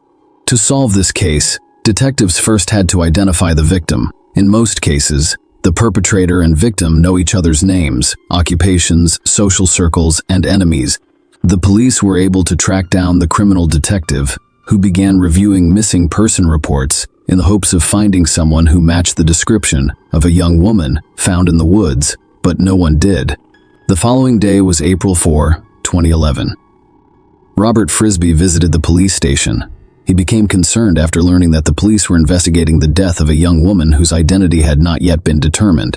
Robert couldn't contact his 17-year-old daughter, Bridget. He informed detectives that he had last seen his daughter 2 days ago. She thought she was spending the night with a friend. He began to worry when she did not return home. Robert's worst fears were confirmed when the detective showed him photos of the crime scene. He recognized Bridget among them, and this, of course, caused him unimaginable emotional distress. Many years ago, he lost his wife, and now he's lost his daughter, whom he loved despite her rebellious nature. The investigators asked him to describe everything about the last time he saw his daughter and the events leading up to his visit to the police station. The police now knew the victim's name, giving them hope that they would be able to find the person who killed Bridget quickly. Robert Frisby testified that he had last seen his daughter on April 2, 2011. That day, he bought her a new rave outfit, including blue, green fox fur leggings, a skirt, and a top. Kendall Suto, Bridget's friend, visited them in the evening and stayed for dinner. Robert drove Bridget and Kendall to a rave party, but it was closed, so they returned home shortly after 10 p.m. Kendall's ride was supposed to pick him up at midnight, so he and Bridget settled in to watch a movie. Bridget was still dressed in her new rave outfit when Robert went to bed and set the alarm for midnight. When he awoke, Bridget informed him that the candle ride had not yet arrived. When Kendall left, Robert wanted to lock up the house. When Robert awoke at around 3 a.m., he discovered the back door and garage door open. Bridget could not return without the man's knowledge because he was locked up. Then he realized his cell phone was missing. He had recently taken away Bridget's phone, so he assumed she had taken his when she went out. Robert repeatedly called his cell phone and searched the internet for its GPS location. He gave up waiting for her to return after being unable to contact her or locate the phone. The next day, he called several of Bridget's friends, but none of them knew where she was. Later that evening, April 3, he read on the internet about a body discovered nearby and began to suspect it was Bridget. He therefore decided to contact the police. Thus, based on Robert's information, investigators had their first potential suspect, Bridget's friend, Kendall Suto. But Robert Frisby didn't think Kendall could hurt Bridget. He claimed that only one person could have personal motivations to harm her, Bridget's ex-boyfriend, Jonathan Larson, with whom she had a complicated relationship, became the second potential suspect. Bridget's boyfriend, Zach Richards, was also considered a suspect by investigators. They needed to know what these three people were doing and where they were during the crime.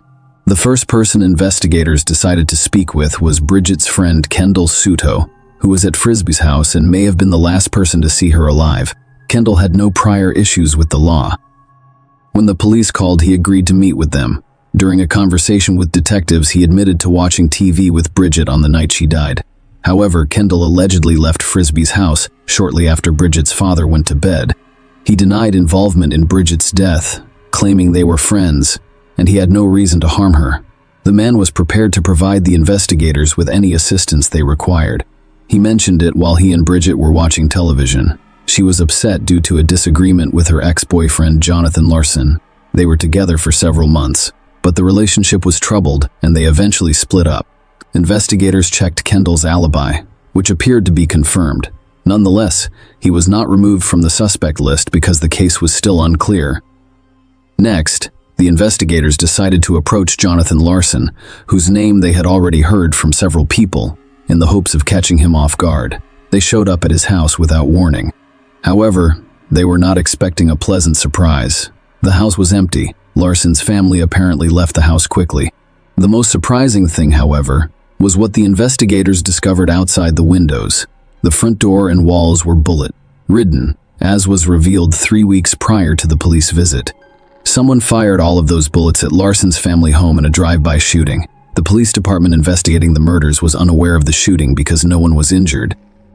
When someone shot the house, the owner called the police, but the case remained unsolved. The police only had shell casings and bullets, but they had no idea who was responsible for them. After interviewing the neighbors, the investigators discovered that the next day after the drive, they shot Larson and fled because they felt unsafe. Detectives were now investigating whether Bridget Frisby's death and the shooting at her ex-boyfriend's house were connected. Let me remind you that Bridget's body was discovered on April 3, 2011, and the drive-by shooting happened 3 weeks ago. On March 14, Jonathan Larson was identified as the primary suspect, so the police began searching for him. During the investigation, police went to Bridget Frisby and Jonathan Larson's school. The school administration stated that Jonathan had not attended school in several days. When they couldn't find Jonathan, they decided to speak with Bridget's classmates. They wanted to know who she was feuding with, who might wish her harm, and if she had any enemies. Alexander Olivieri was among those with whom the investigators spoke. He claimed that he and Bridget were friends who frequently spent time together. Alexander claimed that Jonathan Larson was the only one with a motive to harm Bridget. When the investigators asked Alexander about the last time he saw Bridget, he stated that they were supposed to meet on the night she died. They agreed to meet at her house, then travel to Houston together to pick up Bridget's boyfriend, Zach Richards, at the bus stop. Alexander stated that he arrived at Frisbee's house with his friend Alan Perez, but Bridget was not present. She was supposed to be waiting for him on the street near the house, but she was nowhere to be found. Alexandra Olivieri stated that he and Alan Perez returned to Frisbee's house a few hours later, but Bridget was still not present. According to him, it was around 5 a.m. No wonder Bridget was not at home. She had already died by that time. Olivieri stated that he learned about Bridget's death from a news report. After visiting the school, the investigators added 2 new names to their list of potential suspects, Alexander Olivieri and Alan Perez. However, the main person of interest in the investigation remained the same, Bridget's ex-boyfriend, Jonathan Larson. Detectives discovered that Jonathan's mother did not leave the city following the drive-by shooting. She lived in a friend's apartment for a while. During a conversation with investigators, she stated that she sent her son to live with relatives in Austin, Texas.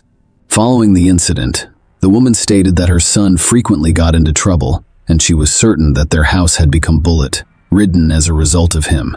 That incident, she believed, was a form of vengeance against her son. She also claimed Jonathan fought with another man shortly before the drive-by shooting. She was certain there was a connection between the fight and the shooting at their house. The woman's relationship with her son was not ideal. She had no idea where Jonathan was at the time of Bridget Frisbee's death.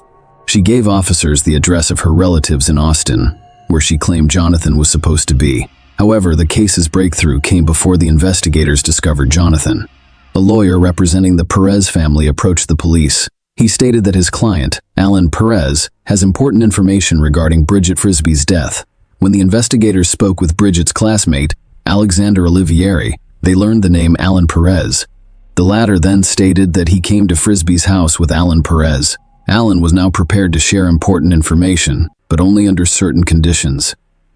He was willing to discuss Bridget's death in exchange for an immunity agreement. The authorities needed answers, so they accepted this condition. Alan Perez claimed that the drive-by shooting at Jonathan Larson's house was linked to Bridget Frisbee's death. This shooting occurred just 1 week after Jonathan and Bridget split up. Alexander Olivieri, 17, whom investigators had previously spoken with at school, assisted Bridget in exacting revenge on Jonathan and firing the shots at the house. Perez and Olivieri met in high school. They joined the National Guard together, but when Olivieri returned from basic training, he began attending a new school. According to Perez, Bridget was one of Olivieri's new friends at his new school. Perez testified that Bridget had been bragging about participating in a drive-by shooting with a friend, and that Olivieri later told Perez that he was the shooter. Specifically, Olivieri told Perez that Bridget drove, and he shot at her ex-boyfriend's house with his Hugo semi-automatic rifle. Perez testified that Olivieri approached him for a favor on the evening of April 2, 2011. Olivieri explained that he wanted to punish Bridget for informing friends about the drive-by. He wanted Perez as a backup. Olivieri told Perez to bring a weapon. Perez arrived carrying a .380 caliber pistol and dressed in a green military uniform, mask, and gloves. Olivieri carried a 9mm Beretta pistol in a shoulder holster beneath his jacket. According to Perez, they arrived at Olivieri's house after midnight. Olivieri then called Bridget and asked her to accompany him to pick up her boyfriend, Zach Richards, from the bus station. Bridget declined, citing her busy schedule.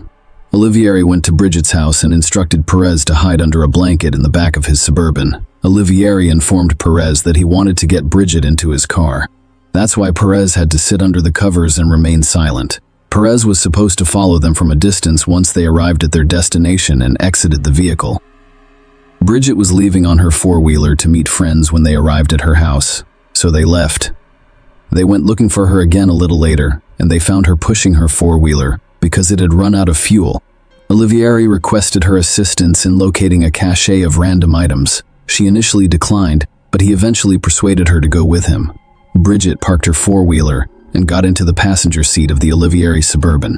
Perez was still hiding in the back of the car, under blankets. Olivieri returned to the same neighborhood where he and Bridget had conducted the drive by shooting. They got out of their car. Perez waited a minute before following them. Perez spotted Olivieri carrying a shovel and leading Bridget with a flashlight. Olivieri pointed out a spot and instructed Bridget to begin digging. As she bent over to dig, Perez noticed Olivieri reaching into his jacket, pull out his gun, place it against the back of Bridget's neck and fire. Perez testified that he was shocked because he expected Olivieri to threaten her with the gun, but he had just shot her. Olivieri ran towards Perez, who cursed at him for a while. Olivieri told Perez to shut up and run towards the car while he got his shovel, flashlight, and Bridget's cell phone. Then they left the crime scene and drove to Perez's house. Before they reached their destination, they smashed Bridget's phone with a shovel before hitting it. After this, they drove home to Olivieri. They moved everything from the Suburban into Alexander's room. According to Perez, he and Olivieri arrived at the bus station around 4 a.m. to pick up Bridget's boyfriend, Zach Richards. Perez invited Richards to spend the night at his house, so the three of them drove to Perez's home and went to bed. They told Richards nothing about the crime. Olivieri informed Perez that they needed to be each other's alibis. When questioned by police, Perez had to explain that he stayed at Olivieri's house, hung out, watched a movie, and then they went to pick up Richards together. Alexander Olivier persuaded him that saying the same thing and providing each other with an alibi would not put them in danger. Olivieri also told Perez that he was going to get rid of the gun he used to kill Bridget. Bridget was upset because Jonathan Larson, with whom she was in a relationship, cheated on her. Olivieri offered to exact revenge on him by shooting at his home. However, he had not anticipated what would happen next. Bridget failed to keep the drive a secret, which concerned Olivieri. This incident may put an end to his plans. He wanted to be a military man, but now his dream was hanging by a thread. That's why he went to great lengths to keep Bridget quiet. He decided that the only way out of this situation was for Bridget Frisbee to die. During the investigation, the police heard the name of Bridget's boyfriend, Zach Richards, several times.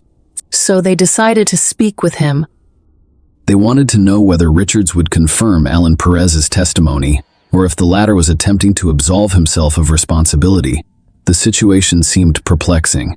Bridget's boyfriend Richards testified that in March 2011, Alexander Olivier Airy said he was going to deal with something, grabbed his AK-47 and left with Bridget in her car. Later, Olivieri told Richards that he shot at Bridget's ex-boyfriend's house from her car as she drove by. Olivieri told Richards that he participated in the drive-by as a favor to Bridget and simply because he could. Richards testified that Bridget continued to brag about the shooting, and Olivieri confronted her and told her to stop telling people. On April 3, 2011, Olivieri agreed to drive Bridget to the Houston bus station to pick up Richards around 1 a.m. When Olivieri did not show up, Richards took a ride to Denny's and finally called Olivieri at around 2:30 or 3 a.m. Olivieri informed him that he was at home, but would come pick him up. Alexander finally arrived several hours late, and Perez accompanied him. When Richards inquired about Bridget Olivieri, he stated that he attempted to contact her and visited her house, but she was not there. Richards stated that he went to Bridget's house after sleeping for a few hours. Her father answered the door and explained that Bridget had been out all night, and he had no idea where she was. Richards spent the next few days attempting to locate her through friends before learning of her body's discovery. Richards told the investigators that he had previously visited the woods, which have now become a crime scene, with Bridget and Olivier. According to him, Olivieri was familiar with this area, and it was not unusual for him to carry a weapon at all times. Thus, everything pointed to Alexander Olivieri being responsible for Bridget Frisbee's death. 4 days after her death, police issued an arrest warrant for Olivieri. Given that the suspect possessed a variety of weapons and was proficient in their use, the police requested assistance from SWAT teams in apprehending him. After the surveillance team confirmed that Alexander Olivier was at home, the SWAT team began their work. Fortunately, they did not have to use weapons, and Olivier surrendered without resistance. He was calm and emotionless. He understood why he was arrested, but he denied having any involvement in Bridget Frisbee's death.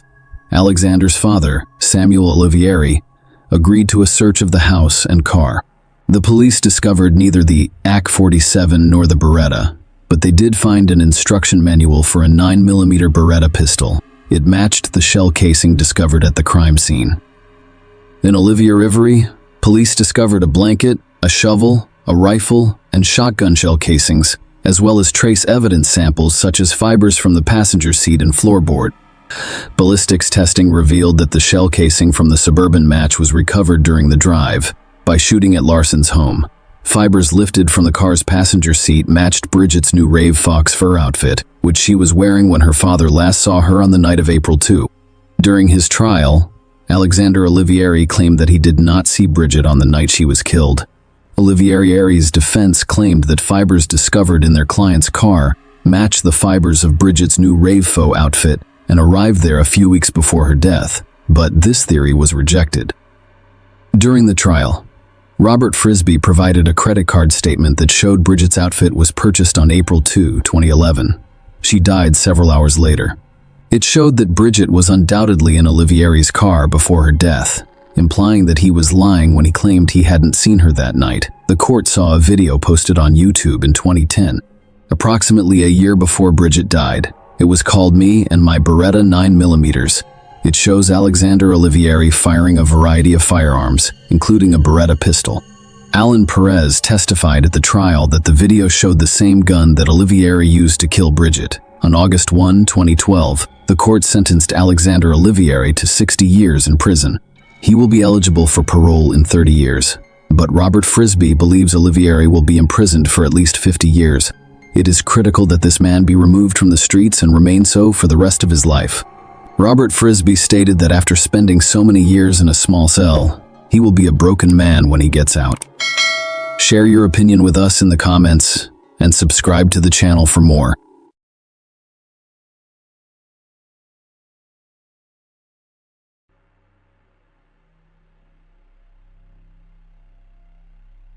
Hey guys, welcome to my channel, and today we're going to take a look at another horrible case with you. A young woman who worked at a jewelry store disappeared without a trace during her lunch break. When investigators began to unravel this mystery, they were only able to find a few unusual clues and witnesses. Only several decades later, the truth finally became known, and it was a big surprise for the detectives. Linda Reed was born in 1962 in the Australian city of Gold Coast. She grew up in a loving family, was a cheerful and energetic child, and had many friends in her school years. Linda met a guy named Robert. The couple began dating, and at 19 years old, the young woman married him.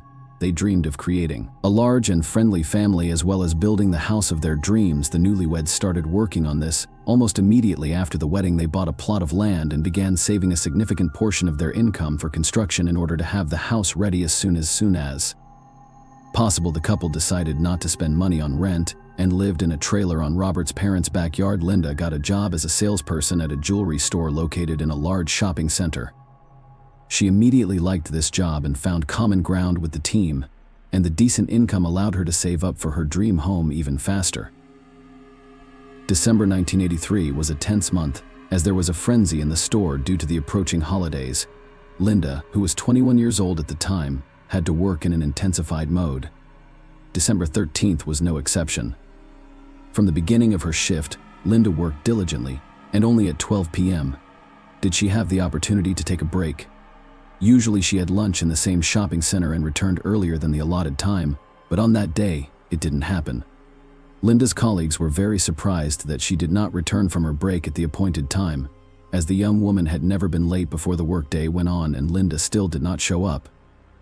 Everything looked as if she had simply decided to leave her ship without informing her colleagues, but they doubted that the young woman could do such a thing as she approached her job with the utmost responsibility. Her husband was also surprised when Linda did not return home after her shift. He waited for some time and then contacted her colleagues. They told the man that his wife did not return from her break, and Robert started to seriously worry. He went to the shopping center and started walking around in search of Linda. After that, he visited several other places that the young woman regularly frequented, but she was nowhere to be found. With each passing minute of searching, he became increasingly concerned that something bad had happened to Linda. So by 7 p.m. that evening, the man decided to call the police. The operator told him that a report of a missing adult would only be accepted after 24 hours had passed since the disappearance.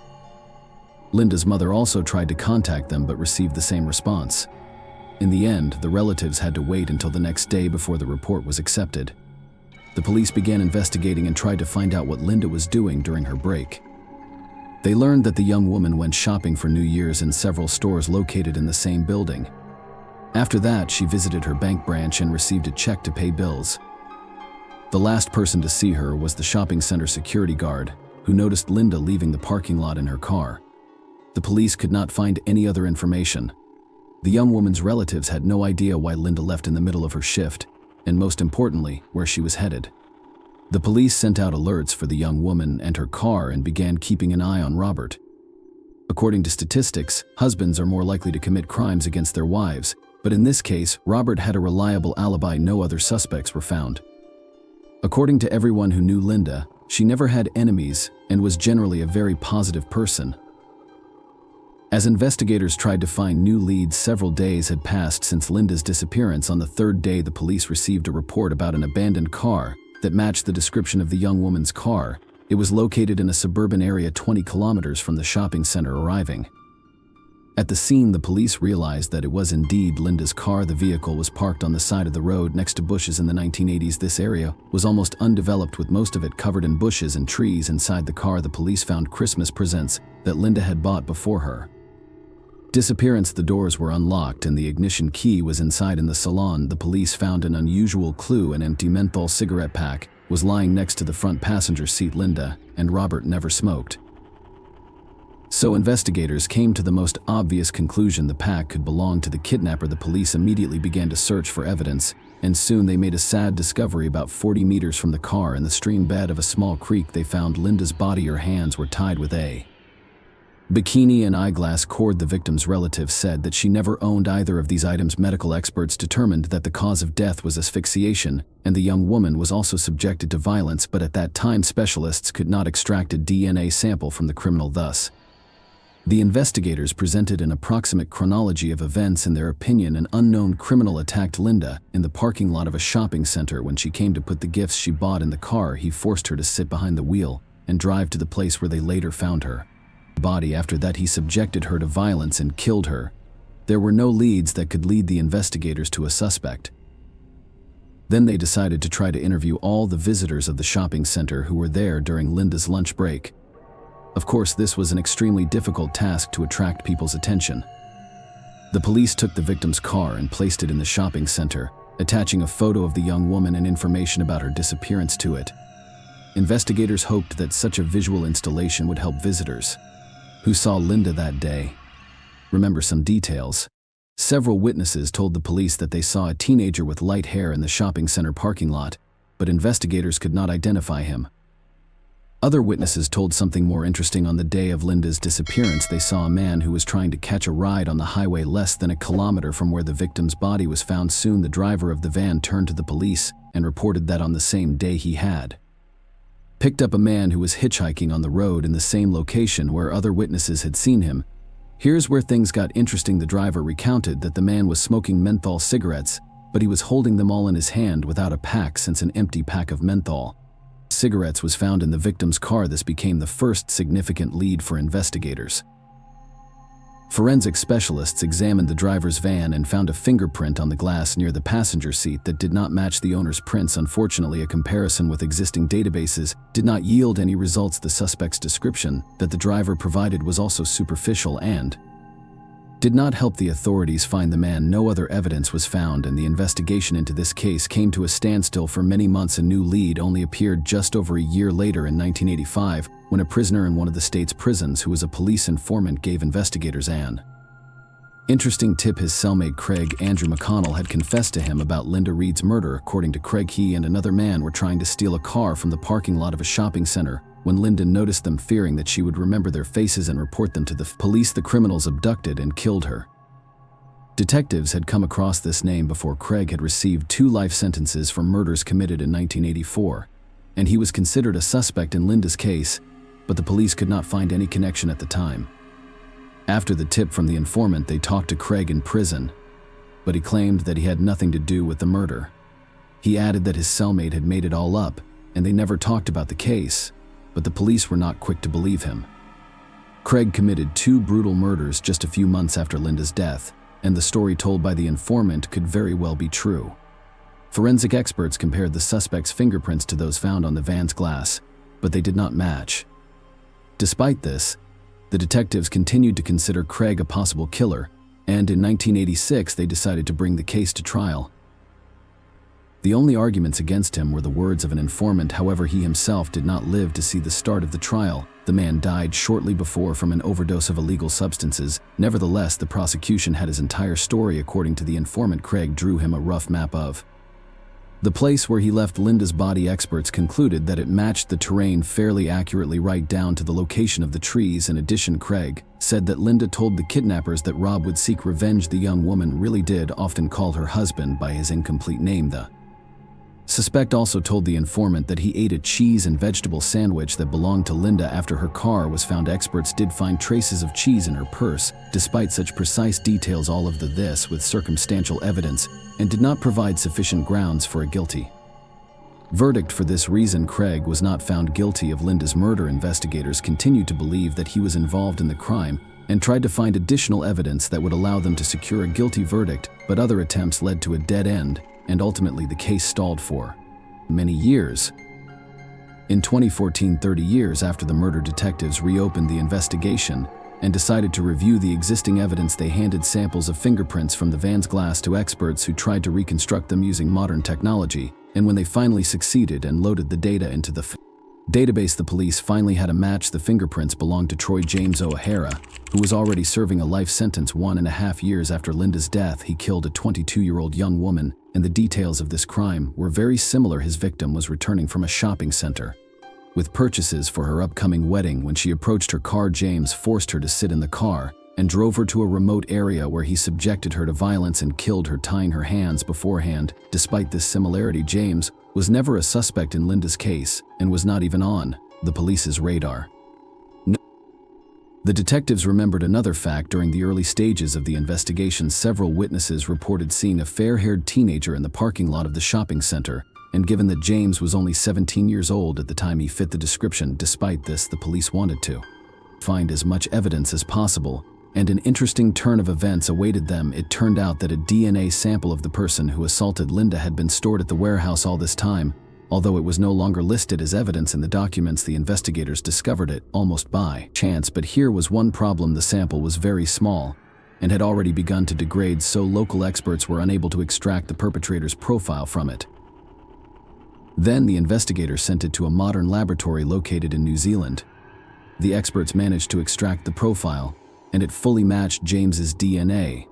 All of this took several years for the investigators, considering that the criminal was already serving a life sentence. They could take their time and properly prepare the case for trial. In the end, James was only arrested on August 26, 2018, almost 35 years after the murder. At that time, the man was 51 years old. He had spent more than half his life in prison and had earned several more charges during that time.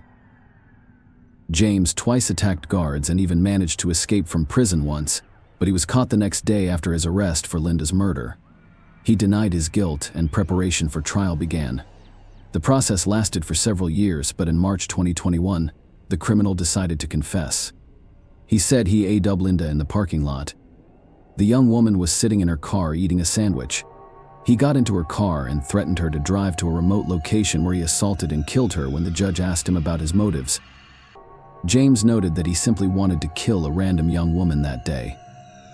As a result, James was sentenced to 30 years in prison for Linda's murder, although he was given the right to apply for early release in July 2022 since he had already served more than 30 years in prison.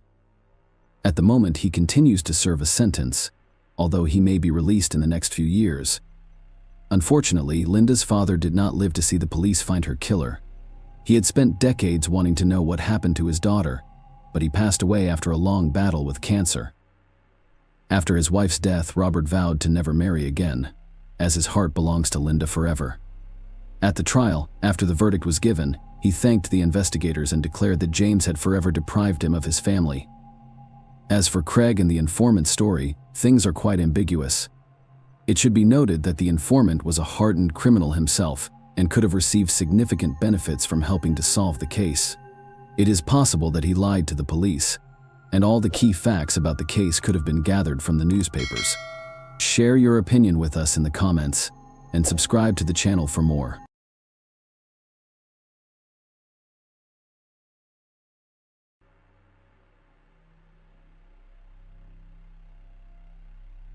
Hey guys, welcome to my channel, and today we're going to take a look at another horrible case with you.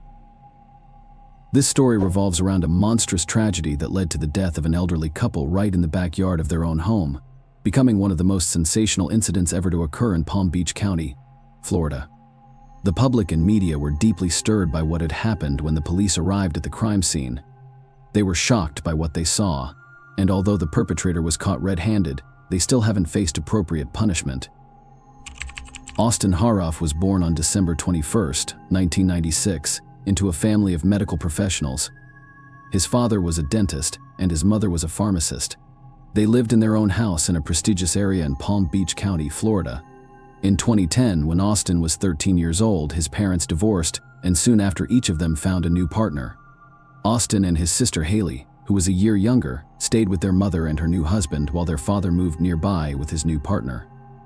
Despite the divorce, the families maintained an amicable relationship, and the children quickly adapted to the new circumstances. At school, Austin performed well academically, excelling in all subjects, and he was involved in wrestling given his robust build and tall stature.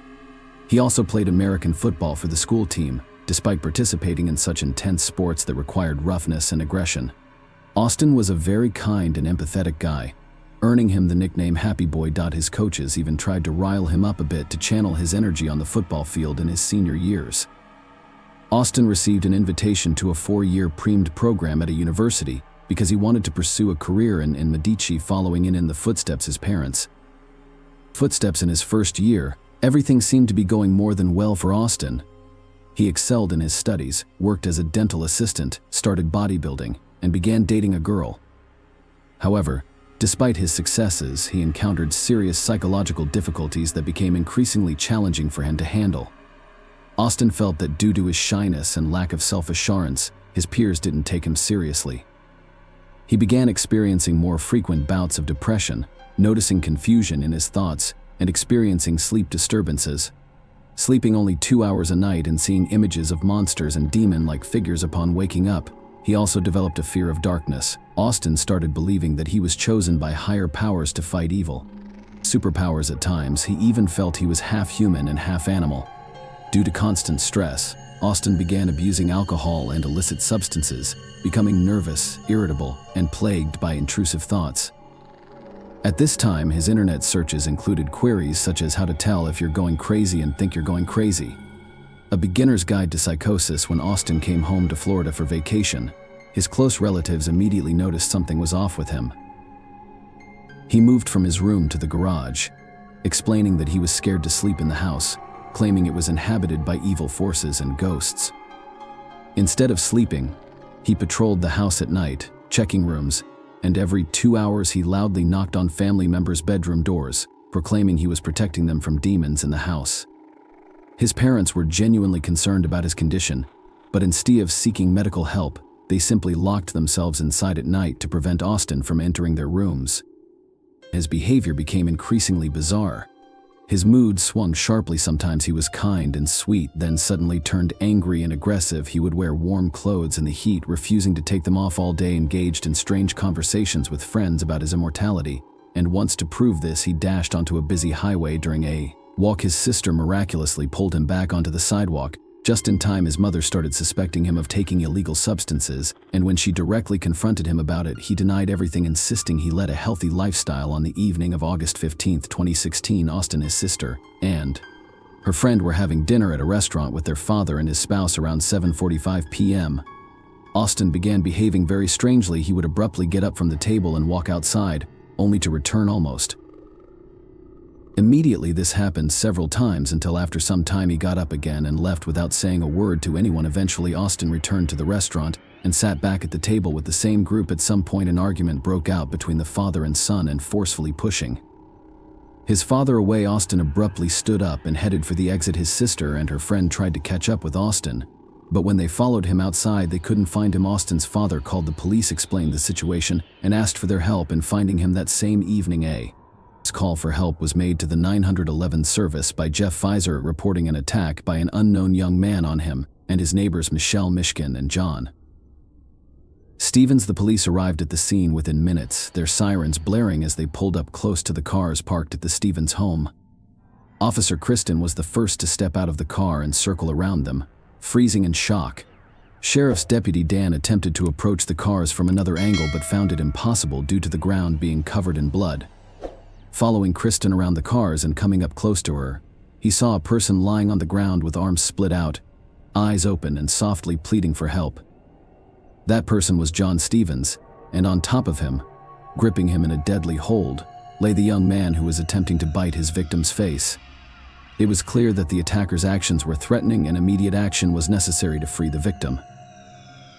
However, Kristen couldn't use her weapon for fear of hitting John Stevens, who was beneath the assailant. Therefore, the officer used a stun gun on the young man, but it proved ineffective as the attacker seemed oblivious and continued tearing flesh from the victim's body. Police officers attempted to pry Austin off John, striking him on the torso, yet he was unresponsive and continued to grip the victim's body tightly. Soon a group of officers with service dogs arrived. One of the dogs lunged at the attacker, seizing his right arm, but the young man, seemingly impervious to pain, wrenched it free, sustaining a deep laceration in the process. It was only on the third attempt that the dog managed to pull the assailant away from the victim, and the officer flipped him onto his back. Subsequently, it took the assistance of 2 more officers to handcuff him. After this, the police began examining the crime scene and discovered Michelle, who had already passed away, apart from John Stevens, who was still alive at the time they found her deceased, having succumbed to injuries inflicted by a blunt object. Later, John was transported to the hospital where he passed away. He had numerous stab wounds, but the primary cause of blood loss was from facial injuries. The police began investigating the circumstances leading to the tragedy. They examined the crime scene, and before taking the injured Jeff Fisher, who had called the police and was also the victim of the attack, to the hospital, they interviewed him. Jeff recounted that it was late in the evening, and he was preparing to go to bed when he heard strange noises coming from the lawn of his neighbors across the street. Through an open window, he heard a woman's heart-wrenching scream, got dressed, and rushed outside. Shortly before this, 53-year-old Michelle Mishkin was sitting on her open terrace facing the street watching TV, while her 59-year-old husband John Stevens was out walking the dog. As Jeff dashed out of his house, he headed straight for the neighbor's house. Approaching closer, he saw a fairly large-built young man banging on the door of a car parked on the driveway on the open terrace. The neighbor witnessed Michelle standing opposite the assailant, frozen in horror. At that moment, the young man grabbed the woman, threw her to the ground, and began kicking her. Jeff ran up close to the attacker, attempting to push him away from the woman, but at the last moment, the assailant evaded the attempt and struck Jeff in the face. Despite this, Jeff managed to stay on his feet and struck the attacker, causing him to fall to the ground, injuring his face and drawing blood. As he got up, enraged by the pain, the attacker pulled out a knife and stabbed Jeff. Altogether, the assailant stabbed Jeff. Wounded, Jeff decided to distract the attacker by running as fast as he could back to his own house, thinking the attacker would follow him. Once inside, Jeff locked all the doors and called the police, hoping he had momentarily diverted the attacker's attention from Michelle. Jeff waited for the police to arrive, listening to the sounds coming from the street. However, the only thing he could hear were sounds resembling growls and grunts of some animals. Soon, the police identified him as none other than 19-year-old Austin Harov. After leaving the restaurant, he walked about 4 miles and attacked Michelle Mishkin, who was at that moment on the open terrace of her house. Detectives speculated that at the moment when the neighbor ran to call the police, Michelle's husband John Stevens returned from walking the dog, and upon seeing the attacker, tried to save his wife but became a victim himself. After the police subdued Austin, he suddenly lost consciousness and was rushed to the hospital, where he slipped into a coma for 11 days. Doctors suspected he might have ingested certain chemicals affecting his body, but toxicology tests on his blood found nothing. 2 months later, he was discharged from the hospital and placed in custody pending investigation. During questioning, Austin's statements were incoherent. He sometimes claimed he couldn't remember anything from that night, while at other times he rambled about seeing zombies on the road and using a knife in self-defense. He mentioned constant hallucinations of ghosts, demons, and voices in his head. A psychiatric evaluation determined that Austin was in a severe psychotic state during and after the attack. Forensic psychiatrist Dr. Philip Resnick at the University Hospitals of Cleveland and Ohio confirmed that Austin Harus suffers from bipolar disorder, acute manic episodes with psychotic symptoms, and clinical manifestations of lycanthropy, also known as werewolf syndrome, while in prison. Austin gave an interview to TV host Phil McGraw, better known as Dr. Phil, expressing deep remorse for the incident. He cried and expressed regret for taking the lives of 2 innocent people, hoping the victims' families could forgive him. Austin faced charges of first-degree murder in the deaths of Michelle Mishkin and John Stevens, as well as attempted first-degree murder for the attack on Jeff Fisher. A trial was anticipated, but a judge decided to place him in a psychiatric facility. Until medical professionals determined he was no longer a threat to society, the decision shocked the public and the victims' families, as they hoped Austin Heroux would soon face legal accountability. Yet the judge's ruling delayed the judicial process until it was determined that Austin was not a danger to society only 3 years after the incident on November 6, 2019. A hearing in the case of the murders of Michelle Mishkin and John Stevens took place. Austin Heroux, who had been under forced treatment for schizophrenia, appeared. Surprisingly, the court couldn't reach a final decision on his guilt, and he remains in prison awaiting the next hearing. Austin's father, Wade Heroux, shared that a few days before the incident, his son had been behaving strangely and talking about being pursued by demons. Wade concluded that his son likely suffered from an inherited mental illness, as they had relatives who struggled with schizophrenia. Perhaps, if the family had sought qualified medical help in time, such a heinous crime might not have occurred. Share your opinion with us in the comments and subscribe to the channel for more.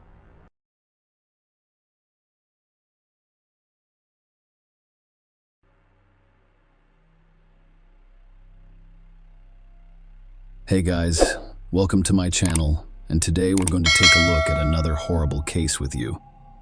In this video, we will discuss what happened in 2021. Ashley Wadsworth, 19, was filled with hope when she left her family home in Canada for the United Kingdom.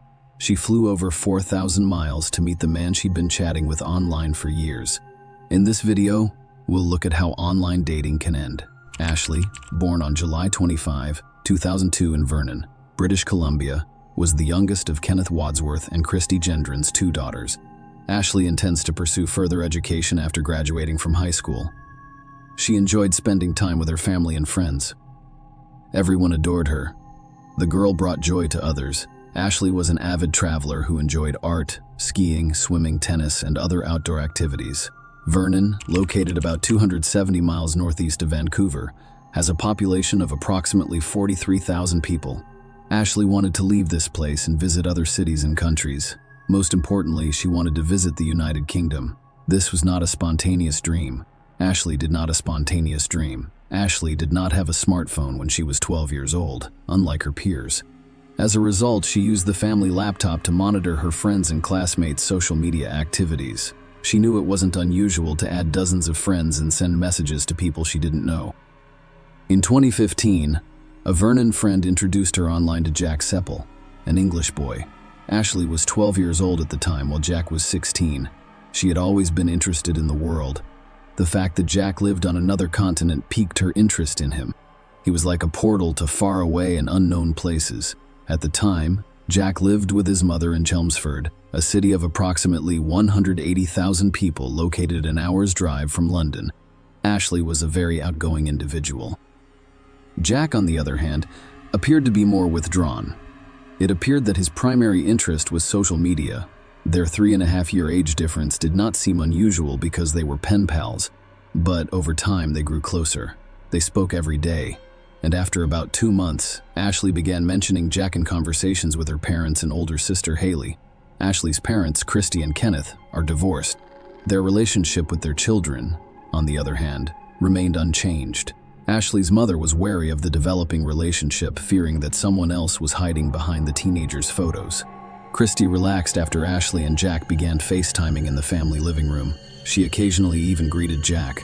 The woman liked his English accent, but Christy expected her daughter's interest in him to fade. However, the girl fell in love. For 7 years, Jack and Ashley communicated via text and FaceTime. They occasionally quarreled and stopped communicating. However, these periods were brief. Jack sent Ashley various gifts, including clothes, teddy bear jewelry, a purse, and sometimes money. Because of the 8-hour time difference, his face and name became familiar in the Wadsworth household. Ashley had to get up before dawn to speak with Jack, and the latter stayed up late at night waiting for the call. Ashley and Jack eventually shared a common dream. They wanted to meet in person someday, but for the time being, they were just images on a screen for each other. When Ashley turned 15, she asked her mother if she could pay Jack a visit. Christy's response was negative. She couldn't believe her 15-year-old daughter would travel to a foreign country to meet a man she had never seen before. Of course, Ashley was disappointed by the refusal, but she did not give up and said she would go when she reached the age of majority. As they grew older, the couple began to argue more frequently. The most common reason for this was jealousy on Jack's part. He was afraid Ashley would start a relationship with one of her Vernon peers. Ashley tried to persuade Jack by saying she loved him, but he was extremely jealous. Ashley would sometimes block Jack during their disagreements, making it impossible for us to contact her, but that did not deter him. He set up new social media accounts to text her or contact her sister and friends, knowing they would tell Ashley about it. Some of her friends believed Jack was obsessed. Ashley, on the other hand, was always quick to defend Jack, claiming that he was incredibly passionate. Jack's relationship with other girls was sometimes the source of their disagreements. They would stop communicating during such times, but they couldn't go without each other for too long. Ashley's mother claims she constantly compared her other boyfriends to Jack. In addition to his fascination with social media, Jack was a tattoo enthusiast. In October 2018, when he was almost 20 and Ashley was 16, he got a new tattoo, which he proudly displayed. He had her name written on his arm. That was how Jack hoped to demonstrate his dedication and seriousness of intent. He sometimes called Ashley, and his future wife, Christy Gendron, said the tattoo was too much. She forbade her daughter from getting a tattoo with Jack's name, but Ashley claimed she never considered it. The relationship with Jack became increasingly turbulent. Even from a distance, he exhibited some controlling behavior. Ashley's age may have caused her to overlook this. During one of the arguments, he ran a knife over his tattoo of Ashley's name. At the time, she thought it was an insane way to tell her he loved her. At the same time, she began concealing certain aspects of Jack's behavior from her loved ones.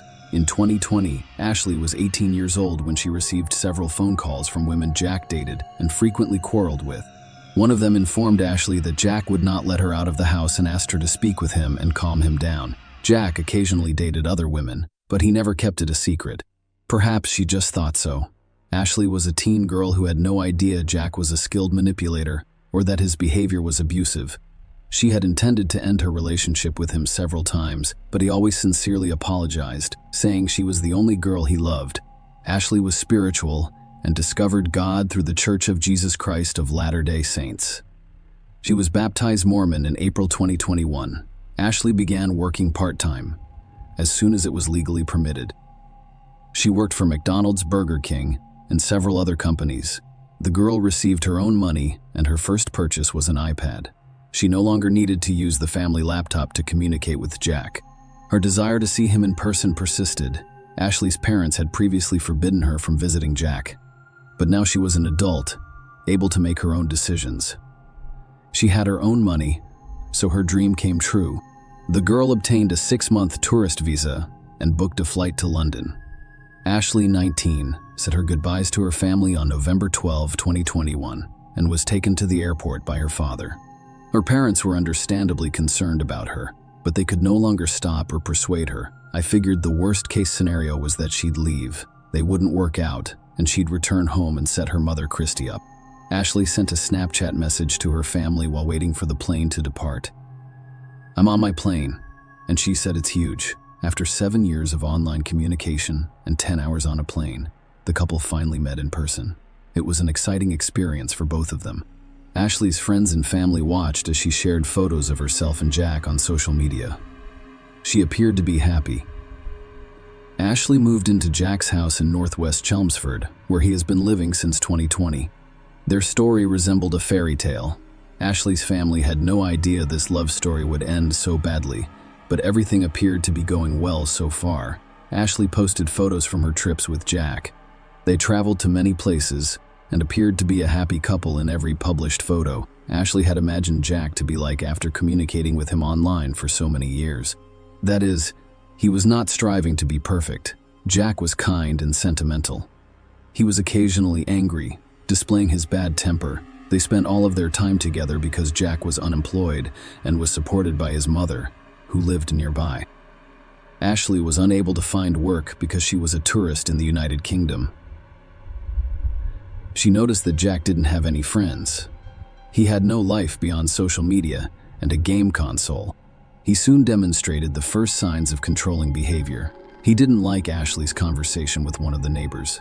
The situation seemed strange to her. She was never without friends and did not spend the majority of her time at home. Before Ashley left Canada, a church friend introduced her to some American missionaries her age, who were supposed to be in Chelmsford at the same time she arrived in London. She told Jack she wanted to meet these people, but he objected and refused to let her attend Sunday services. It was an additional red flag in their relationship. Ashley was becoming bored as they spent the majority of their time at home. Since Jack forbade her from attending church, she contacted the missionaries via text messages, keeping it a secret from him because she knew he would not like it. She deleted his WhatsApp conversations because he kept checking her phone. Every day, Jack's behavior worsened.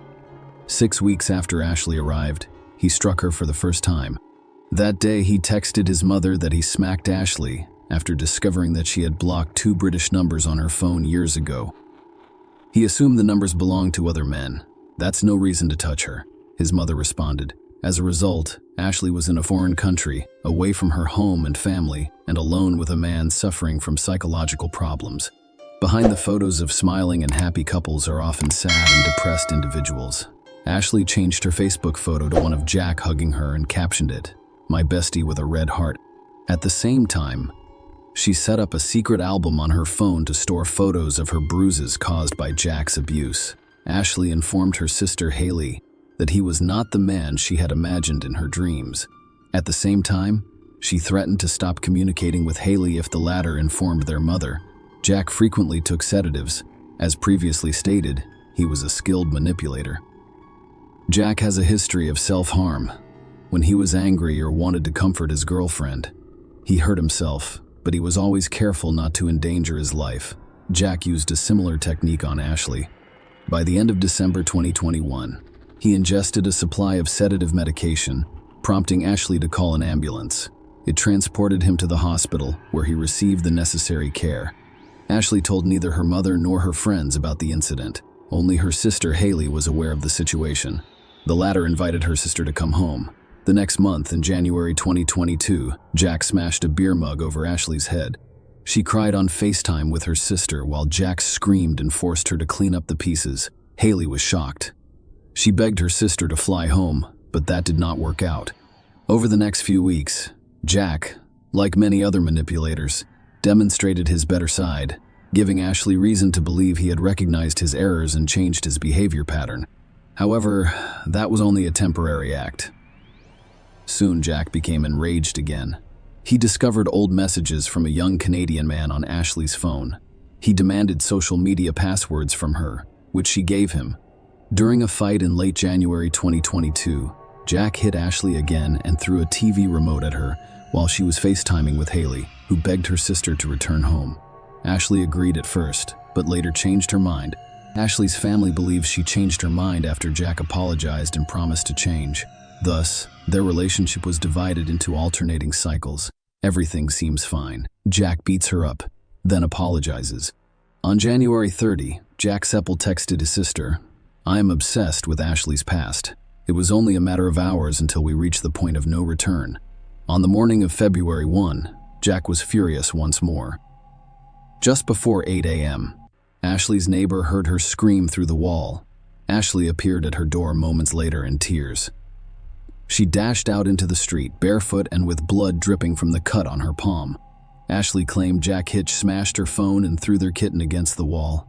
Ashley feared for her life. At the same time, she asked her neighbor not to call the cops because she didn't want Jack to hurt himself and was afraid they'd put him in prison.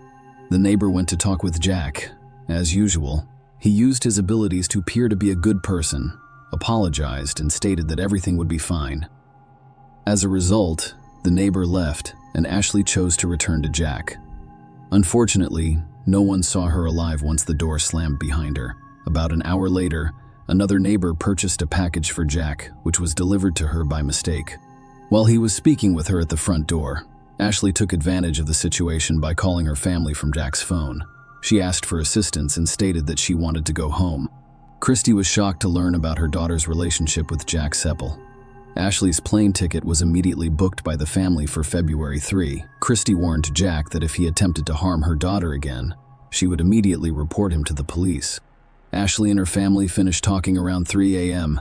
and Vernon at 11 a.m. in Chelmsford. As soon as Ashley hung up the phone, Jack stopped pretending to be a nice person and attacked her. A few minutes later, he texted his mother using the WhatsApp app, "I severely beat Ashley." After another 14 minutes, he wrote that she believed she had broken her arm. "I picked her up, threw her to the ground, punched and ripped her all over the lounge." At the time, Ashley was still alive. Unfortunately, there was no one to assist her. Starting 11:22 a.m. to 12:38 p.m., she used Jack's phone to send messages. She wrote to family and friends in Vernon, where it was the middle of the night, and to her church acquaintances in Chelmsford. Ashley. She wrote to a friend, "I need your help. It is an emergency, please." A few hours later, they received new messages stating that everything was now fine. However, Ashley was not the one who sent them. It was a few. None of the people to whom Ashley wrote received these messages right away. Jack Seppel strangled Ashley Wadsworth shortly before 1 p.m., but he felt it wasn't enough. He went to the kitchen, grabbed a knife, and returned to the bedroom.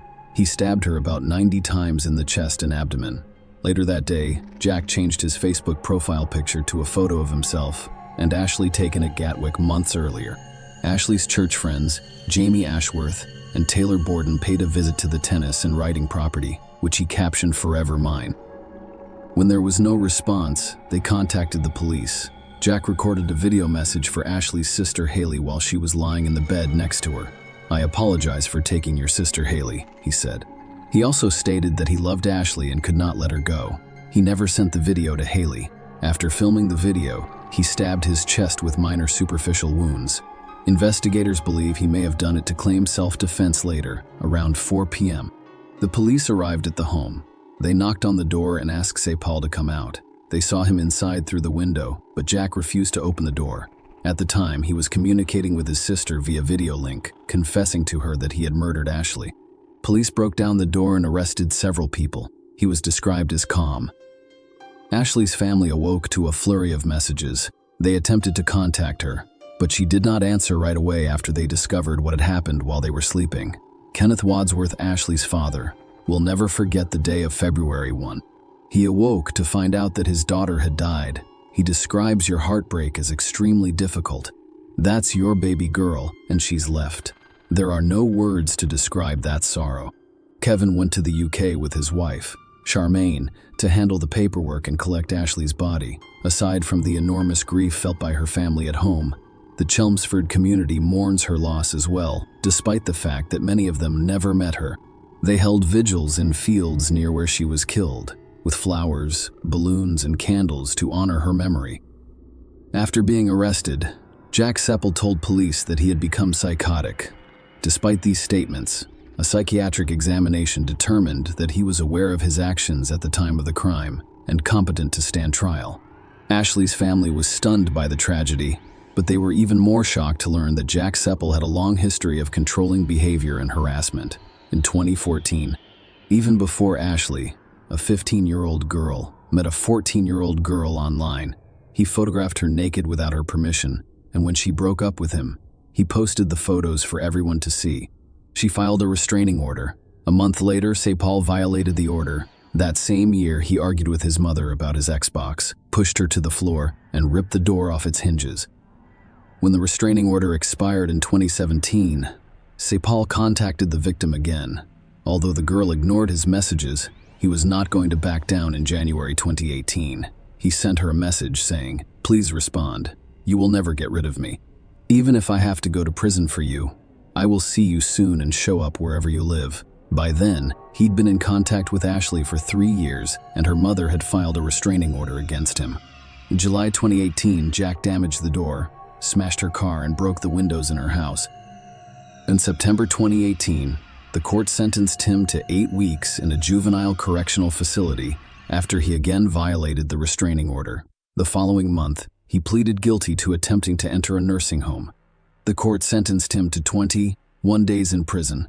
Sepal spent increasingly more time online, as if looking for a victim. In March 2020, he met a woman on Facebook, and they started living together. This woman quickly recognized that he was a dangerous man. He was extremely jealous, and his actions were unpredictable. When she said she was leaving him, Jack grabbed her throat and locked her in the house, but she managed to escape through a window. Another similar incident occurred, but with a different woman. Sepal had committed 12 crimes in total, with domestic violence accounting for the majority of them. We had no idea about his history. I feel like I threw her to the wolves. Ashley's father stated that Kenneth and Christy want others to learn from their daughter's story. If something does not feel right, take action. If you have a gut feeling that your sister, friend, aunt, mother, or daughter is involved in such a situation or relationship, call the police and intervene. Christy also mentioned her daughter, saying, "We should have reached out ahead of time through Claire's law." We learned the hardest lesson of all. Our beautiful Ashley flew to England excited, alive and well, but unfortunately flew home in a box. Please be warned to leave these violent, toxic, and dangerous relationships. Now, if your gut tells you something is wrong, please trust your instincts and intervene immediately. Even if they say everything is fine, the most dangerous time for a victim of domestic violence is when they choose to end the relationship and leave. Call the cops to help them pack their belongings and get them out of there to safety. It is too late to save Ashley, but you can still save yourself or someone you care about. The trial began in September 2022. When Sepal admitted to killing Ashley Wadsworth. The prosecution case included strong witness testimony from neighbors and friends who described Sepal's toxic behavior and the events leading up to the murder. It contained voice notes that Ashley had recorded and sent to friends. Sepal had threatened her with death in those notes. The judge described Sarah's attack on Ashley as brutal and cowardly. The judge stated that Sepal had 8 previous convictions for 12 crimes, nearly all of which involved domestic violence. The judge stated that it demonstrated a clear pattern of violent and controlling behavior among a number of women. On October 10, 2022, a court sentenced Jack Sepal to life in prison. He will be able to apply for parole after 23.5 years through his lawyers. Ashley's parents received an apology note from Sepal. However, they did not believe he had repented of his actions. Great, he will have time, but in the United Kingdom and Canada, life is only 25 years long. Ashley's mother stated that ultimately, it will not bring her back. Share your opinion with us in the comments and subscribe to the channel for more.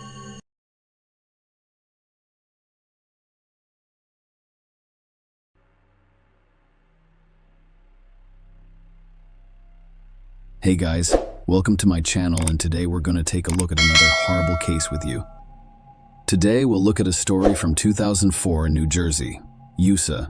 Brittany Gregory was born on April 1, 1988, in Brick Township, the youngest of 5 children in her family. Her parents divorced, and she was left to live with her father, but she remained close to all of her siblings, particularly her sister Brianna, who was 4 years older than her. Brittany excelled in school, and her teachers expected her to become a scholar. Her unusual dream, however, was to become a forensic scientist and investigate crime scene evidence. Brittany enjoyed being the baby of the family. Her mother described her as spoiled but not vain or arrogant. She celebrated her 16th birthday in April by keeping her mother's promise to let her get her belly button pierced. She adored pop star Britney Spears and had posters of her up in her bedroom. She enjoyed cartoons, particularly SpongeBob SquarePants. She also couldn't get enough of TV shows about forensic science, which she wanted to pursue. She and her mother used to watch the same shows and then call each other to discuss what they were watching. In 2004, Brittany, 16, and her older sister Brianna, 20, lived in a small house near their school with their father, Joe Don, and his new girlfriend, Lori Peterson. Brittany's father's house was the last one on the street, and it was near a wooded lot.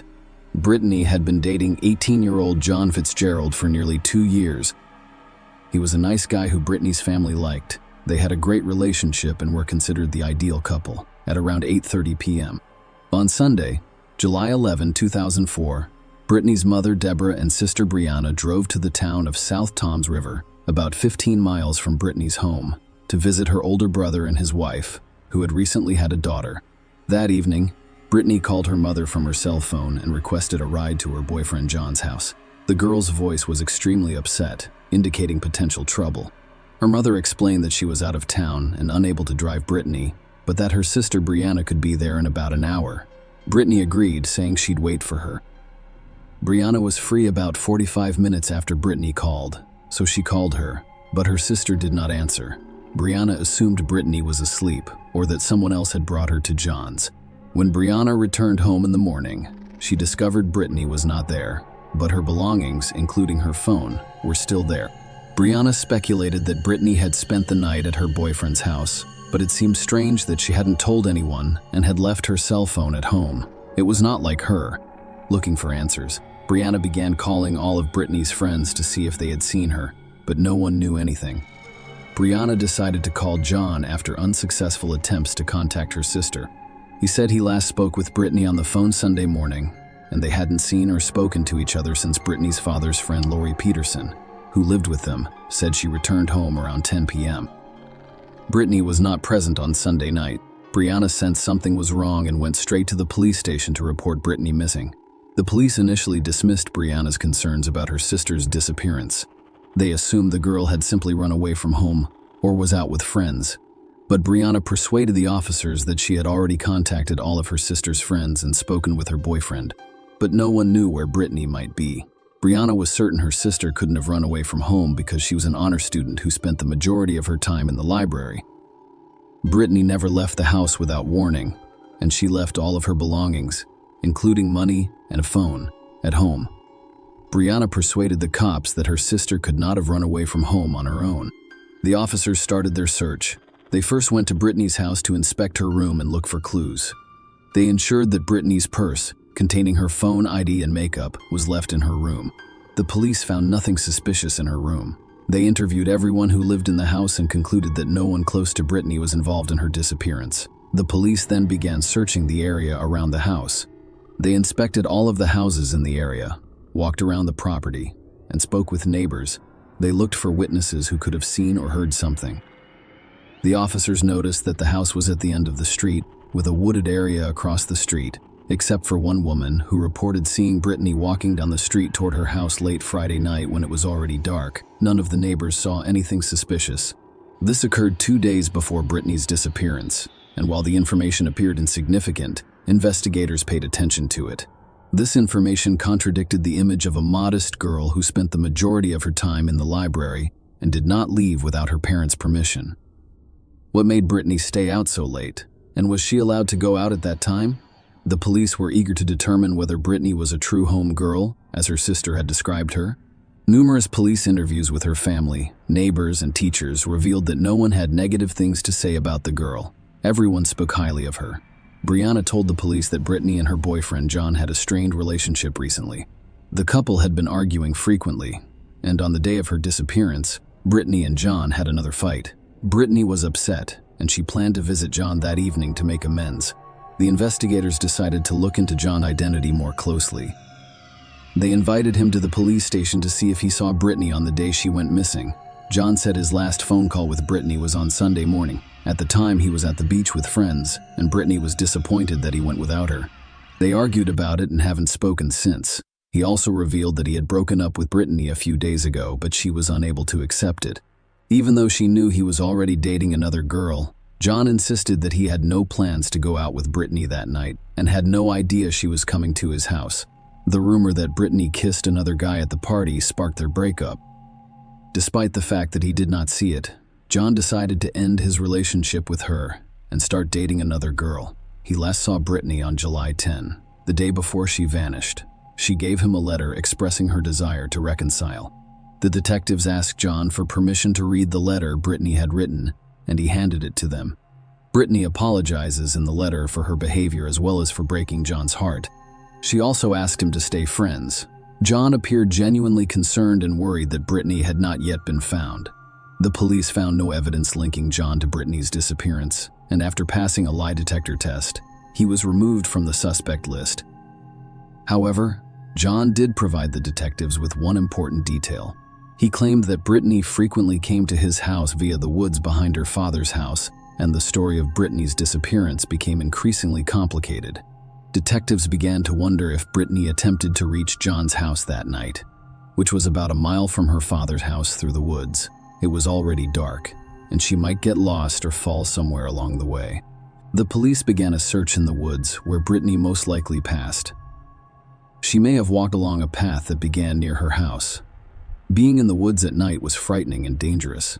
The question of why a young girl was not afraid to walk through the woods in the dark was perplexing. The search in the forest lasted 3 days, but nothing was discovered. When it appeared that the investigation had come to an end, the police were contacted by a woman who had been with her brother in a nearby park. The night Brittany disappeared, it was quiet and deserted, with only one car. The woman drove a Chevrolet pickup truck with distinctive wheels, and she noticed and remembered the car's license plate. Investigators discovered that the car was registered to Anthony Geiger, a 23-year-old. To determine Anthony's connection to Brittany's disappearance, police began investigating his past and discovered that he was Bobby Joe's ex-boyfriend. Brittany's sister, Bobby Joe, told detectives that they split up about a month ago because Anthony was overly jealous and focused too much on Brittany. She also stated that she began to suspect Anthony, who was 23 years old, had feelings for her younger sister, Brittany, and ultimately decided to end her relationship with him. Brittany's friend said Anthony always looked at her strangely and tried to flirt with her. They last met at lunch, when Anthony attempted to flirt with Brittany again.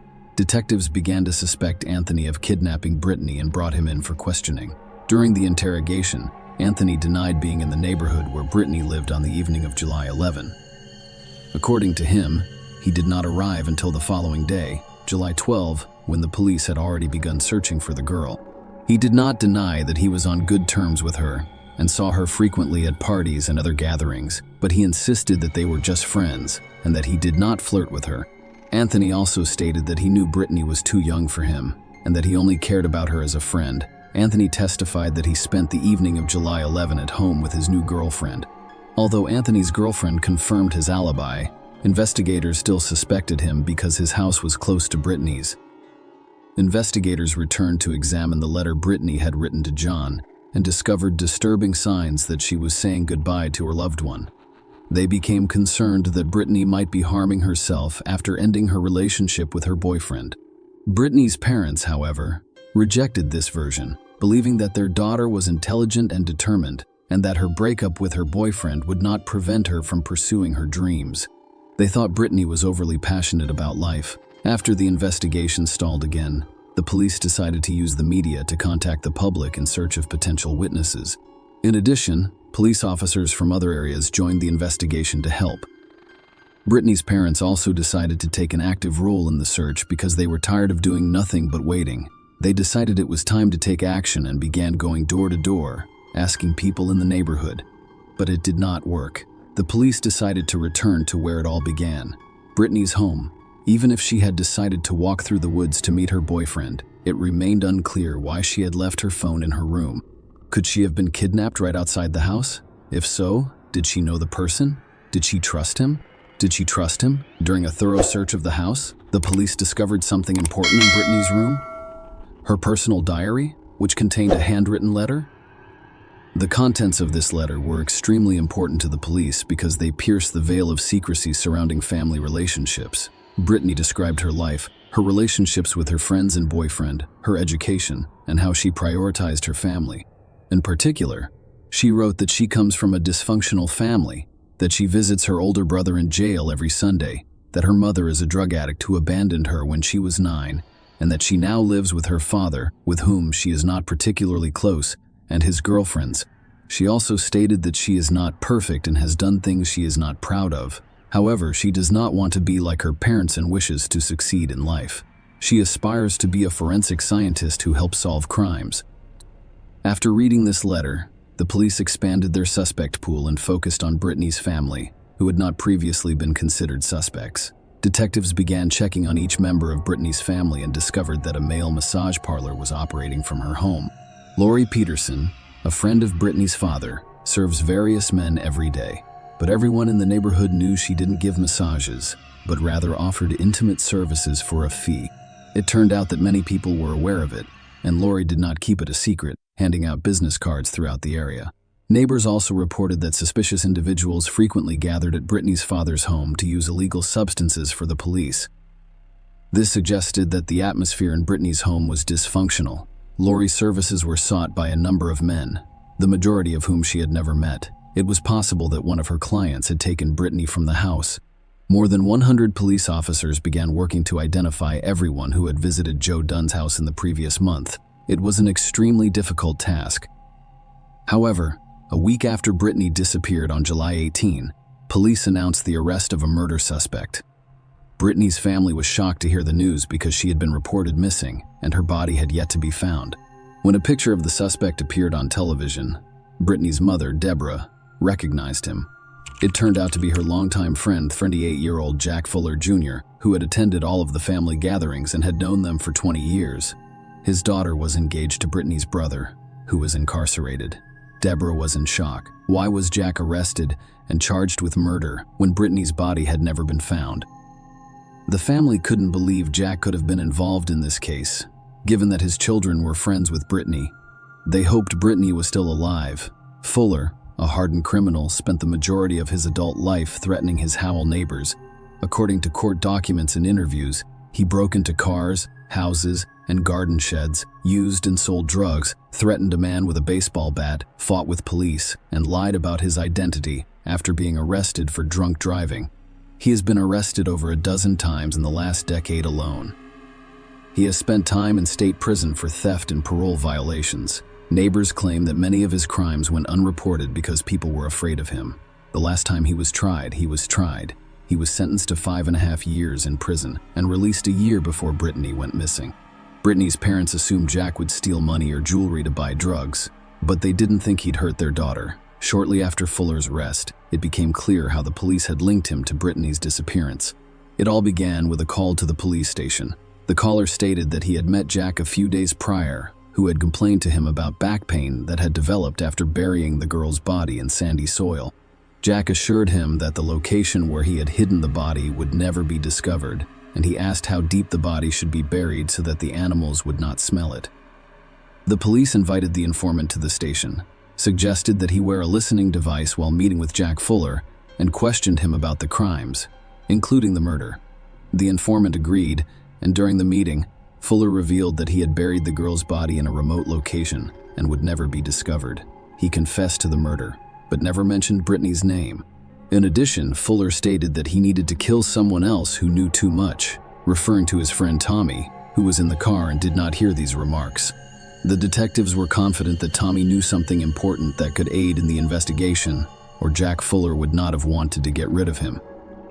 They went to Tommy's house and took him to the station for questioning, but he refused to cooperate, claiming that he knew nothing. The detectives knew he was lying, to prove their point. They played a recorded conversation in which Jack expresses his desire to kill Tommy because he knows too much. Tommy realizes he is in danger and agrees to cooperate with the police. He tells them that the night Brittany vanished, he and Jack were driving around the neighborhood while smoking crack. They came to a halt in front of Brittany's home, and Jack decided to go inside to speak with her father about some issues. When he entered the house, there was only Brittany. 5 minutes later, Jack returned to the car with Brittany, who sat in the back. Tommy expressed confusion and inquired as to what was going on. Brittany didn't say anything. She lowered her gaze, and Jack explained that he was about to take Tommy home. Tommy claimed Jack drove him home. When he got out of the car, Brittany, who was sitting in the back, also got out and took the front passenger seat. And then he and Jack drove away. When they met the next day, Jack said nothing about the previous day's events.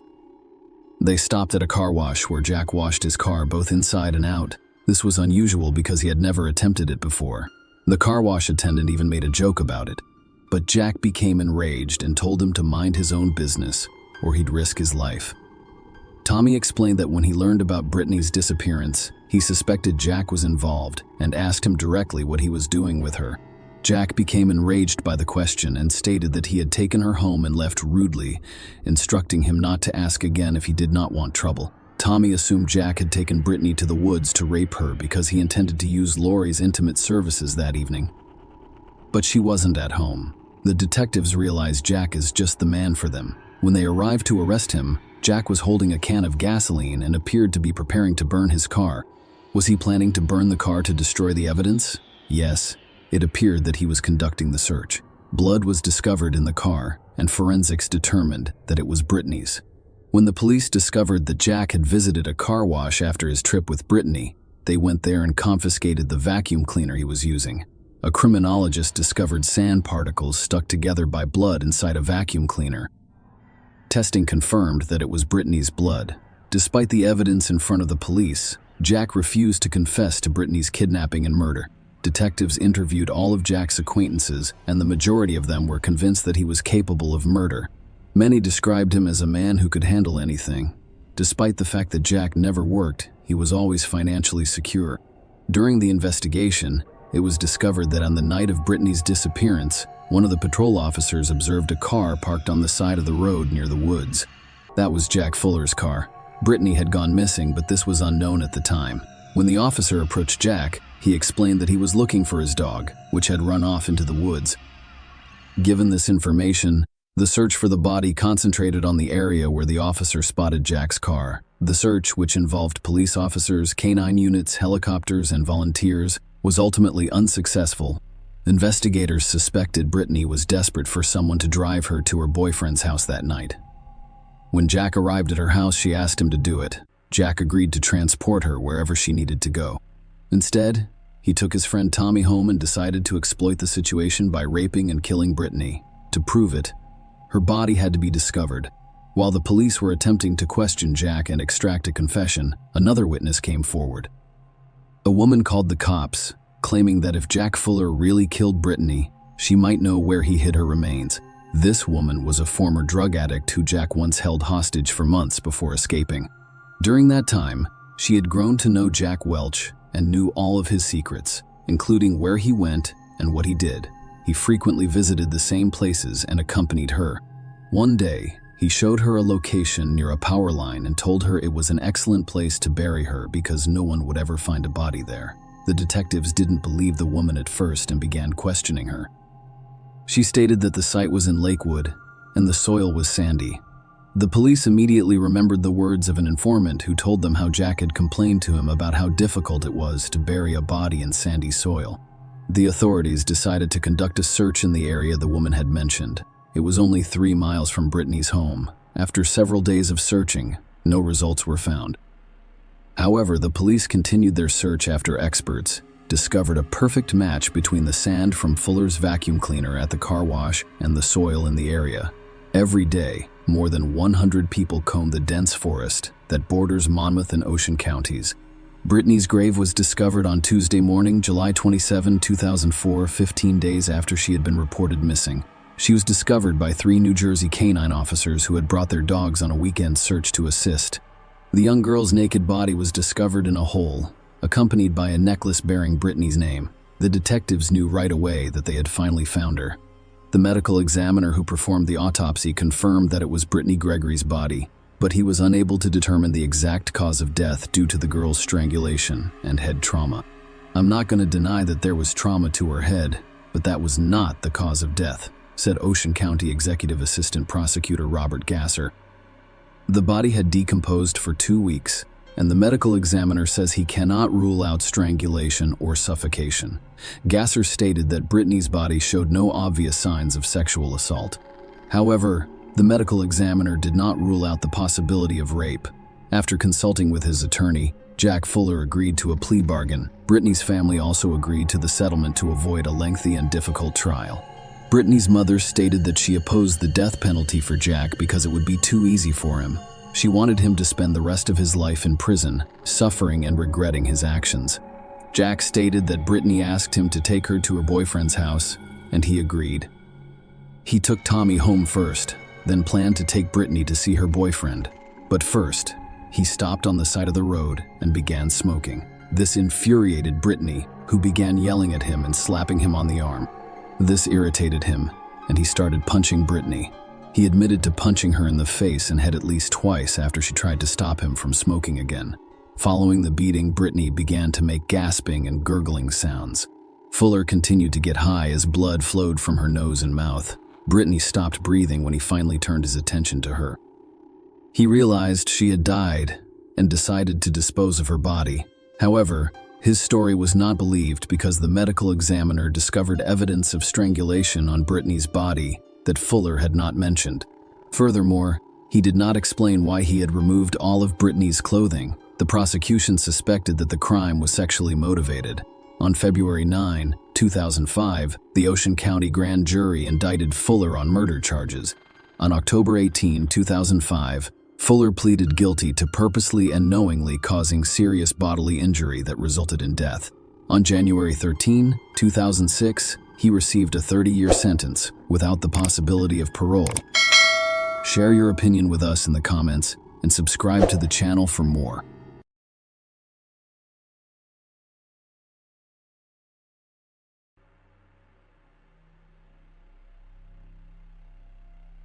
Hey guys, welcome to my channel, and today we're going to take a look at another horrible case with you.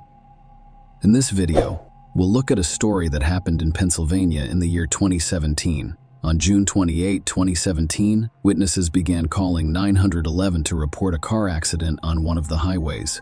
When police arrived on the scene, they discovered a Chevy Malibu that had gone off the road. Unfortunately, the driver, Bianca Robertson, 18, did not survive. However, her death was not an accident, as initially assumed. Bianca Nicole Robertson was born on October 17, 1998, in Pennsylvania. She graduated from Bayard Rustin High School in Westchester with all A's. Bianca was a member of the Black Student Union at Rustin, where she also received several awards and was on the honor roll her senior year. She received a 4-year merit scholarship to Jacksonville University in Jacksonville, Florida, and plans to major in criminal justice and become an FBI forensic agent. She has previously been a Girl Scout, a cheerleader, and a basketball player. She studied flute, violin, clarinet, and guitar. She was also an artist. Bianca, who lived with her mother and maternal grandmother, Josephine Perry, was excited to experience the freedoms and challenges of dorm life. Her mother explained that, unfortunately, all of her plans failed. On June 28, 2017, Bianca, her mother and grandmother went shopping at Walmart. Bianca was preparing to relocate to Florida and looking forward to a new chapter in her life. After purchasing everything, Bianca and her family went to the parking lot. They all got into separate cars. They intended to meet at home later, but her mother and grandmother had other plans, and Bianca immediately returned home. She had to drive approximately 10 miles. Bianca was very familiar with this road. However, this was the young woman's last car ride. About 10 minutes after she left the Walmart parking lot, witnesses to the accident began calling 911. The first responders arrived at the scene right away. Bianca Robertson was the driver of the Chevrolet Malibu. The paramedics were unable to help her, and she was pronounced dead on the scene. At first glance, Bianca's head injuries appeared to be the result of a severe blow when the car veered off the road. Many people driving along the highway at the time of the accident came to a stop near the scene before the police and ambulance arrived. After interviewing eyewitnesses, the police discovered one crucial detail. One of the witnesses claimed Bianca went off the road after colliding with a red pickup truck, which then fled the scene without stopping. "I hope it isn't Bianca." That was what the grandmother told herself as she drove past the car crash scene, intended to meet her granddaughter at home. She had no idea that the traffic she was stuck in was caused by a crash involving her granddaughter. When Bianca's grandmother returned home, 2 police officers had already arrived to report the car accident that claimed her granddaughter's life. Bianca's mother, Michelle, could not believe what was happening to her. The death of a child is one of the most devastating events that parents can experience. Michelle, a nurse in Delaware County, said she never imagined anything like this would happen. After losing her 22-year-old son, Michael James Rowley, to a heart condition in 2013, she hoped her pain would ease. Instead, it's doubled. "I'm not even sure who I am right now. I'm just existing," Michelle said. "They were my breath. My reason is to get up. I don't have any children right now." Michelle Robertson has lost her second child, and this is heartbreaking.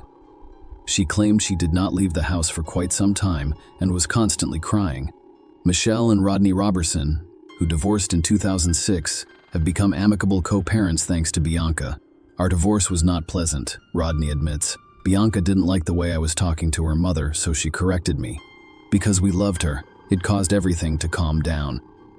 Bianca was devoted to her family, and she particularly enjoyed being her daddy's girl. If I had a favorite, it would be Bianca, who, as her father put it, was looking forward to being on her own. Bianca's parents said she was pleased to be getting closer to realizing her dream of becoming a forensic specialist for the FBI. She was focused on her future, and nothing was going to stand in her way, said Bianca's father, who proudly stated that his daughter had received a 4-year merit scholarship to Jacksonville University, one of the 4 schools to which she applied, and one of the 3 to which she was accepted. She was also accepted at Coastal Carolina and the University of Georgia. Detectives requested CCTV footage to confirm Bianca's claim that her car veered off the road after colliding with a red pickup truck. After all, if Bianca's death was caused by a collision with another vehicle, it was more than just an accident. It was a crime. If this was the case, the police had to find the perpetrator, but what they quickly discovered was even more shocking. While the detectives waited for the footage, there was another watershed moment in this case. Everyone assumed Bianca died after going off the road and hitting her head. However, during the autopsy, forensic experts determined that the cause of her death was not a car accident. They discovered a bullet in Bianca's head. It drastically altered everything. What appeared to be an accident, followed by a collision with a red pickup truck, turned out to be death from a gunshot to the head. After receiving the autopsy report, the detectives visited Bianca's family. They had to inform Bianca, her parents, that her death was not an accident. It was an even bigger surprise for everyone, particularly her mother. Michelle was puzzled. Why would anyone do that to her daughter? The family was unable to identify anyone who could wish Bianca harm. She had a friendly relationship with everyone. Robertson needed answers, and investigators were doing everything they could to find the person responsible for Bianca's death. The detectives found nothing suspicious while reviewing footage from cameras at Walmart, where Bianca and her family had gone on the day of her death.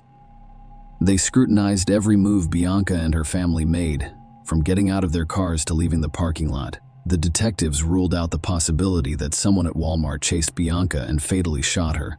After all, she did not get into any fights while shopping at Walmart. They simply bought what they needed, loaded it into Bianca's car, and left. It is possible that Bianca died as a result of an incident that occurred while she was driving down the highway toward her home. "We loaded all of the bags into Bianca's car," her mother explained, referring to the 2009 Chevy Malibu the family purchased from CarMax for her 16th birthday. Bianca did not ask for much, but when she did, she asked for big things, such as a car, according to her mother, who added that Bianca had chosen the car when she received her permit. "She got what she wanted," Michelle Robertson stated. "I do not call it spoiled, I call it loved." But Bianca was willing to work for her goals. She got her first job at McDonald's at the age of 15. She left fast food after 2 weeks to work as a dietary aide at the Whitehorse Village Retirement Community in Delaware County. Michelle said she has a stack of letters and cards from residents who loved Bianca. Soon after, the police obtained the traffic surveillance footage. There were no cameras near where Bianca veered off the road, but one was about a mile away. Let us look at Google Maps. Here's where Bianca got off the road. As you can see, the 2 lanes merge into one at this point. When the investigators watched the recording, they discovered evidence that confirmed Bianca's story about a disagreement with the driver of the red pickup truck. The video captured their cars driving side by side. They're approaching the point where the 2 lanes merge into one. Perhaps the conflict arose because one did not yield to the other. Knowing the outcome of the confrontation, the investigators suspected that the driver of the red pickup truck fired the fatal shot. Unfortunately, the footage was of low quality. The pickup truck's license plates were obscured, as was the driver's face. However, from that point forward, the driver of the red pickup truck was the primary and sole suspect in Bianca Robertson's death. Detectives needed to identify this man, but all they had at the time was a blurry image. None of Bianca's family members knew anyone with a red pickup truck. The police returned to speak with those who were present at the scene of the incident, and those who dialed 911. None of them noticed the license plate on this car. Friends and stuff, rangers young and old, too many to count, have reached out to the Robertsons in support, beginning with a vigil 2 days after her death. They've heard from teachers who have known Bianca for years. "Bianca changed my mind about how I would teach." According to one educator, Michelle Bianca was our Save the World child. Michelle confronted Bianca, saying that if a parent put a child out, she would sneak them into our house. Bianca might say something like, "Mom, wouldn't you want someone to do the same for me?" Bianca once saw a car accident and asked her mother if they could stop and help. If she noticed someone dining alone, her first thought was to invite them to the family table. The investigators determined the direction of the pickup truck's movement after the incident by reviewing recordings from cameras located further away from where Bianca's car crashed. They needed a higher quality recording to determine the car's make, model, and license plate. The police also asked the media to spread information about the red pickup truck, hoping that the public could help identify its owner. Detectives determined that following an incident, the driver of a red pickup truck turned onto Paoli Pike. They began walking around the neighborhood, visiting houses and shopping centers. "I was looking for cameras that could have recorded the pickup truck. They discovered one surveillance camera, and the footage was of high quality this time." While analyzing the recording, the detective noticed a red pickup truck driving down the road about 5 minutes after witnesses called 911 to report an accident involving Bianca Robertson's car, but the license plate could not be seen. Furthermore, it was unclear whether it was the same car or another that matched the description. While the investigators searched for additional recordings and moved from one door to the next, another breakthrough occurred in the case. 2 days after the incident, a woman called the police and said she had seen the car they were looking for. She also saw the face of the person sitting behind the wheel. This woman stated that her red pickup truck overtook her, came to a stop at the Paoli Pike intersection, and then turned left. This information was critical to the investigation because it limited the search area. Furthermore, it indicated that the pickup truck in this video was not the vehicle they were looking for. It was simply a similar-looking truck. The woman who contacted police assisted the forensic artist in creating the suspect's sketch. She described him as a white male between the ages of 25 and 35, with brown hair and a stubble beard. The police were hoping that someone would recognize this person and report it to them. They presented the suspect's sketch to Bianca's family. However, they didn't know anyone who resembled the sketch. The investigators also began to suspect that Bianca's death was a hate crime. Knowing that the red pickup truck had turned left at this intersection, the detectives went around the shops and houses on this street, hoping to find a high-quality recording that could answer some questions. Soon, they discovered what they were looking for. The owner of the house, which is less than half a mile from the intersection, provided the police with a recording from a surveillance camera pointed at his driveway. After calculating the approximate time it would take to get there from the crime scene, the police quickly located the required vehicle. Although the footage was of higher quality than the previous one, the angle of view prevented law enforcement officers from identifying the vehicle or the driver. The police worked hard to find another recording from the camera at a closer distance, and luck was on their side. Although they couldn't see the license plate, they did notice the car's distinguishing features. The vehicle had a sticker on the right side window, a vertical dent on the passenger door, and damage to the hood. These distinguishing characteristics could greatly simplify the search for this vehicle. The police wanted to expedite the process.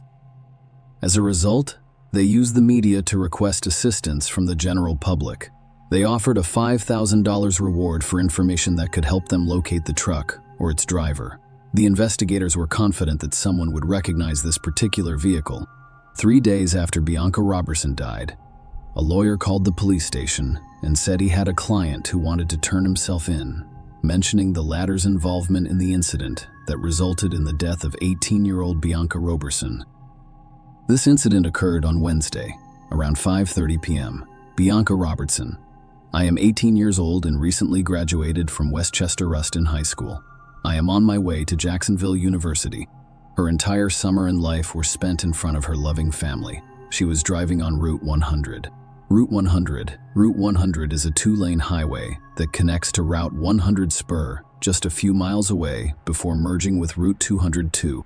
And where it merges, it reduces from 2 lanes to 1. That is the same merge that people in southeastern Pennsylvania perform thousands of times per day.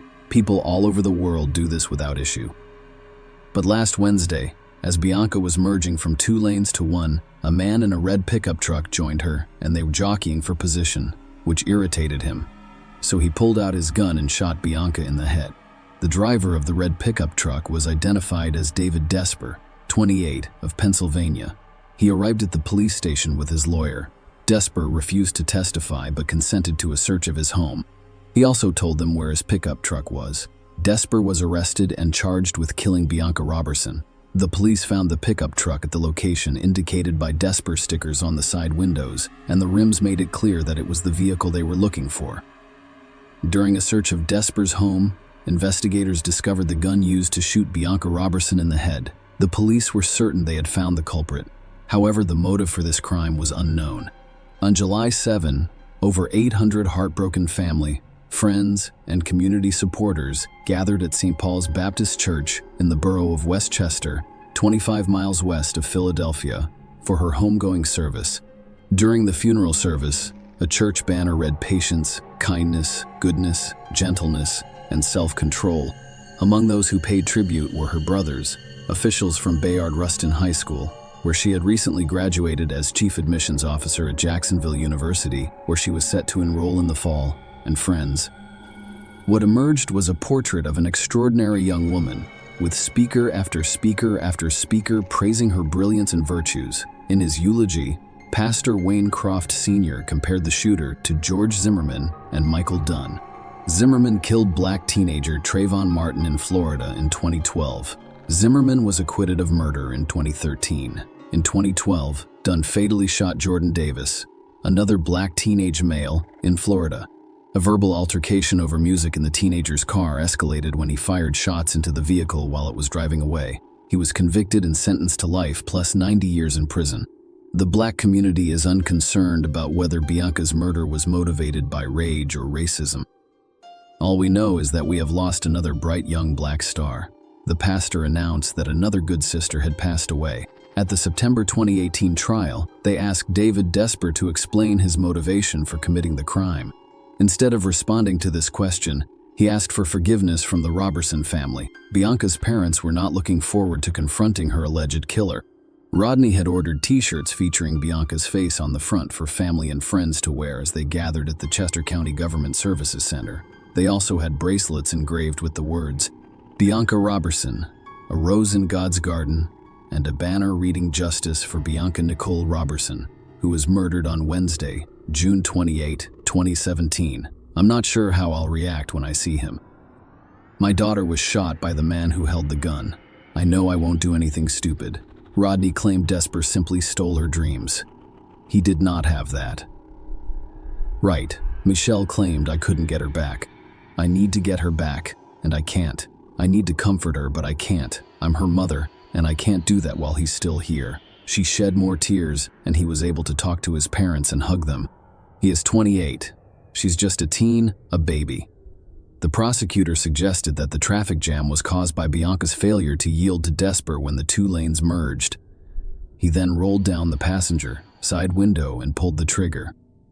Recognizing the consequences of his actions, Desper fled the scene, leaving his pickup truck with a friend in Pennsylvania and attempting to flee to Delaware. However, when his sketch and the distinctive features of his pickup truck made the news, he decided to hire a lawyer and turn himself in. The police investigated his social media accounts and interviewed his friends, but found no evidence of a bias-motivated crime. As a result, they did not charge the man with a hate crime. District Attorney Hogan added that there was no evidence that we were aware that this was a race or hate crime. Many people disagree with that assertion. Before the sentencing, the defense described Desper as a harmless, almost juvenile 28-year-old who enjoyed playing with cars in his spare time. They called him a big kid and claimed that Desper essentially gave the government the case by turning himself in.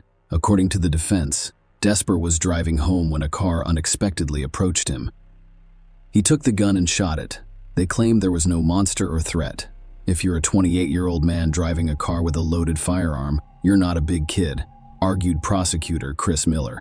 It turned out that Desper's mother had shared a Facebook post about police searching for the man who killed Bianca Robertson. She later realized it was her own son. Wendy Desper expressed her love for Bianca's family and prayed for her. "I apologize for what my son did." She said this while her son sobbed. Rodney Robertson struggled to speak through tears as he confronted his daughter's murderer. "My questions to the defendant are simple. Why in God's name did you shoot my daughter because she was young and black? Because she was a girl? You wanted to be the first on the road because you had a bad day?" "All of my dreams for Bianca were coming true." He continued, "Until the day the defendant murdered my daughter, all I had of Bianca were my memories. David Desper admitted to third-degree deprivation of life. The court sentenced him to 40 years in prison, with the option of applying for parole in 20 years.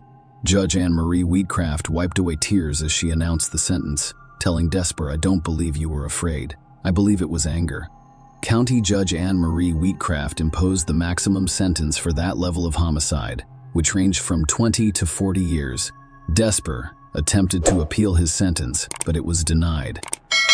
Share your opinion with us in the comments, and subscribe to the channel for more.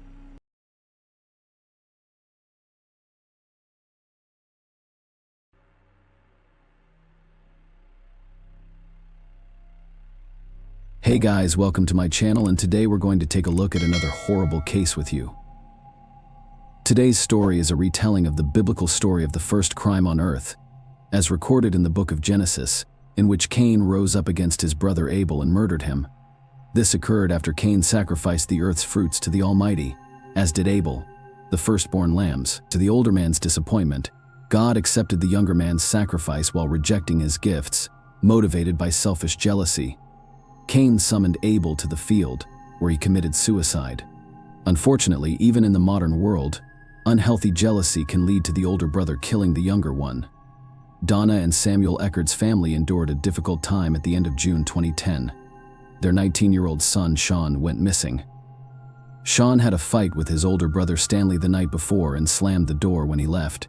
Sean had never before allowed himself to leave the house for an extended period of time without calling or informing his mother.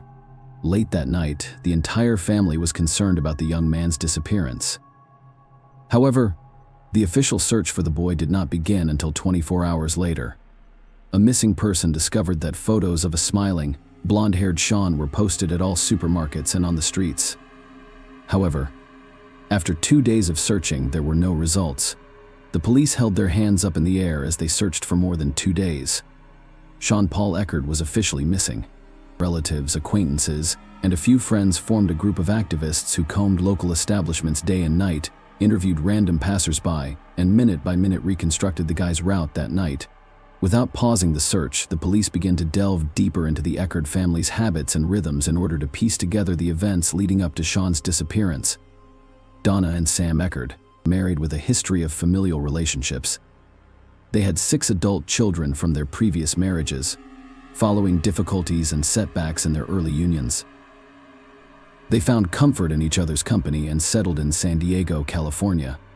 They rented a large family home and went to the local church every weekend. The family was devout and led a quiet, unsociable life.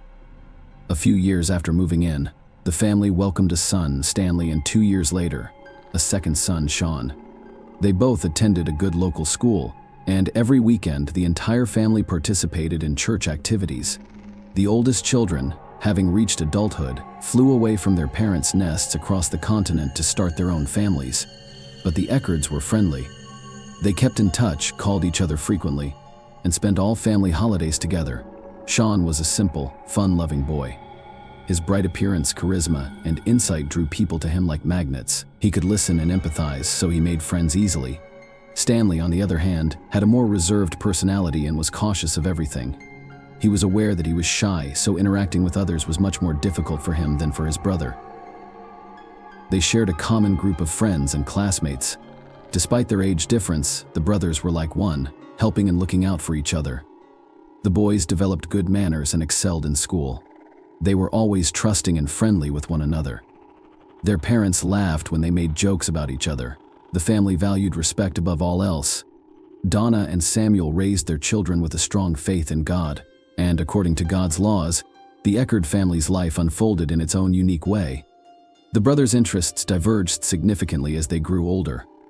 Sean, the youngest, participated in a music band, while Stanley, the eldest, became interested in martial arts. Each young boy's life was full of vivid memories and emotions that he shared with his family in the evenings. Sean was always first. When the family gathered before dinner to share their day's emotions, he spent the majority of the time telling stories about music, friends, and upcoming plans. Everyone listened to Sean. There was no time for Stanley, and it didn't appear that he had much to say. There are no grand plans for the future. There are no exciting stories to highlight, not even those of friends. So Stanley humbly forwarded his brother's stories. On one such evening, Sean informed his family that he had met a neighbor girl named Mary Jane. A fragile young girl with bright brown eyes and long blonde hair put Sean in a trance. Through the open window of the girl's home, he heard a magical piano playing as if mesmerizing. Sean's confidence in his own charm enabled him to walk out of such a funny situation with dignity and meet the girl he liked. Despite the fact that she was a few years older than Sean, they maintained a friendly relationship. The company's soul shone through, and they organized picnics to which Mary Jane was invited. They walked a lot, went to parks, and visited observation decks. The burgeoning adolescent love affair was cut short by the harsh realities of adulthood. The Eckards were devastated to learn of Donna's elderly mother, Sean, and Stanley's grandmother's illness. In search of prosperity, parents attempted to consider the interests of each family member. However, the decision makes a fundamental change in the life of the entire family. Sean did not want to leave his native land, his friends, or his mother, Mary Jane. But the parents' decision had already been made. The Eckards leave the city where their children were born and raised and relocate to another state. So, as fate would have it, the Eckard family moves into Donna's mother's house in the small town of Spring Hill, Florida, in 2005, and begins a new life. The move was a breath of fresh air for the entire family because it was the correct decision. Sean and Stanley's grandmother was on the mend. Sean was heartbroken. He missed his band, which he used to play on walks with Mary Jane and during hangouts in his favorite city. But Sean, who loves life, can't stay sad for long, and eventually, a new life becomes as full as the one he missed. Donna and Samuel landed a job at the Presbyterian Church, where they spent almost all of their time. Donna looked after the children in the nursery, while Samuel helped with the chapel. Over time, the brothers rekindle their bond and make new friends at school. Old life appears to be resurrected in a new environment. Sean participates in the school band again. Stanley goes to a martial arts school that is just a few blocks from their new home. Despite his new busy lifestyle, Sean can't stop thinking about Mary Jane. Every night after class, he locks himself in his room and talks on the phone for hours. The goodbyes are the same, with Sean saying he hopes to meet again. He always promises to come to see her after he gets his parents' permission. The younger brother, on the other hand, grew and held his first love close to his heart. The elder Stanley attempted to establish himself in the family in his own way. Stanley, despite his quiet and calm demeanor, appeared to be deprived of parental warmth and attention, in pursuit of self-expression. He makes a series of bad decisions that have serious consequences for the entire family. In May 2006, he tells his parents that he plans to drop out of school and devote his life to studying martial arts and starting a martial arts club. However, youthful maximalism leads the guy into bad company, where he begins to engage in petty fraud and experiment with illegal drugs. In 2007, Stanley's arrest resulted from dysfunctional connections. He was caught stealing and charged with felony fraud offenses. Donna suffers her first major setback when she learns of her elder son's antics. She ends up in the hospital with a heart attack, but the situation is quickly resolved thanks to the services of a lawyer hired by Jennifer's sister. He skillfully defends Stanley, demonstrating the lack of direct evidence, allowing the man to go free with only a suspended sentence. This episode terrified Stanley. He feels guilty and isolates himself in the hopes of being understood and accepted by his family. Sean does not discuss his decisions with his parents after surviving the frightening events that occurred to Stanley. During his summer vacation, he works as a waiter. "I've saved up some money." He only leaves a note for his mother, telling her to go to California for Mary Jane. The 2-day bus ride to his beloved felt like an eternity. The scenery changed outside the window. Tonight, the day changed. Sean imagined seeing Mary Jane at the final station. When the driver announced the final stop, the bus came to a stop. Sean was ready to run to her, because he'd seen her happy face through the window and her long hair, which she was tucking behind her ears with her fingers. They had shared some of their happiest days together. They'd had picnics, just as they had in his best high school years. Sean had confessed his desire to marry for the first time, and the feeling was mutual. After another walk, the youth sat down on a bench. Sean felt faint. His eyes turned black.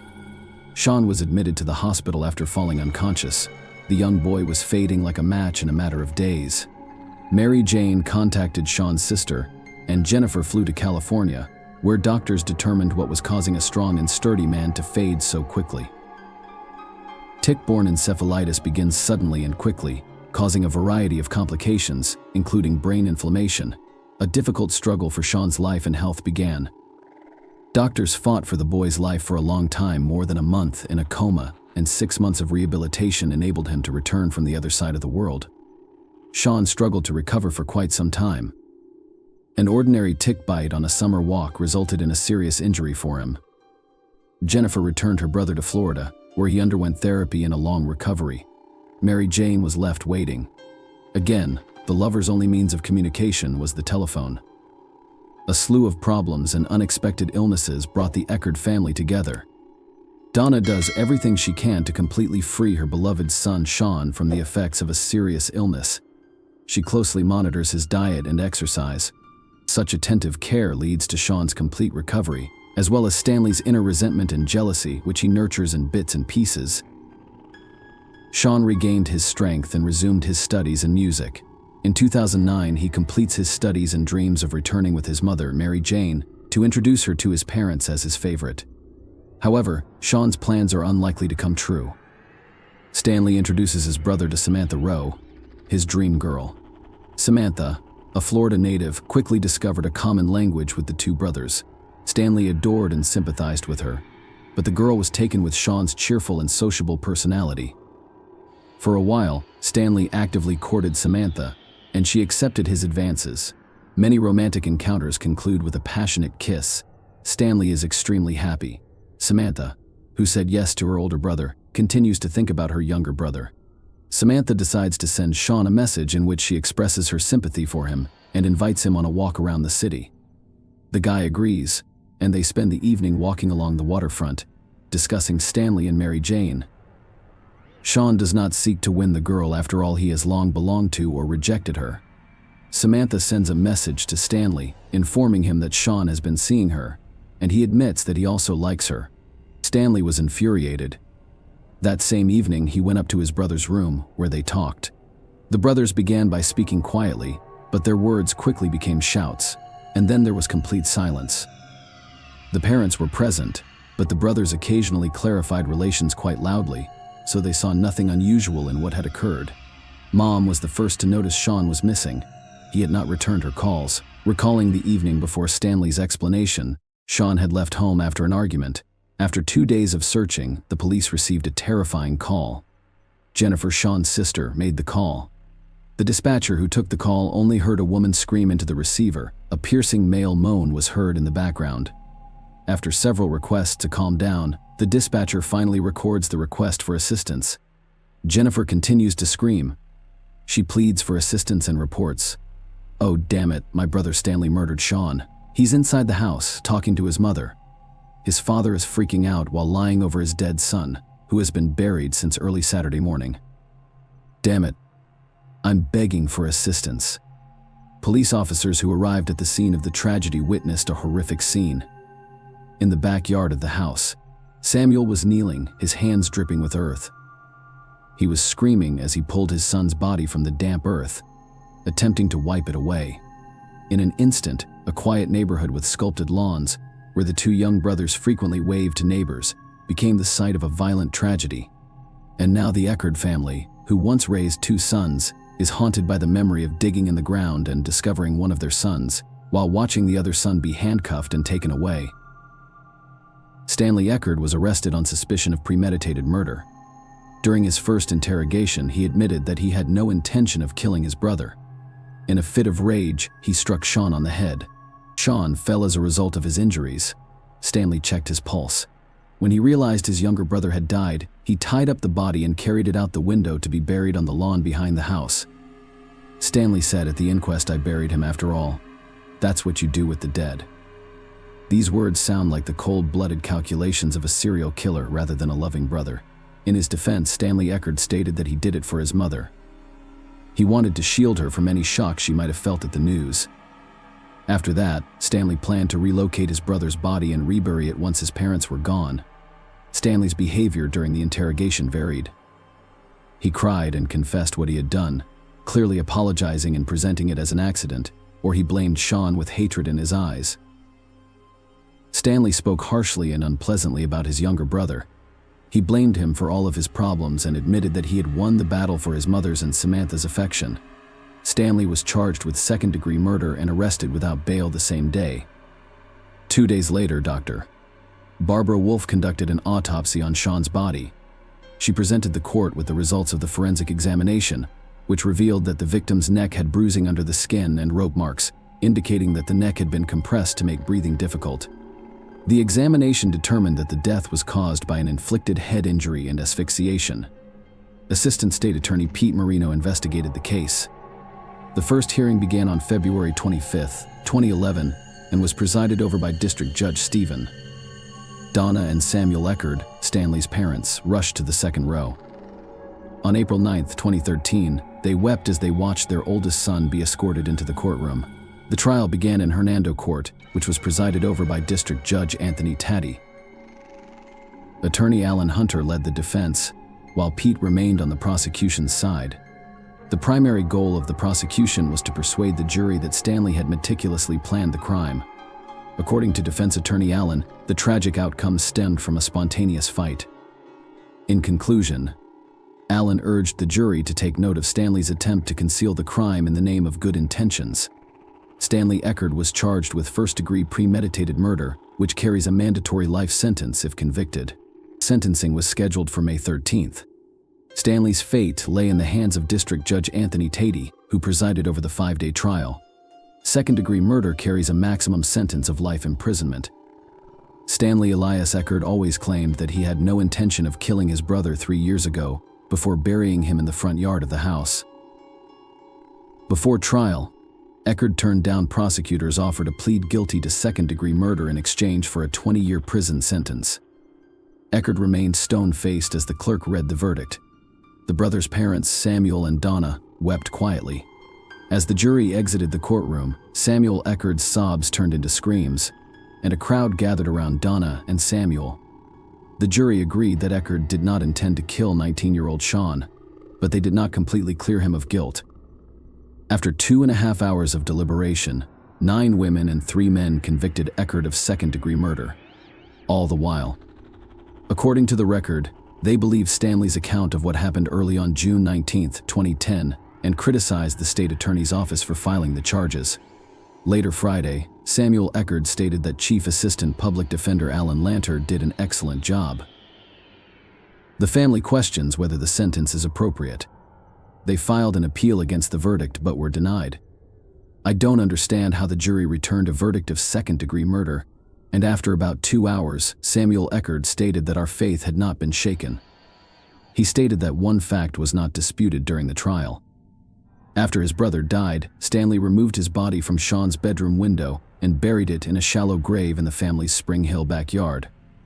Samuel Eckerd discovered Sean's body 2 days later. During his closing arguments at trial, Assistant State's Attorney Pete Marino showed jurors photos of Sean's dirt-covered body lying in a fetal position. This isn't a detective novel case, but Marino said. He stated that when detectives questioned Stanley on the day his brother's body was discovered, he changed his testimony. 6 times he claimed he had no knowledge of Sean's death until 2 days after his brother's funeral. According to Marino, Stanley sent messages from Sean's cell phone to family members, claiming that Sean had traveled to California to stay with his girlfriend, Mary Jane. On Sean's behalf, he also wrote to Samantha, telling her that he didn't want to communicate and that she should focus on Stanley. After several hours of questioning, Stanley revealed that Sean died during a struggle in the bedroom that morning. He claimed to hear a snap in his brother's neck as they fell to the ground. He then hid Sean's body to protect his mother, Donna, who has a weakened heart. He stated that he planned to tell his father after his mother left on a trip. The defendant's hand injuries constitute murder, according to Magazzino, who also cited testimony and Stanley's statements to detectives about rising tensions over Samantha Rowe.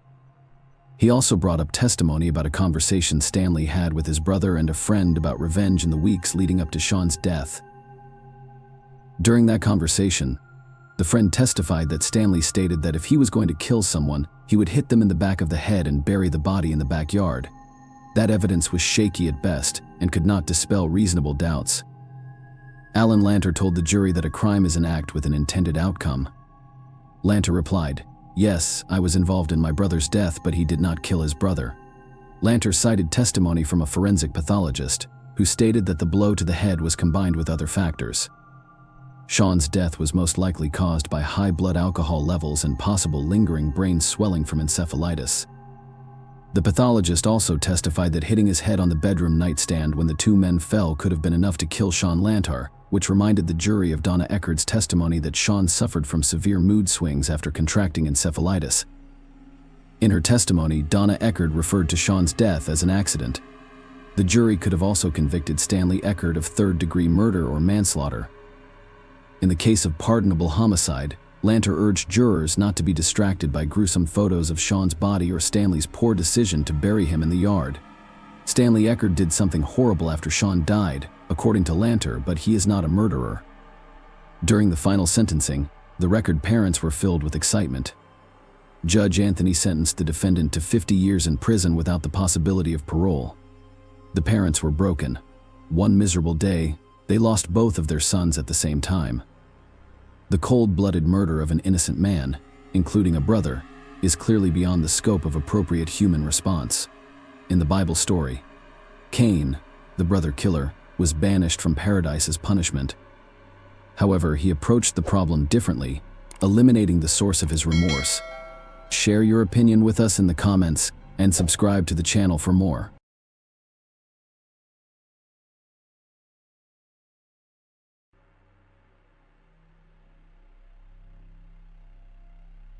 Riley Goodrick was born and raised in the American city of Corona, California. In school, she played volleyball and was a cheerleader, as well as having many friends. They described her as a positive, open, and fun-loving young woman with a big heart. After graduating from high school, Riley received a scholarship to Grand Canyon University in Arizona. She moved to a dormitory but tried to visit her family whenever possible. In the summer of 2021, she finished her first year and returned to Corona for the holidays. On July 4th, on Independence Day, her friends threw a big party. There, Riley met a young man named Anthony Barra, who was a year older than her. They quickly developed a liking for each other and continued to communicate in the following days.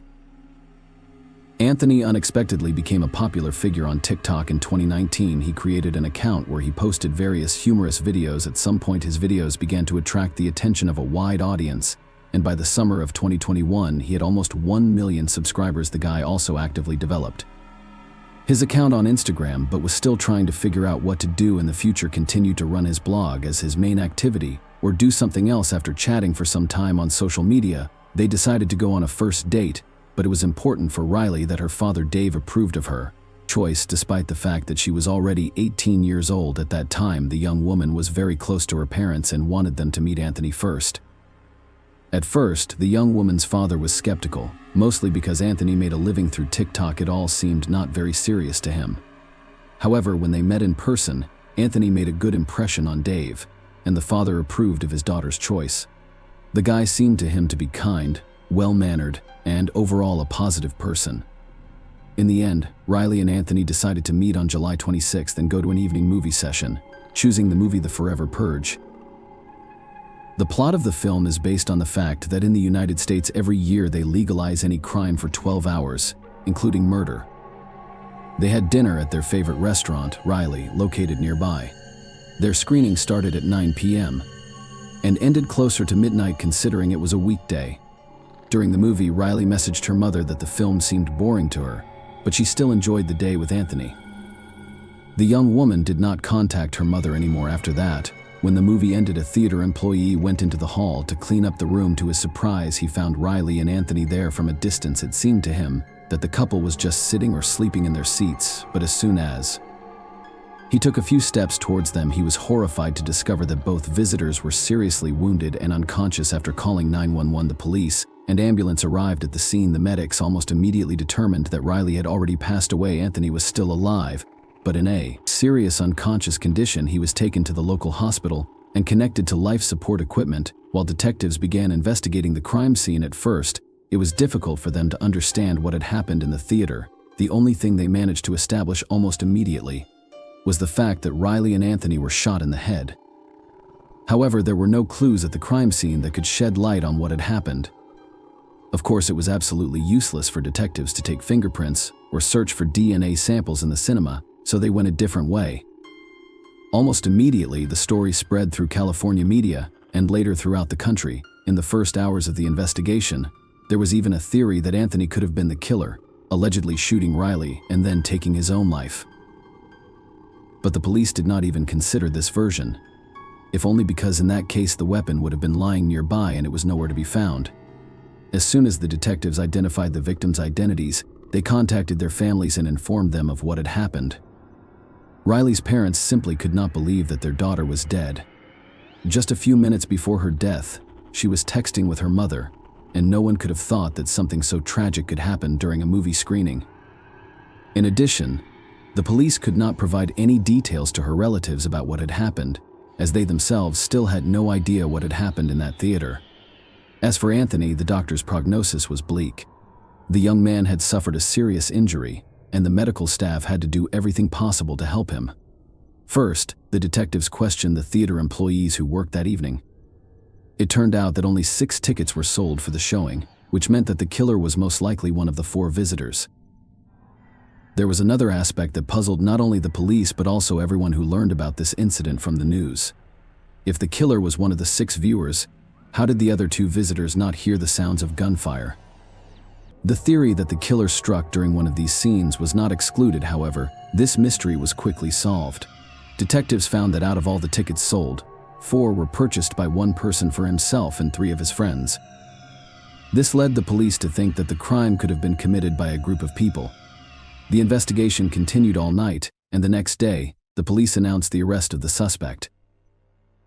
He turned out to be 20-year-old Joseph Jimenez. The interesting fact here is that pure chance helped to catch the suspect. It turned out that Joseph himself called the police the next day after the murder, but he did not do this to confess to the crime. At around 9:30 p.m., Joseph called 911, reported that someone was chasing him. When the police arrived, they found him in the middle of the street with a gun in his hand and arrested him. They immediately realized that the attack in the theater was carried out using a weapon of the same caliber, so they handed Joseph's gun over to the experts. Having 3 empty shelves from the theater in their hands, they established that this was the same weapon. Jimenez denied his involvement in the murder, but the detectives quickly found another weighty piece of evidence. While searching the suspect's house, they found Riley Goodrich's wallet. Later, the police located the other 3 individuals who were at the movie theater with Joseph. It turned out that they were all friends with him, but their story truly shocked the detectives. According to them, none of them had any idea that a simple trip to the movies would turn into such a tragedy. They were just sitting and watching the film, but during the screening they began to notice something strange. Joseph suddenly began to behave very suspiciously. He was talking to himself and muttering something unintelligible. At some point he said that he needed to go to the bathroom and left. However, instead of going to the bathroom, he went to his car, took out a gun, and returned. After sitting for some time, he suddenly told his friends that he had brought a gun from his car, and they began to panic.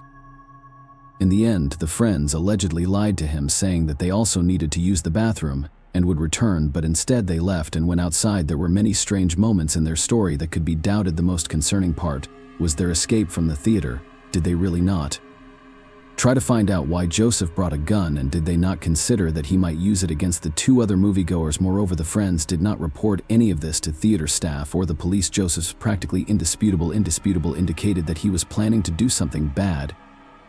But his friends decided to simply ignore the entire situation, and they admitted that as soon as they heard about the murder, they immediately thought of Joseph. All of this was enough to arrest him, as on 3 charges: murder, attempted murder, and robbery. At that time, Anthony was still on life support, but in the end, the doctors could not help him. On the evening of July 31st, he passed away without regaining consciousness. In connection with this, Joseph was charged with an additional account of murder, which carried the possibility of a death sentence. While detectives tried to get any information from him, hundreds of concerned people held a farewell ceremony in memory of Riley and Anthony outside the movie theater. They lit candles and expressed words of support to the families of the victims. It was then that it became known that long before the incident, Anthony had signed papers allowing his organs to be donated to those in need in the event of his death. The young man could hardly have imagined that it would happen so soon. The situation was not looking good for Joseph Jimenez. With the evidence against him, he was almost guaranteed to end up on death row. Apparently, he understood this perfectly and decided to confess to the crime. However, his story raised even more questions. Joseph claimed that he was diagnosed with schizophrenia 9 months ago, which he had been managing with medication. Shortly before the incident, he stopped taking his medication and voices started to appear in his head. At first, they told him that someone was going to steal his car and TV, but later, they threatened to kill his entire family. On the night at the cinema, he heard the voices again, and this time they ordered him to kill Riley and Anthony. They also promised to kill his entire family if he refused. According to Jimenez, he tried to resist these voices, but in the end he gave in. Committed the crime. In his speech, he devoted a lot of attention to how scared he was during the murder and in the following hours, as well as how he worried about his future. Of course, this turn in the case was perceived ambiguously. Let's look at the facts and try to understand if we can tell. Could Joseph have made up this whole story about the voices? Of course, and only serious mental problems could have saved him from the death penalty in this case, so it was his only chance to avoid such a sentence. In addition, the petty theft of Riley's wallet does not fit into his story, according to which Joseph was so frightened that he immediately ran out of the cinema and got into his car after the shots. In a panic, he was going to steal a wallet. On the other hand, there are still many strange moments in his actions. If we believe his friends, he talked to himself and behaved suspiciously. In addition, Joseph himself called the police, saying that someone was chasing him, but in reality he was just standing in the middle of the street with a gun. If we assume that all of this was a planned game, the plan to avoid responsibility seems too complicated, but if we still consider such an option, the situation could have developed in a completely different way. During the movie, Joseph realized that there were only 2 random people in the theater who he could rob. He went to his car to get a weapon, but something went wrong, or perhaps he truly intended to commit murder. It's possible his friends were even present at the time and didn't leave the theater. However, it's unclear why he didn't take the victims' smartphones. If that was his motive, and why did he call the police the next day instead of hoping not to be caught? Additionally, Joseph had no criminal history and had never been in trouble, even for minor offenses. It's hard to imagine someone without a criminal past suddenly committing double murder over a wallet, especially with such a high likelihood of being caught. In late September, the first court hearing took place, during which Joseph pleaded not guilty, citing his mental state. This doesn't mean he denies involvement in the murders, but now the court needs to consider the issue of his sanity. Semena stated that he would only plead guilty if deemed insane. The next court hearing was scheduled for the first half of 2022. A decision about the defendant's mental state has not yet been made, as he still needs to undergo evaluation. In any case, whatever the outcome of this case, it is shocking in its injustice. The 2 innocent young men simply wanted to spend an evening at the movies and ended up as victims of a completely random act of aggression. The public and media blamed the theater management for not checking Joseph upon entering the theater, but should they be blamed? In the United States, theater staff only check backpacks and bags to prevent visitors from bringing in outside food, but if someone brings a gun and hides it under their clothes, no one will ever know. The only thing that can be done in such a situation is to install metal detectors in every theater. Perhaps this will become a mandatory requirement over time. What do you think? Was Joseph truly mentally ill, and that led to his horrific act, or was the story about the voices fabricated to avoid a death sentence? Share your opinion with us in the comments and subscribe to the channel for more.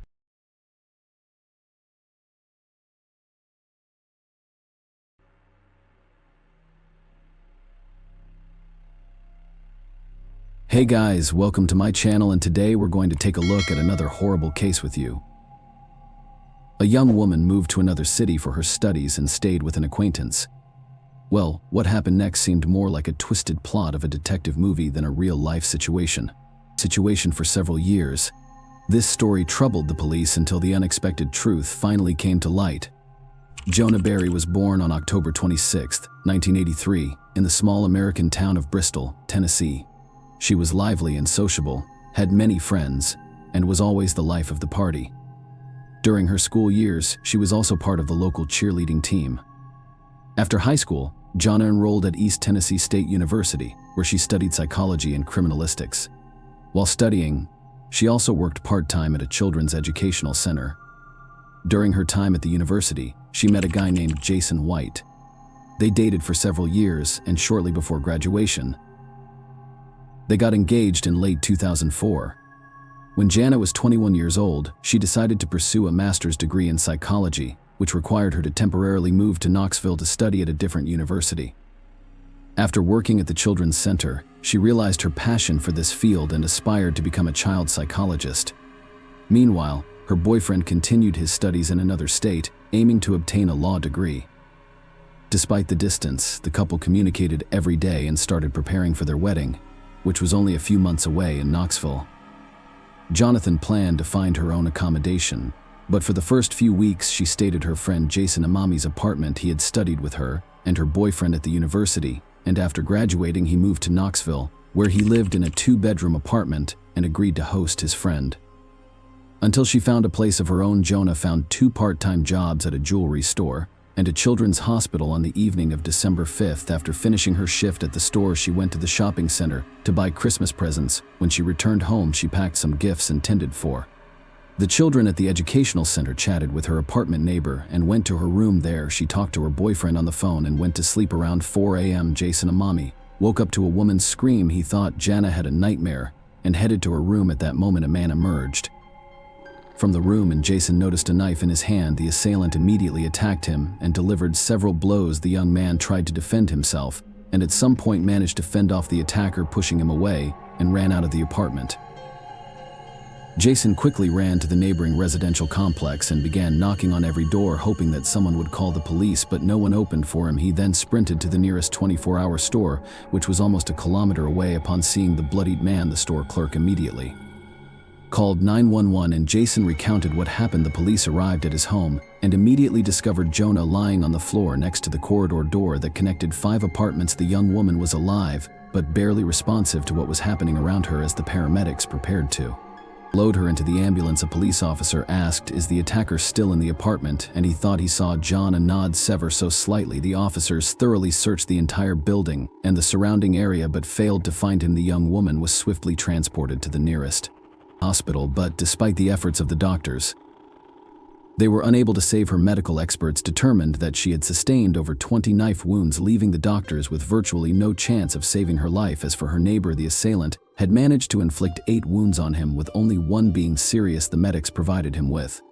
the necessary care and his life was not in danger. Meanwhile, detectives began investigating the crime scene. From the bloodstains in the corridor, they deduced that the young woman had attempted to reach out to her neighbors and seek help, but none of the 4 residents had opened their doors. Next to the door to Johnny's room, investigators found the murder weapon, a kitchen knife belonging to Jason. The assailant had struck with such force that the blade had bent. In addition, the police discovered blood traces near the back door of the apartment and on the staircase leading from the 2nd floor to the street. Considering that Jason and Jonah had exited through the front door, the detectives made the most obvious conclusion: the murderer had left the crime scene through the back door, and another lead awaited them in Jason's room.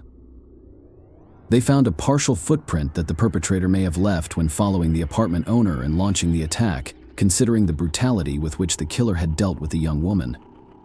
The police suspected that the crime was personal in nature. Their first step was to closely scrutinize Jana's fiancé, despite him being approximately 1,000 kilometers away from Knoxville. All friends and relatives attested to the couple having a wonderful relationship, and there seemed to be no motive for the fiancé to commit such a heinous crime. The young man only learned about his fiancé's death at 10 a.m. when her mother called him. He said that after hearing the news, he fainted and took a long time to recover. He had to ask his neighbor to book a plane ticket for him and pack his suitcase since he was incapable of doing anything himself.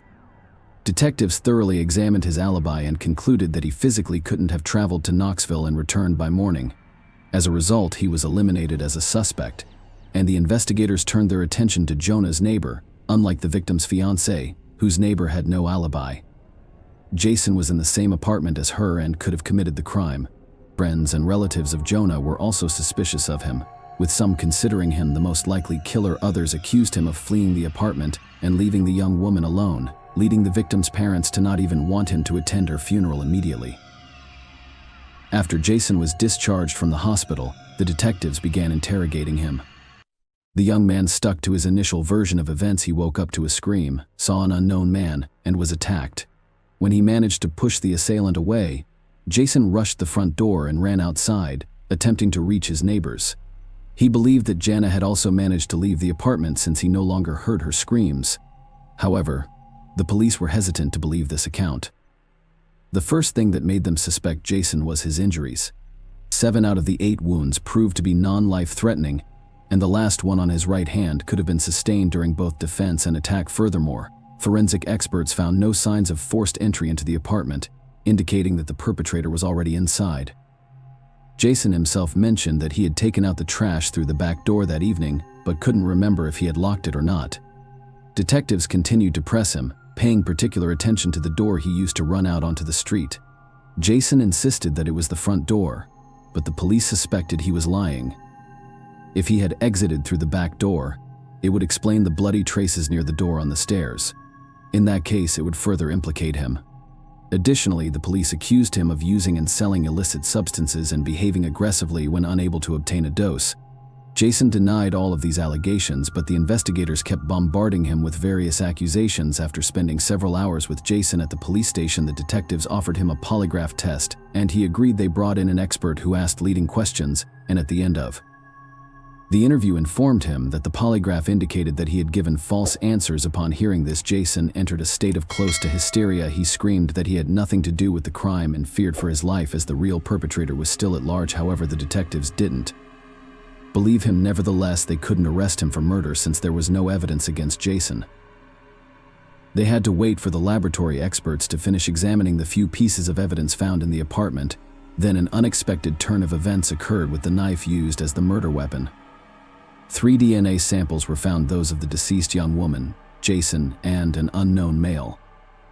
The unknown male's DNA was also discovered in Jonah's room on the back door handle and on the staircase used by the perpetrator to flee. Furthermore, a fingerprint left by the victim's blood was found on the knife handle, and it didn't match Jason's fingerprint. These discoveries made the police doubt that he was the killer. The evidence confirmed that someone else was indeed present in the apartment that night, but comparing the DNA samples to existing databases yielded no results. Despite the detectives no longer considering Jason as the murderer, public opinion remained against him. He was accused of fleeing and abandoning his girlfriend instead of trying to protect her. In addition to that, Jason began to suffer from post-traumatic stress disorder. Soon another interesting fact emerged. It turned out that the polygraph operator had simply misinterpreted the instrument's readings. In reality, there were no signs indicating that Jason was lying. Furthermore, the police had no actual evidence linking the young man to illicit substances. They accused him of it solely to exert additional pressure. Most importantly, the police initially downplayed the severity of the injuries Jason sustained, but in reality he had suffered serious harm, with his lung and neck being severely damaged. Full recovery was unlikely due to these police reports. The insurance company only covered 25% of the medical expenses, and Jason experienced significant financial difficulties after he ceased being a suspect. The police began questioning Jason as a witness, and based on his statements, they created an approximate profile of the attacker. The situation was complicated by the fact that Jason couldn't clearly see Asiana's face as the room was dark, and the perpetrator immediately attacked him. When he exited the room, detectives also discovered something interesting in Jonah's room, a camp, and near the back staircase there were scattered discs and a stereo player. Initially they assumed these items belonged to the victim or Jason, but Jason denied it. According to him, none of those belongings were in his apartment, implying that the killer left them behind. The investigators handed the approximate portrait of the suspect to journalists, and after its publication in the news, the police received hundreds of potential leads. People provided information about acquaintances who even remotely resembled the portrait, and the detectives followed up on each lead. One of them seemed particularly intriguing to a detective. They were informed that in the vicinity of Jonah's murder, there was a group of teenagers known for breaking into houses to commit theft. One of them, a 19-year-old named Michael Perkofow, resembled the suspect's portrait, and the police began searching for him. It wasn't easy since the young man was already wanted for theft. However, now that he was suspected of potential involvement in the murder, dozens of police officers joined the search. They eventually located him and brought him to the station. The investigators immediately noticed his footwear. The pattern on the soles resembled the footprint left by the killer. They collected a DNA sample and fingerprints from him and sent everything to the experts. Meanwhile, they interrogated him, and during the questioning, the detectives were in for an unexpected surprise. Michael confessed almost immediately that he and his friend had indeed broken into Jonah's apartment that night. According to Michael's account, their intention was to steal valuable items from Jonah's apartment, but his friend grabbed a knife and attacked her. However, the detectives quickly became skeptical of his story. Firstly, the details Michael provided didn't match the actual facts, and secondly, there were no traces of the presence of two outsiders at the crime scene. The laboratory result only confirmed their skepticism. Michael's DNA and fingerprints did not match those found at the murder scene. The same applied to his shoes. The pattern on the soles was different from the footprint in Jason's room. Eventually, the police realized that the young man was simply lying, As strange as it may sound, such situations occur quite often. Many high-profile cases involve individuals who take on someone else's guilt. Some do it to seek attention, while others lie in hopes of receiving rewards for information. It's unknown what motives drove Michael, but his story turned out to be fabricated. Since then, investigators have interviewed over 1,000 potential suspects and collected around 400 DNA samples. But they haven't found a single match. From the early weeks of the investigation, a reward was announced for information leading to the resolution of the case. The amount increased each month and reached $60,000 in December of 2005, 1 year after the murder. The state governor added $20,000 from his own pocket, which further drew public attention. Despite the numerous leads, all of them proved to be dead ends, and the case remained unresolved for several years. In 2007, the victim's parents decided to advocate for changes in the state's legislation. They found it astonishing that the perpetrator's fingerprints and DNA were not found in any of the databases. Considering the brutality of the crime, the parents refused to believe that it was his first offense. Later, they learned that under the laws of Tennessee, fingerprints and DNA samples were only taken from convicted criminals. Jonah's parents resolved to rectify the situation and participated in the creation of a new law that mandated the collection of these samples from all individuals arrested for violent crimes. The authorities supported this initiative, and in May of 2007, such a law was enacted. 2 months later, a breakthrough finally occurred in the case when the police arrested 22-year-old Taylor Lee Olson for violating the terms of his parole. The man had been convicted of theft, and during a search of his home, marijuana bushes were discovered, leading to his rearrest. Olson had an extensive criminal history, primarily consisting of thefts, check forgery, and car thefts. He had been arrested multiple times, but his fingerprints and DNA were never taken until now. It turned out that Olson had already come to the attention of investigators 5 months prior. They received a tip about his possible involvement in the murder, but for some reason the police never attempted to take his DNA for analysis. However, now that he was arrested for violating the terms of his parole, they finally decided to question him about the Jonah case. Olson denied his involvement in the murder and willingly agreed to provide his DNA sample. It was handed over to experts, and soon the detectives received a report from the laboratory. Taylor's DNA fully matched the sample found in the victim's apartment. Following this, his fingerprints were taken, and they also matched the print found on the murder weapon. Olson was subsequently arrested, and the detectives brought him in for questioning. At first, he denied his guilt, but soon he decided to confess. Taylor explained that on that night he wanted to steal John's car and entered the apartment through the back door to take the keys. When he entered the young woman's room, she woke up and started screaming. That's when Olson grabbed a kitchen knife and struck her multiple times, although he claimed he did not intend to kill anyone, and it all happened accidentally. The detectives doubted the truthfulness of some aspects of his account and leaned toward the belief that Taylor had initially planned the murder. It was possible that he had been stalking the victim for some time, indirectly supported by a fact mentioned earlier in the investigation. Genre's friends told investigators that she had been followed by someone in a car. At the time, they couldn't find any evidence to confirm it, but after Olson's arrest, they considered the possibility that he had indeed been stalking her. Despite the doubt surrounding some details, nobody questioned Olson's guilt. His DNA and fingerprint were found on the murder weapon, indicating that he had inflicted the knife wounds on the victim. Olson's trial was scheduled to begin in mid-2008, and by that time he had already hired a lawyer. Apparently, the lawyer advised him to retract his confession, and Taylor provided a new version of events to the detectives. Now he claims that he had energy in his apartment with his friend Noah Cox, according to Olson, when he entered Jonah's room to take the car keys. She allegedly woke up, grabbed a knife, and struck him multiple times. Olson ran out of the apartment through the back door while his friend went into Jonah's room, where he grabbed the knife from her and killed the young woman. This account also did not convince the police. No fingerprints or DNA of other individuals were found at the crime scene, making the involvement of someone else unlikely. The detectives were awaiting the start of the trial, but it was never meant to happen. 10. On March 28, 2008, Taylor Olson ended his life in his prison cell, according to notes addressed to his family. Jonah's relatives and the police were found next to him in the letter to the detectives. He once again claimed that his friend Noah Cox was the actual killer and apologized to Jonah's family and his own. The detectives continued to believe that Olson was the one who committed the murder, yet they repeatedly questioned Noah, but no evidence of his involvement could be found. Jonah's parents also believed that he lied in their opinion. If Taylor was truly innocent, he would not have taken his own life. It was much more likely that he simply didn't want to spend his entire life in prison, and for several months after his confession, Olson continued to maintain that he entered the apartment alone and that no one was with him. If he was trying to protect his friend, why did he suddenly retract his confession and start accusing him of the murder? Share your opinion with us in the comments and subscribe to the channel for more.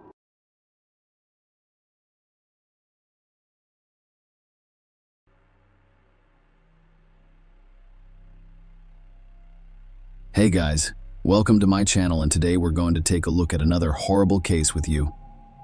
The events in this video occur in the year 2021. Bobby Ann McLeod, 18 of Great Britain, informed her parents that she was leaving home to meet her boyfriend, but hours later, it was clear she had vanished. Her family contacted the police, and the following day, a massive search began, culminating in the gruesome discovery. Bobby, Anne, her parents, Donna and Adrienne, and brother Lee lived in Plymouth. Plymouth is a lively coastal town in southwest England. It has a rich history and maritime heritage that dates back centuries. Plymouth, with its stunning waterfront and vibrant downtown, is a popular destination for both tourists and locals. On November 20, 2021, at around 5:45 p.m., Bobby, Anne walked out of her Plymouth home and went to the nearest bus stop on Sheepstore Road. As she left, she told her father how much she loved him and that she was going downtown to meet her boyfriend and mutual friends. Bobby, Anne only needed a few minutes to get to the bus stop. She was familiar with the route because she had traveled it numerous times. It had been an hour and a half since Bobby, Anne, left the house. Her mother, Donna, texted her to see if she was okay. If she had arrived at her destination without receiving an answer, a concerned Donna attempted to contact her daughter, but Bobby, Anne, was also not answering her phone, and that was completely useless. It took another hour or so before Bobby, Anne's boyfriend, called her parents to see if their daughter was home. He was concerned because Bobby Ann had not shown up for her date, and all of his phone calls had been unsuccessful. Bobby, Anne's parents, became concerned when they called all of their daughter's known friends and discovered that no one knew where she was. They immediately contacted the police and reported her missing. It was already past 9 p.m. The next day is November 21. Police initiated a search of the area, which included McLeod's family and volunteers. Leaflets featuring Bobby Ann were distributed throughout the city. Her disappearance was covered on social media and in the mainstream media. Her brother, Lee McLeod, posted on his social media page, "I'm begging every single person in Plymouth to help me search everywhere, searching for everything. Please, everyone. If you hear or see anything, please let me know." Police quickly discovered that Bobby Ann had not boarded any of the buses scheduled for downtown. However, while interviewing people, the officers discovered that a local resident had driven by the bus stop the previous evening and seen Bobby Ann there. The implication was that she had definitely arrived at the bus stop, but had not boarded for some reason. The evidence that she was at the bus stop was quickly corroborated. The bus stop area was cordoned off after they discovered wireless headphones in the walkway behind it that were identified as Bobby's. Police officers were literally on their knees, searching the entire area for potential evidence. Evidence was also searched along the girls' route from home to the bus stop, as well as all nearby streets. Given that Bobby Ann was at the bus stop but never boarded the bus, that her headphones were discovered near the bus stop, and a number of other details that police did not reveal, authorities began to suspect that the girl had been abducted. The police encouraged anyone with information relevant to the investigation to come forward. A large number of officers participated in the search, doing everything they could to locate Bobby Ann as soon as possible. Investigators attempted to track down the location of her cell phone, which revealed that it was within city limits, but they were unable to determine exactly where all calls to Bobby and Ann's number were routed to voicemail. The police confiscated the girl's phone that same day. It was given to the police by the bus driver who was on the route where Bobby Ann went missing. As it turned out, a local resident arrived at the same bus stop at 7:15 p.m. the previous evening and discovered the phone and an AirPod case there. At 7:23 p.m., a bus arrived and the man handed the items he discovered to the driver, assuming the owner would look for them. The next day, the bus driver noticed Bobby Ann was missing and last seen standing at the bus stop. He contacted the police and handed over the phone and AirPods case. The next day is November 22. Police, families, and volunteers searched the woodlands and roads surrounding Bobby Ann's home, but no clues were found.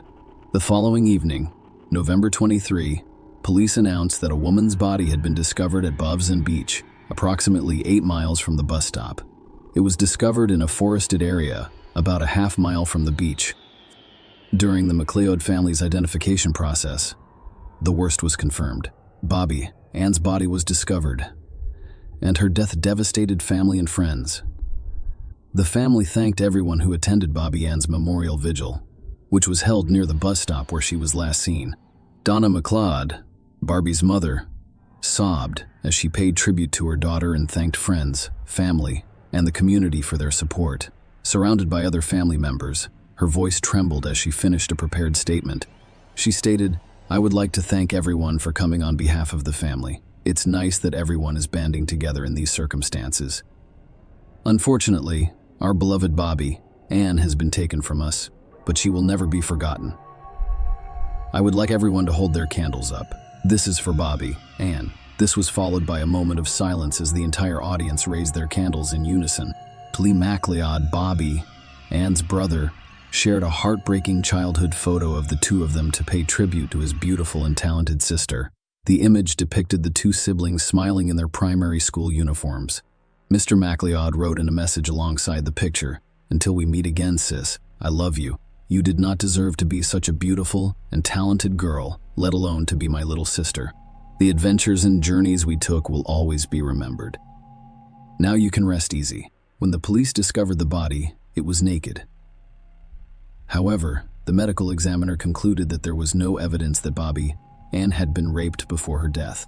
She suffered serious injuries to her head and face, including 14 lacerations.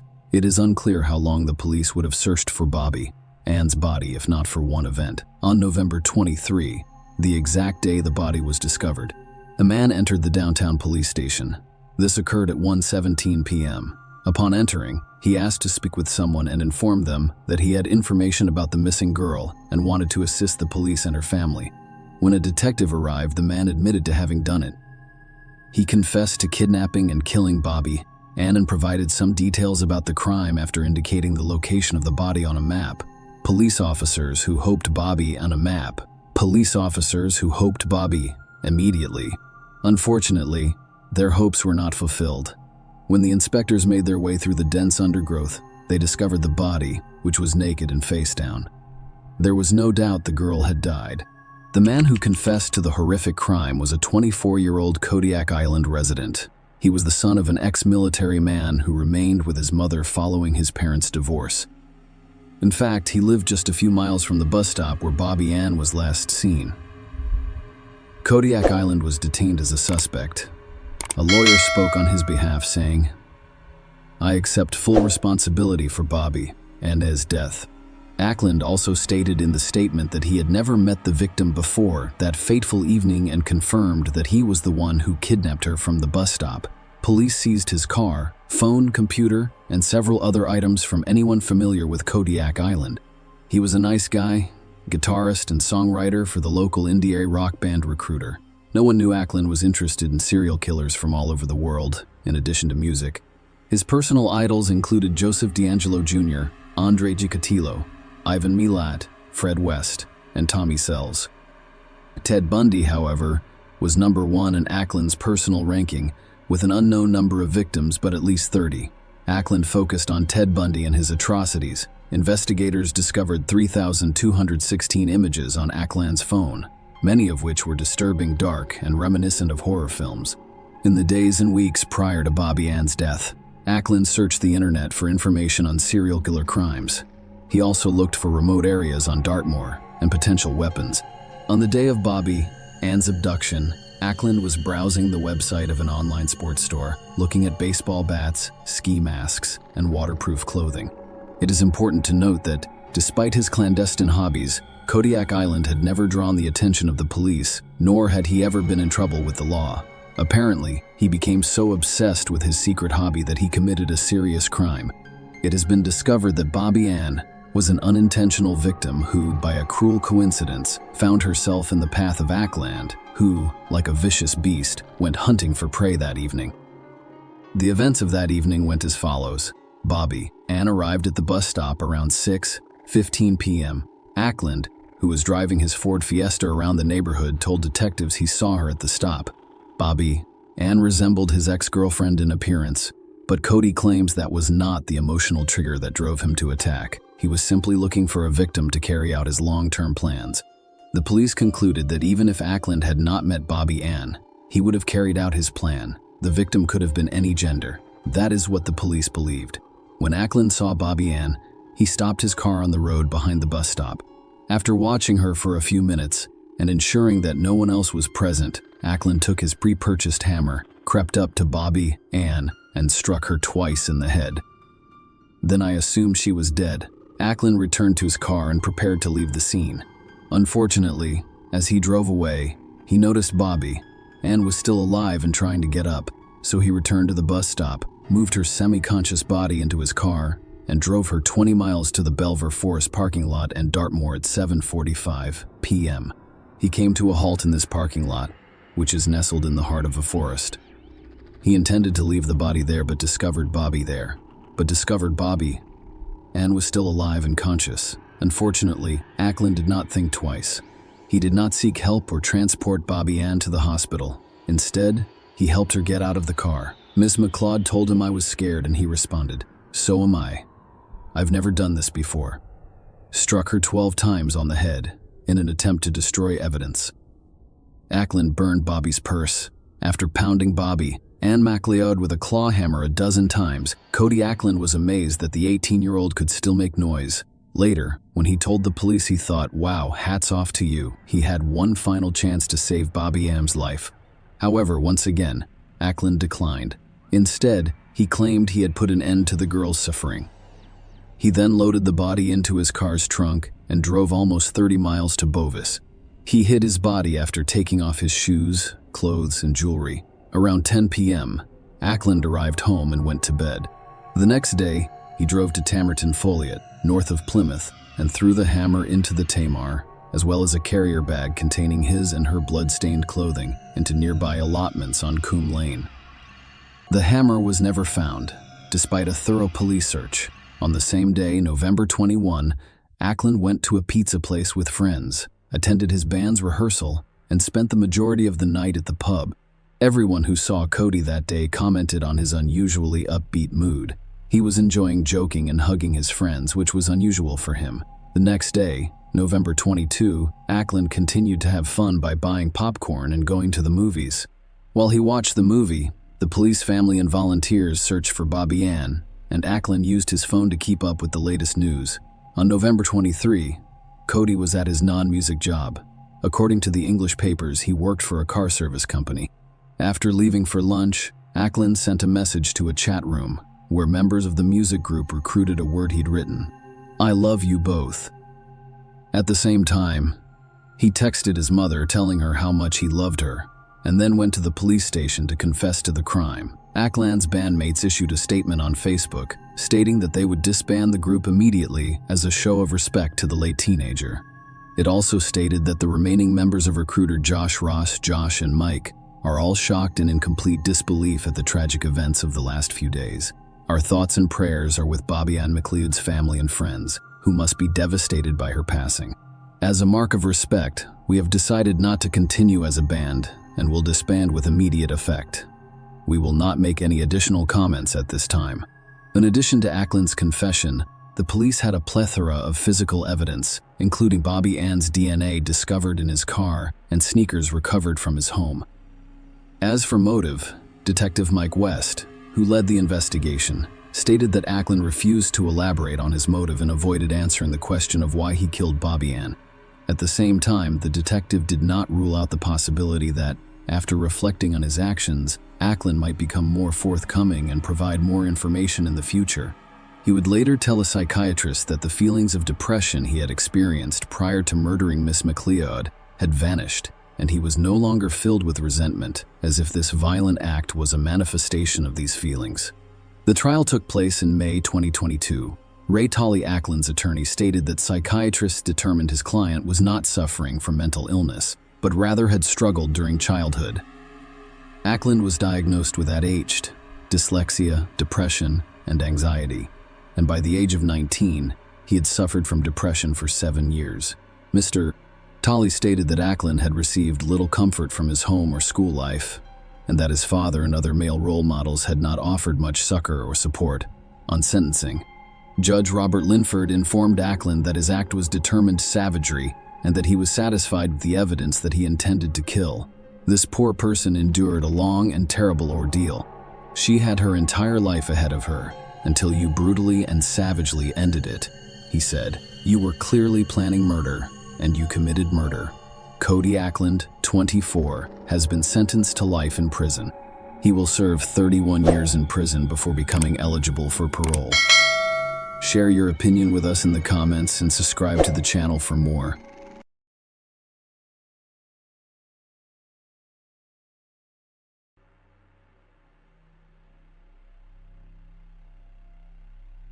Hey guys, welcome to my channel, and today we're going to take a look at another horrible case with you.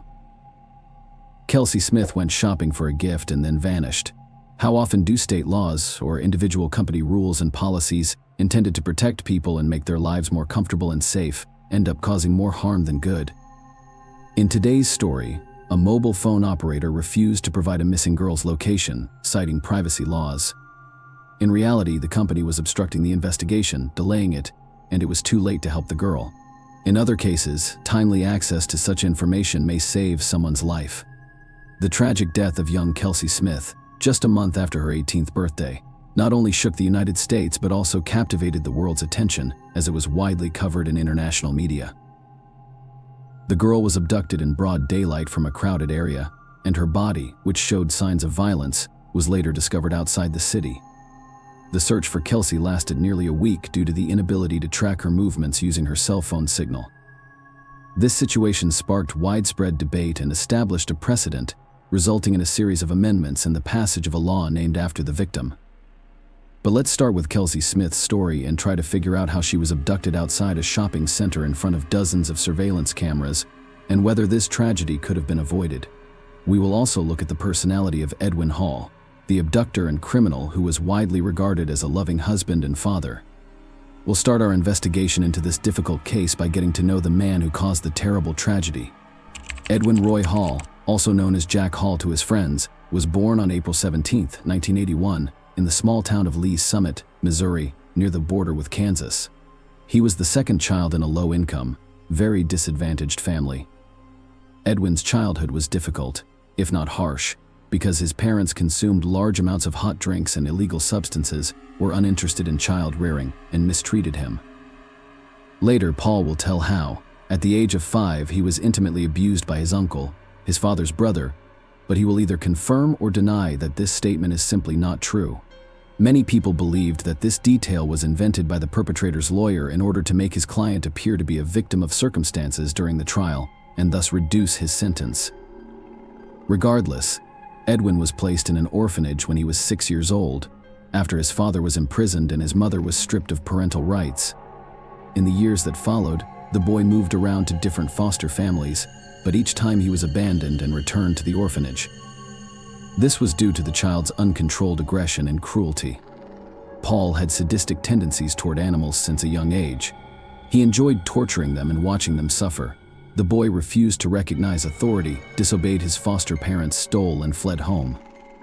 Edwin was 15 years old when his last foster family returned him to state custody. This came after the teen attacked his stepsister with a knife. The tragedy was avoided, and the boy was pitied rather than prosecuted. However, a year later, he was arrested again after intentionally hitting another orphanage student on the head with a baseball bat.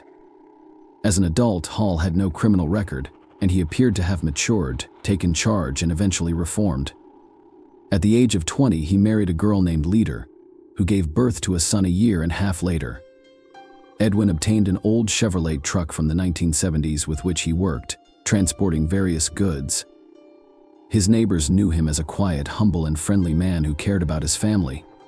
However, he also had a secret life, which was revealed only after Hall was arrested for serious crimes. Who was the victim? Kelsey Smith. Kelsey Ann Smith was born on May 3, 1989 in Overland Park, Kansas, the state's second most populous city.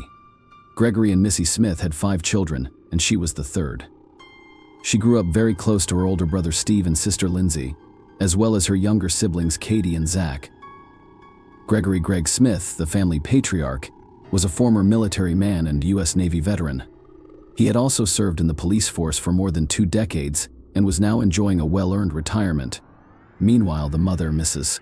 Smith, had dedicated her life to healthcare, having spent many years working at one of the local hospitals. Despite her professional commitments, she brilliantly balanced work with raising her numerous children and creating a comfortable home environment from a young age. Kelsey was a very energetic, sociable, and theatrical child. She enjoyed singing and dancing, went to a music school where she learned to play several musical instruments, and eagerly participated in school plays and choir performances. In addition, she enjoyed gymnastics and soccer, and she frequently attended sporting events with her father and brothers, as well as supporting the local team.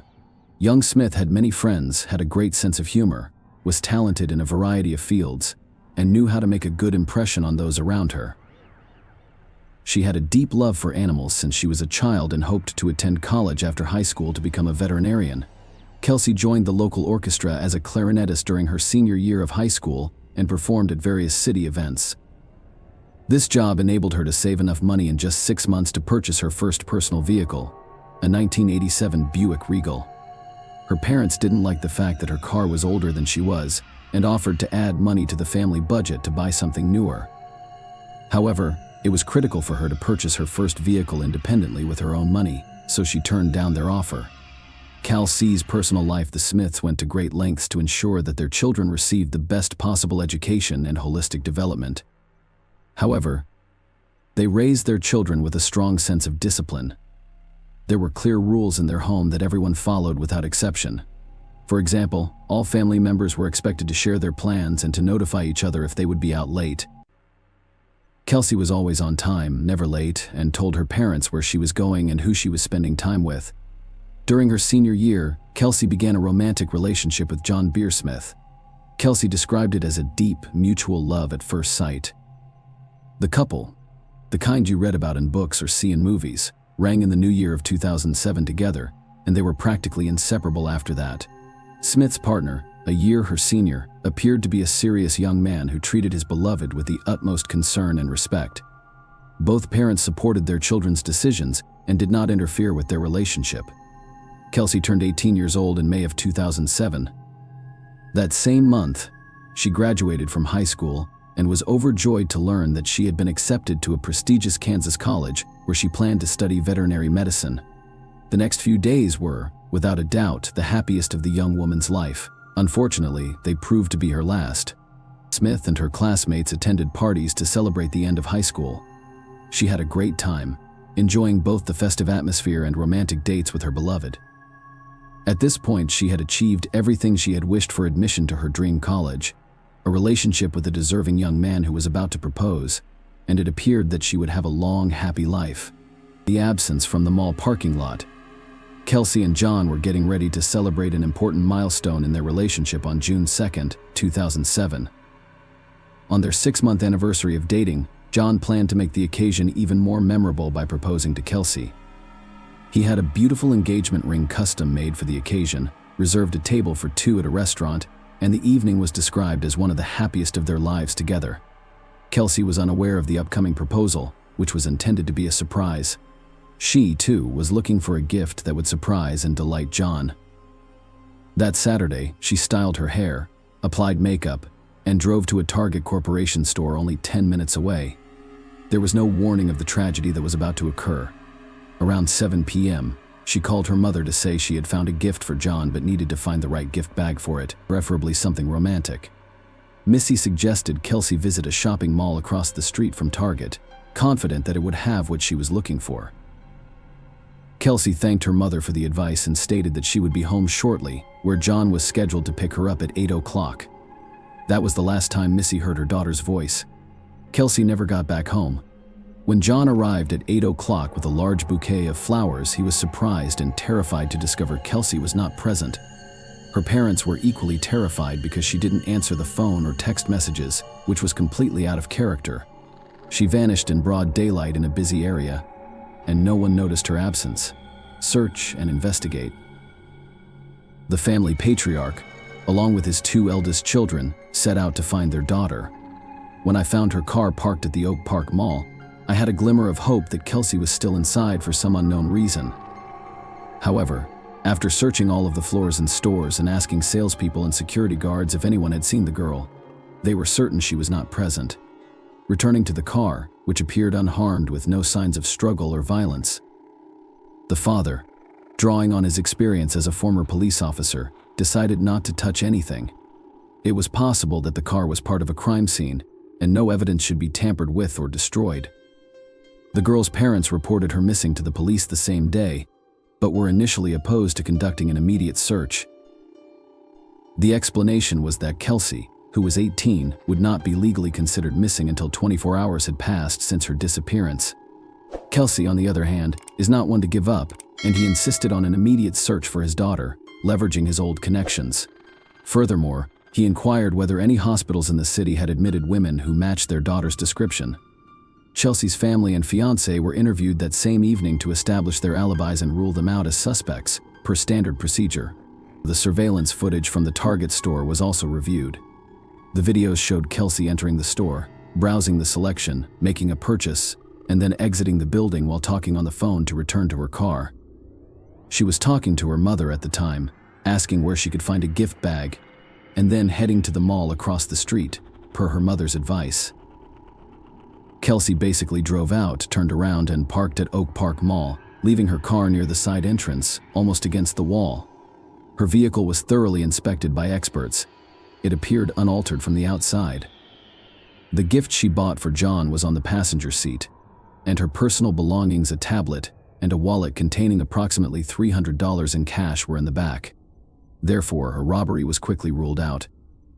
The car's owner appeared to have left with only her credit card and phone in her pocket. Because everything else remained inside the car, no signs of a struggle, blood, or damage were discovered.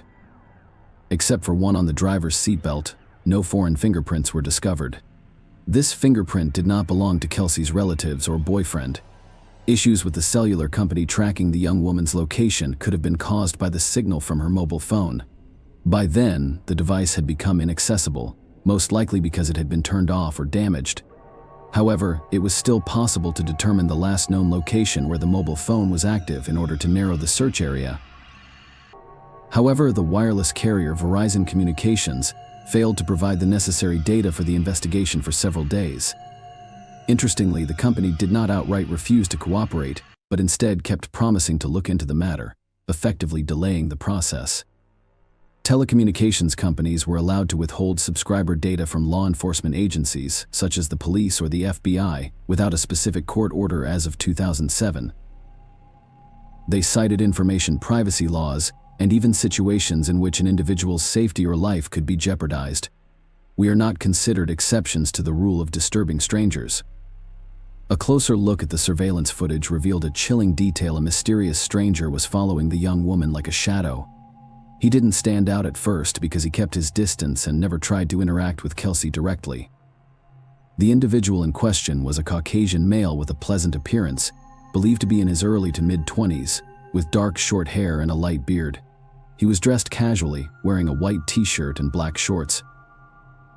He entered the Target store about a half-minute after the girl and followed her through all of the sections she visited, keeping a few meters distance.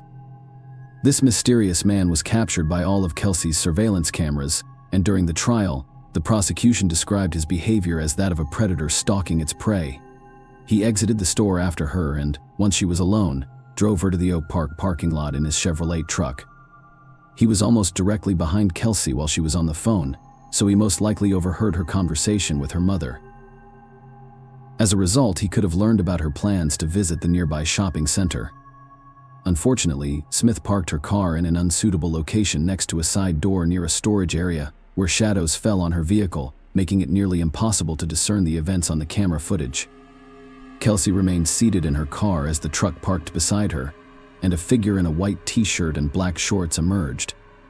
The stranger approached her through the driver's side door, and she, presumably under threat of harm, got behind the wheel of his Chevrolet, which drove away in an unknown direction. The media were enlisted to cover the investigation from the start, thanks in large part to Gregory Smith's connections and experience, Smith understood that the louder the outcry, the wider the coverage in the press, and the more attention it received, the better their chances of finding their daughter and bringing the responsible party to justice. The story was covered by both national and international media, including the popular show America's Most Wanted. When surveillance footage revealed the mysterious stranger following Kelsey, the frame with the most clearly visible face was broadcast on the news, urging people to come forward if they recognized the man. That same evening, police began receiving calls from people claiming to have seen the man in various cities and states. Although the majority of these reports were incorrect, each was investigated. Mrs. Miguel called on June 6th, saying she recognized her neighbor Edwin Hall in the footage, but had been hesitant to report it because she was unsure. However, seeing the information about the truck cleared up her last doubts, as Hall also drove an old 1970s Chevrolet. Following Horace's horrific discovery at Longview Lake and the suspect's arrest on June 6, 2007, several pivotal events occurred in the investigation. Verizon Communications finally provided the first critical information about Chelsea's last known location for her phone signal. A specific cell tower was pinpointed, resulting in a search radius of 1.1 miles north. Within 45 minutes of beginning the search, the young woman's lifeless body was discovered in the brush near Longview Lake, Missouri, about 30 miles from where she was abducted. The medical examiner determined that Kelsey was brutally assaulted and strangled with her own belt. Her body was discovered naked, except for the belt used to strangle her around the neck. Following the assault, her body was discarded in the bushes, barely covered by dry branches. It remained exposed to the June sun for 4 days. Her remains were severely disfigured by insects and other wildlife, rendering them nearly unrecognizable. Nonetheless, the examination determined that it was the missing young Smith. The second significant event on June 6th was the arrest of the primary suspect. When the police arrived at the man's house, he remained calm, admitted that his friends called him Jack, and agreed to give a statement at the station. During his interrogation, he identified himself as Edwin Hall and was shown a photograph of Kelsey. He claimed not to have seen her before, even when shown surveillance footage from the store showing him closely following her. He insisted that he had only visited the store for personal reasons and had not noticed her, implying that their appearance together in the footage was merely a bizarre coincidence and irrefutable evidence. Edwin was clearly confident that he had left no trace and could not be held accountable. His van was clean. He assaulted the victim with contraception, leaving no DNA evidence. As a result, Hall agreed to cooperate with the investigation and even offered to provide his DNA sample and fingerprints. His thumbprint matched the one found on the victim's car seat belt buckle, which proved to be crucial evidence. Furthermore, during a thorough search of the suspect's home, a hidden air pistol was discovered with Kelsey's DNA traces on the barrel. Hall was then charged with kidnapping, assaulting, and murdering the young woman. Smith was abducted in Kansas, but her lifeless body was discovered in Missouri, raising concerns about the trial's jurisdiction. This detail was extremely important because it affected the potential sentence. In Missouri, the perpetrator faced the death penalty. Trial and sentence Hall recognized the gravity of his situation and, after consulting with his attorney, decided to fully admit his guilt and disclose the details and circumstances of the crime in the hopes of receiving a lesser sentence. He described how he saw Kelsey enter the store and followed her. He was close enough to overhear her phone conversation and learned she was planning to go to the shopping center across the street. Edwin ensured Smith was alone, followed her to the adjacent parking lot, and was pleased when she parked in a quiet spot near the side entrance. He then emerged from his vehicle, armed with a pistol, and waited for the victim to return to her car, preventing her from closing the door as she entered the driver's seat. She had apparently already removed the seatbelt, but he refused to let her buckle it, leaving his print on it in the process. Next, he inserted the pistol barrel into the unfortunate girl's mouth, forcing her to move to the driver's seat under threat. Smith drove the haul truck while pointing the weapon at her and directing her where to go. When they reached a remote area near the state border, he ordered her out of the truck and led her into the bushes. He assaulted her, strangled her with the belt, and wrapped her body in branches. He meticulously cleaned his truck's cabin to remove any fingerprints, DNA, or other traces of the victim's presence before hitting the pistol with Kelsey's saliva at home, confident it would never be discovered. When asked about his motivation, he couldn't give a clear answer but simply commented on her amazing legs. During the investigation, several other women and girls who had been victims of Hall's actions came forward.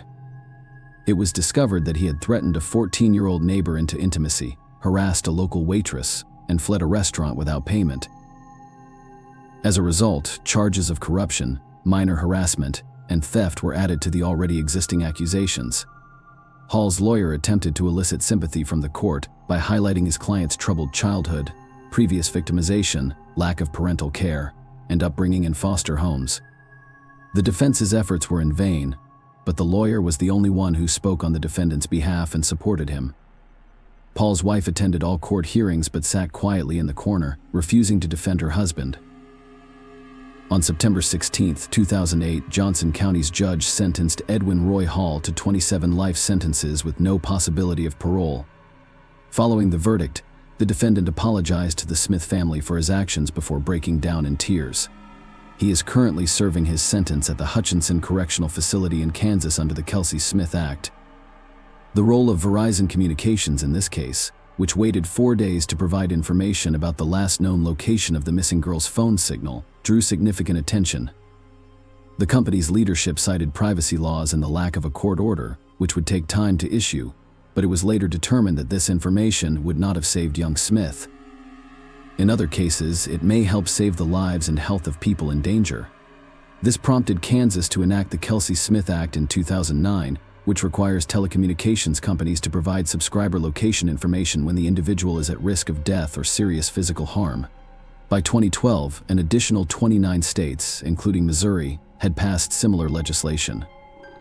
Oklahoma, Montana, and Illinois passed the Kelsey Smith Act in 2021 as well. Since its enactment, this law has saved many lives. For example, when a perpetrator stole a car with a child in a car seat in Lenexa, Kansas in 2015, police were able to locate him within half an hour by tracking the signal from the child's mother's mobile phone left on the backseat in 2021. In Illinois, a similar method was used to locate a young woman who attempted suicide by jumping off a cliff. She survived, albeit with serious injuries. However, the prompt tracking of her phone signal resulted in a rescue. Interestingly, the Smith family did not request that the law be named after their late daughter. Kansas Senator Rob Olson proposed the idea. Following their tragedy, the girl's family established a foundation to help crime victims and continues to educate young people about safety concerns. Share your opinion with us in the comments, and subscribe to the channel for more.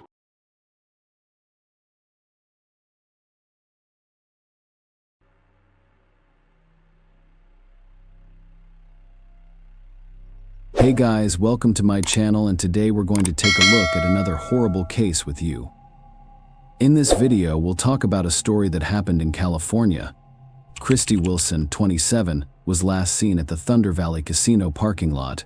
It was the early morning of October 5, 2005. Wilson had a brief phone conversation with her boyfriend, Danny Burlando, on the evening of October 4th, assuring him that she would return home soon, but she then vanished mysteriously. It took the authorities 15 years to figure out where Christy went. Christy Lynn Wilson was born on January 10, 1978, in San Jose, California, USA. She graduated from Gunderson High School and earned a business degree from California State University, Chico. According to her mother, Deborah Wilson Boyd, and stepfather, Patrick Boyd, she was an outstanding athlete and student. Christy graduated from college and found a job she liked at a tech company near Sacramento.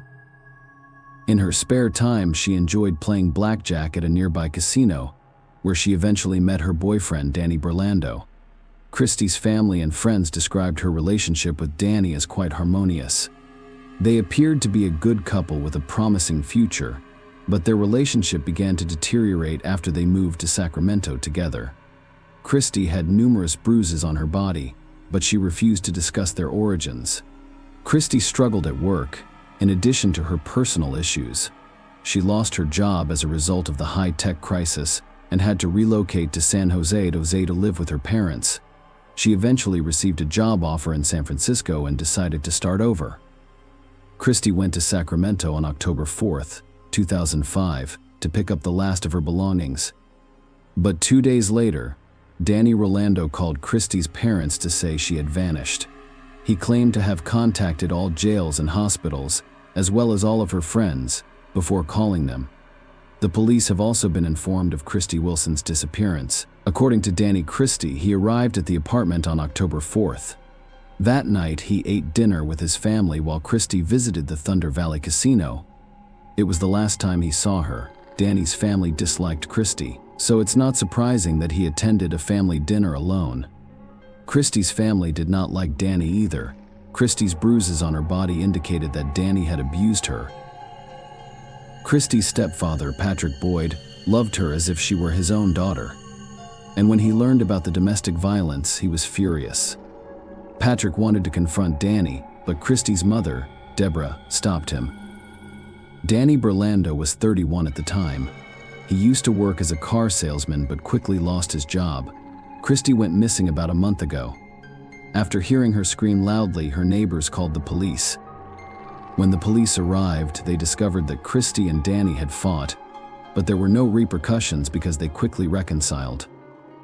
Obviously, Danny was the first person detectives suspected after Christy disappeared, and the fact that he waited nearly 48 hours before reporting his girlfriend missing to the police only added to their suspicion. What if he used this time to destroy all evidence? However, Rolando cooperated and allowed investigators to examine his phone records, credit card transactions, computer, apartment, and car. Although he was a suspect, there was no evidence of criminal activity on his part. He had an alibi of family dinner before reporting Christy's disappearance to the authorities. He called her 78 times, but she did not respond. Christy's friends and family were interviewed by detectives, and her phone and credit card activity was investigated. There has been no activity in her bank account since October 4th. Christy's parents and the police department coordinated a search that included dogs, volunteers, and a police helicopter. The family requested that anyone with information about her whereabouts notify them. Danny stated that he was looking for Christy and went to the Thunder Valley Casino, but the staff did not provide him with any useful information. Danny eventually found Christy's car, which was still in the parking lot next to the casino. When investigators arrived at the casino, Christy's car was still present, but this discovery raised more questions than answers. There was no evidence of a struggle or another crime. As a result, it was unclear if Christy had left the casino, and if she had, why did she abandon her car? Detectives requested CCTV footage from both inside and outside the casino in hopes of finding answers. At the same time, the police attempted to search Christy and Danny's apartment once more, but were unsuccessful. Christy's stepfather, Patrick, was also a police officer, and he organized a search of the bottom of a nearby river that turned up nothing. Investigators focused on Thunder Valley and tracked Christy's movements at the casino using her player's card. The card indicated that she sat at a blackjack table around 11 p.m. As investigators suspected, Danny Burlando was not present on any of the recordings. Christy, however, shared a table with another man. They appeared to communicate with one another. When Christy was won, this man congratulated her. When one of them lost money, they consoled one another. Christy spent approximately 6 hours in the casino. The camera also caught the moment when the man placed his hand on Christy's shoulder. She experienced ups and downs that night. At first, luck was on her side and she could count cards extremely well. Christy became increasingly agitated and anxious as she began to lose control. After one too many drinks, she began to lose control of herself. At some point, the casino employees wanted her to leave. When a casino employee asked Christy to go outside and relax, the black-haired man responded, "Don't worry, I'll take care of this beauty soon after." The camera captured this man getting up and leaving the casino alongside Christy. During their visit to Thunder Valley, detectives discovered that casino employees had discovered a mobile phone beneath a blackjack table. It turned out to be Christy's phone. Perhaps she didn't realize she'd lost it. It was a negative development for the police. After all, they want to find Christy by tracking her phone's location. Further examination of the CCTV footage revealed that Christy and her new acquaintance went to the parking lot. A white car drove away from the parking lot about 4 minutes later, leaving Christy's vehicle behind. The investigators suspected Christy had driven somewhere with an unknown man in his car. The police needed to know if she did it of her own free will or if this man forced her into the car. Using the player's card information, detectives identified the man at the blackjack table as Mario Flavio Garcia, an Auburn resident. Mario, 53 years old, was a family man. He has 2 sons. Garcia was married and had a relatively successful career, and investigators quickly determined that the white car seen on CCTV footage belonged to him. All of this made him the main suspect in Christy Wilson's disappearance. Garcia, on the other hand, appeared to be alone in his car as he drove away from the parking lot. Christy did not approach her vehicle after leaving the casino. Garcia stayed in the parking lot for 3 minutes and 41 seconds. Perhaps something occurred between him and Christy at that time. Detectives looked into Garcia's life and discovered that he was a beloved community member and football mentor. Despite this, he had a dark side until approximately 25 years ago, when he was arrested for kidnapping his ex-girlfriend. Garcia coerced her into intimacy by taking her to a private location. Furthermore, all of this occurred at gunpoint. As a result, the case was plea bargained down to assault with a deadly weapon. In other words, Garcia got away with it.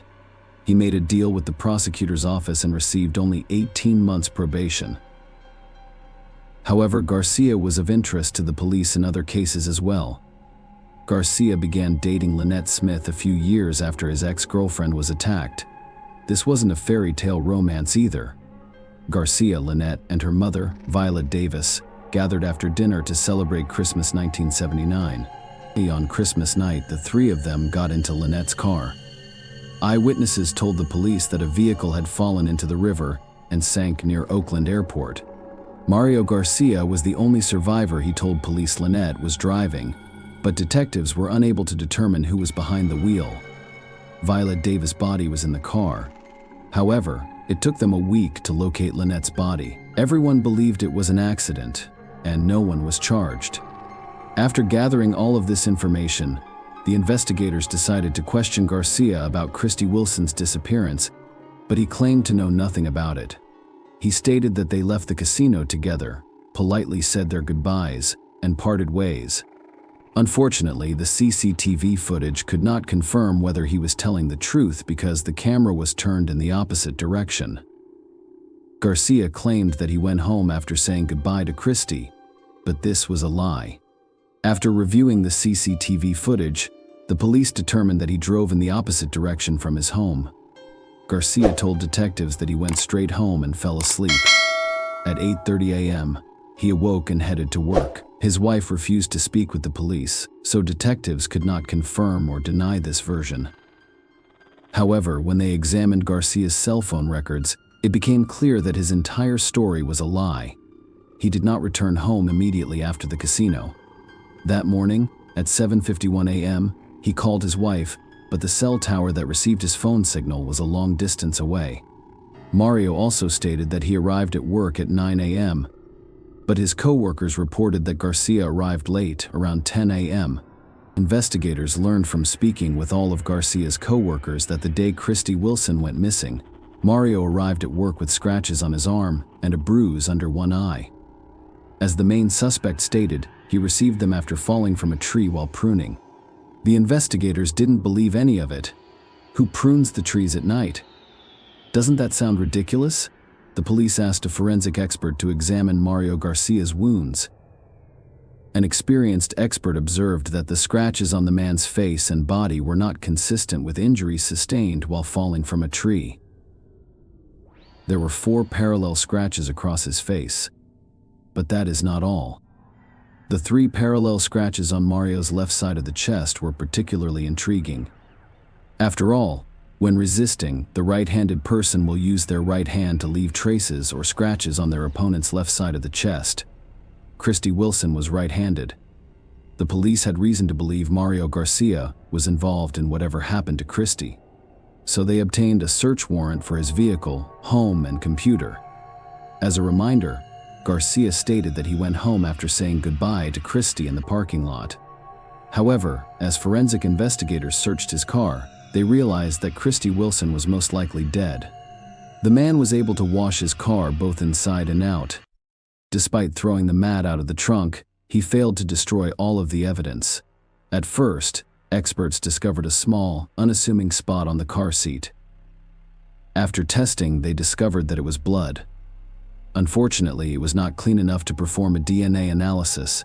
Aside from 2 long hairs, the police discovered small splashes of blood on the back door of the trunk. After a comparison, they determined that these 2 hairs belonged to the missing Christy.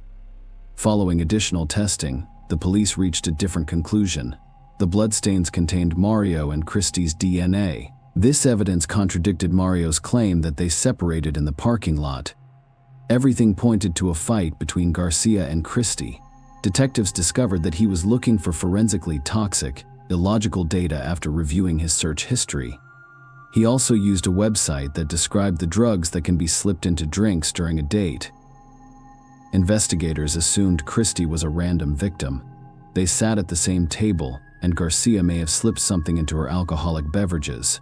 However, the police needed to find Christy to prove it. They conducted an extensive search for Christy's body on Garcia's 5-acre property. However, they were unable to discover any new clues. Despite the absence of Christy's body, police arrested Mario Garcia, who was charged with kidnapping and murdering Christy Wilson. Despite the fact that all evidence pointed to his guilt, the man maintained his innocence. The trial started on September 11, 2006. Prosecutors presented compelling evidence that Garcia met Christy at the blackjack table, left the casino with her, attacked her, killed her, and hid her body. At the trial, Garcia asked why the DNA on the door, purportedly belonging to Christy Wilson, was the only thing found. Why wasn't the DNA of my son's wife and the other people in the car found? I cleaned everyone else's DNA except Christy Wilson. Hey, that was the only thing they found. So, how did it arrive there? He hoped to persuade the jury that the police had planted evidence in his car. I suppose I'm supposed to ask for mercy, forgiveness, and remorse during this hearing. However, I am not going to do that. I didn't kill Christy Wilson. I'm innocent. Garcia stated that after hearing both sides, the jury found Mario Garcia guilty on January 11, 2007. The court gave him a life sentence of 59 years. But the story does not end here. Christy's family hoped that after the sentencing, Garcia would reveal where he hid the body, but he refused to do so. Christy's family tried to move on with their lives after such a heartbreaking ordeal. The fact that Mario Garcia filed one appeal after another exacerbated the situation. All of his attempts to appeal the verdict were unsuccessful, but they kept Christy's family from living their lives. Nonetheless, Garcia did not want to spend the rest of his life behind bars. As a result, he changed his tactics. In 2018, he informed Christy's family that he wanted an early release from prison in exchange for information about the body's location. Deborah Boyd considered negotiating with him, but ultimately abandoned the idea. This would be a disgrace. She insisted he would not use my daughter's body as a bargaining chip. The police asked Garcia's family for assistance. They knew Jean Garcia divorced Mario after he was imprisoned. She eventually stopped believing Garcia and began to suspect her ex-husband was involved in Christy Wilson's disappearance and subsequent death. Investigators also contacted Garcia's sons, Chris and Andy, and asked them to recall any details about Christy's disappearance and the days leading up to their father's arrest. The police were curious about Mario's behavior back then. Perhaps there have been some changes. Mario's son, Chris, recalled that he had an important football game. He saw his father working on a tractor. He was working around the property in a frantic manner, with a crazed look in his eyes. Chris wanted his father to attend his game, but Mario said, "I'm not going," which was very firm. "I am not going." Chris thought that was out of character for Mario. Investigators asked Chris to accompany them to his childhood home, which the family had lost in 2007. Chris remembered the details of that day and showed them where he saw his father working on a tractor. It was adjacent to a detached garage on the road. Just 100 yards from Garcia's house, Mario has done an excellent job of making the landscape appear to match the terrain. He had plenty of time to do this. Mario had 4 to 5 days to cover his tracks. In 2005, law enforcement officers searched Garcia's property with police dogs. However, neither of them could find anything at the time.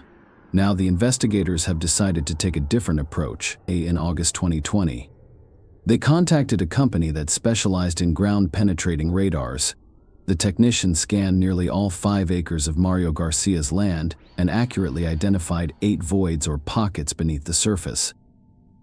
The first 2 holes yielded nothing. The third location identified by experts was where Mario Garcia was digging with a tractor. It was there that the police discovered the skeleton.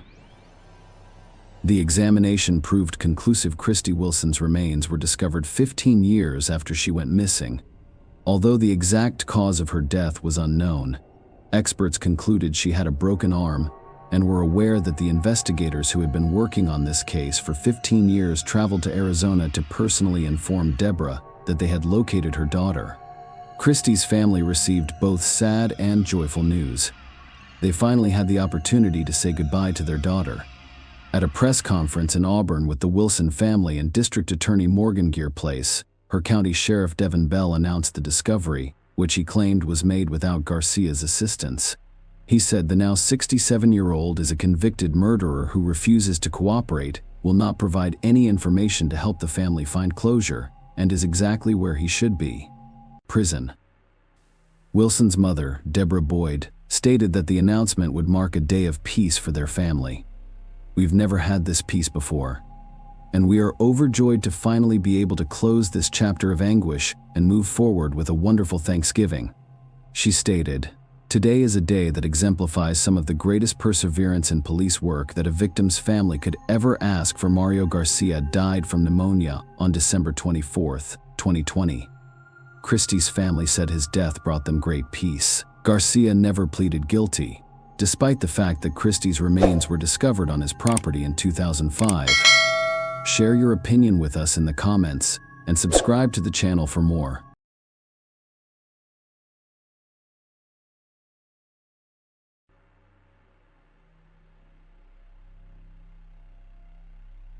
Hey guys, welcome to my channel, and today we're going to take a look at another horrible case with you.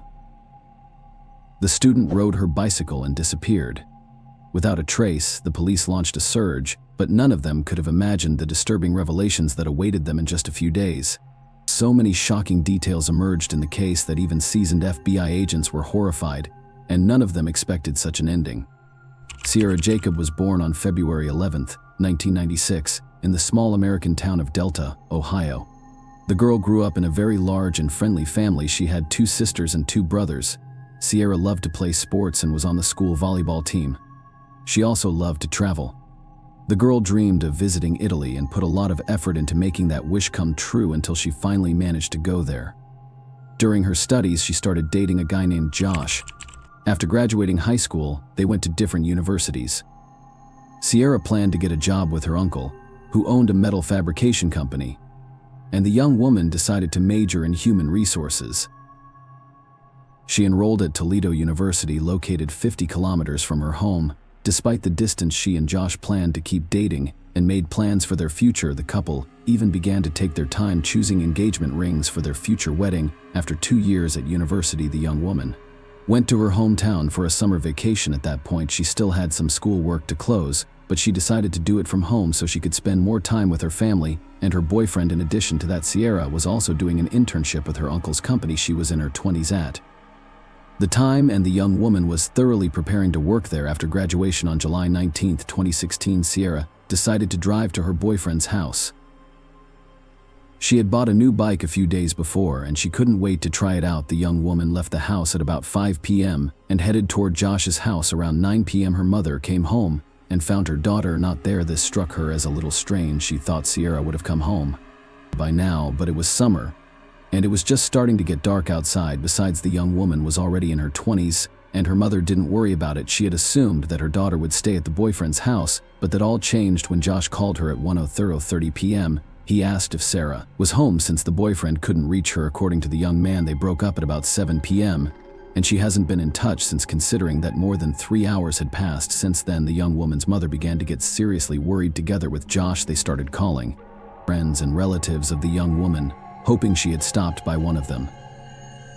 But no one had seen her that night. Then the mother called all the nearby hospitals, but there was no one there either. Eventually, the woman decided to go to the police and around midnight she filed a missing persons report. Despite the fact that Sierra was 20 years old, the police immediately began their search. Given that Josh was the last person to see her, they went to him. The guy said that the young woman arrived at his house shortly after 5 p.m. After about an hour and a half, they decided to go for a ride together. Sierra rode her bike, and Josh rode his motorcycle. The couple rode along country roads along numerous cornfields. Josh even took a picture of Sierra on her bike, and the young woman posted it on social media. After riding around for a while, they decided to go their separate ways. Sierra and Josh separated about a mile away from her house. The guy rode back on his motorcycle, and she headed home on her bike. While the police talked to the young man, other officers drove around looking for Sierra. They headed for the road near where the young woman had begun her journey home alone, and soon they were able to spot the first disturbing tip-off. As they drove along the road along the fields, one of the officers saw that the corn stalks in one place were heavily pinched, as if someone had waded through them. He walked over there with a flashlight, and after a few yards saw Sierra's bicycle. On examining it, the policeman saw traces of blood on the handles and seat. Next to the bicycle was a woman's sock, which also had blood stains on it. He reported the find to his colleagues, and soon other police officers arrived on the scene. On closer inspection, they found several other items not far from the bike. They were men's sunglasses, a screwdriver, and some car fuses. Just as interesting was the fact that motorcycle tire tracks led to the bicycle across the cornfield. All this was enough for the investigators to come to a disappointing conclusion. It was likely that Sarah had been stolen. As the case took a serious turn, they began to look closely at Josh as a possible suspect.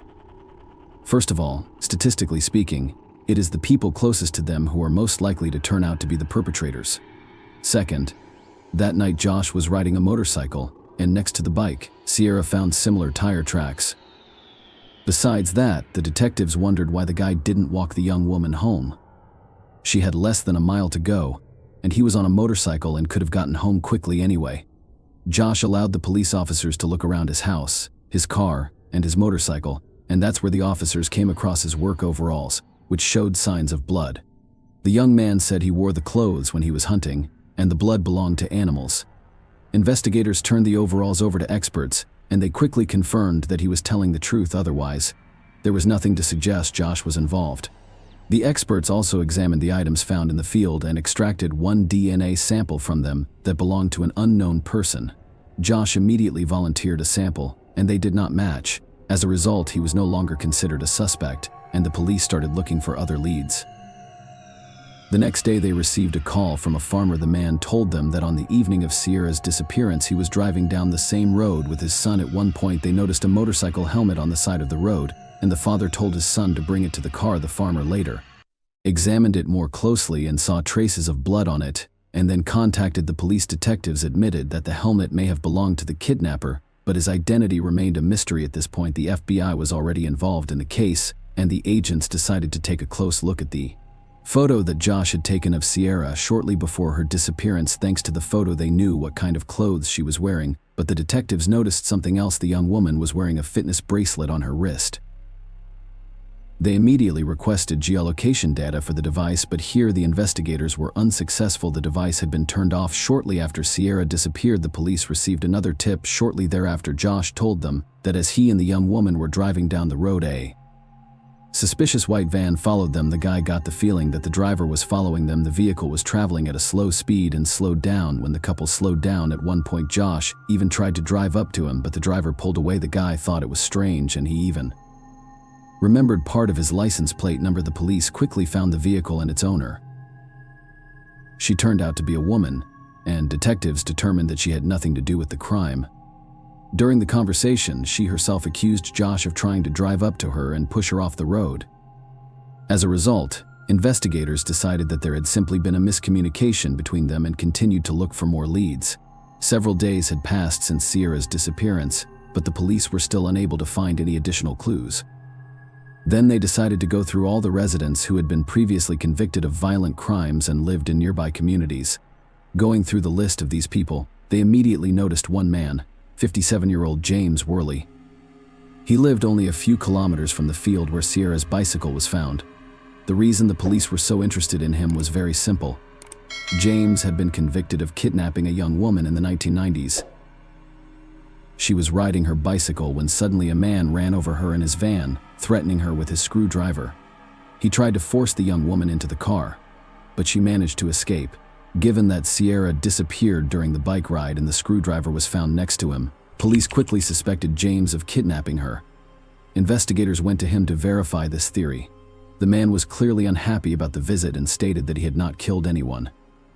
Nevertheless, he voluntarily allowed the officers to inspect his home. James and his mother lived on a 120-acre farm, and there were many different structures on this huge property. It took the detectives a long time to look at them all. During this process, James kept repeating to the police that he had not kidnapped Sierra and had only heard about the case from the news. This behavior began to seem strange to them. The man was literally repeating the same thing over and over again, but something more interestingly awaited them next. Suddenly, James said that on the night of Sierra's disappearance, he had just driven along that road and his motorcycle had stalled near the very spot where the police later found the young woman's bicycle, according to James.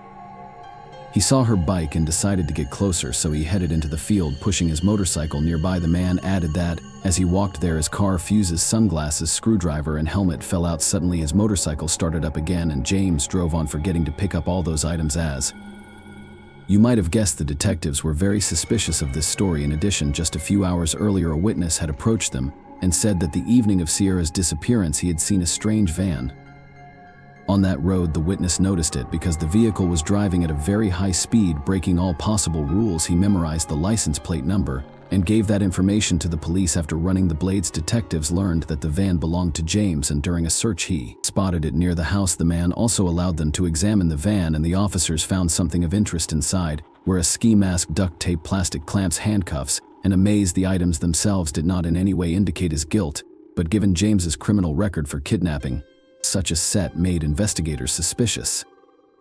But the creepiest finds awaited them in one of the barns. Detectives found a separate room where, behind a hidden door inside which was an air mattress, beside it were chains that looked as if they had been designed to keep a person in the room. Next to the mattress was a refrigerator, inside of which the police found traces of blood. There is also a strong smell of bleach, from which they deduced that the blood had been thoroughly cleaned, but the main clue was the contents of a small box. There were bras and several pairs of women's underwear, one of which had blood on it. All this was enough to arrest James, at least temporarily, while experts examined the collected evidence. The man was taken in for questioning and asked to explain the secret room with the blood and chains. In response, James gave them another dubious story. He said he had made the room because he wanted to set up his own studio to shoot adult material, so it was just his improvised film set. Of course, the detectives didn't believe what he said. The room looked as if it had originally been made to hold people against their will. Nevertheless, they still could not connect it to Sierra's disappearance, nor could they determine her whereabouts. But that all changed on the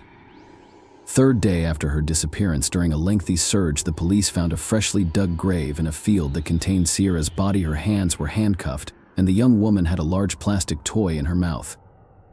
She was also wearing an adult diaper. Medical examiners determined that the victim died from strangulation, but they were unable to determine even the approximate time of death. In addition, they did not find any signs of violence. Around the same time, forensic scientists were actively examining all the evidence collected from James' barn. They found female DNA on one of the pieces of duct tape lying next to the mattress, and it matched Sierra's DNA. The cops also obtained geolocation data on James' smartphone. It turned out that on the night of the young woman's disappearance, he had spent almost 2 hours near that location. They received another disturbing piece of evidence from the psychologist James had court appointed for a previous abduction. According to him, during one of his sessions, James stated that he was learning from his mistakes with each new abduction, and then next time he was going to bury the bodies. Apparently, the psychologist decided not to inform the police of such disturbing statements made by his client, and did so only after he had been accused of murder.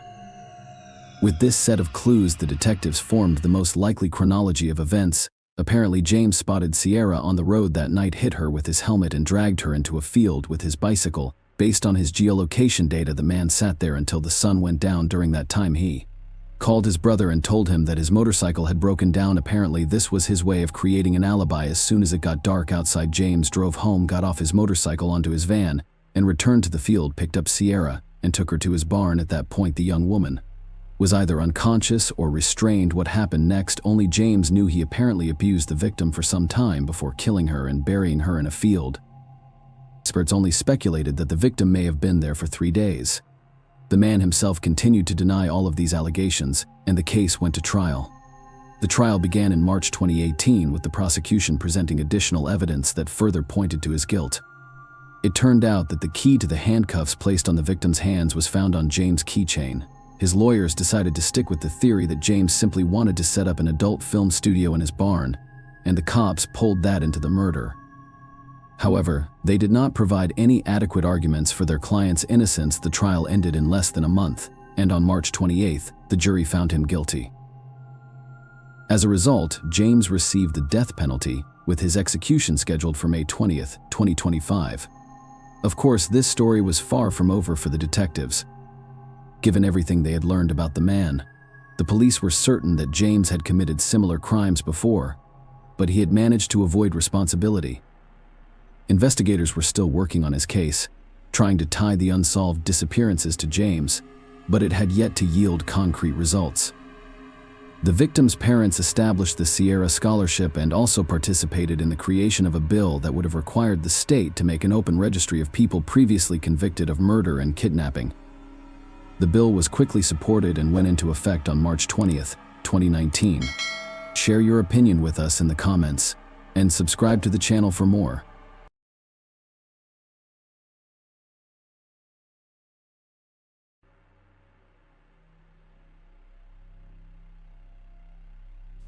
Hey guys, welcome to my channel, and today we're going to take a look at another horrible case with you. In this video, we will discuss what happened in Hawaii. Dana Ireland, 23, left her parents' house in Pune on the afternoon of Christmas Eve 1991, never to return after discovering her disfigured bicycle shoe and hair clumps. Bystanders dialed 911. However, Dana was not present. The investigation went on for several decades, and despite a trial and a verdict, the case has not been closed. The evolution of DNA testing methods was crucial in this case. The Dana Ireland case is likely the most well-known investigation in Hawaii's history. Dana Marie Ireland was born on December 12, 1968, in Fort Belvoir, Fairfax County, Virginia, USA. She was the youngest daughter of John Ireland and Mary Louise Crank. In 1991, her sister Sandra was 7 years older than her. Dana was 23 years old when she and her parents visited her sister in Hawaii on December 24th.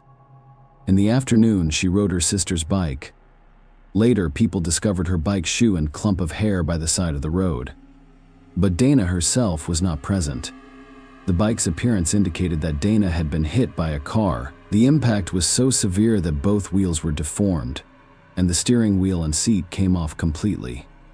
Unfortunately, the hope that the man who hit Dana would take her to the hospital rather than abandon her to die was false. The reality proved to be far scarier than anyone could have anticipated. Dana was discovered 5 miles from her bike. She had severe injuries to her body and head and was naked below the waist. As a result, one can conclude that someone not only hit her with a car, but also exploited her weakness. Nightmares haunt nurse Jerry Gallagher. She can't shake the memory of Christmas Eve 1991 on a seaside fishing trail in Wawa when she was led to Dana, Ireland. Gallagher and her husband Randy lived on Saddleback Road, a rough, unpaved road that cuts into the coastal jungle 25 miles southeast of Hilo at 6 p.m.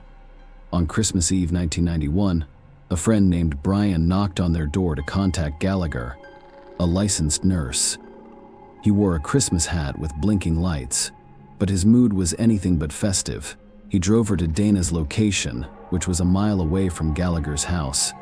Dana was naked from the waist down, and the inner side of her legs was covered in bruises. Gallagher recalls trying to help the injured young woman with a first aid kit. She bandaged her wounds. The most severe injury was to the back of her head. She asked the woman. "Her name is Land," she appeared to say. Gallagher inquired about who had attacked her. However, Dana was unable to speak coherently. "Please give me the key so I can drive home," Ireland asked. Gallagher attempted to keep her awake. An ambulance arrived more than 2 hours after the girl was struck by a car. The lack of phones in the area caused a significant delay in receiving assistance. The medical personnel of the police and fire departments were preoccupied with other cases. However, their own mistakes contributed to a 34-minute delay. The dispatcher who received the call about the injured young woman provided the incorrect address for where they found Dana, resulting in a loss of valuable time. "I considered driving her to the hospital, but I was worried about paralyzing her." Gallagher says he's had nightmares about it. None of us anticipated that it would take so long. It took an unbelievably long time to get help to her. She would have survived if they had sought assistance. An ambulance carrying Dana Ireland arrived at Hilo Hospital at 7:56 p.m. At this point, John and Mary Ireland were already looking for their daughter, whose disfigured bicycle lay by the side of the road.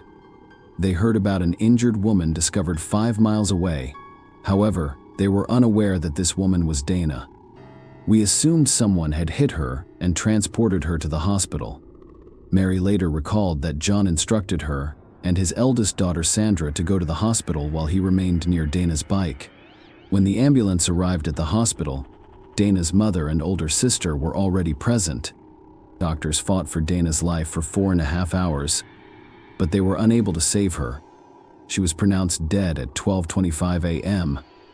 The official cause of death was blood loss from extensive traumatic injuries to the head, pelvis, and abdomen caused by a car accident. Dana's family went home and listened to the radio the next morning. They thought a car had hit their daughter, but the radio said Dana's death was not accidental. When John spoke with a local police officer, he was told nothing about Dana being hit by a car and that someone had taken advantage of her vulnerability afterwards. He had asked a police lieutenant if the attack was intentional. "You're listening to rumors," the lieutenant informed him. Dana's death was a shock to her family. Her death irreversibly altered their lives. However, they would later discover that another challenge awaited them: years of searching for suspects and trials. The police launched an extensive investigation, which local newspapers described as intense. The police discovered a T-shirt belonging to the criminal at the crime scene. Investigators then seized as evidence a sheet containing traces of sperm on which Dana was lying when she was brought to the hospital. Dana was also carrying seminal fluid in her body. Furthermore, a bite mark on her body resembled the teeth of the person who had attacked her. As a result, the authorities had the criminal's DNA sample, but it was from 1991. It didn't really help the investigation process. Another possible clue was the tire tracks where they discovered Dana's bike. Investigators interviewed residents in the hopes of finding witnesses who saw Dana being hit by a car, but no one witnessed this incident. Perhaps for some reason, they remained silent. The location of the bike and Dana's discovery was not a densely populated area, but rather a secluded location with a bad road where cars rarely traveled due to a lack of witnesses and evidence to help find the criminal. The investigation has come to a dead end. Anyone who provided information about the case would have received a reward, the amount of which increased over time. However, there was no breakthrough in this case. Later, in May 1994, John Gonsalves contacted Hawaii County Police. Gonsalves was involved in a high-profile case involving illegal drugs. Despite facing decades in prison, he received a suspended sentence. The reason for such leniency was that he informed the police that his half-brother, Frank Pauline, knew important information about the Dana Ireland case. According to Pauline, the attack on Dana was carried out by brothers Albert Ian Schweitzer and Sean Schweitzer. The Schweitzers lived next door to the Paulines, and they didn't get along. Frank Pauline claimed he was present when Schweitzer attacked Dana. They ran over Dana Ireland, loaded her into the trunk, and drove her to another location. He informed the police, so Albert Schweitzer, Sean Schweitzer, and Frank Pauline became the primary suspects. Following the latter statements, there was a 30-year period of events, so let's get to know Frank Pauline better. Frank Raymond Pauline Jr. was born April 27, 1973, in Fremont, California, to Frank Cesar and Patricia Pauline. Pauline was living in Pune, a few miles from where they discovered her, when the attack on Dana Ireland occurred, at the age of 20. Frank already had 3 sons. He first ran into trouble with the law when he was 9 years old. On February 8, 1983, he was caught in a burglary. You can see his entire track record up to the point of maturity on your screen. In February 1994, as he grew older, the gravity of his crimes increased. He received a 10-year sentence for harassment and robbery just over 2 years after Dana's death. These charges were unrelated to Dana Ireland, but they made it clear that Frank Pauline will not stop his criminal activities. During the sentencing hearing, Prosecutors referred to him as a walking crime wave due to the number of crimes committed. Following the hearing, Pauline lived up to his new nickname. He walked out of court before being taken into custody to begin his prison sentence. He is classified as a fugitive. He was recaptured in Honolulu. A few days later, 3 months after Pauline was sentenced to 10 years, his brother, John Gonsalves, contacted the authorities and informed them that Frank had information about the Dana Ireland case. Pauline and Gonsalves decided that providing information about the Ireland case would help the first person avoid prison and the second get out earlier. Of course, the stepbrothers were untrustworthy sources of information. However, following a conversation with investigators, the case against John Gonsalves for illegal substances was closed. In the end, he received a suspended sentence. After Pauline stated that he had information about the Dana Ireland case, Big Island investigators went to Honolulu to speak with him, where the latter was in custody. They were interrogated for 90 minutes and asked to provide details about the day of the Dana attack. Because he claimed to have been present during the attack, they returned him to the Big Island, where he reconstructed the crime and showed detectives the locations he mentioned previously. Pauline told detectives that on December 24, 1991, brothers Albert E. and Sean Schweitzer picked him up at his home in a purple Volkswagen Beetle. Ian Schweitzer was driving, as he had previously stated. The trio came to a halt to take illegal drugs when they noticed a woman standing by the side of the road. We exited at an intersection heading towards Kappa Ho, and that is where we noticed a girl standing up. As we passed, my friend Ian looked to the side and said, "Whoa, look at that girl," then we continued down the road. Pauline explained that they turned around because Ian wanted to talk to the woman. They were driving back at about 4,045 miles per hour when Ian Schweitzer, the driver, failed to brake in time and collided with Dana Ireland. Schweitzer's left the car, loaded her into the trunk in front, and drove away. After a few miles, they came to a halt and pulled Dana out of the car. She was still alive. Pauline stated that, unlike the Schweitzer brothers, he did not get intimate with the victim. And yet, he said something that had serious consequences. He claimed that Schweitzer insisted he find a tire iron and hit the victim on the head to end her suffering. After that, they allegedly returned to the car and drove away. All of his testimony was on paper, and Pauline signed a statement stating that he testified voluntarily. Nobody forced or promised him anything, and he was not under the influence of illegal drugs or alcohol. After Pauline began cooperating with the police, he was transferred to the Maui Community Correctional Center for his own safety, as prison officials claimed he was a problem for management and had received threats from fellow inmates. Frank Pauline retracted his story in July 1996, just over 2 years after Gonsalves' statement to the police, claiming that he made it up because his stepbrother asked him to help him avoid jail. He claimed that, although he was not present at the time of the attack, he knew who was responsible. He confessed that he was only there to make them believe him. "And my brother is telling me that the worst thing that can happen to you is that they charge you with perjury," Pauline stated. However, perjury was not one of the crimes charged against him on July 30, 1997. He was charged with the murder of Dana Ireland after signing a confession in which he admitted to hitting her on the head with a tire iron. Later that year, the Schweitzer brothers also faced charges. They denied any involvement in the case, saying they were with their family on December 24, 1991. It is worth noting that the police had reason to believe Pauline lied when he claimed he participated in the crime alongside the Schweitzer brothers. After all, when investigators took him to the Big Island, he couldn't show the exact location where they hid Dana or where people later found it. But Pauline signed the confession, resulting in charges against him. Realizing his stepbrother was wrong, he stated that the only thing he could be accused of was perjury. He retracts his confession. Meanwhile, Gonsalves followed the script.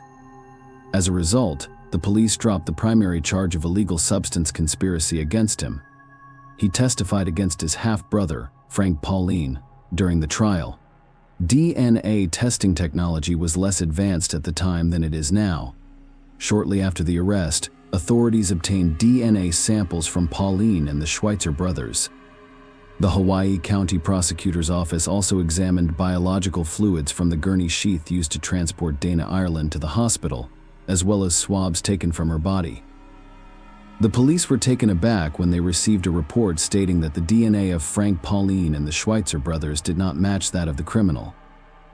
Based on these findings, the charges against these three men were dropped. However, the investigation continued.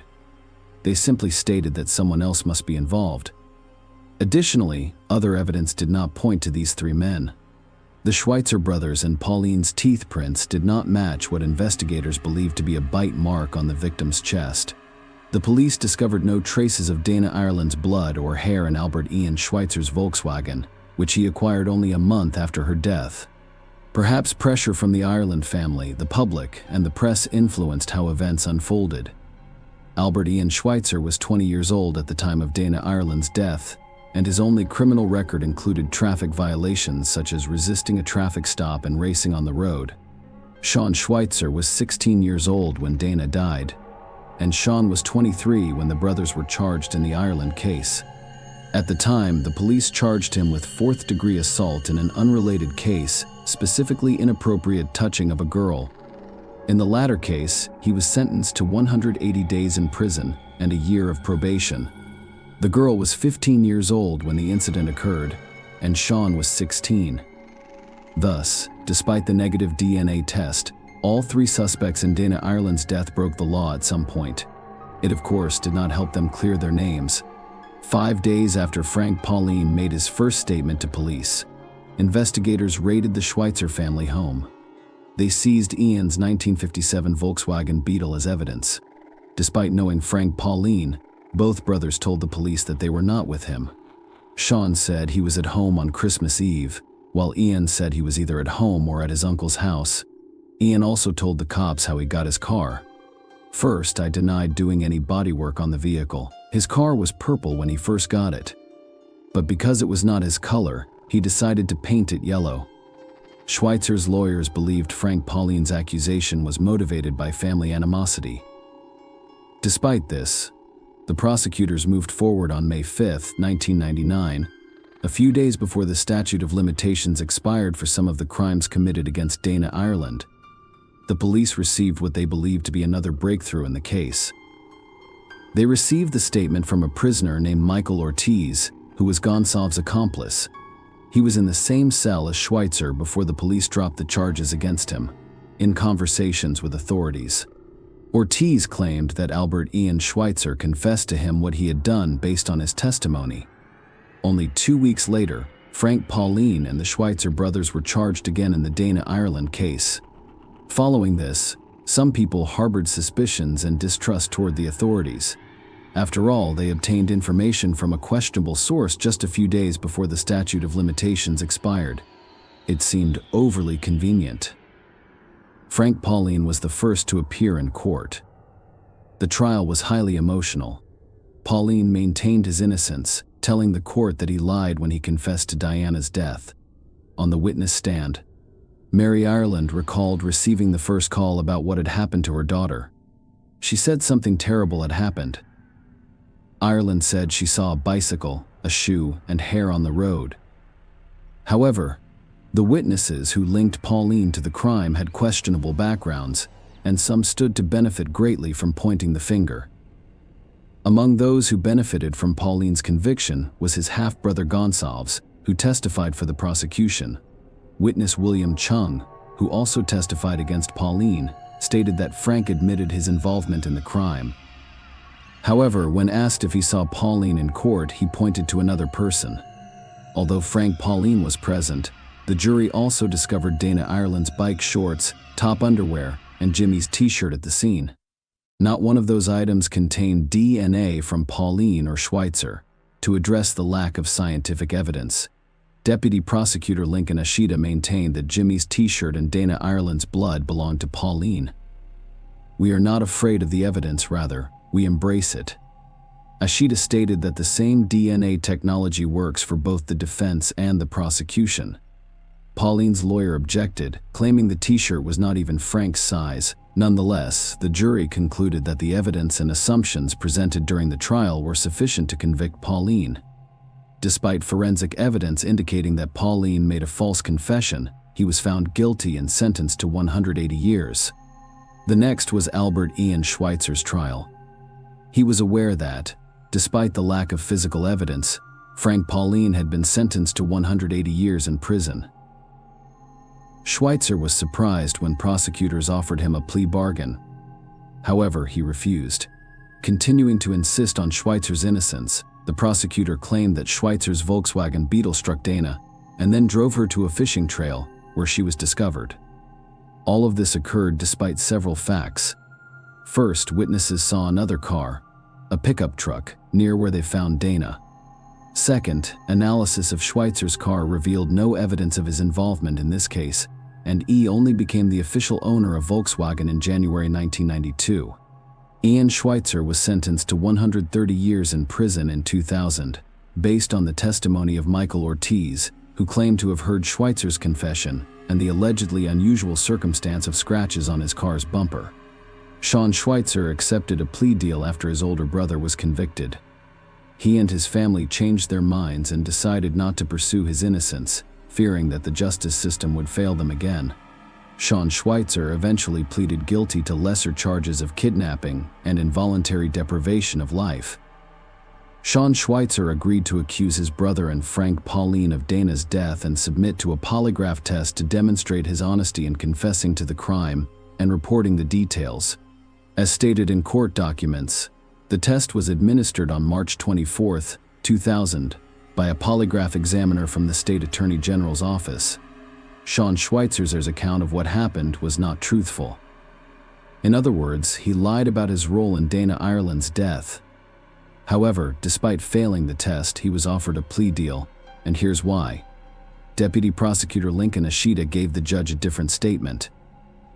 According to court transcripts, Ashita stated that Schweitzer passed the polygraph, indicating that he was not deceptive in any of the questions. Sean Schweitzer was sentenced to 5 years probation, with 18 months of credit for time served. Sean told Hawaii News in an interview after his release that the agreement with the prosecutor's office was made by his family. In a single sentence 130 years later, his brother I recalled how he thought imprisoning both brothers was pointless. Ian stated that losing both sons would be even more stressful for his parents, and they would not survive it. He supported the family's decision and told Sean to follow the prosecutor's instructions to avoid spending the rest of his life in prison. Sean is still remorseful for making the deal and testifying against his brother. And as the months and years passed, he and his family struggled to deal with the stains left by this case. I endured years of disappointment and struggled to find work. Sean Schweitzer said that community members made comments about the case for years afterward. Dana's father, John, died in 2000, at 76. Following his daughter's death, he became an advocate for crime victims' rights. He also worked on passing a law governing the statute of limitations for violent crimes. Ian Schweitzer and his family refused to accept his wrongful conviction and continued to fight. In 2005, Ian Schweitzer sought a case review from the Innocence Project. 5 years later, in 2010, work on this project began to gain momentum. Law students, lawyers, and professors at the University of Hawaii studied old documents from the Dana Ireland case investigation. The prosecutors in Hawaii County allowed them to do their job. They allowed the Innocence Project to look into the case to see if the wrong people were convicted. Year after year passed, but the work to achieve justice continued. Dana's mother, Mary Louise Crank Ireland, died on October 10, 2016, aged 92. Throughout Ian Schweitzer's many years in prison, his parents attempted to visit him as often as possible. However, the visit ended when he was transferred from Hawaii prison to Saguaro in Loe, Arizona. The long flight and drive from Phoenix were difficult for them, particularly Linda Schweitzer, who was battling breast cancer at the time. That one time in Arizona prison, her son said something to her that still hurts. He said, "Mom, don't come back. I don't want to see you walk away from me." On January 23, 2023, 23 years after the jury found Albert Ian Schweitzer guilty, his legal team filed a motion requesting that the judge overturn the conviction based on new evidence and information. The court hearing took place the next day. A few hours after Ian's team filed the motion, a state deputy sheriff transported Schweitzer from Arizona's Saguaro Correctional Center and escorted him on several flights to Hilo. They made it in time for the hearing. After a long night at the hotel, his family met at the Hilo courthouse. The next morning, they were eager to see Ian Schweitzer, who had only arrived on the island hours before. He was wearing an Aloha shirt provided by his legal team. Schweitzer smiled when he entered the courtroom. His legal team presented new evidence in court. Nancy Den, a DNA expert, testified at the trial. They retested all of the items using advanced methods that had not been used in the previous tests. The technology was better explained and improved in the sense that we can now see things that we couldn't see before. In 2000, the authorities stated that there was too much Dana Ireland's blood on the t-shirt, which is why no DNA of Frank Pauline or the Schweitzer brothers was found on it. However, scientists who studied the Innocence Project evidence used modern technology to distinguish Dana Ireland's DNA from other DNA found on t-shirts. They discovered seminal fluid and sweat from the armpit on it. Nancy Dean, a DNA expert, testified that the DNA on the t-shirt and Dana's body belonged to the same person. However, this person was not Frank Pauline or one of the Schweitzer brothers, following his statement. A tire tread expert testified remotely, telling the court that Schweitzer's Volkswagen could not have left tracks at both crime scenes. In his opinion, a larger vehicle, such as a truck, SUV, or van, left those tracks. Dentist Adam Freeman was the last to testify. Ireland had an injury on her left breast that prosecutors initially believed was a human bite mark. But Freeman claimed it was not a bite mark. This case exemplifies poor forensic science, as the bite marks are flawed. He testified late in the evening, and after the witnesses finished testifying, District Court Judge Peter Kubota announced his decision. The new DNA evidence, the tire tread evidence, the bite mark evidence, and Sean Schweitzer's recantation all demonstrate that in a new trial, a jury would most likely return acquittal. Kubota informed the court that Albert Ian Schweitzer's conviction has been vacated, and he will be released immediately. Ian Schweitzer was suddenly set free with those words, 23 years after a jury found him guilty and 25 years after he was arrested. The judge then addressed Ian Schweitzer with moving words. You have 1/3 of your life ahead of you. You can either live it angry and resentful of the process or the people who put you there, or you can live it with newfound freedom. Kubota suggested that since you have your entire family here, you hug and love them, live a fulfilling life, and make the most of the next third of your life. Schweitzer, now free of the handcuffs, hugged his lawyers first, then his family members, some of whom he hadn't seen in decades. His mother cried in his arms. Ian, who was very young when his father went to prison, was present in court when they hugged. Sean, his younger brother, was also present, with a smile and open arms. Following Ian's acquittal, his brother, Sean's lawyer, is also seeking to clear his criminal record. Frank Pauline died in prison in New Mexico in 2015. On April 27, 2015, inmate Daniel Hood, who is serving time for killing 2 people, attacked Frank Pauline, hitting him 3 times in the back of the head with a rock while they were all in the recreation yard at the Southern New Mexico Correctional Facility in Las Cruces. They were cellmates. Hood attacked Pauline because he believed he was a snitch. The medical staff at the prison was unable to save Pauline, and his family's lawyer intends to file a petition for his posthumous rehabilitation. Ian Schweitzer claims that the transition from prisoner to free person is arduous, and that adjusting to life outside the prison walls is more difficult than he anticipated. He claims to struggle with anxiety on a daily basis. Schweitzer may be eligible for compensation for wrongful imprisonment, which allows rehabilitated individuals to receive $50,000 for each year spent in prison. However, the process is not easy, and his lawyers are working to ensure that he receives compensation. 3 decades later, the Dana Ireland case remains open, and investigators are hopeful that new methods of DNA testing and genealogy will allow them to find the person who destroyed the Ireland family's life. Share your opinion with us in the comments, and subscribe to the channel for more.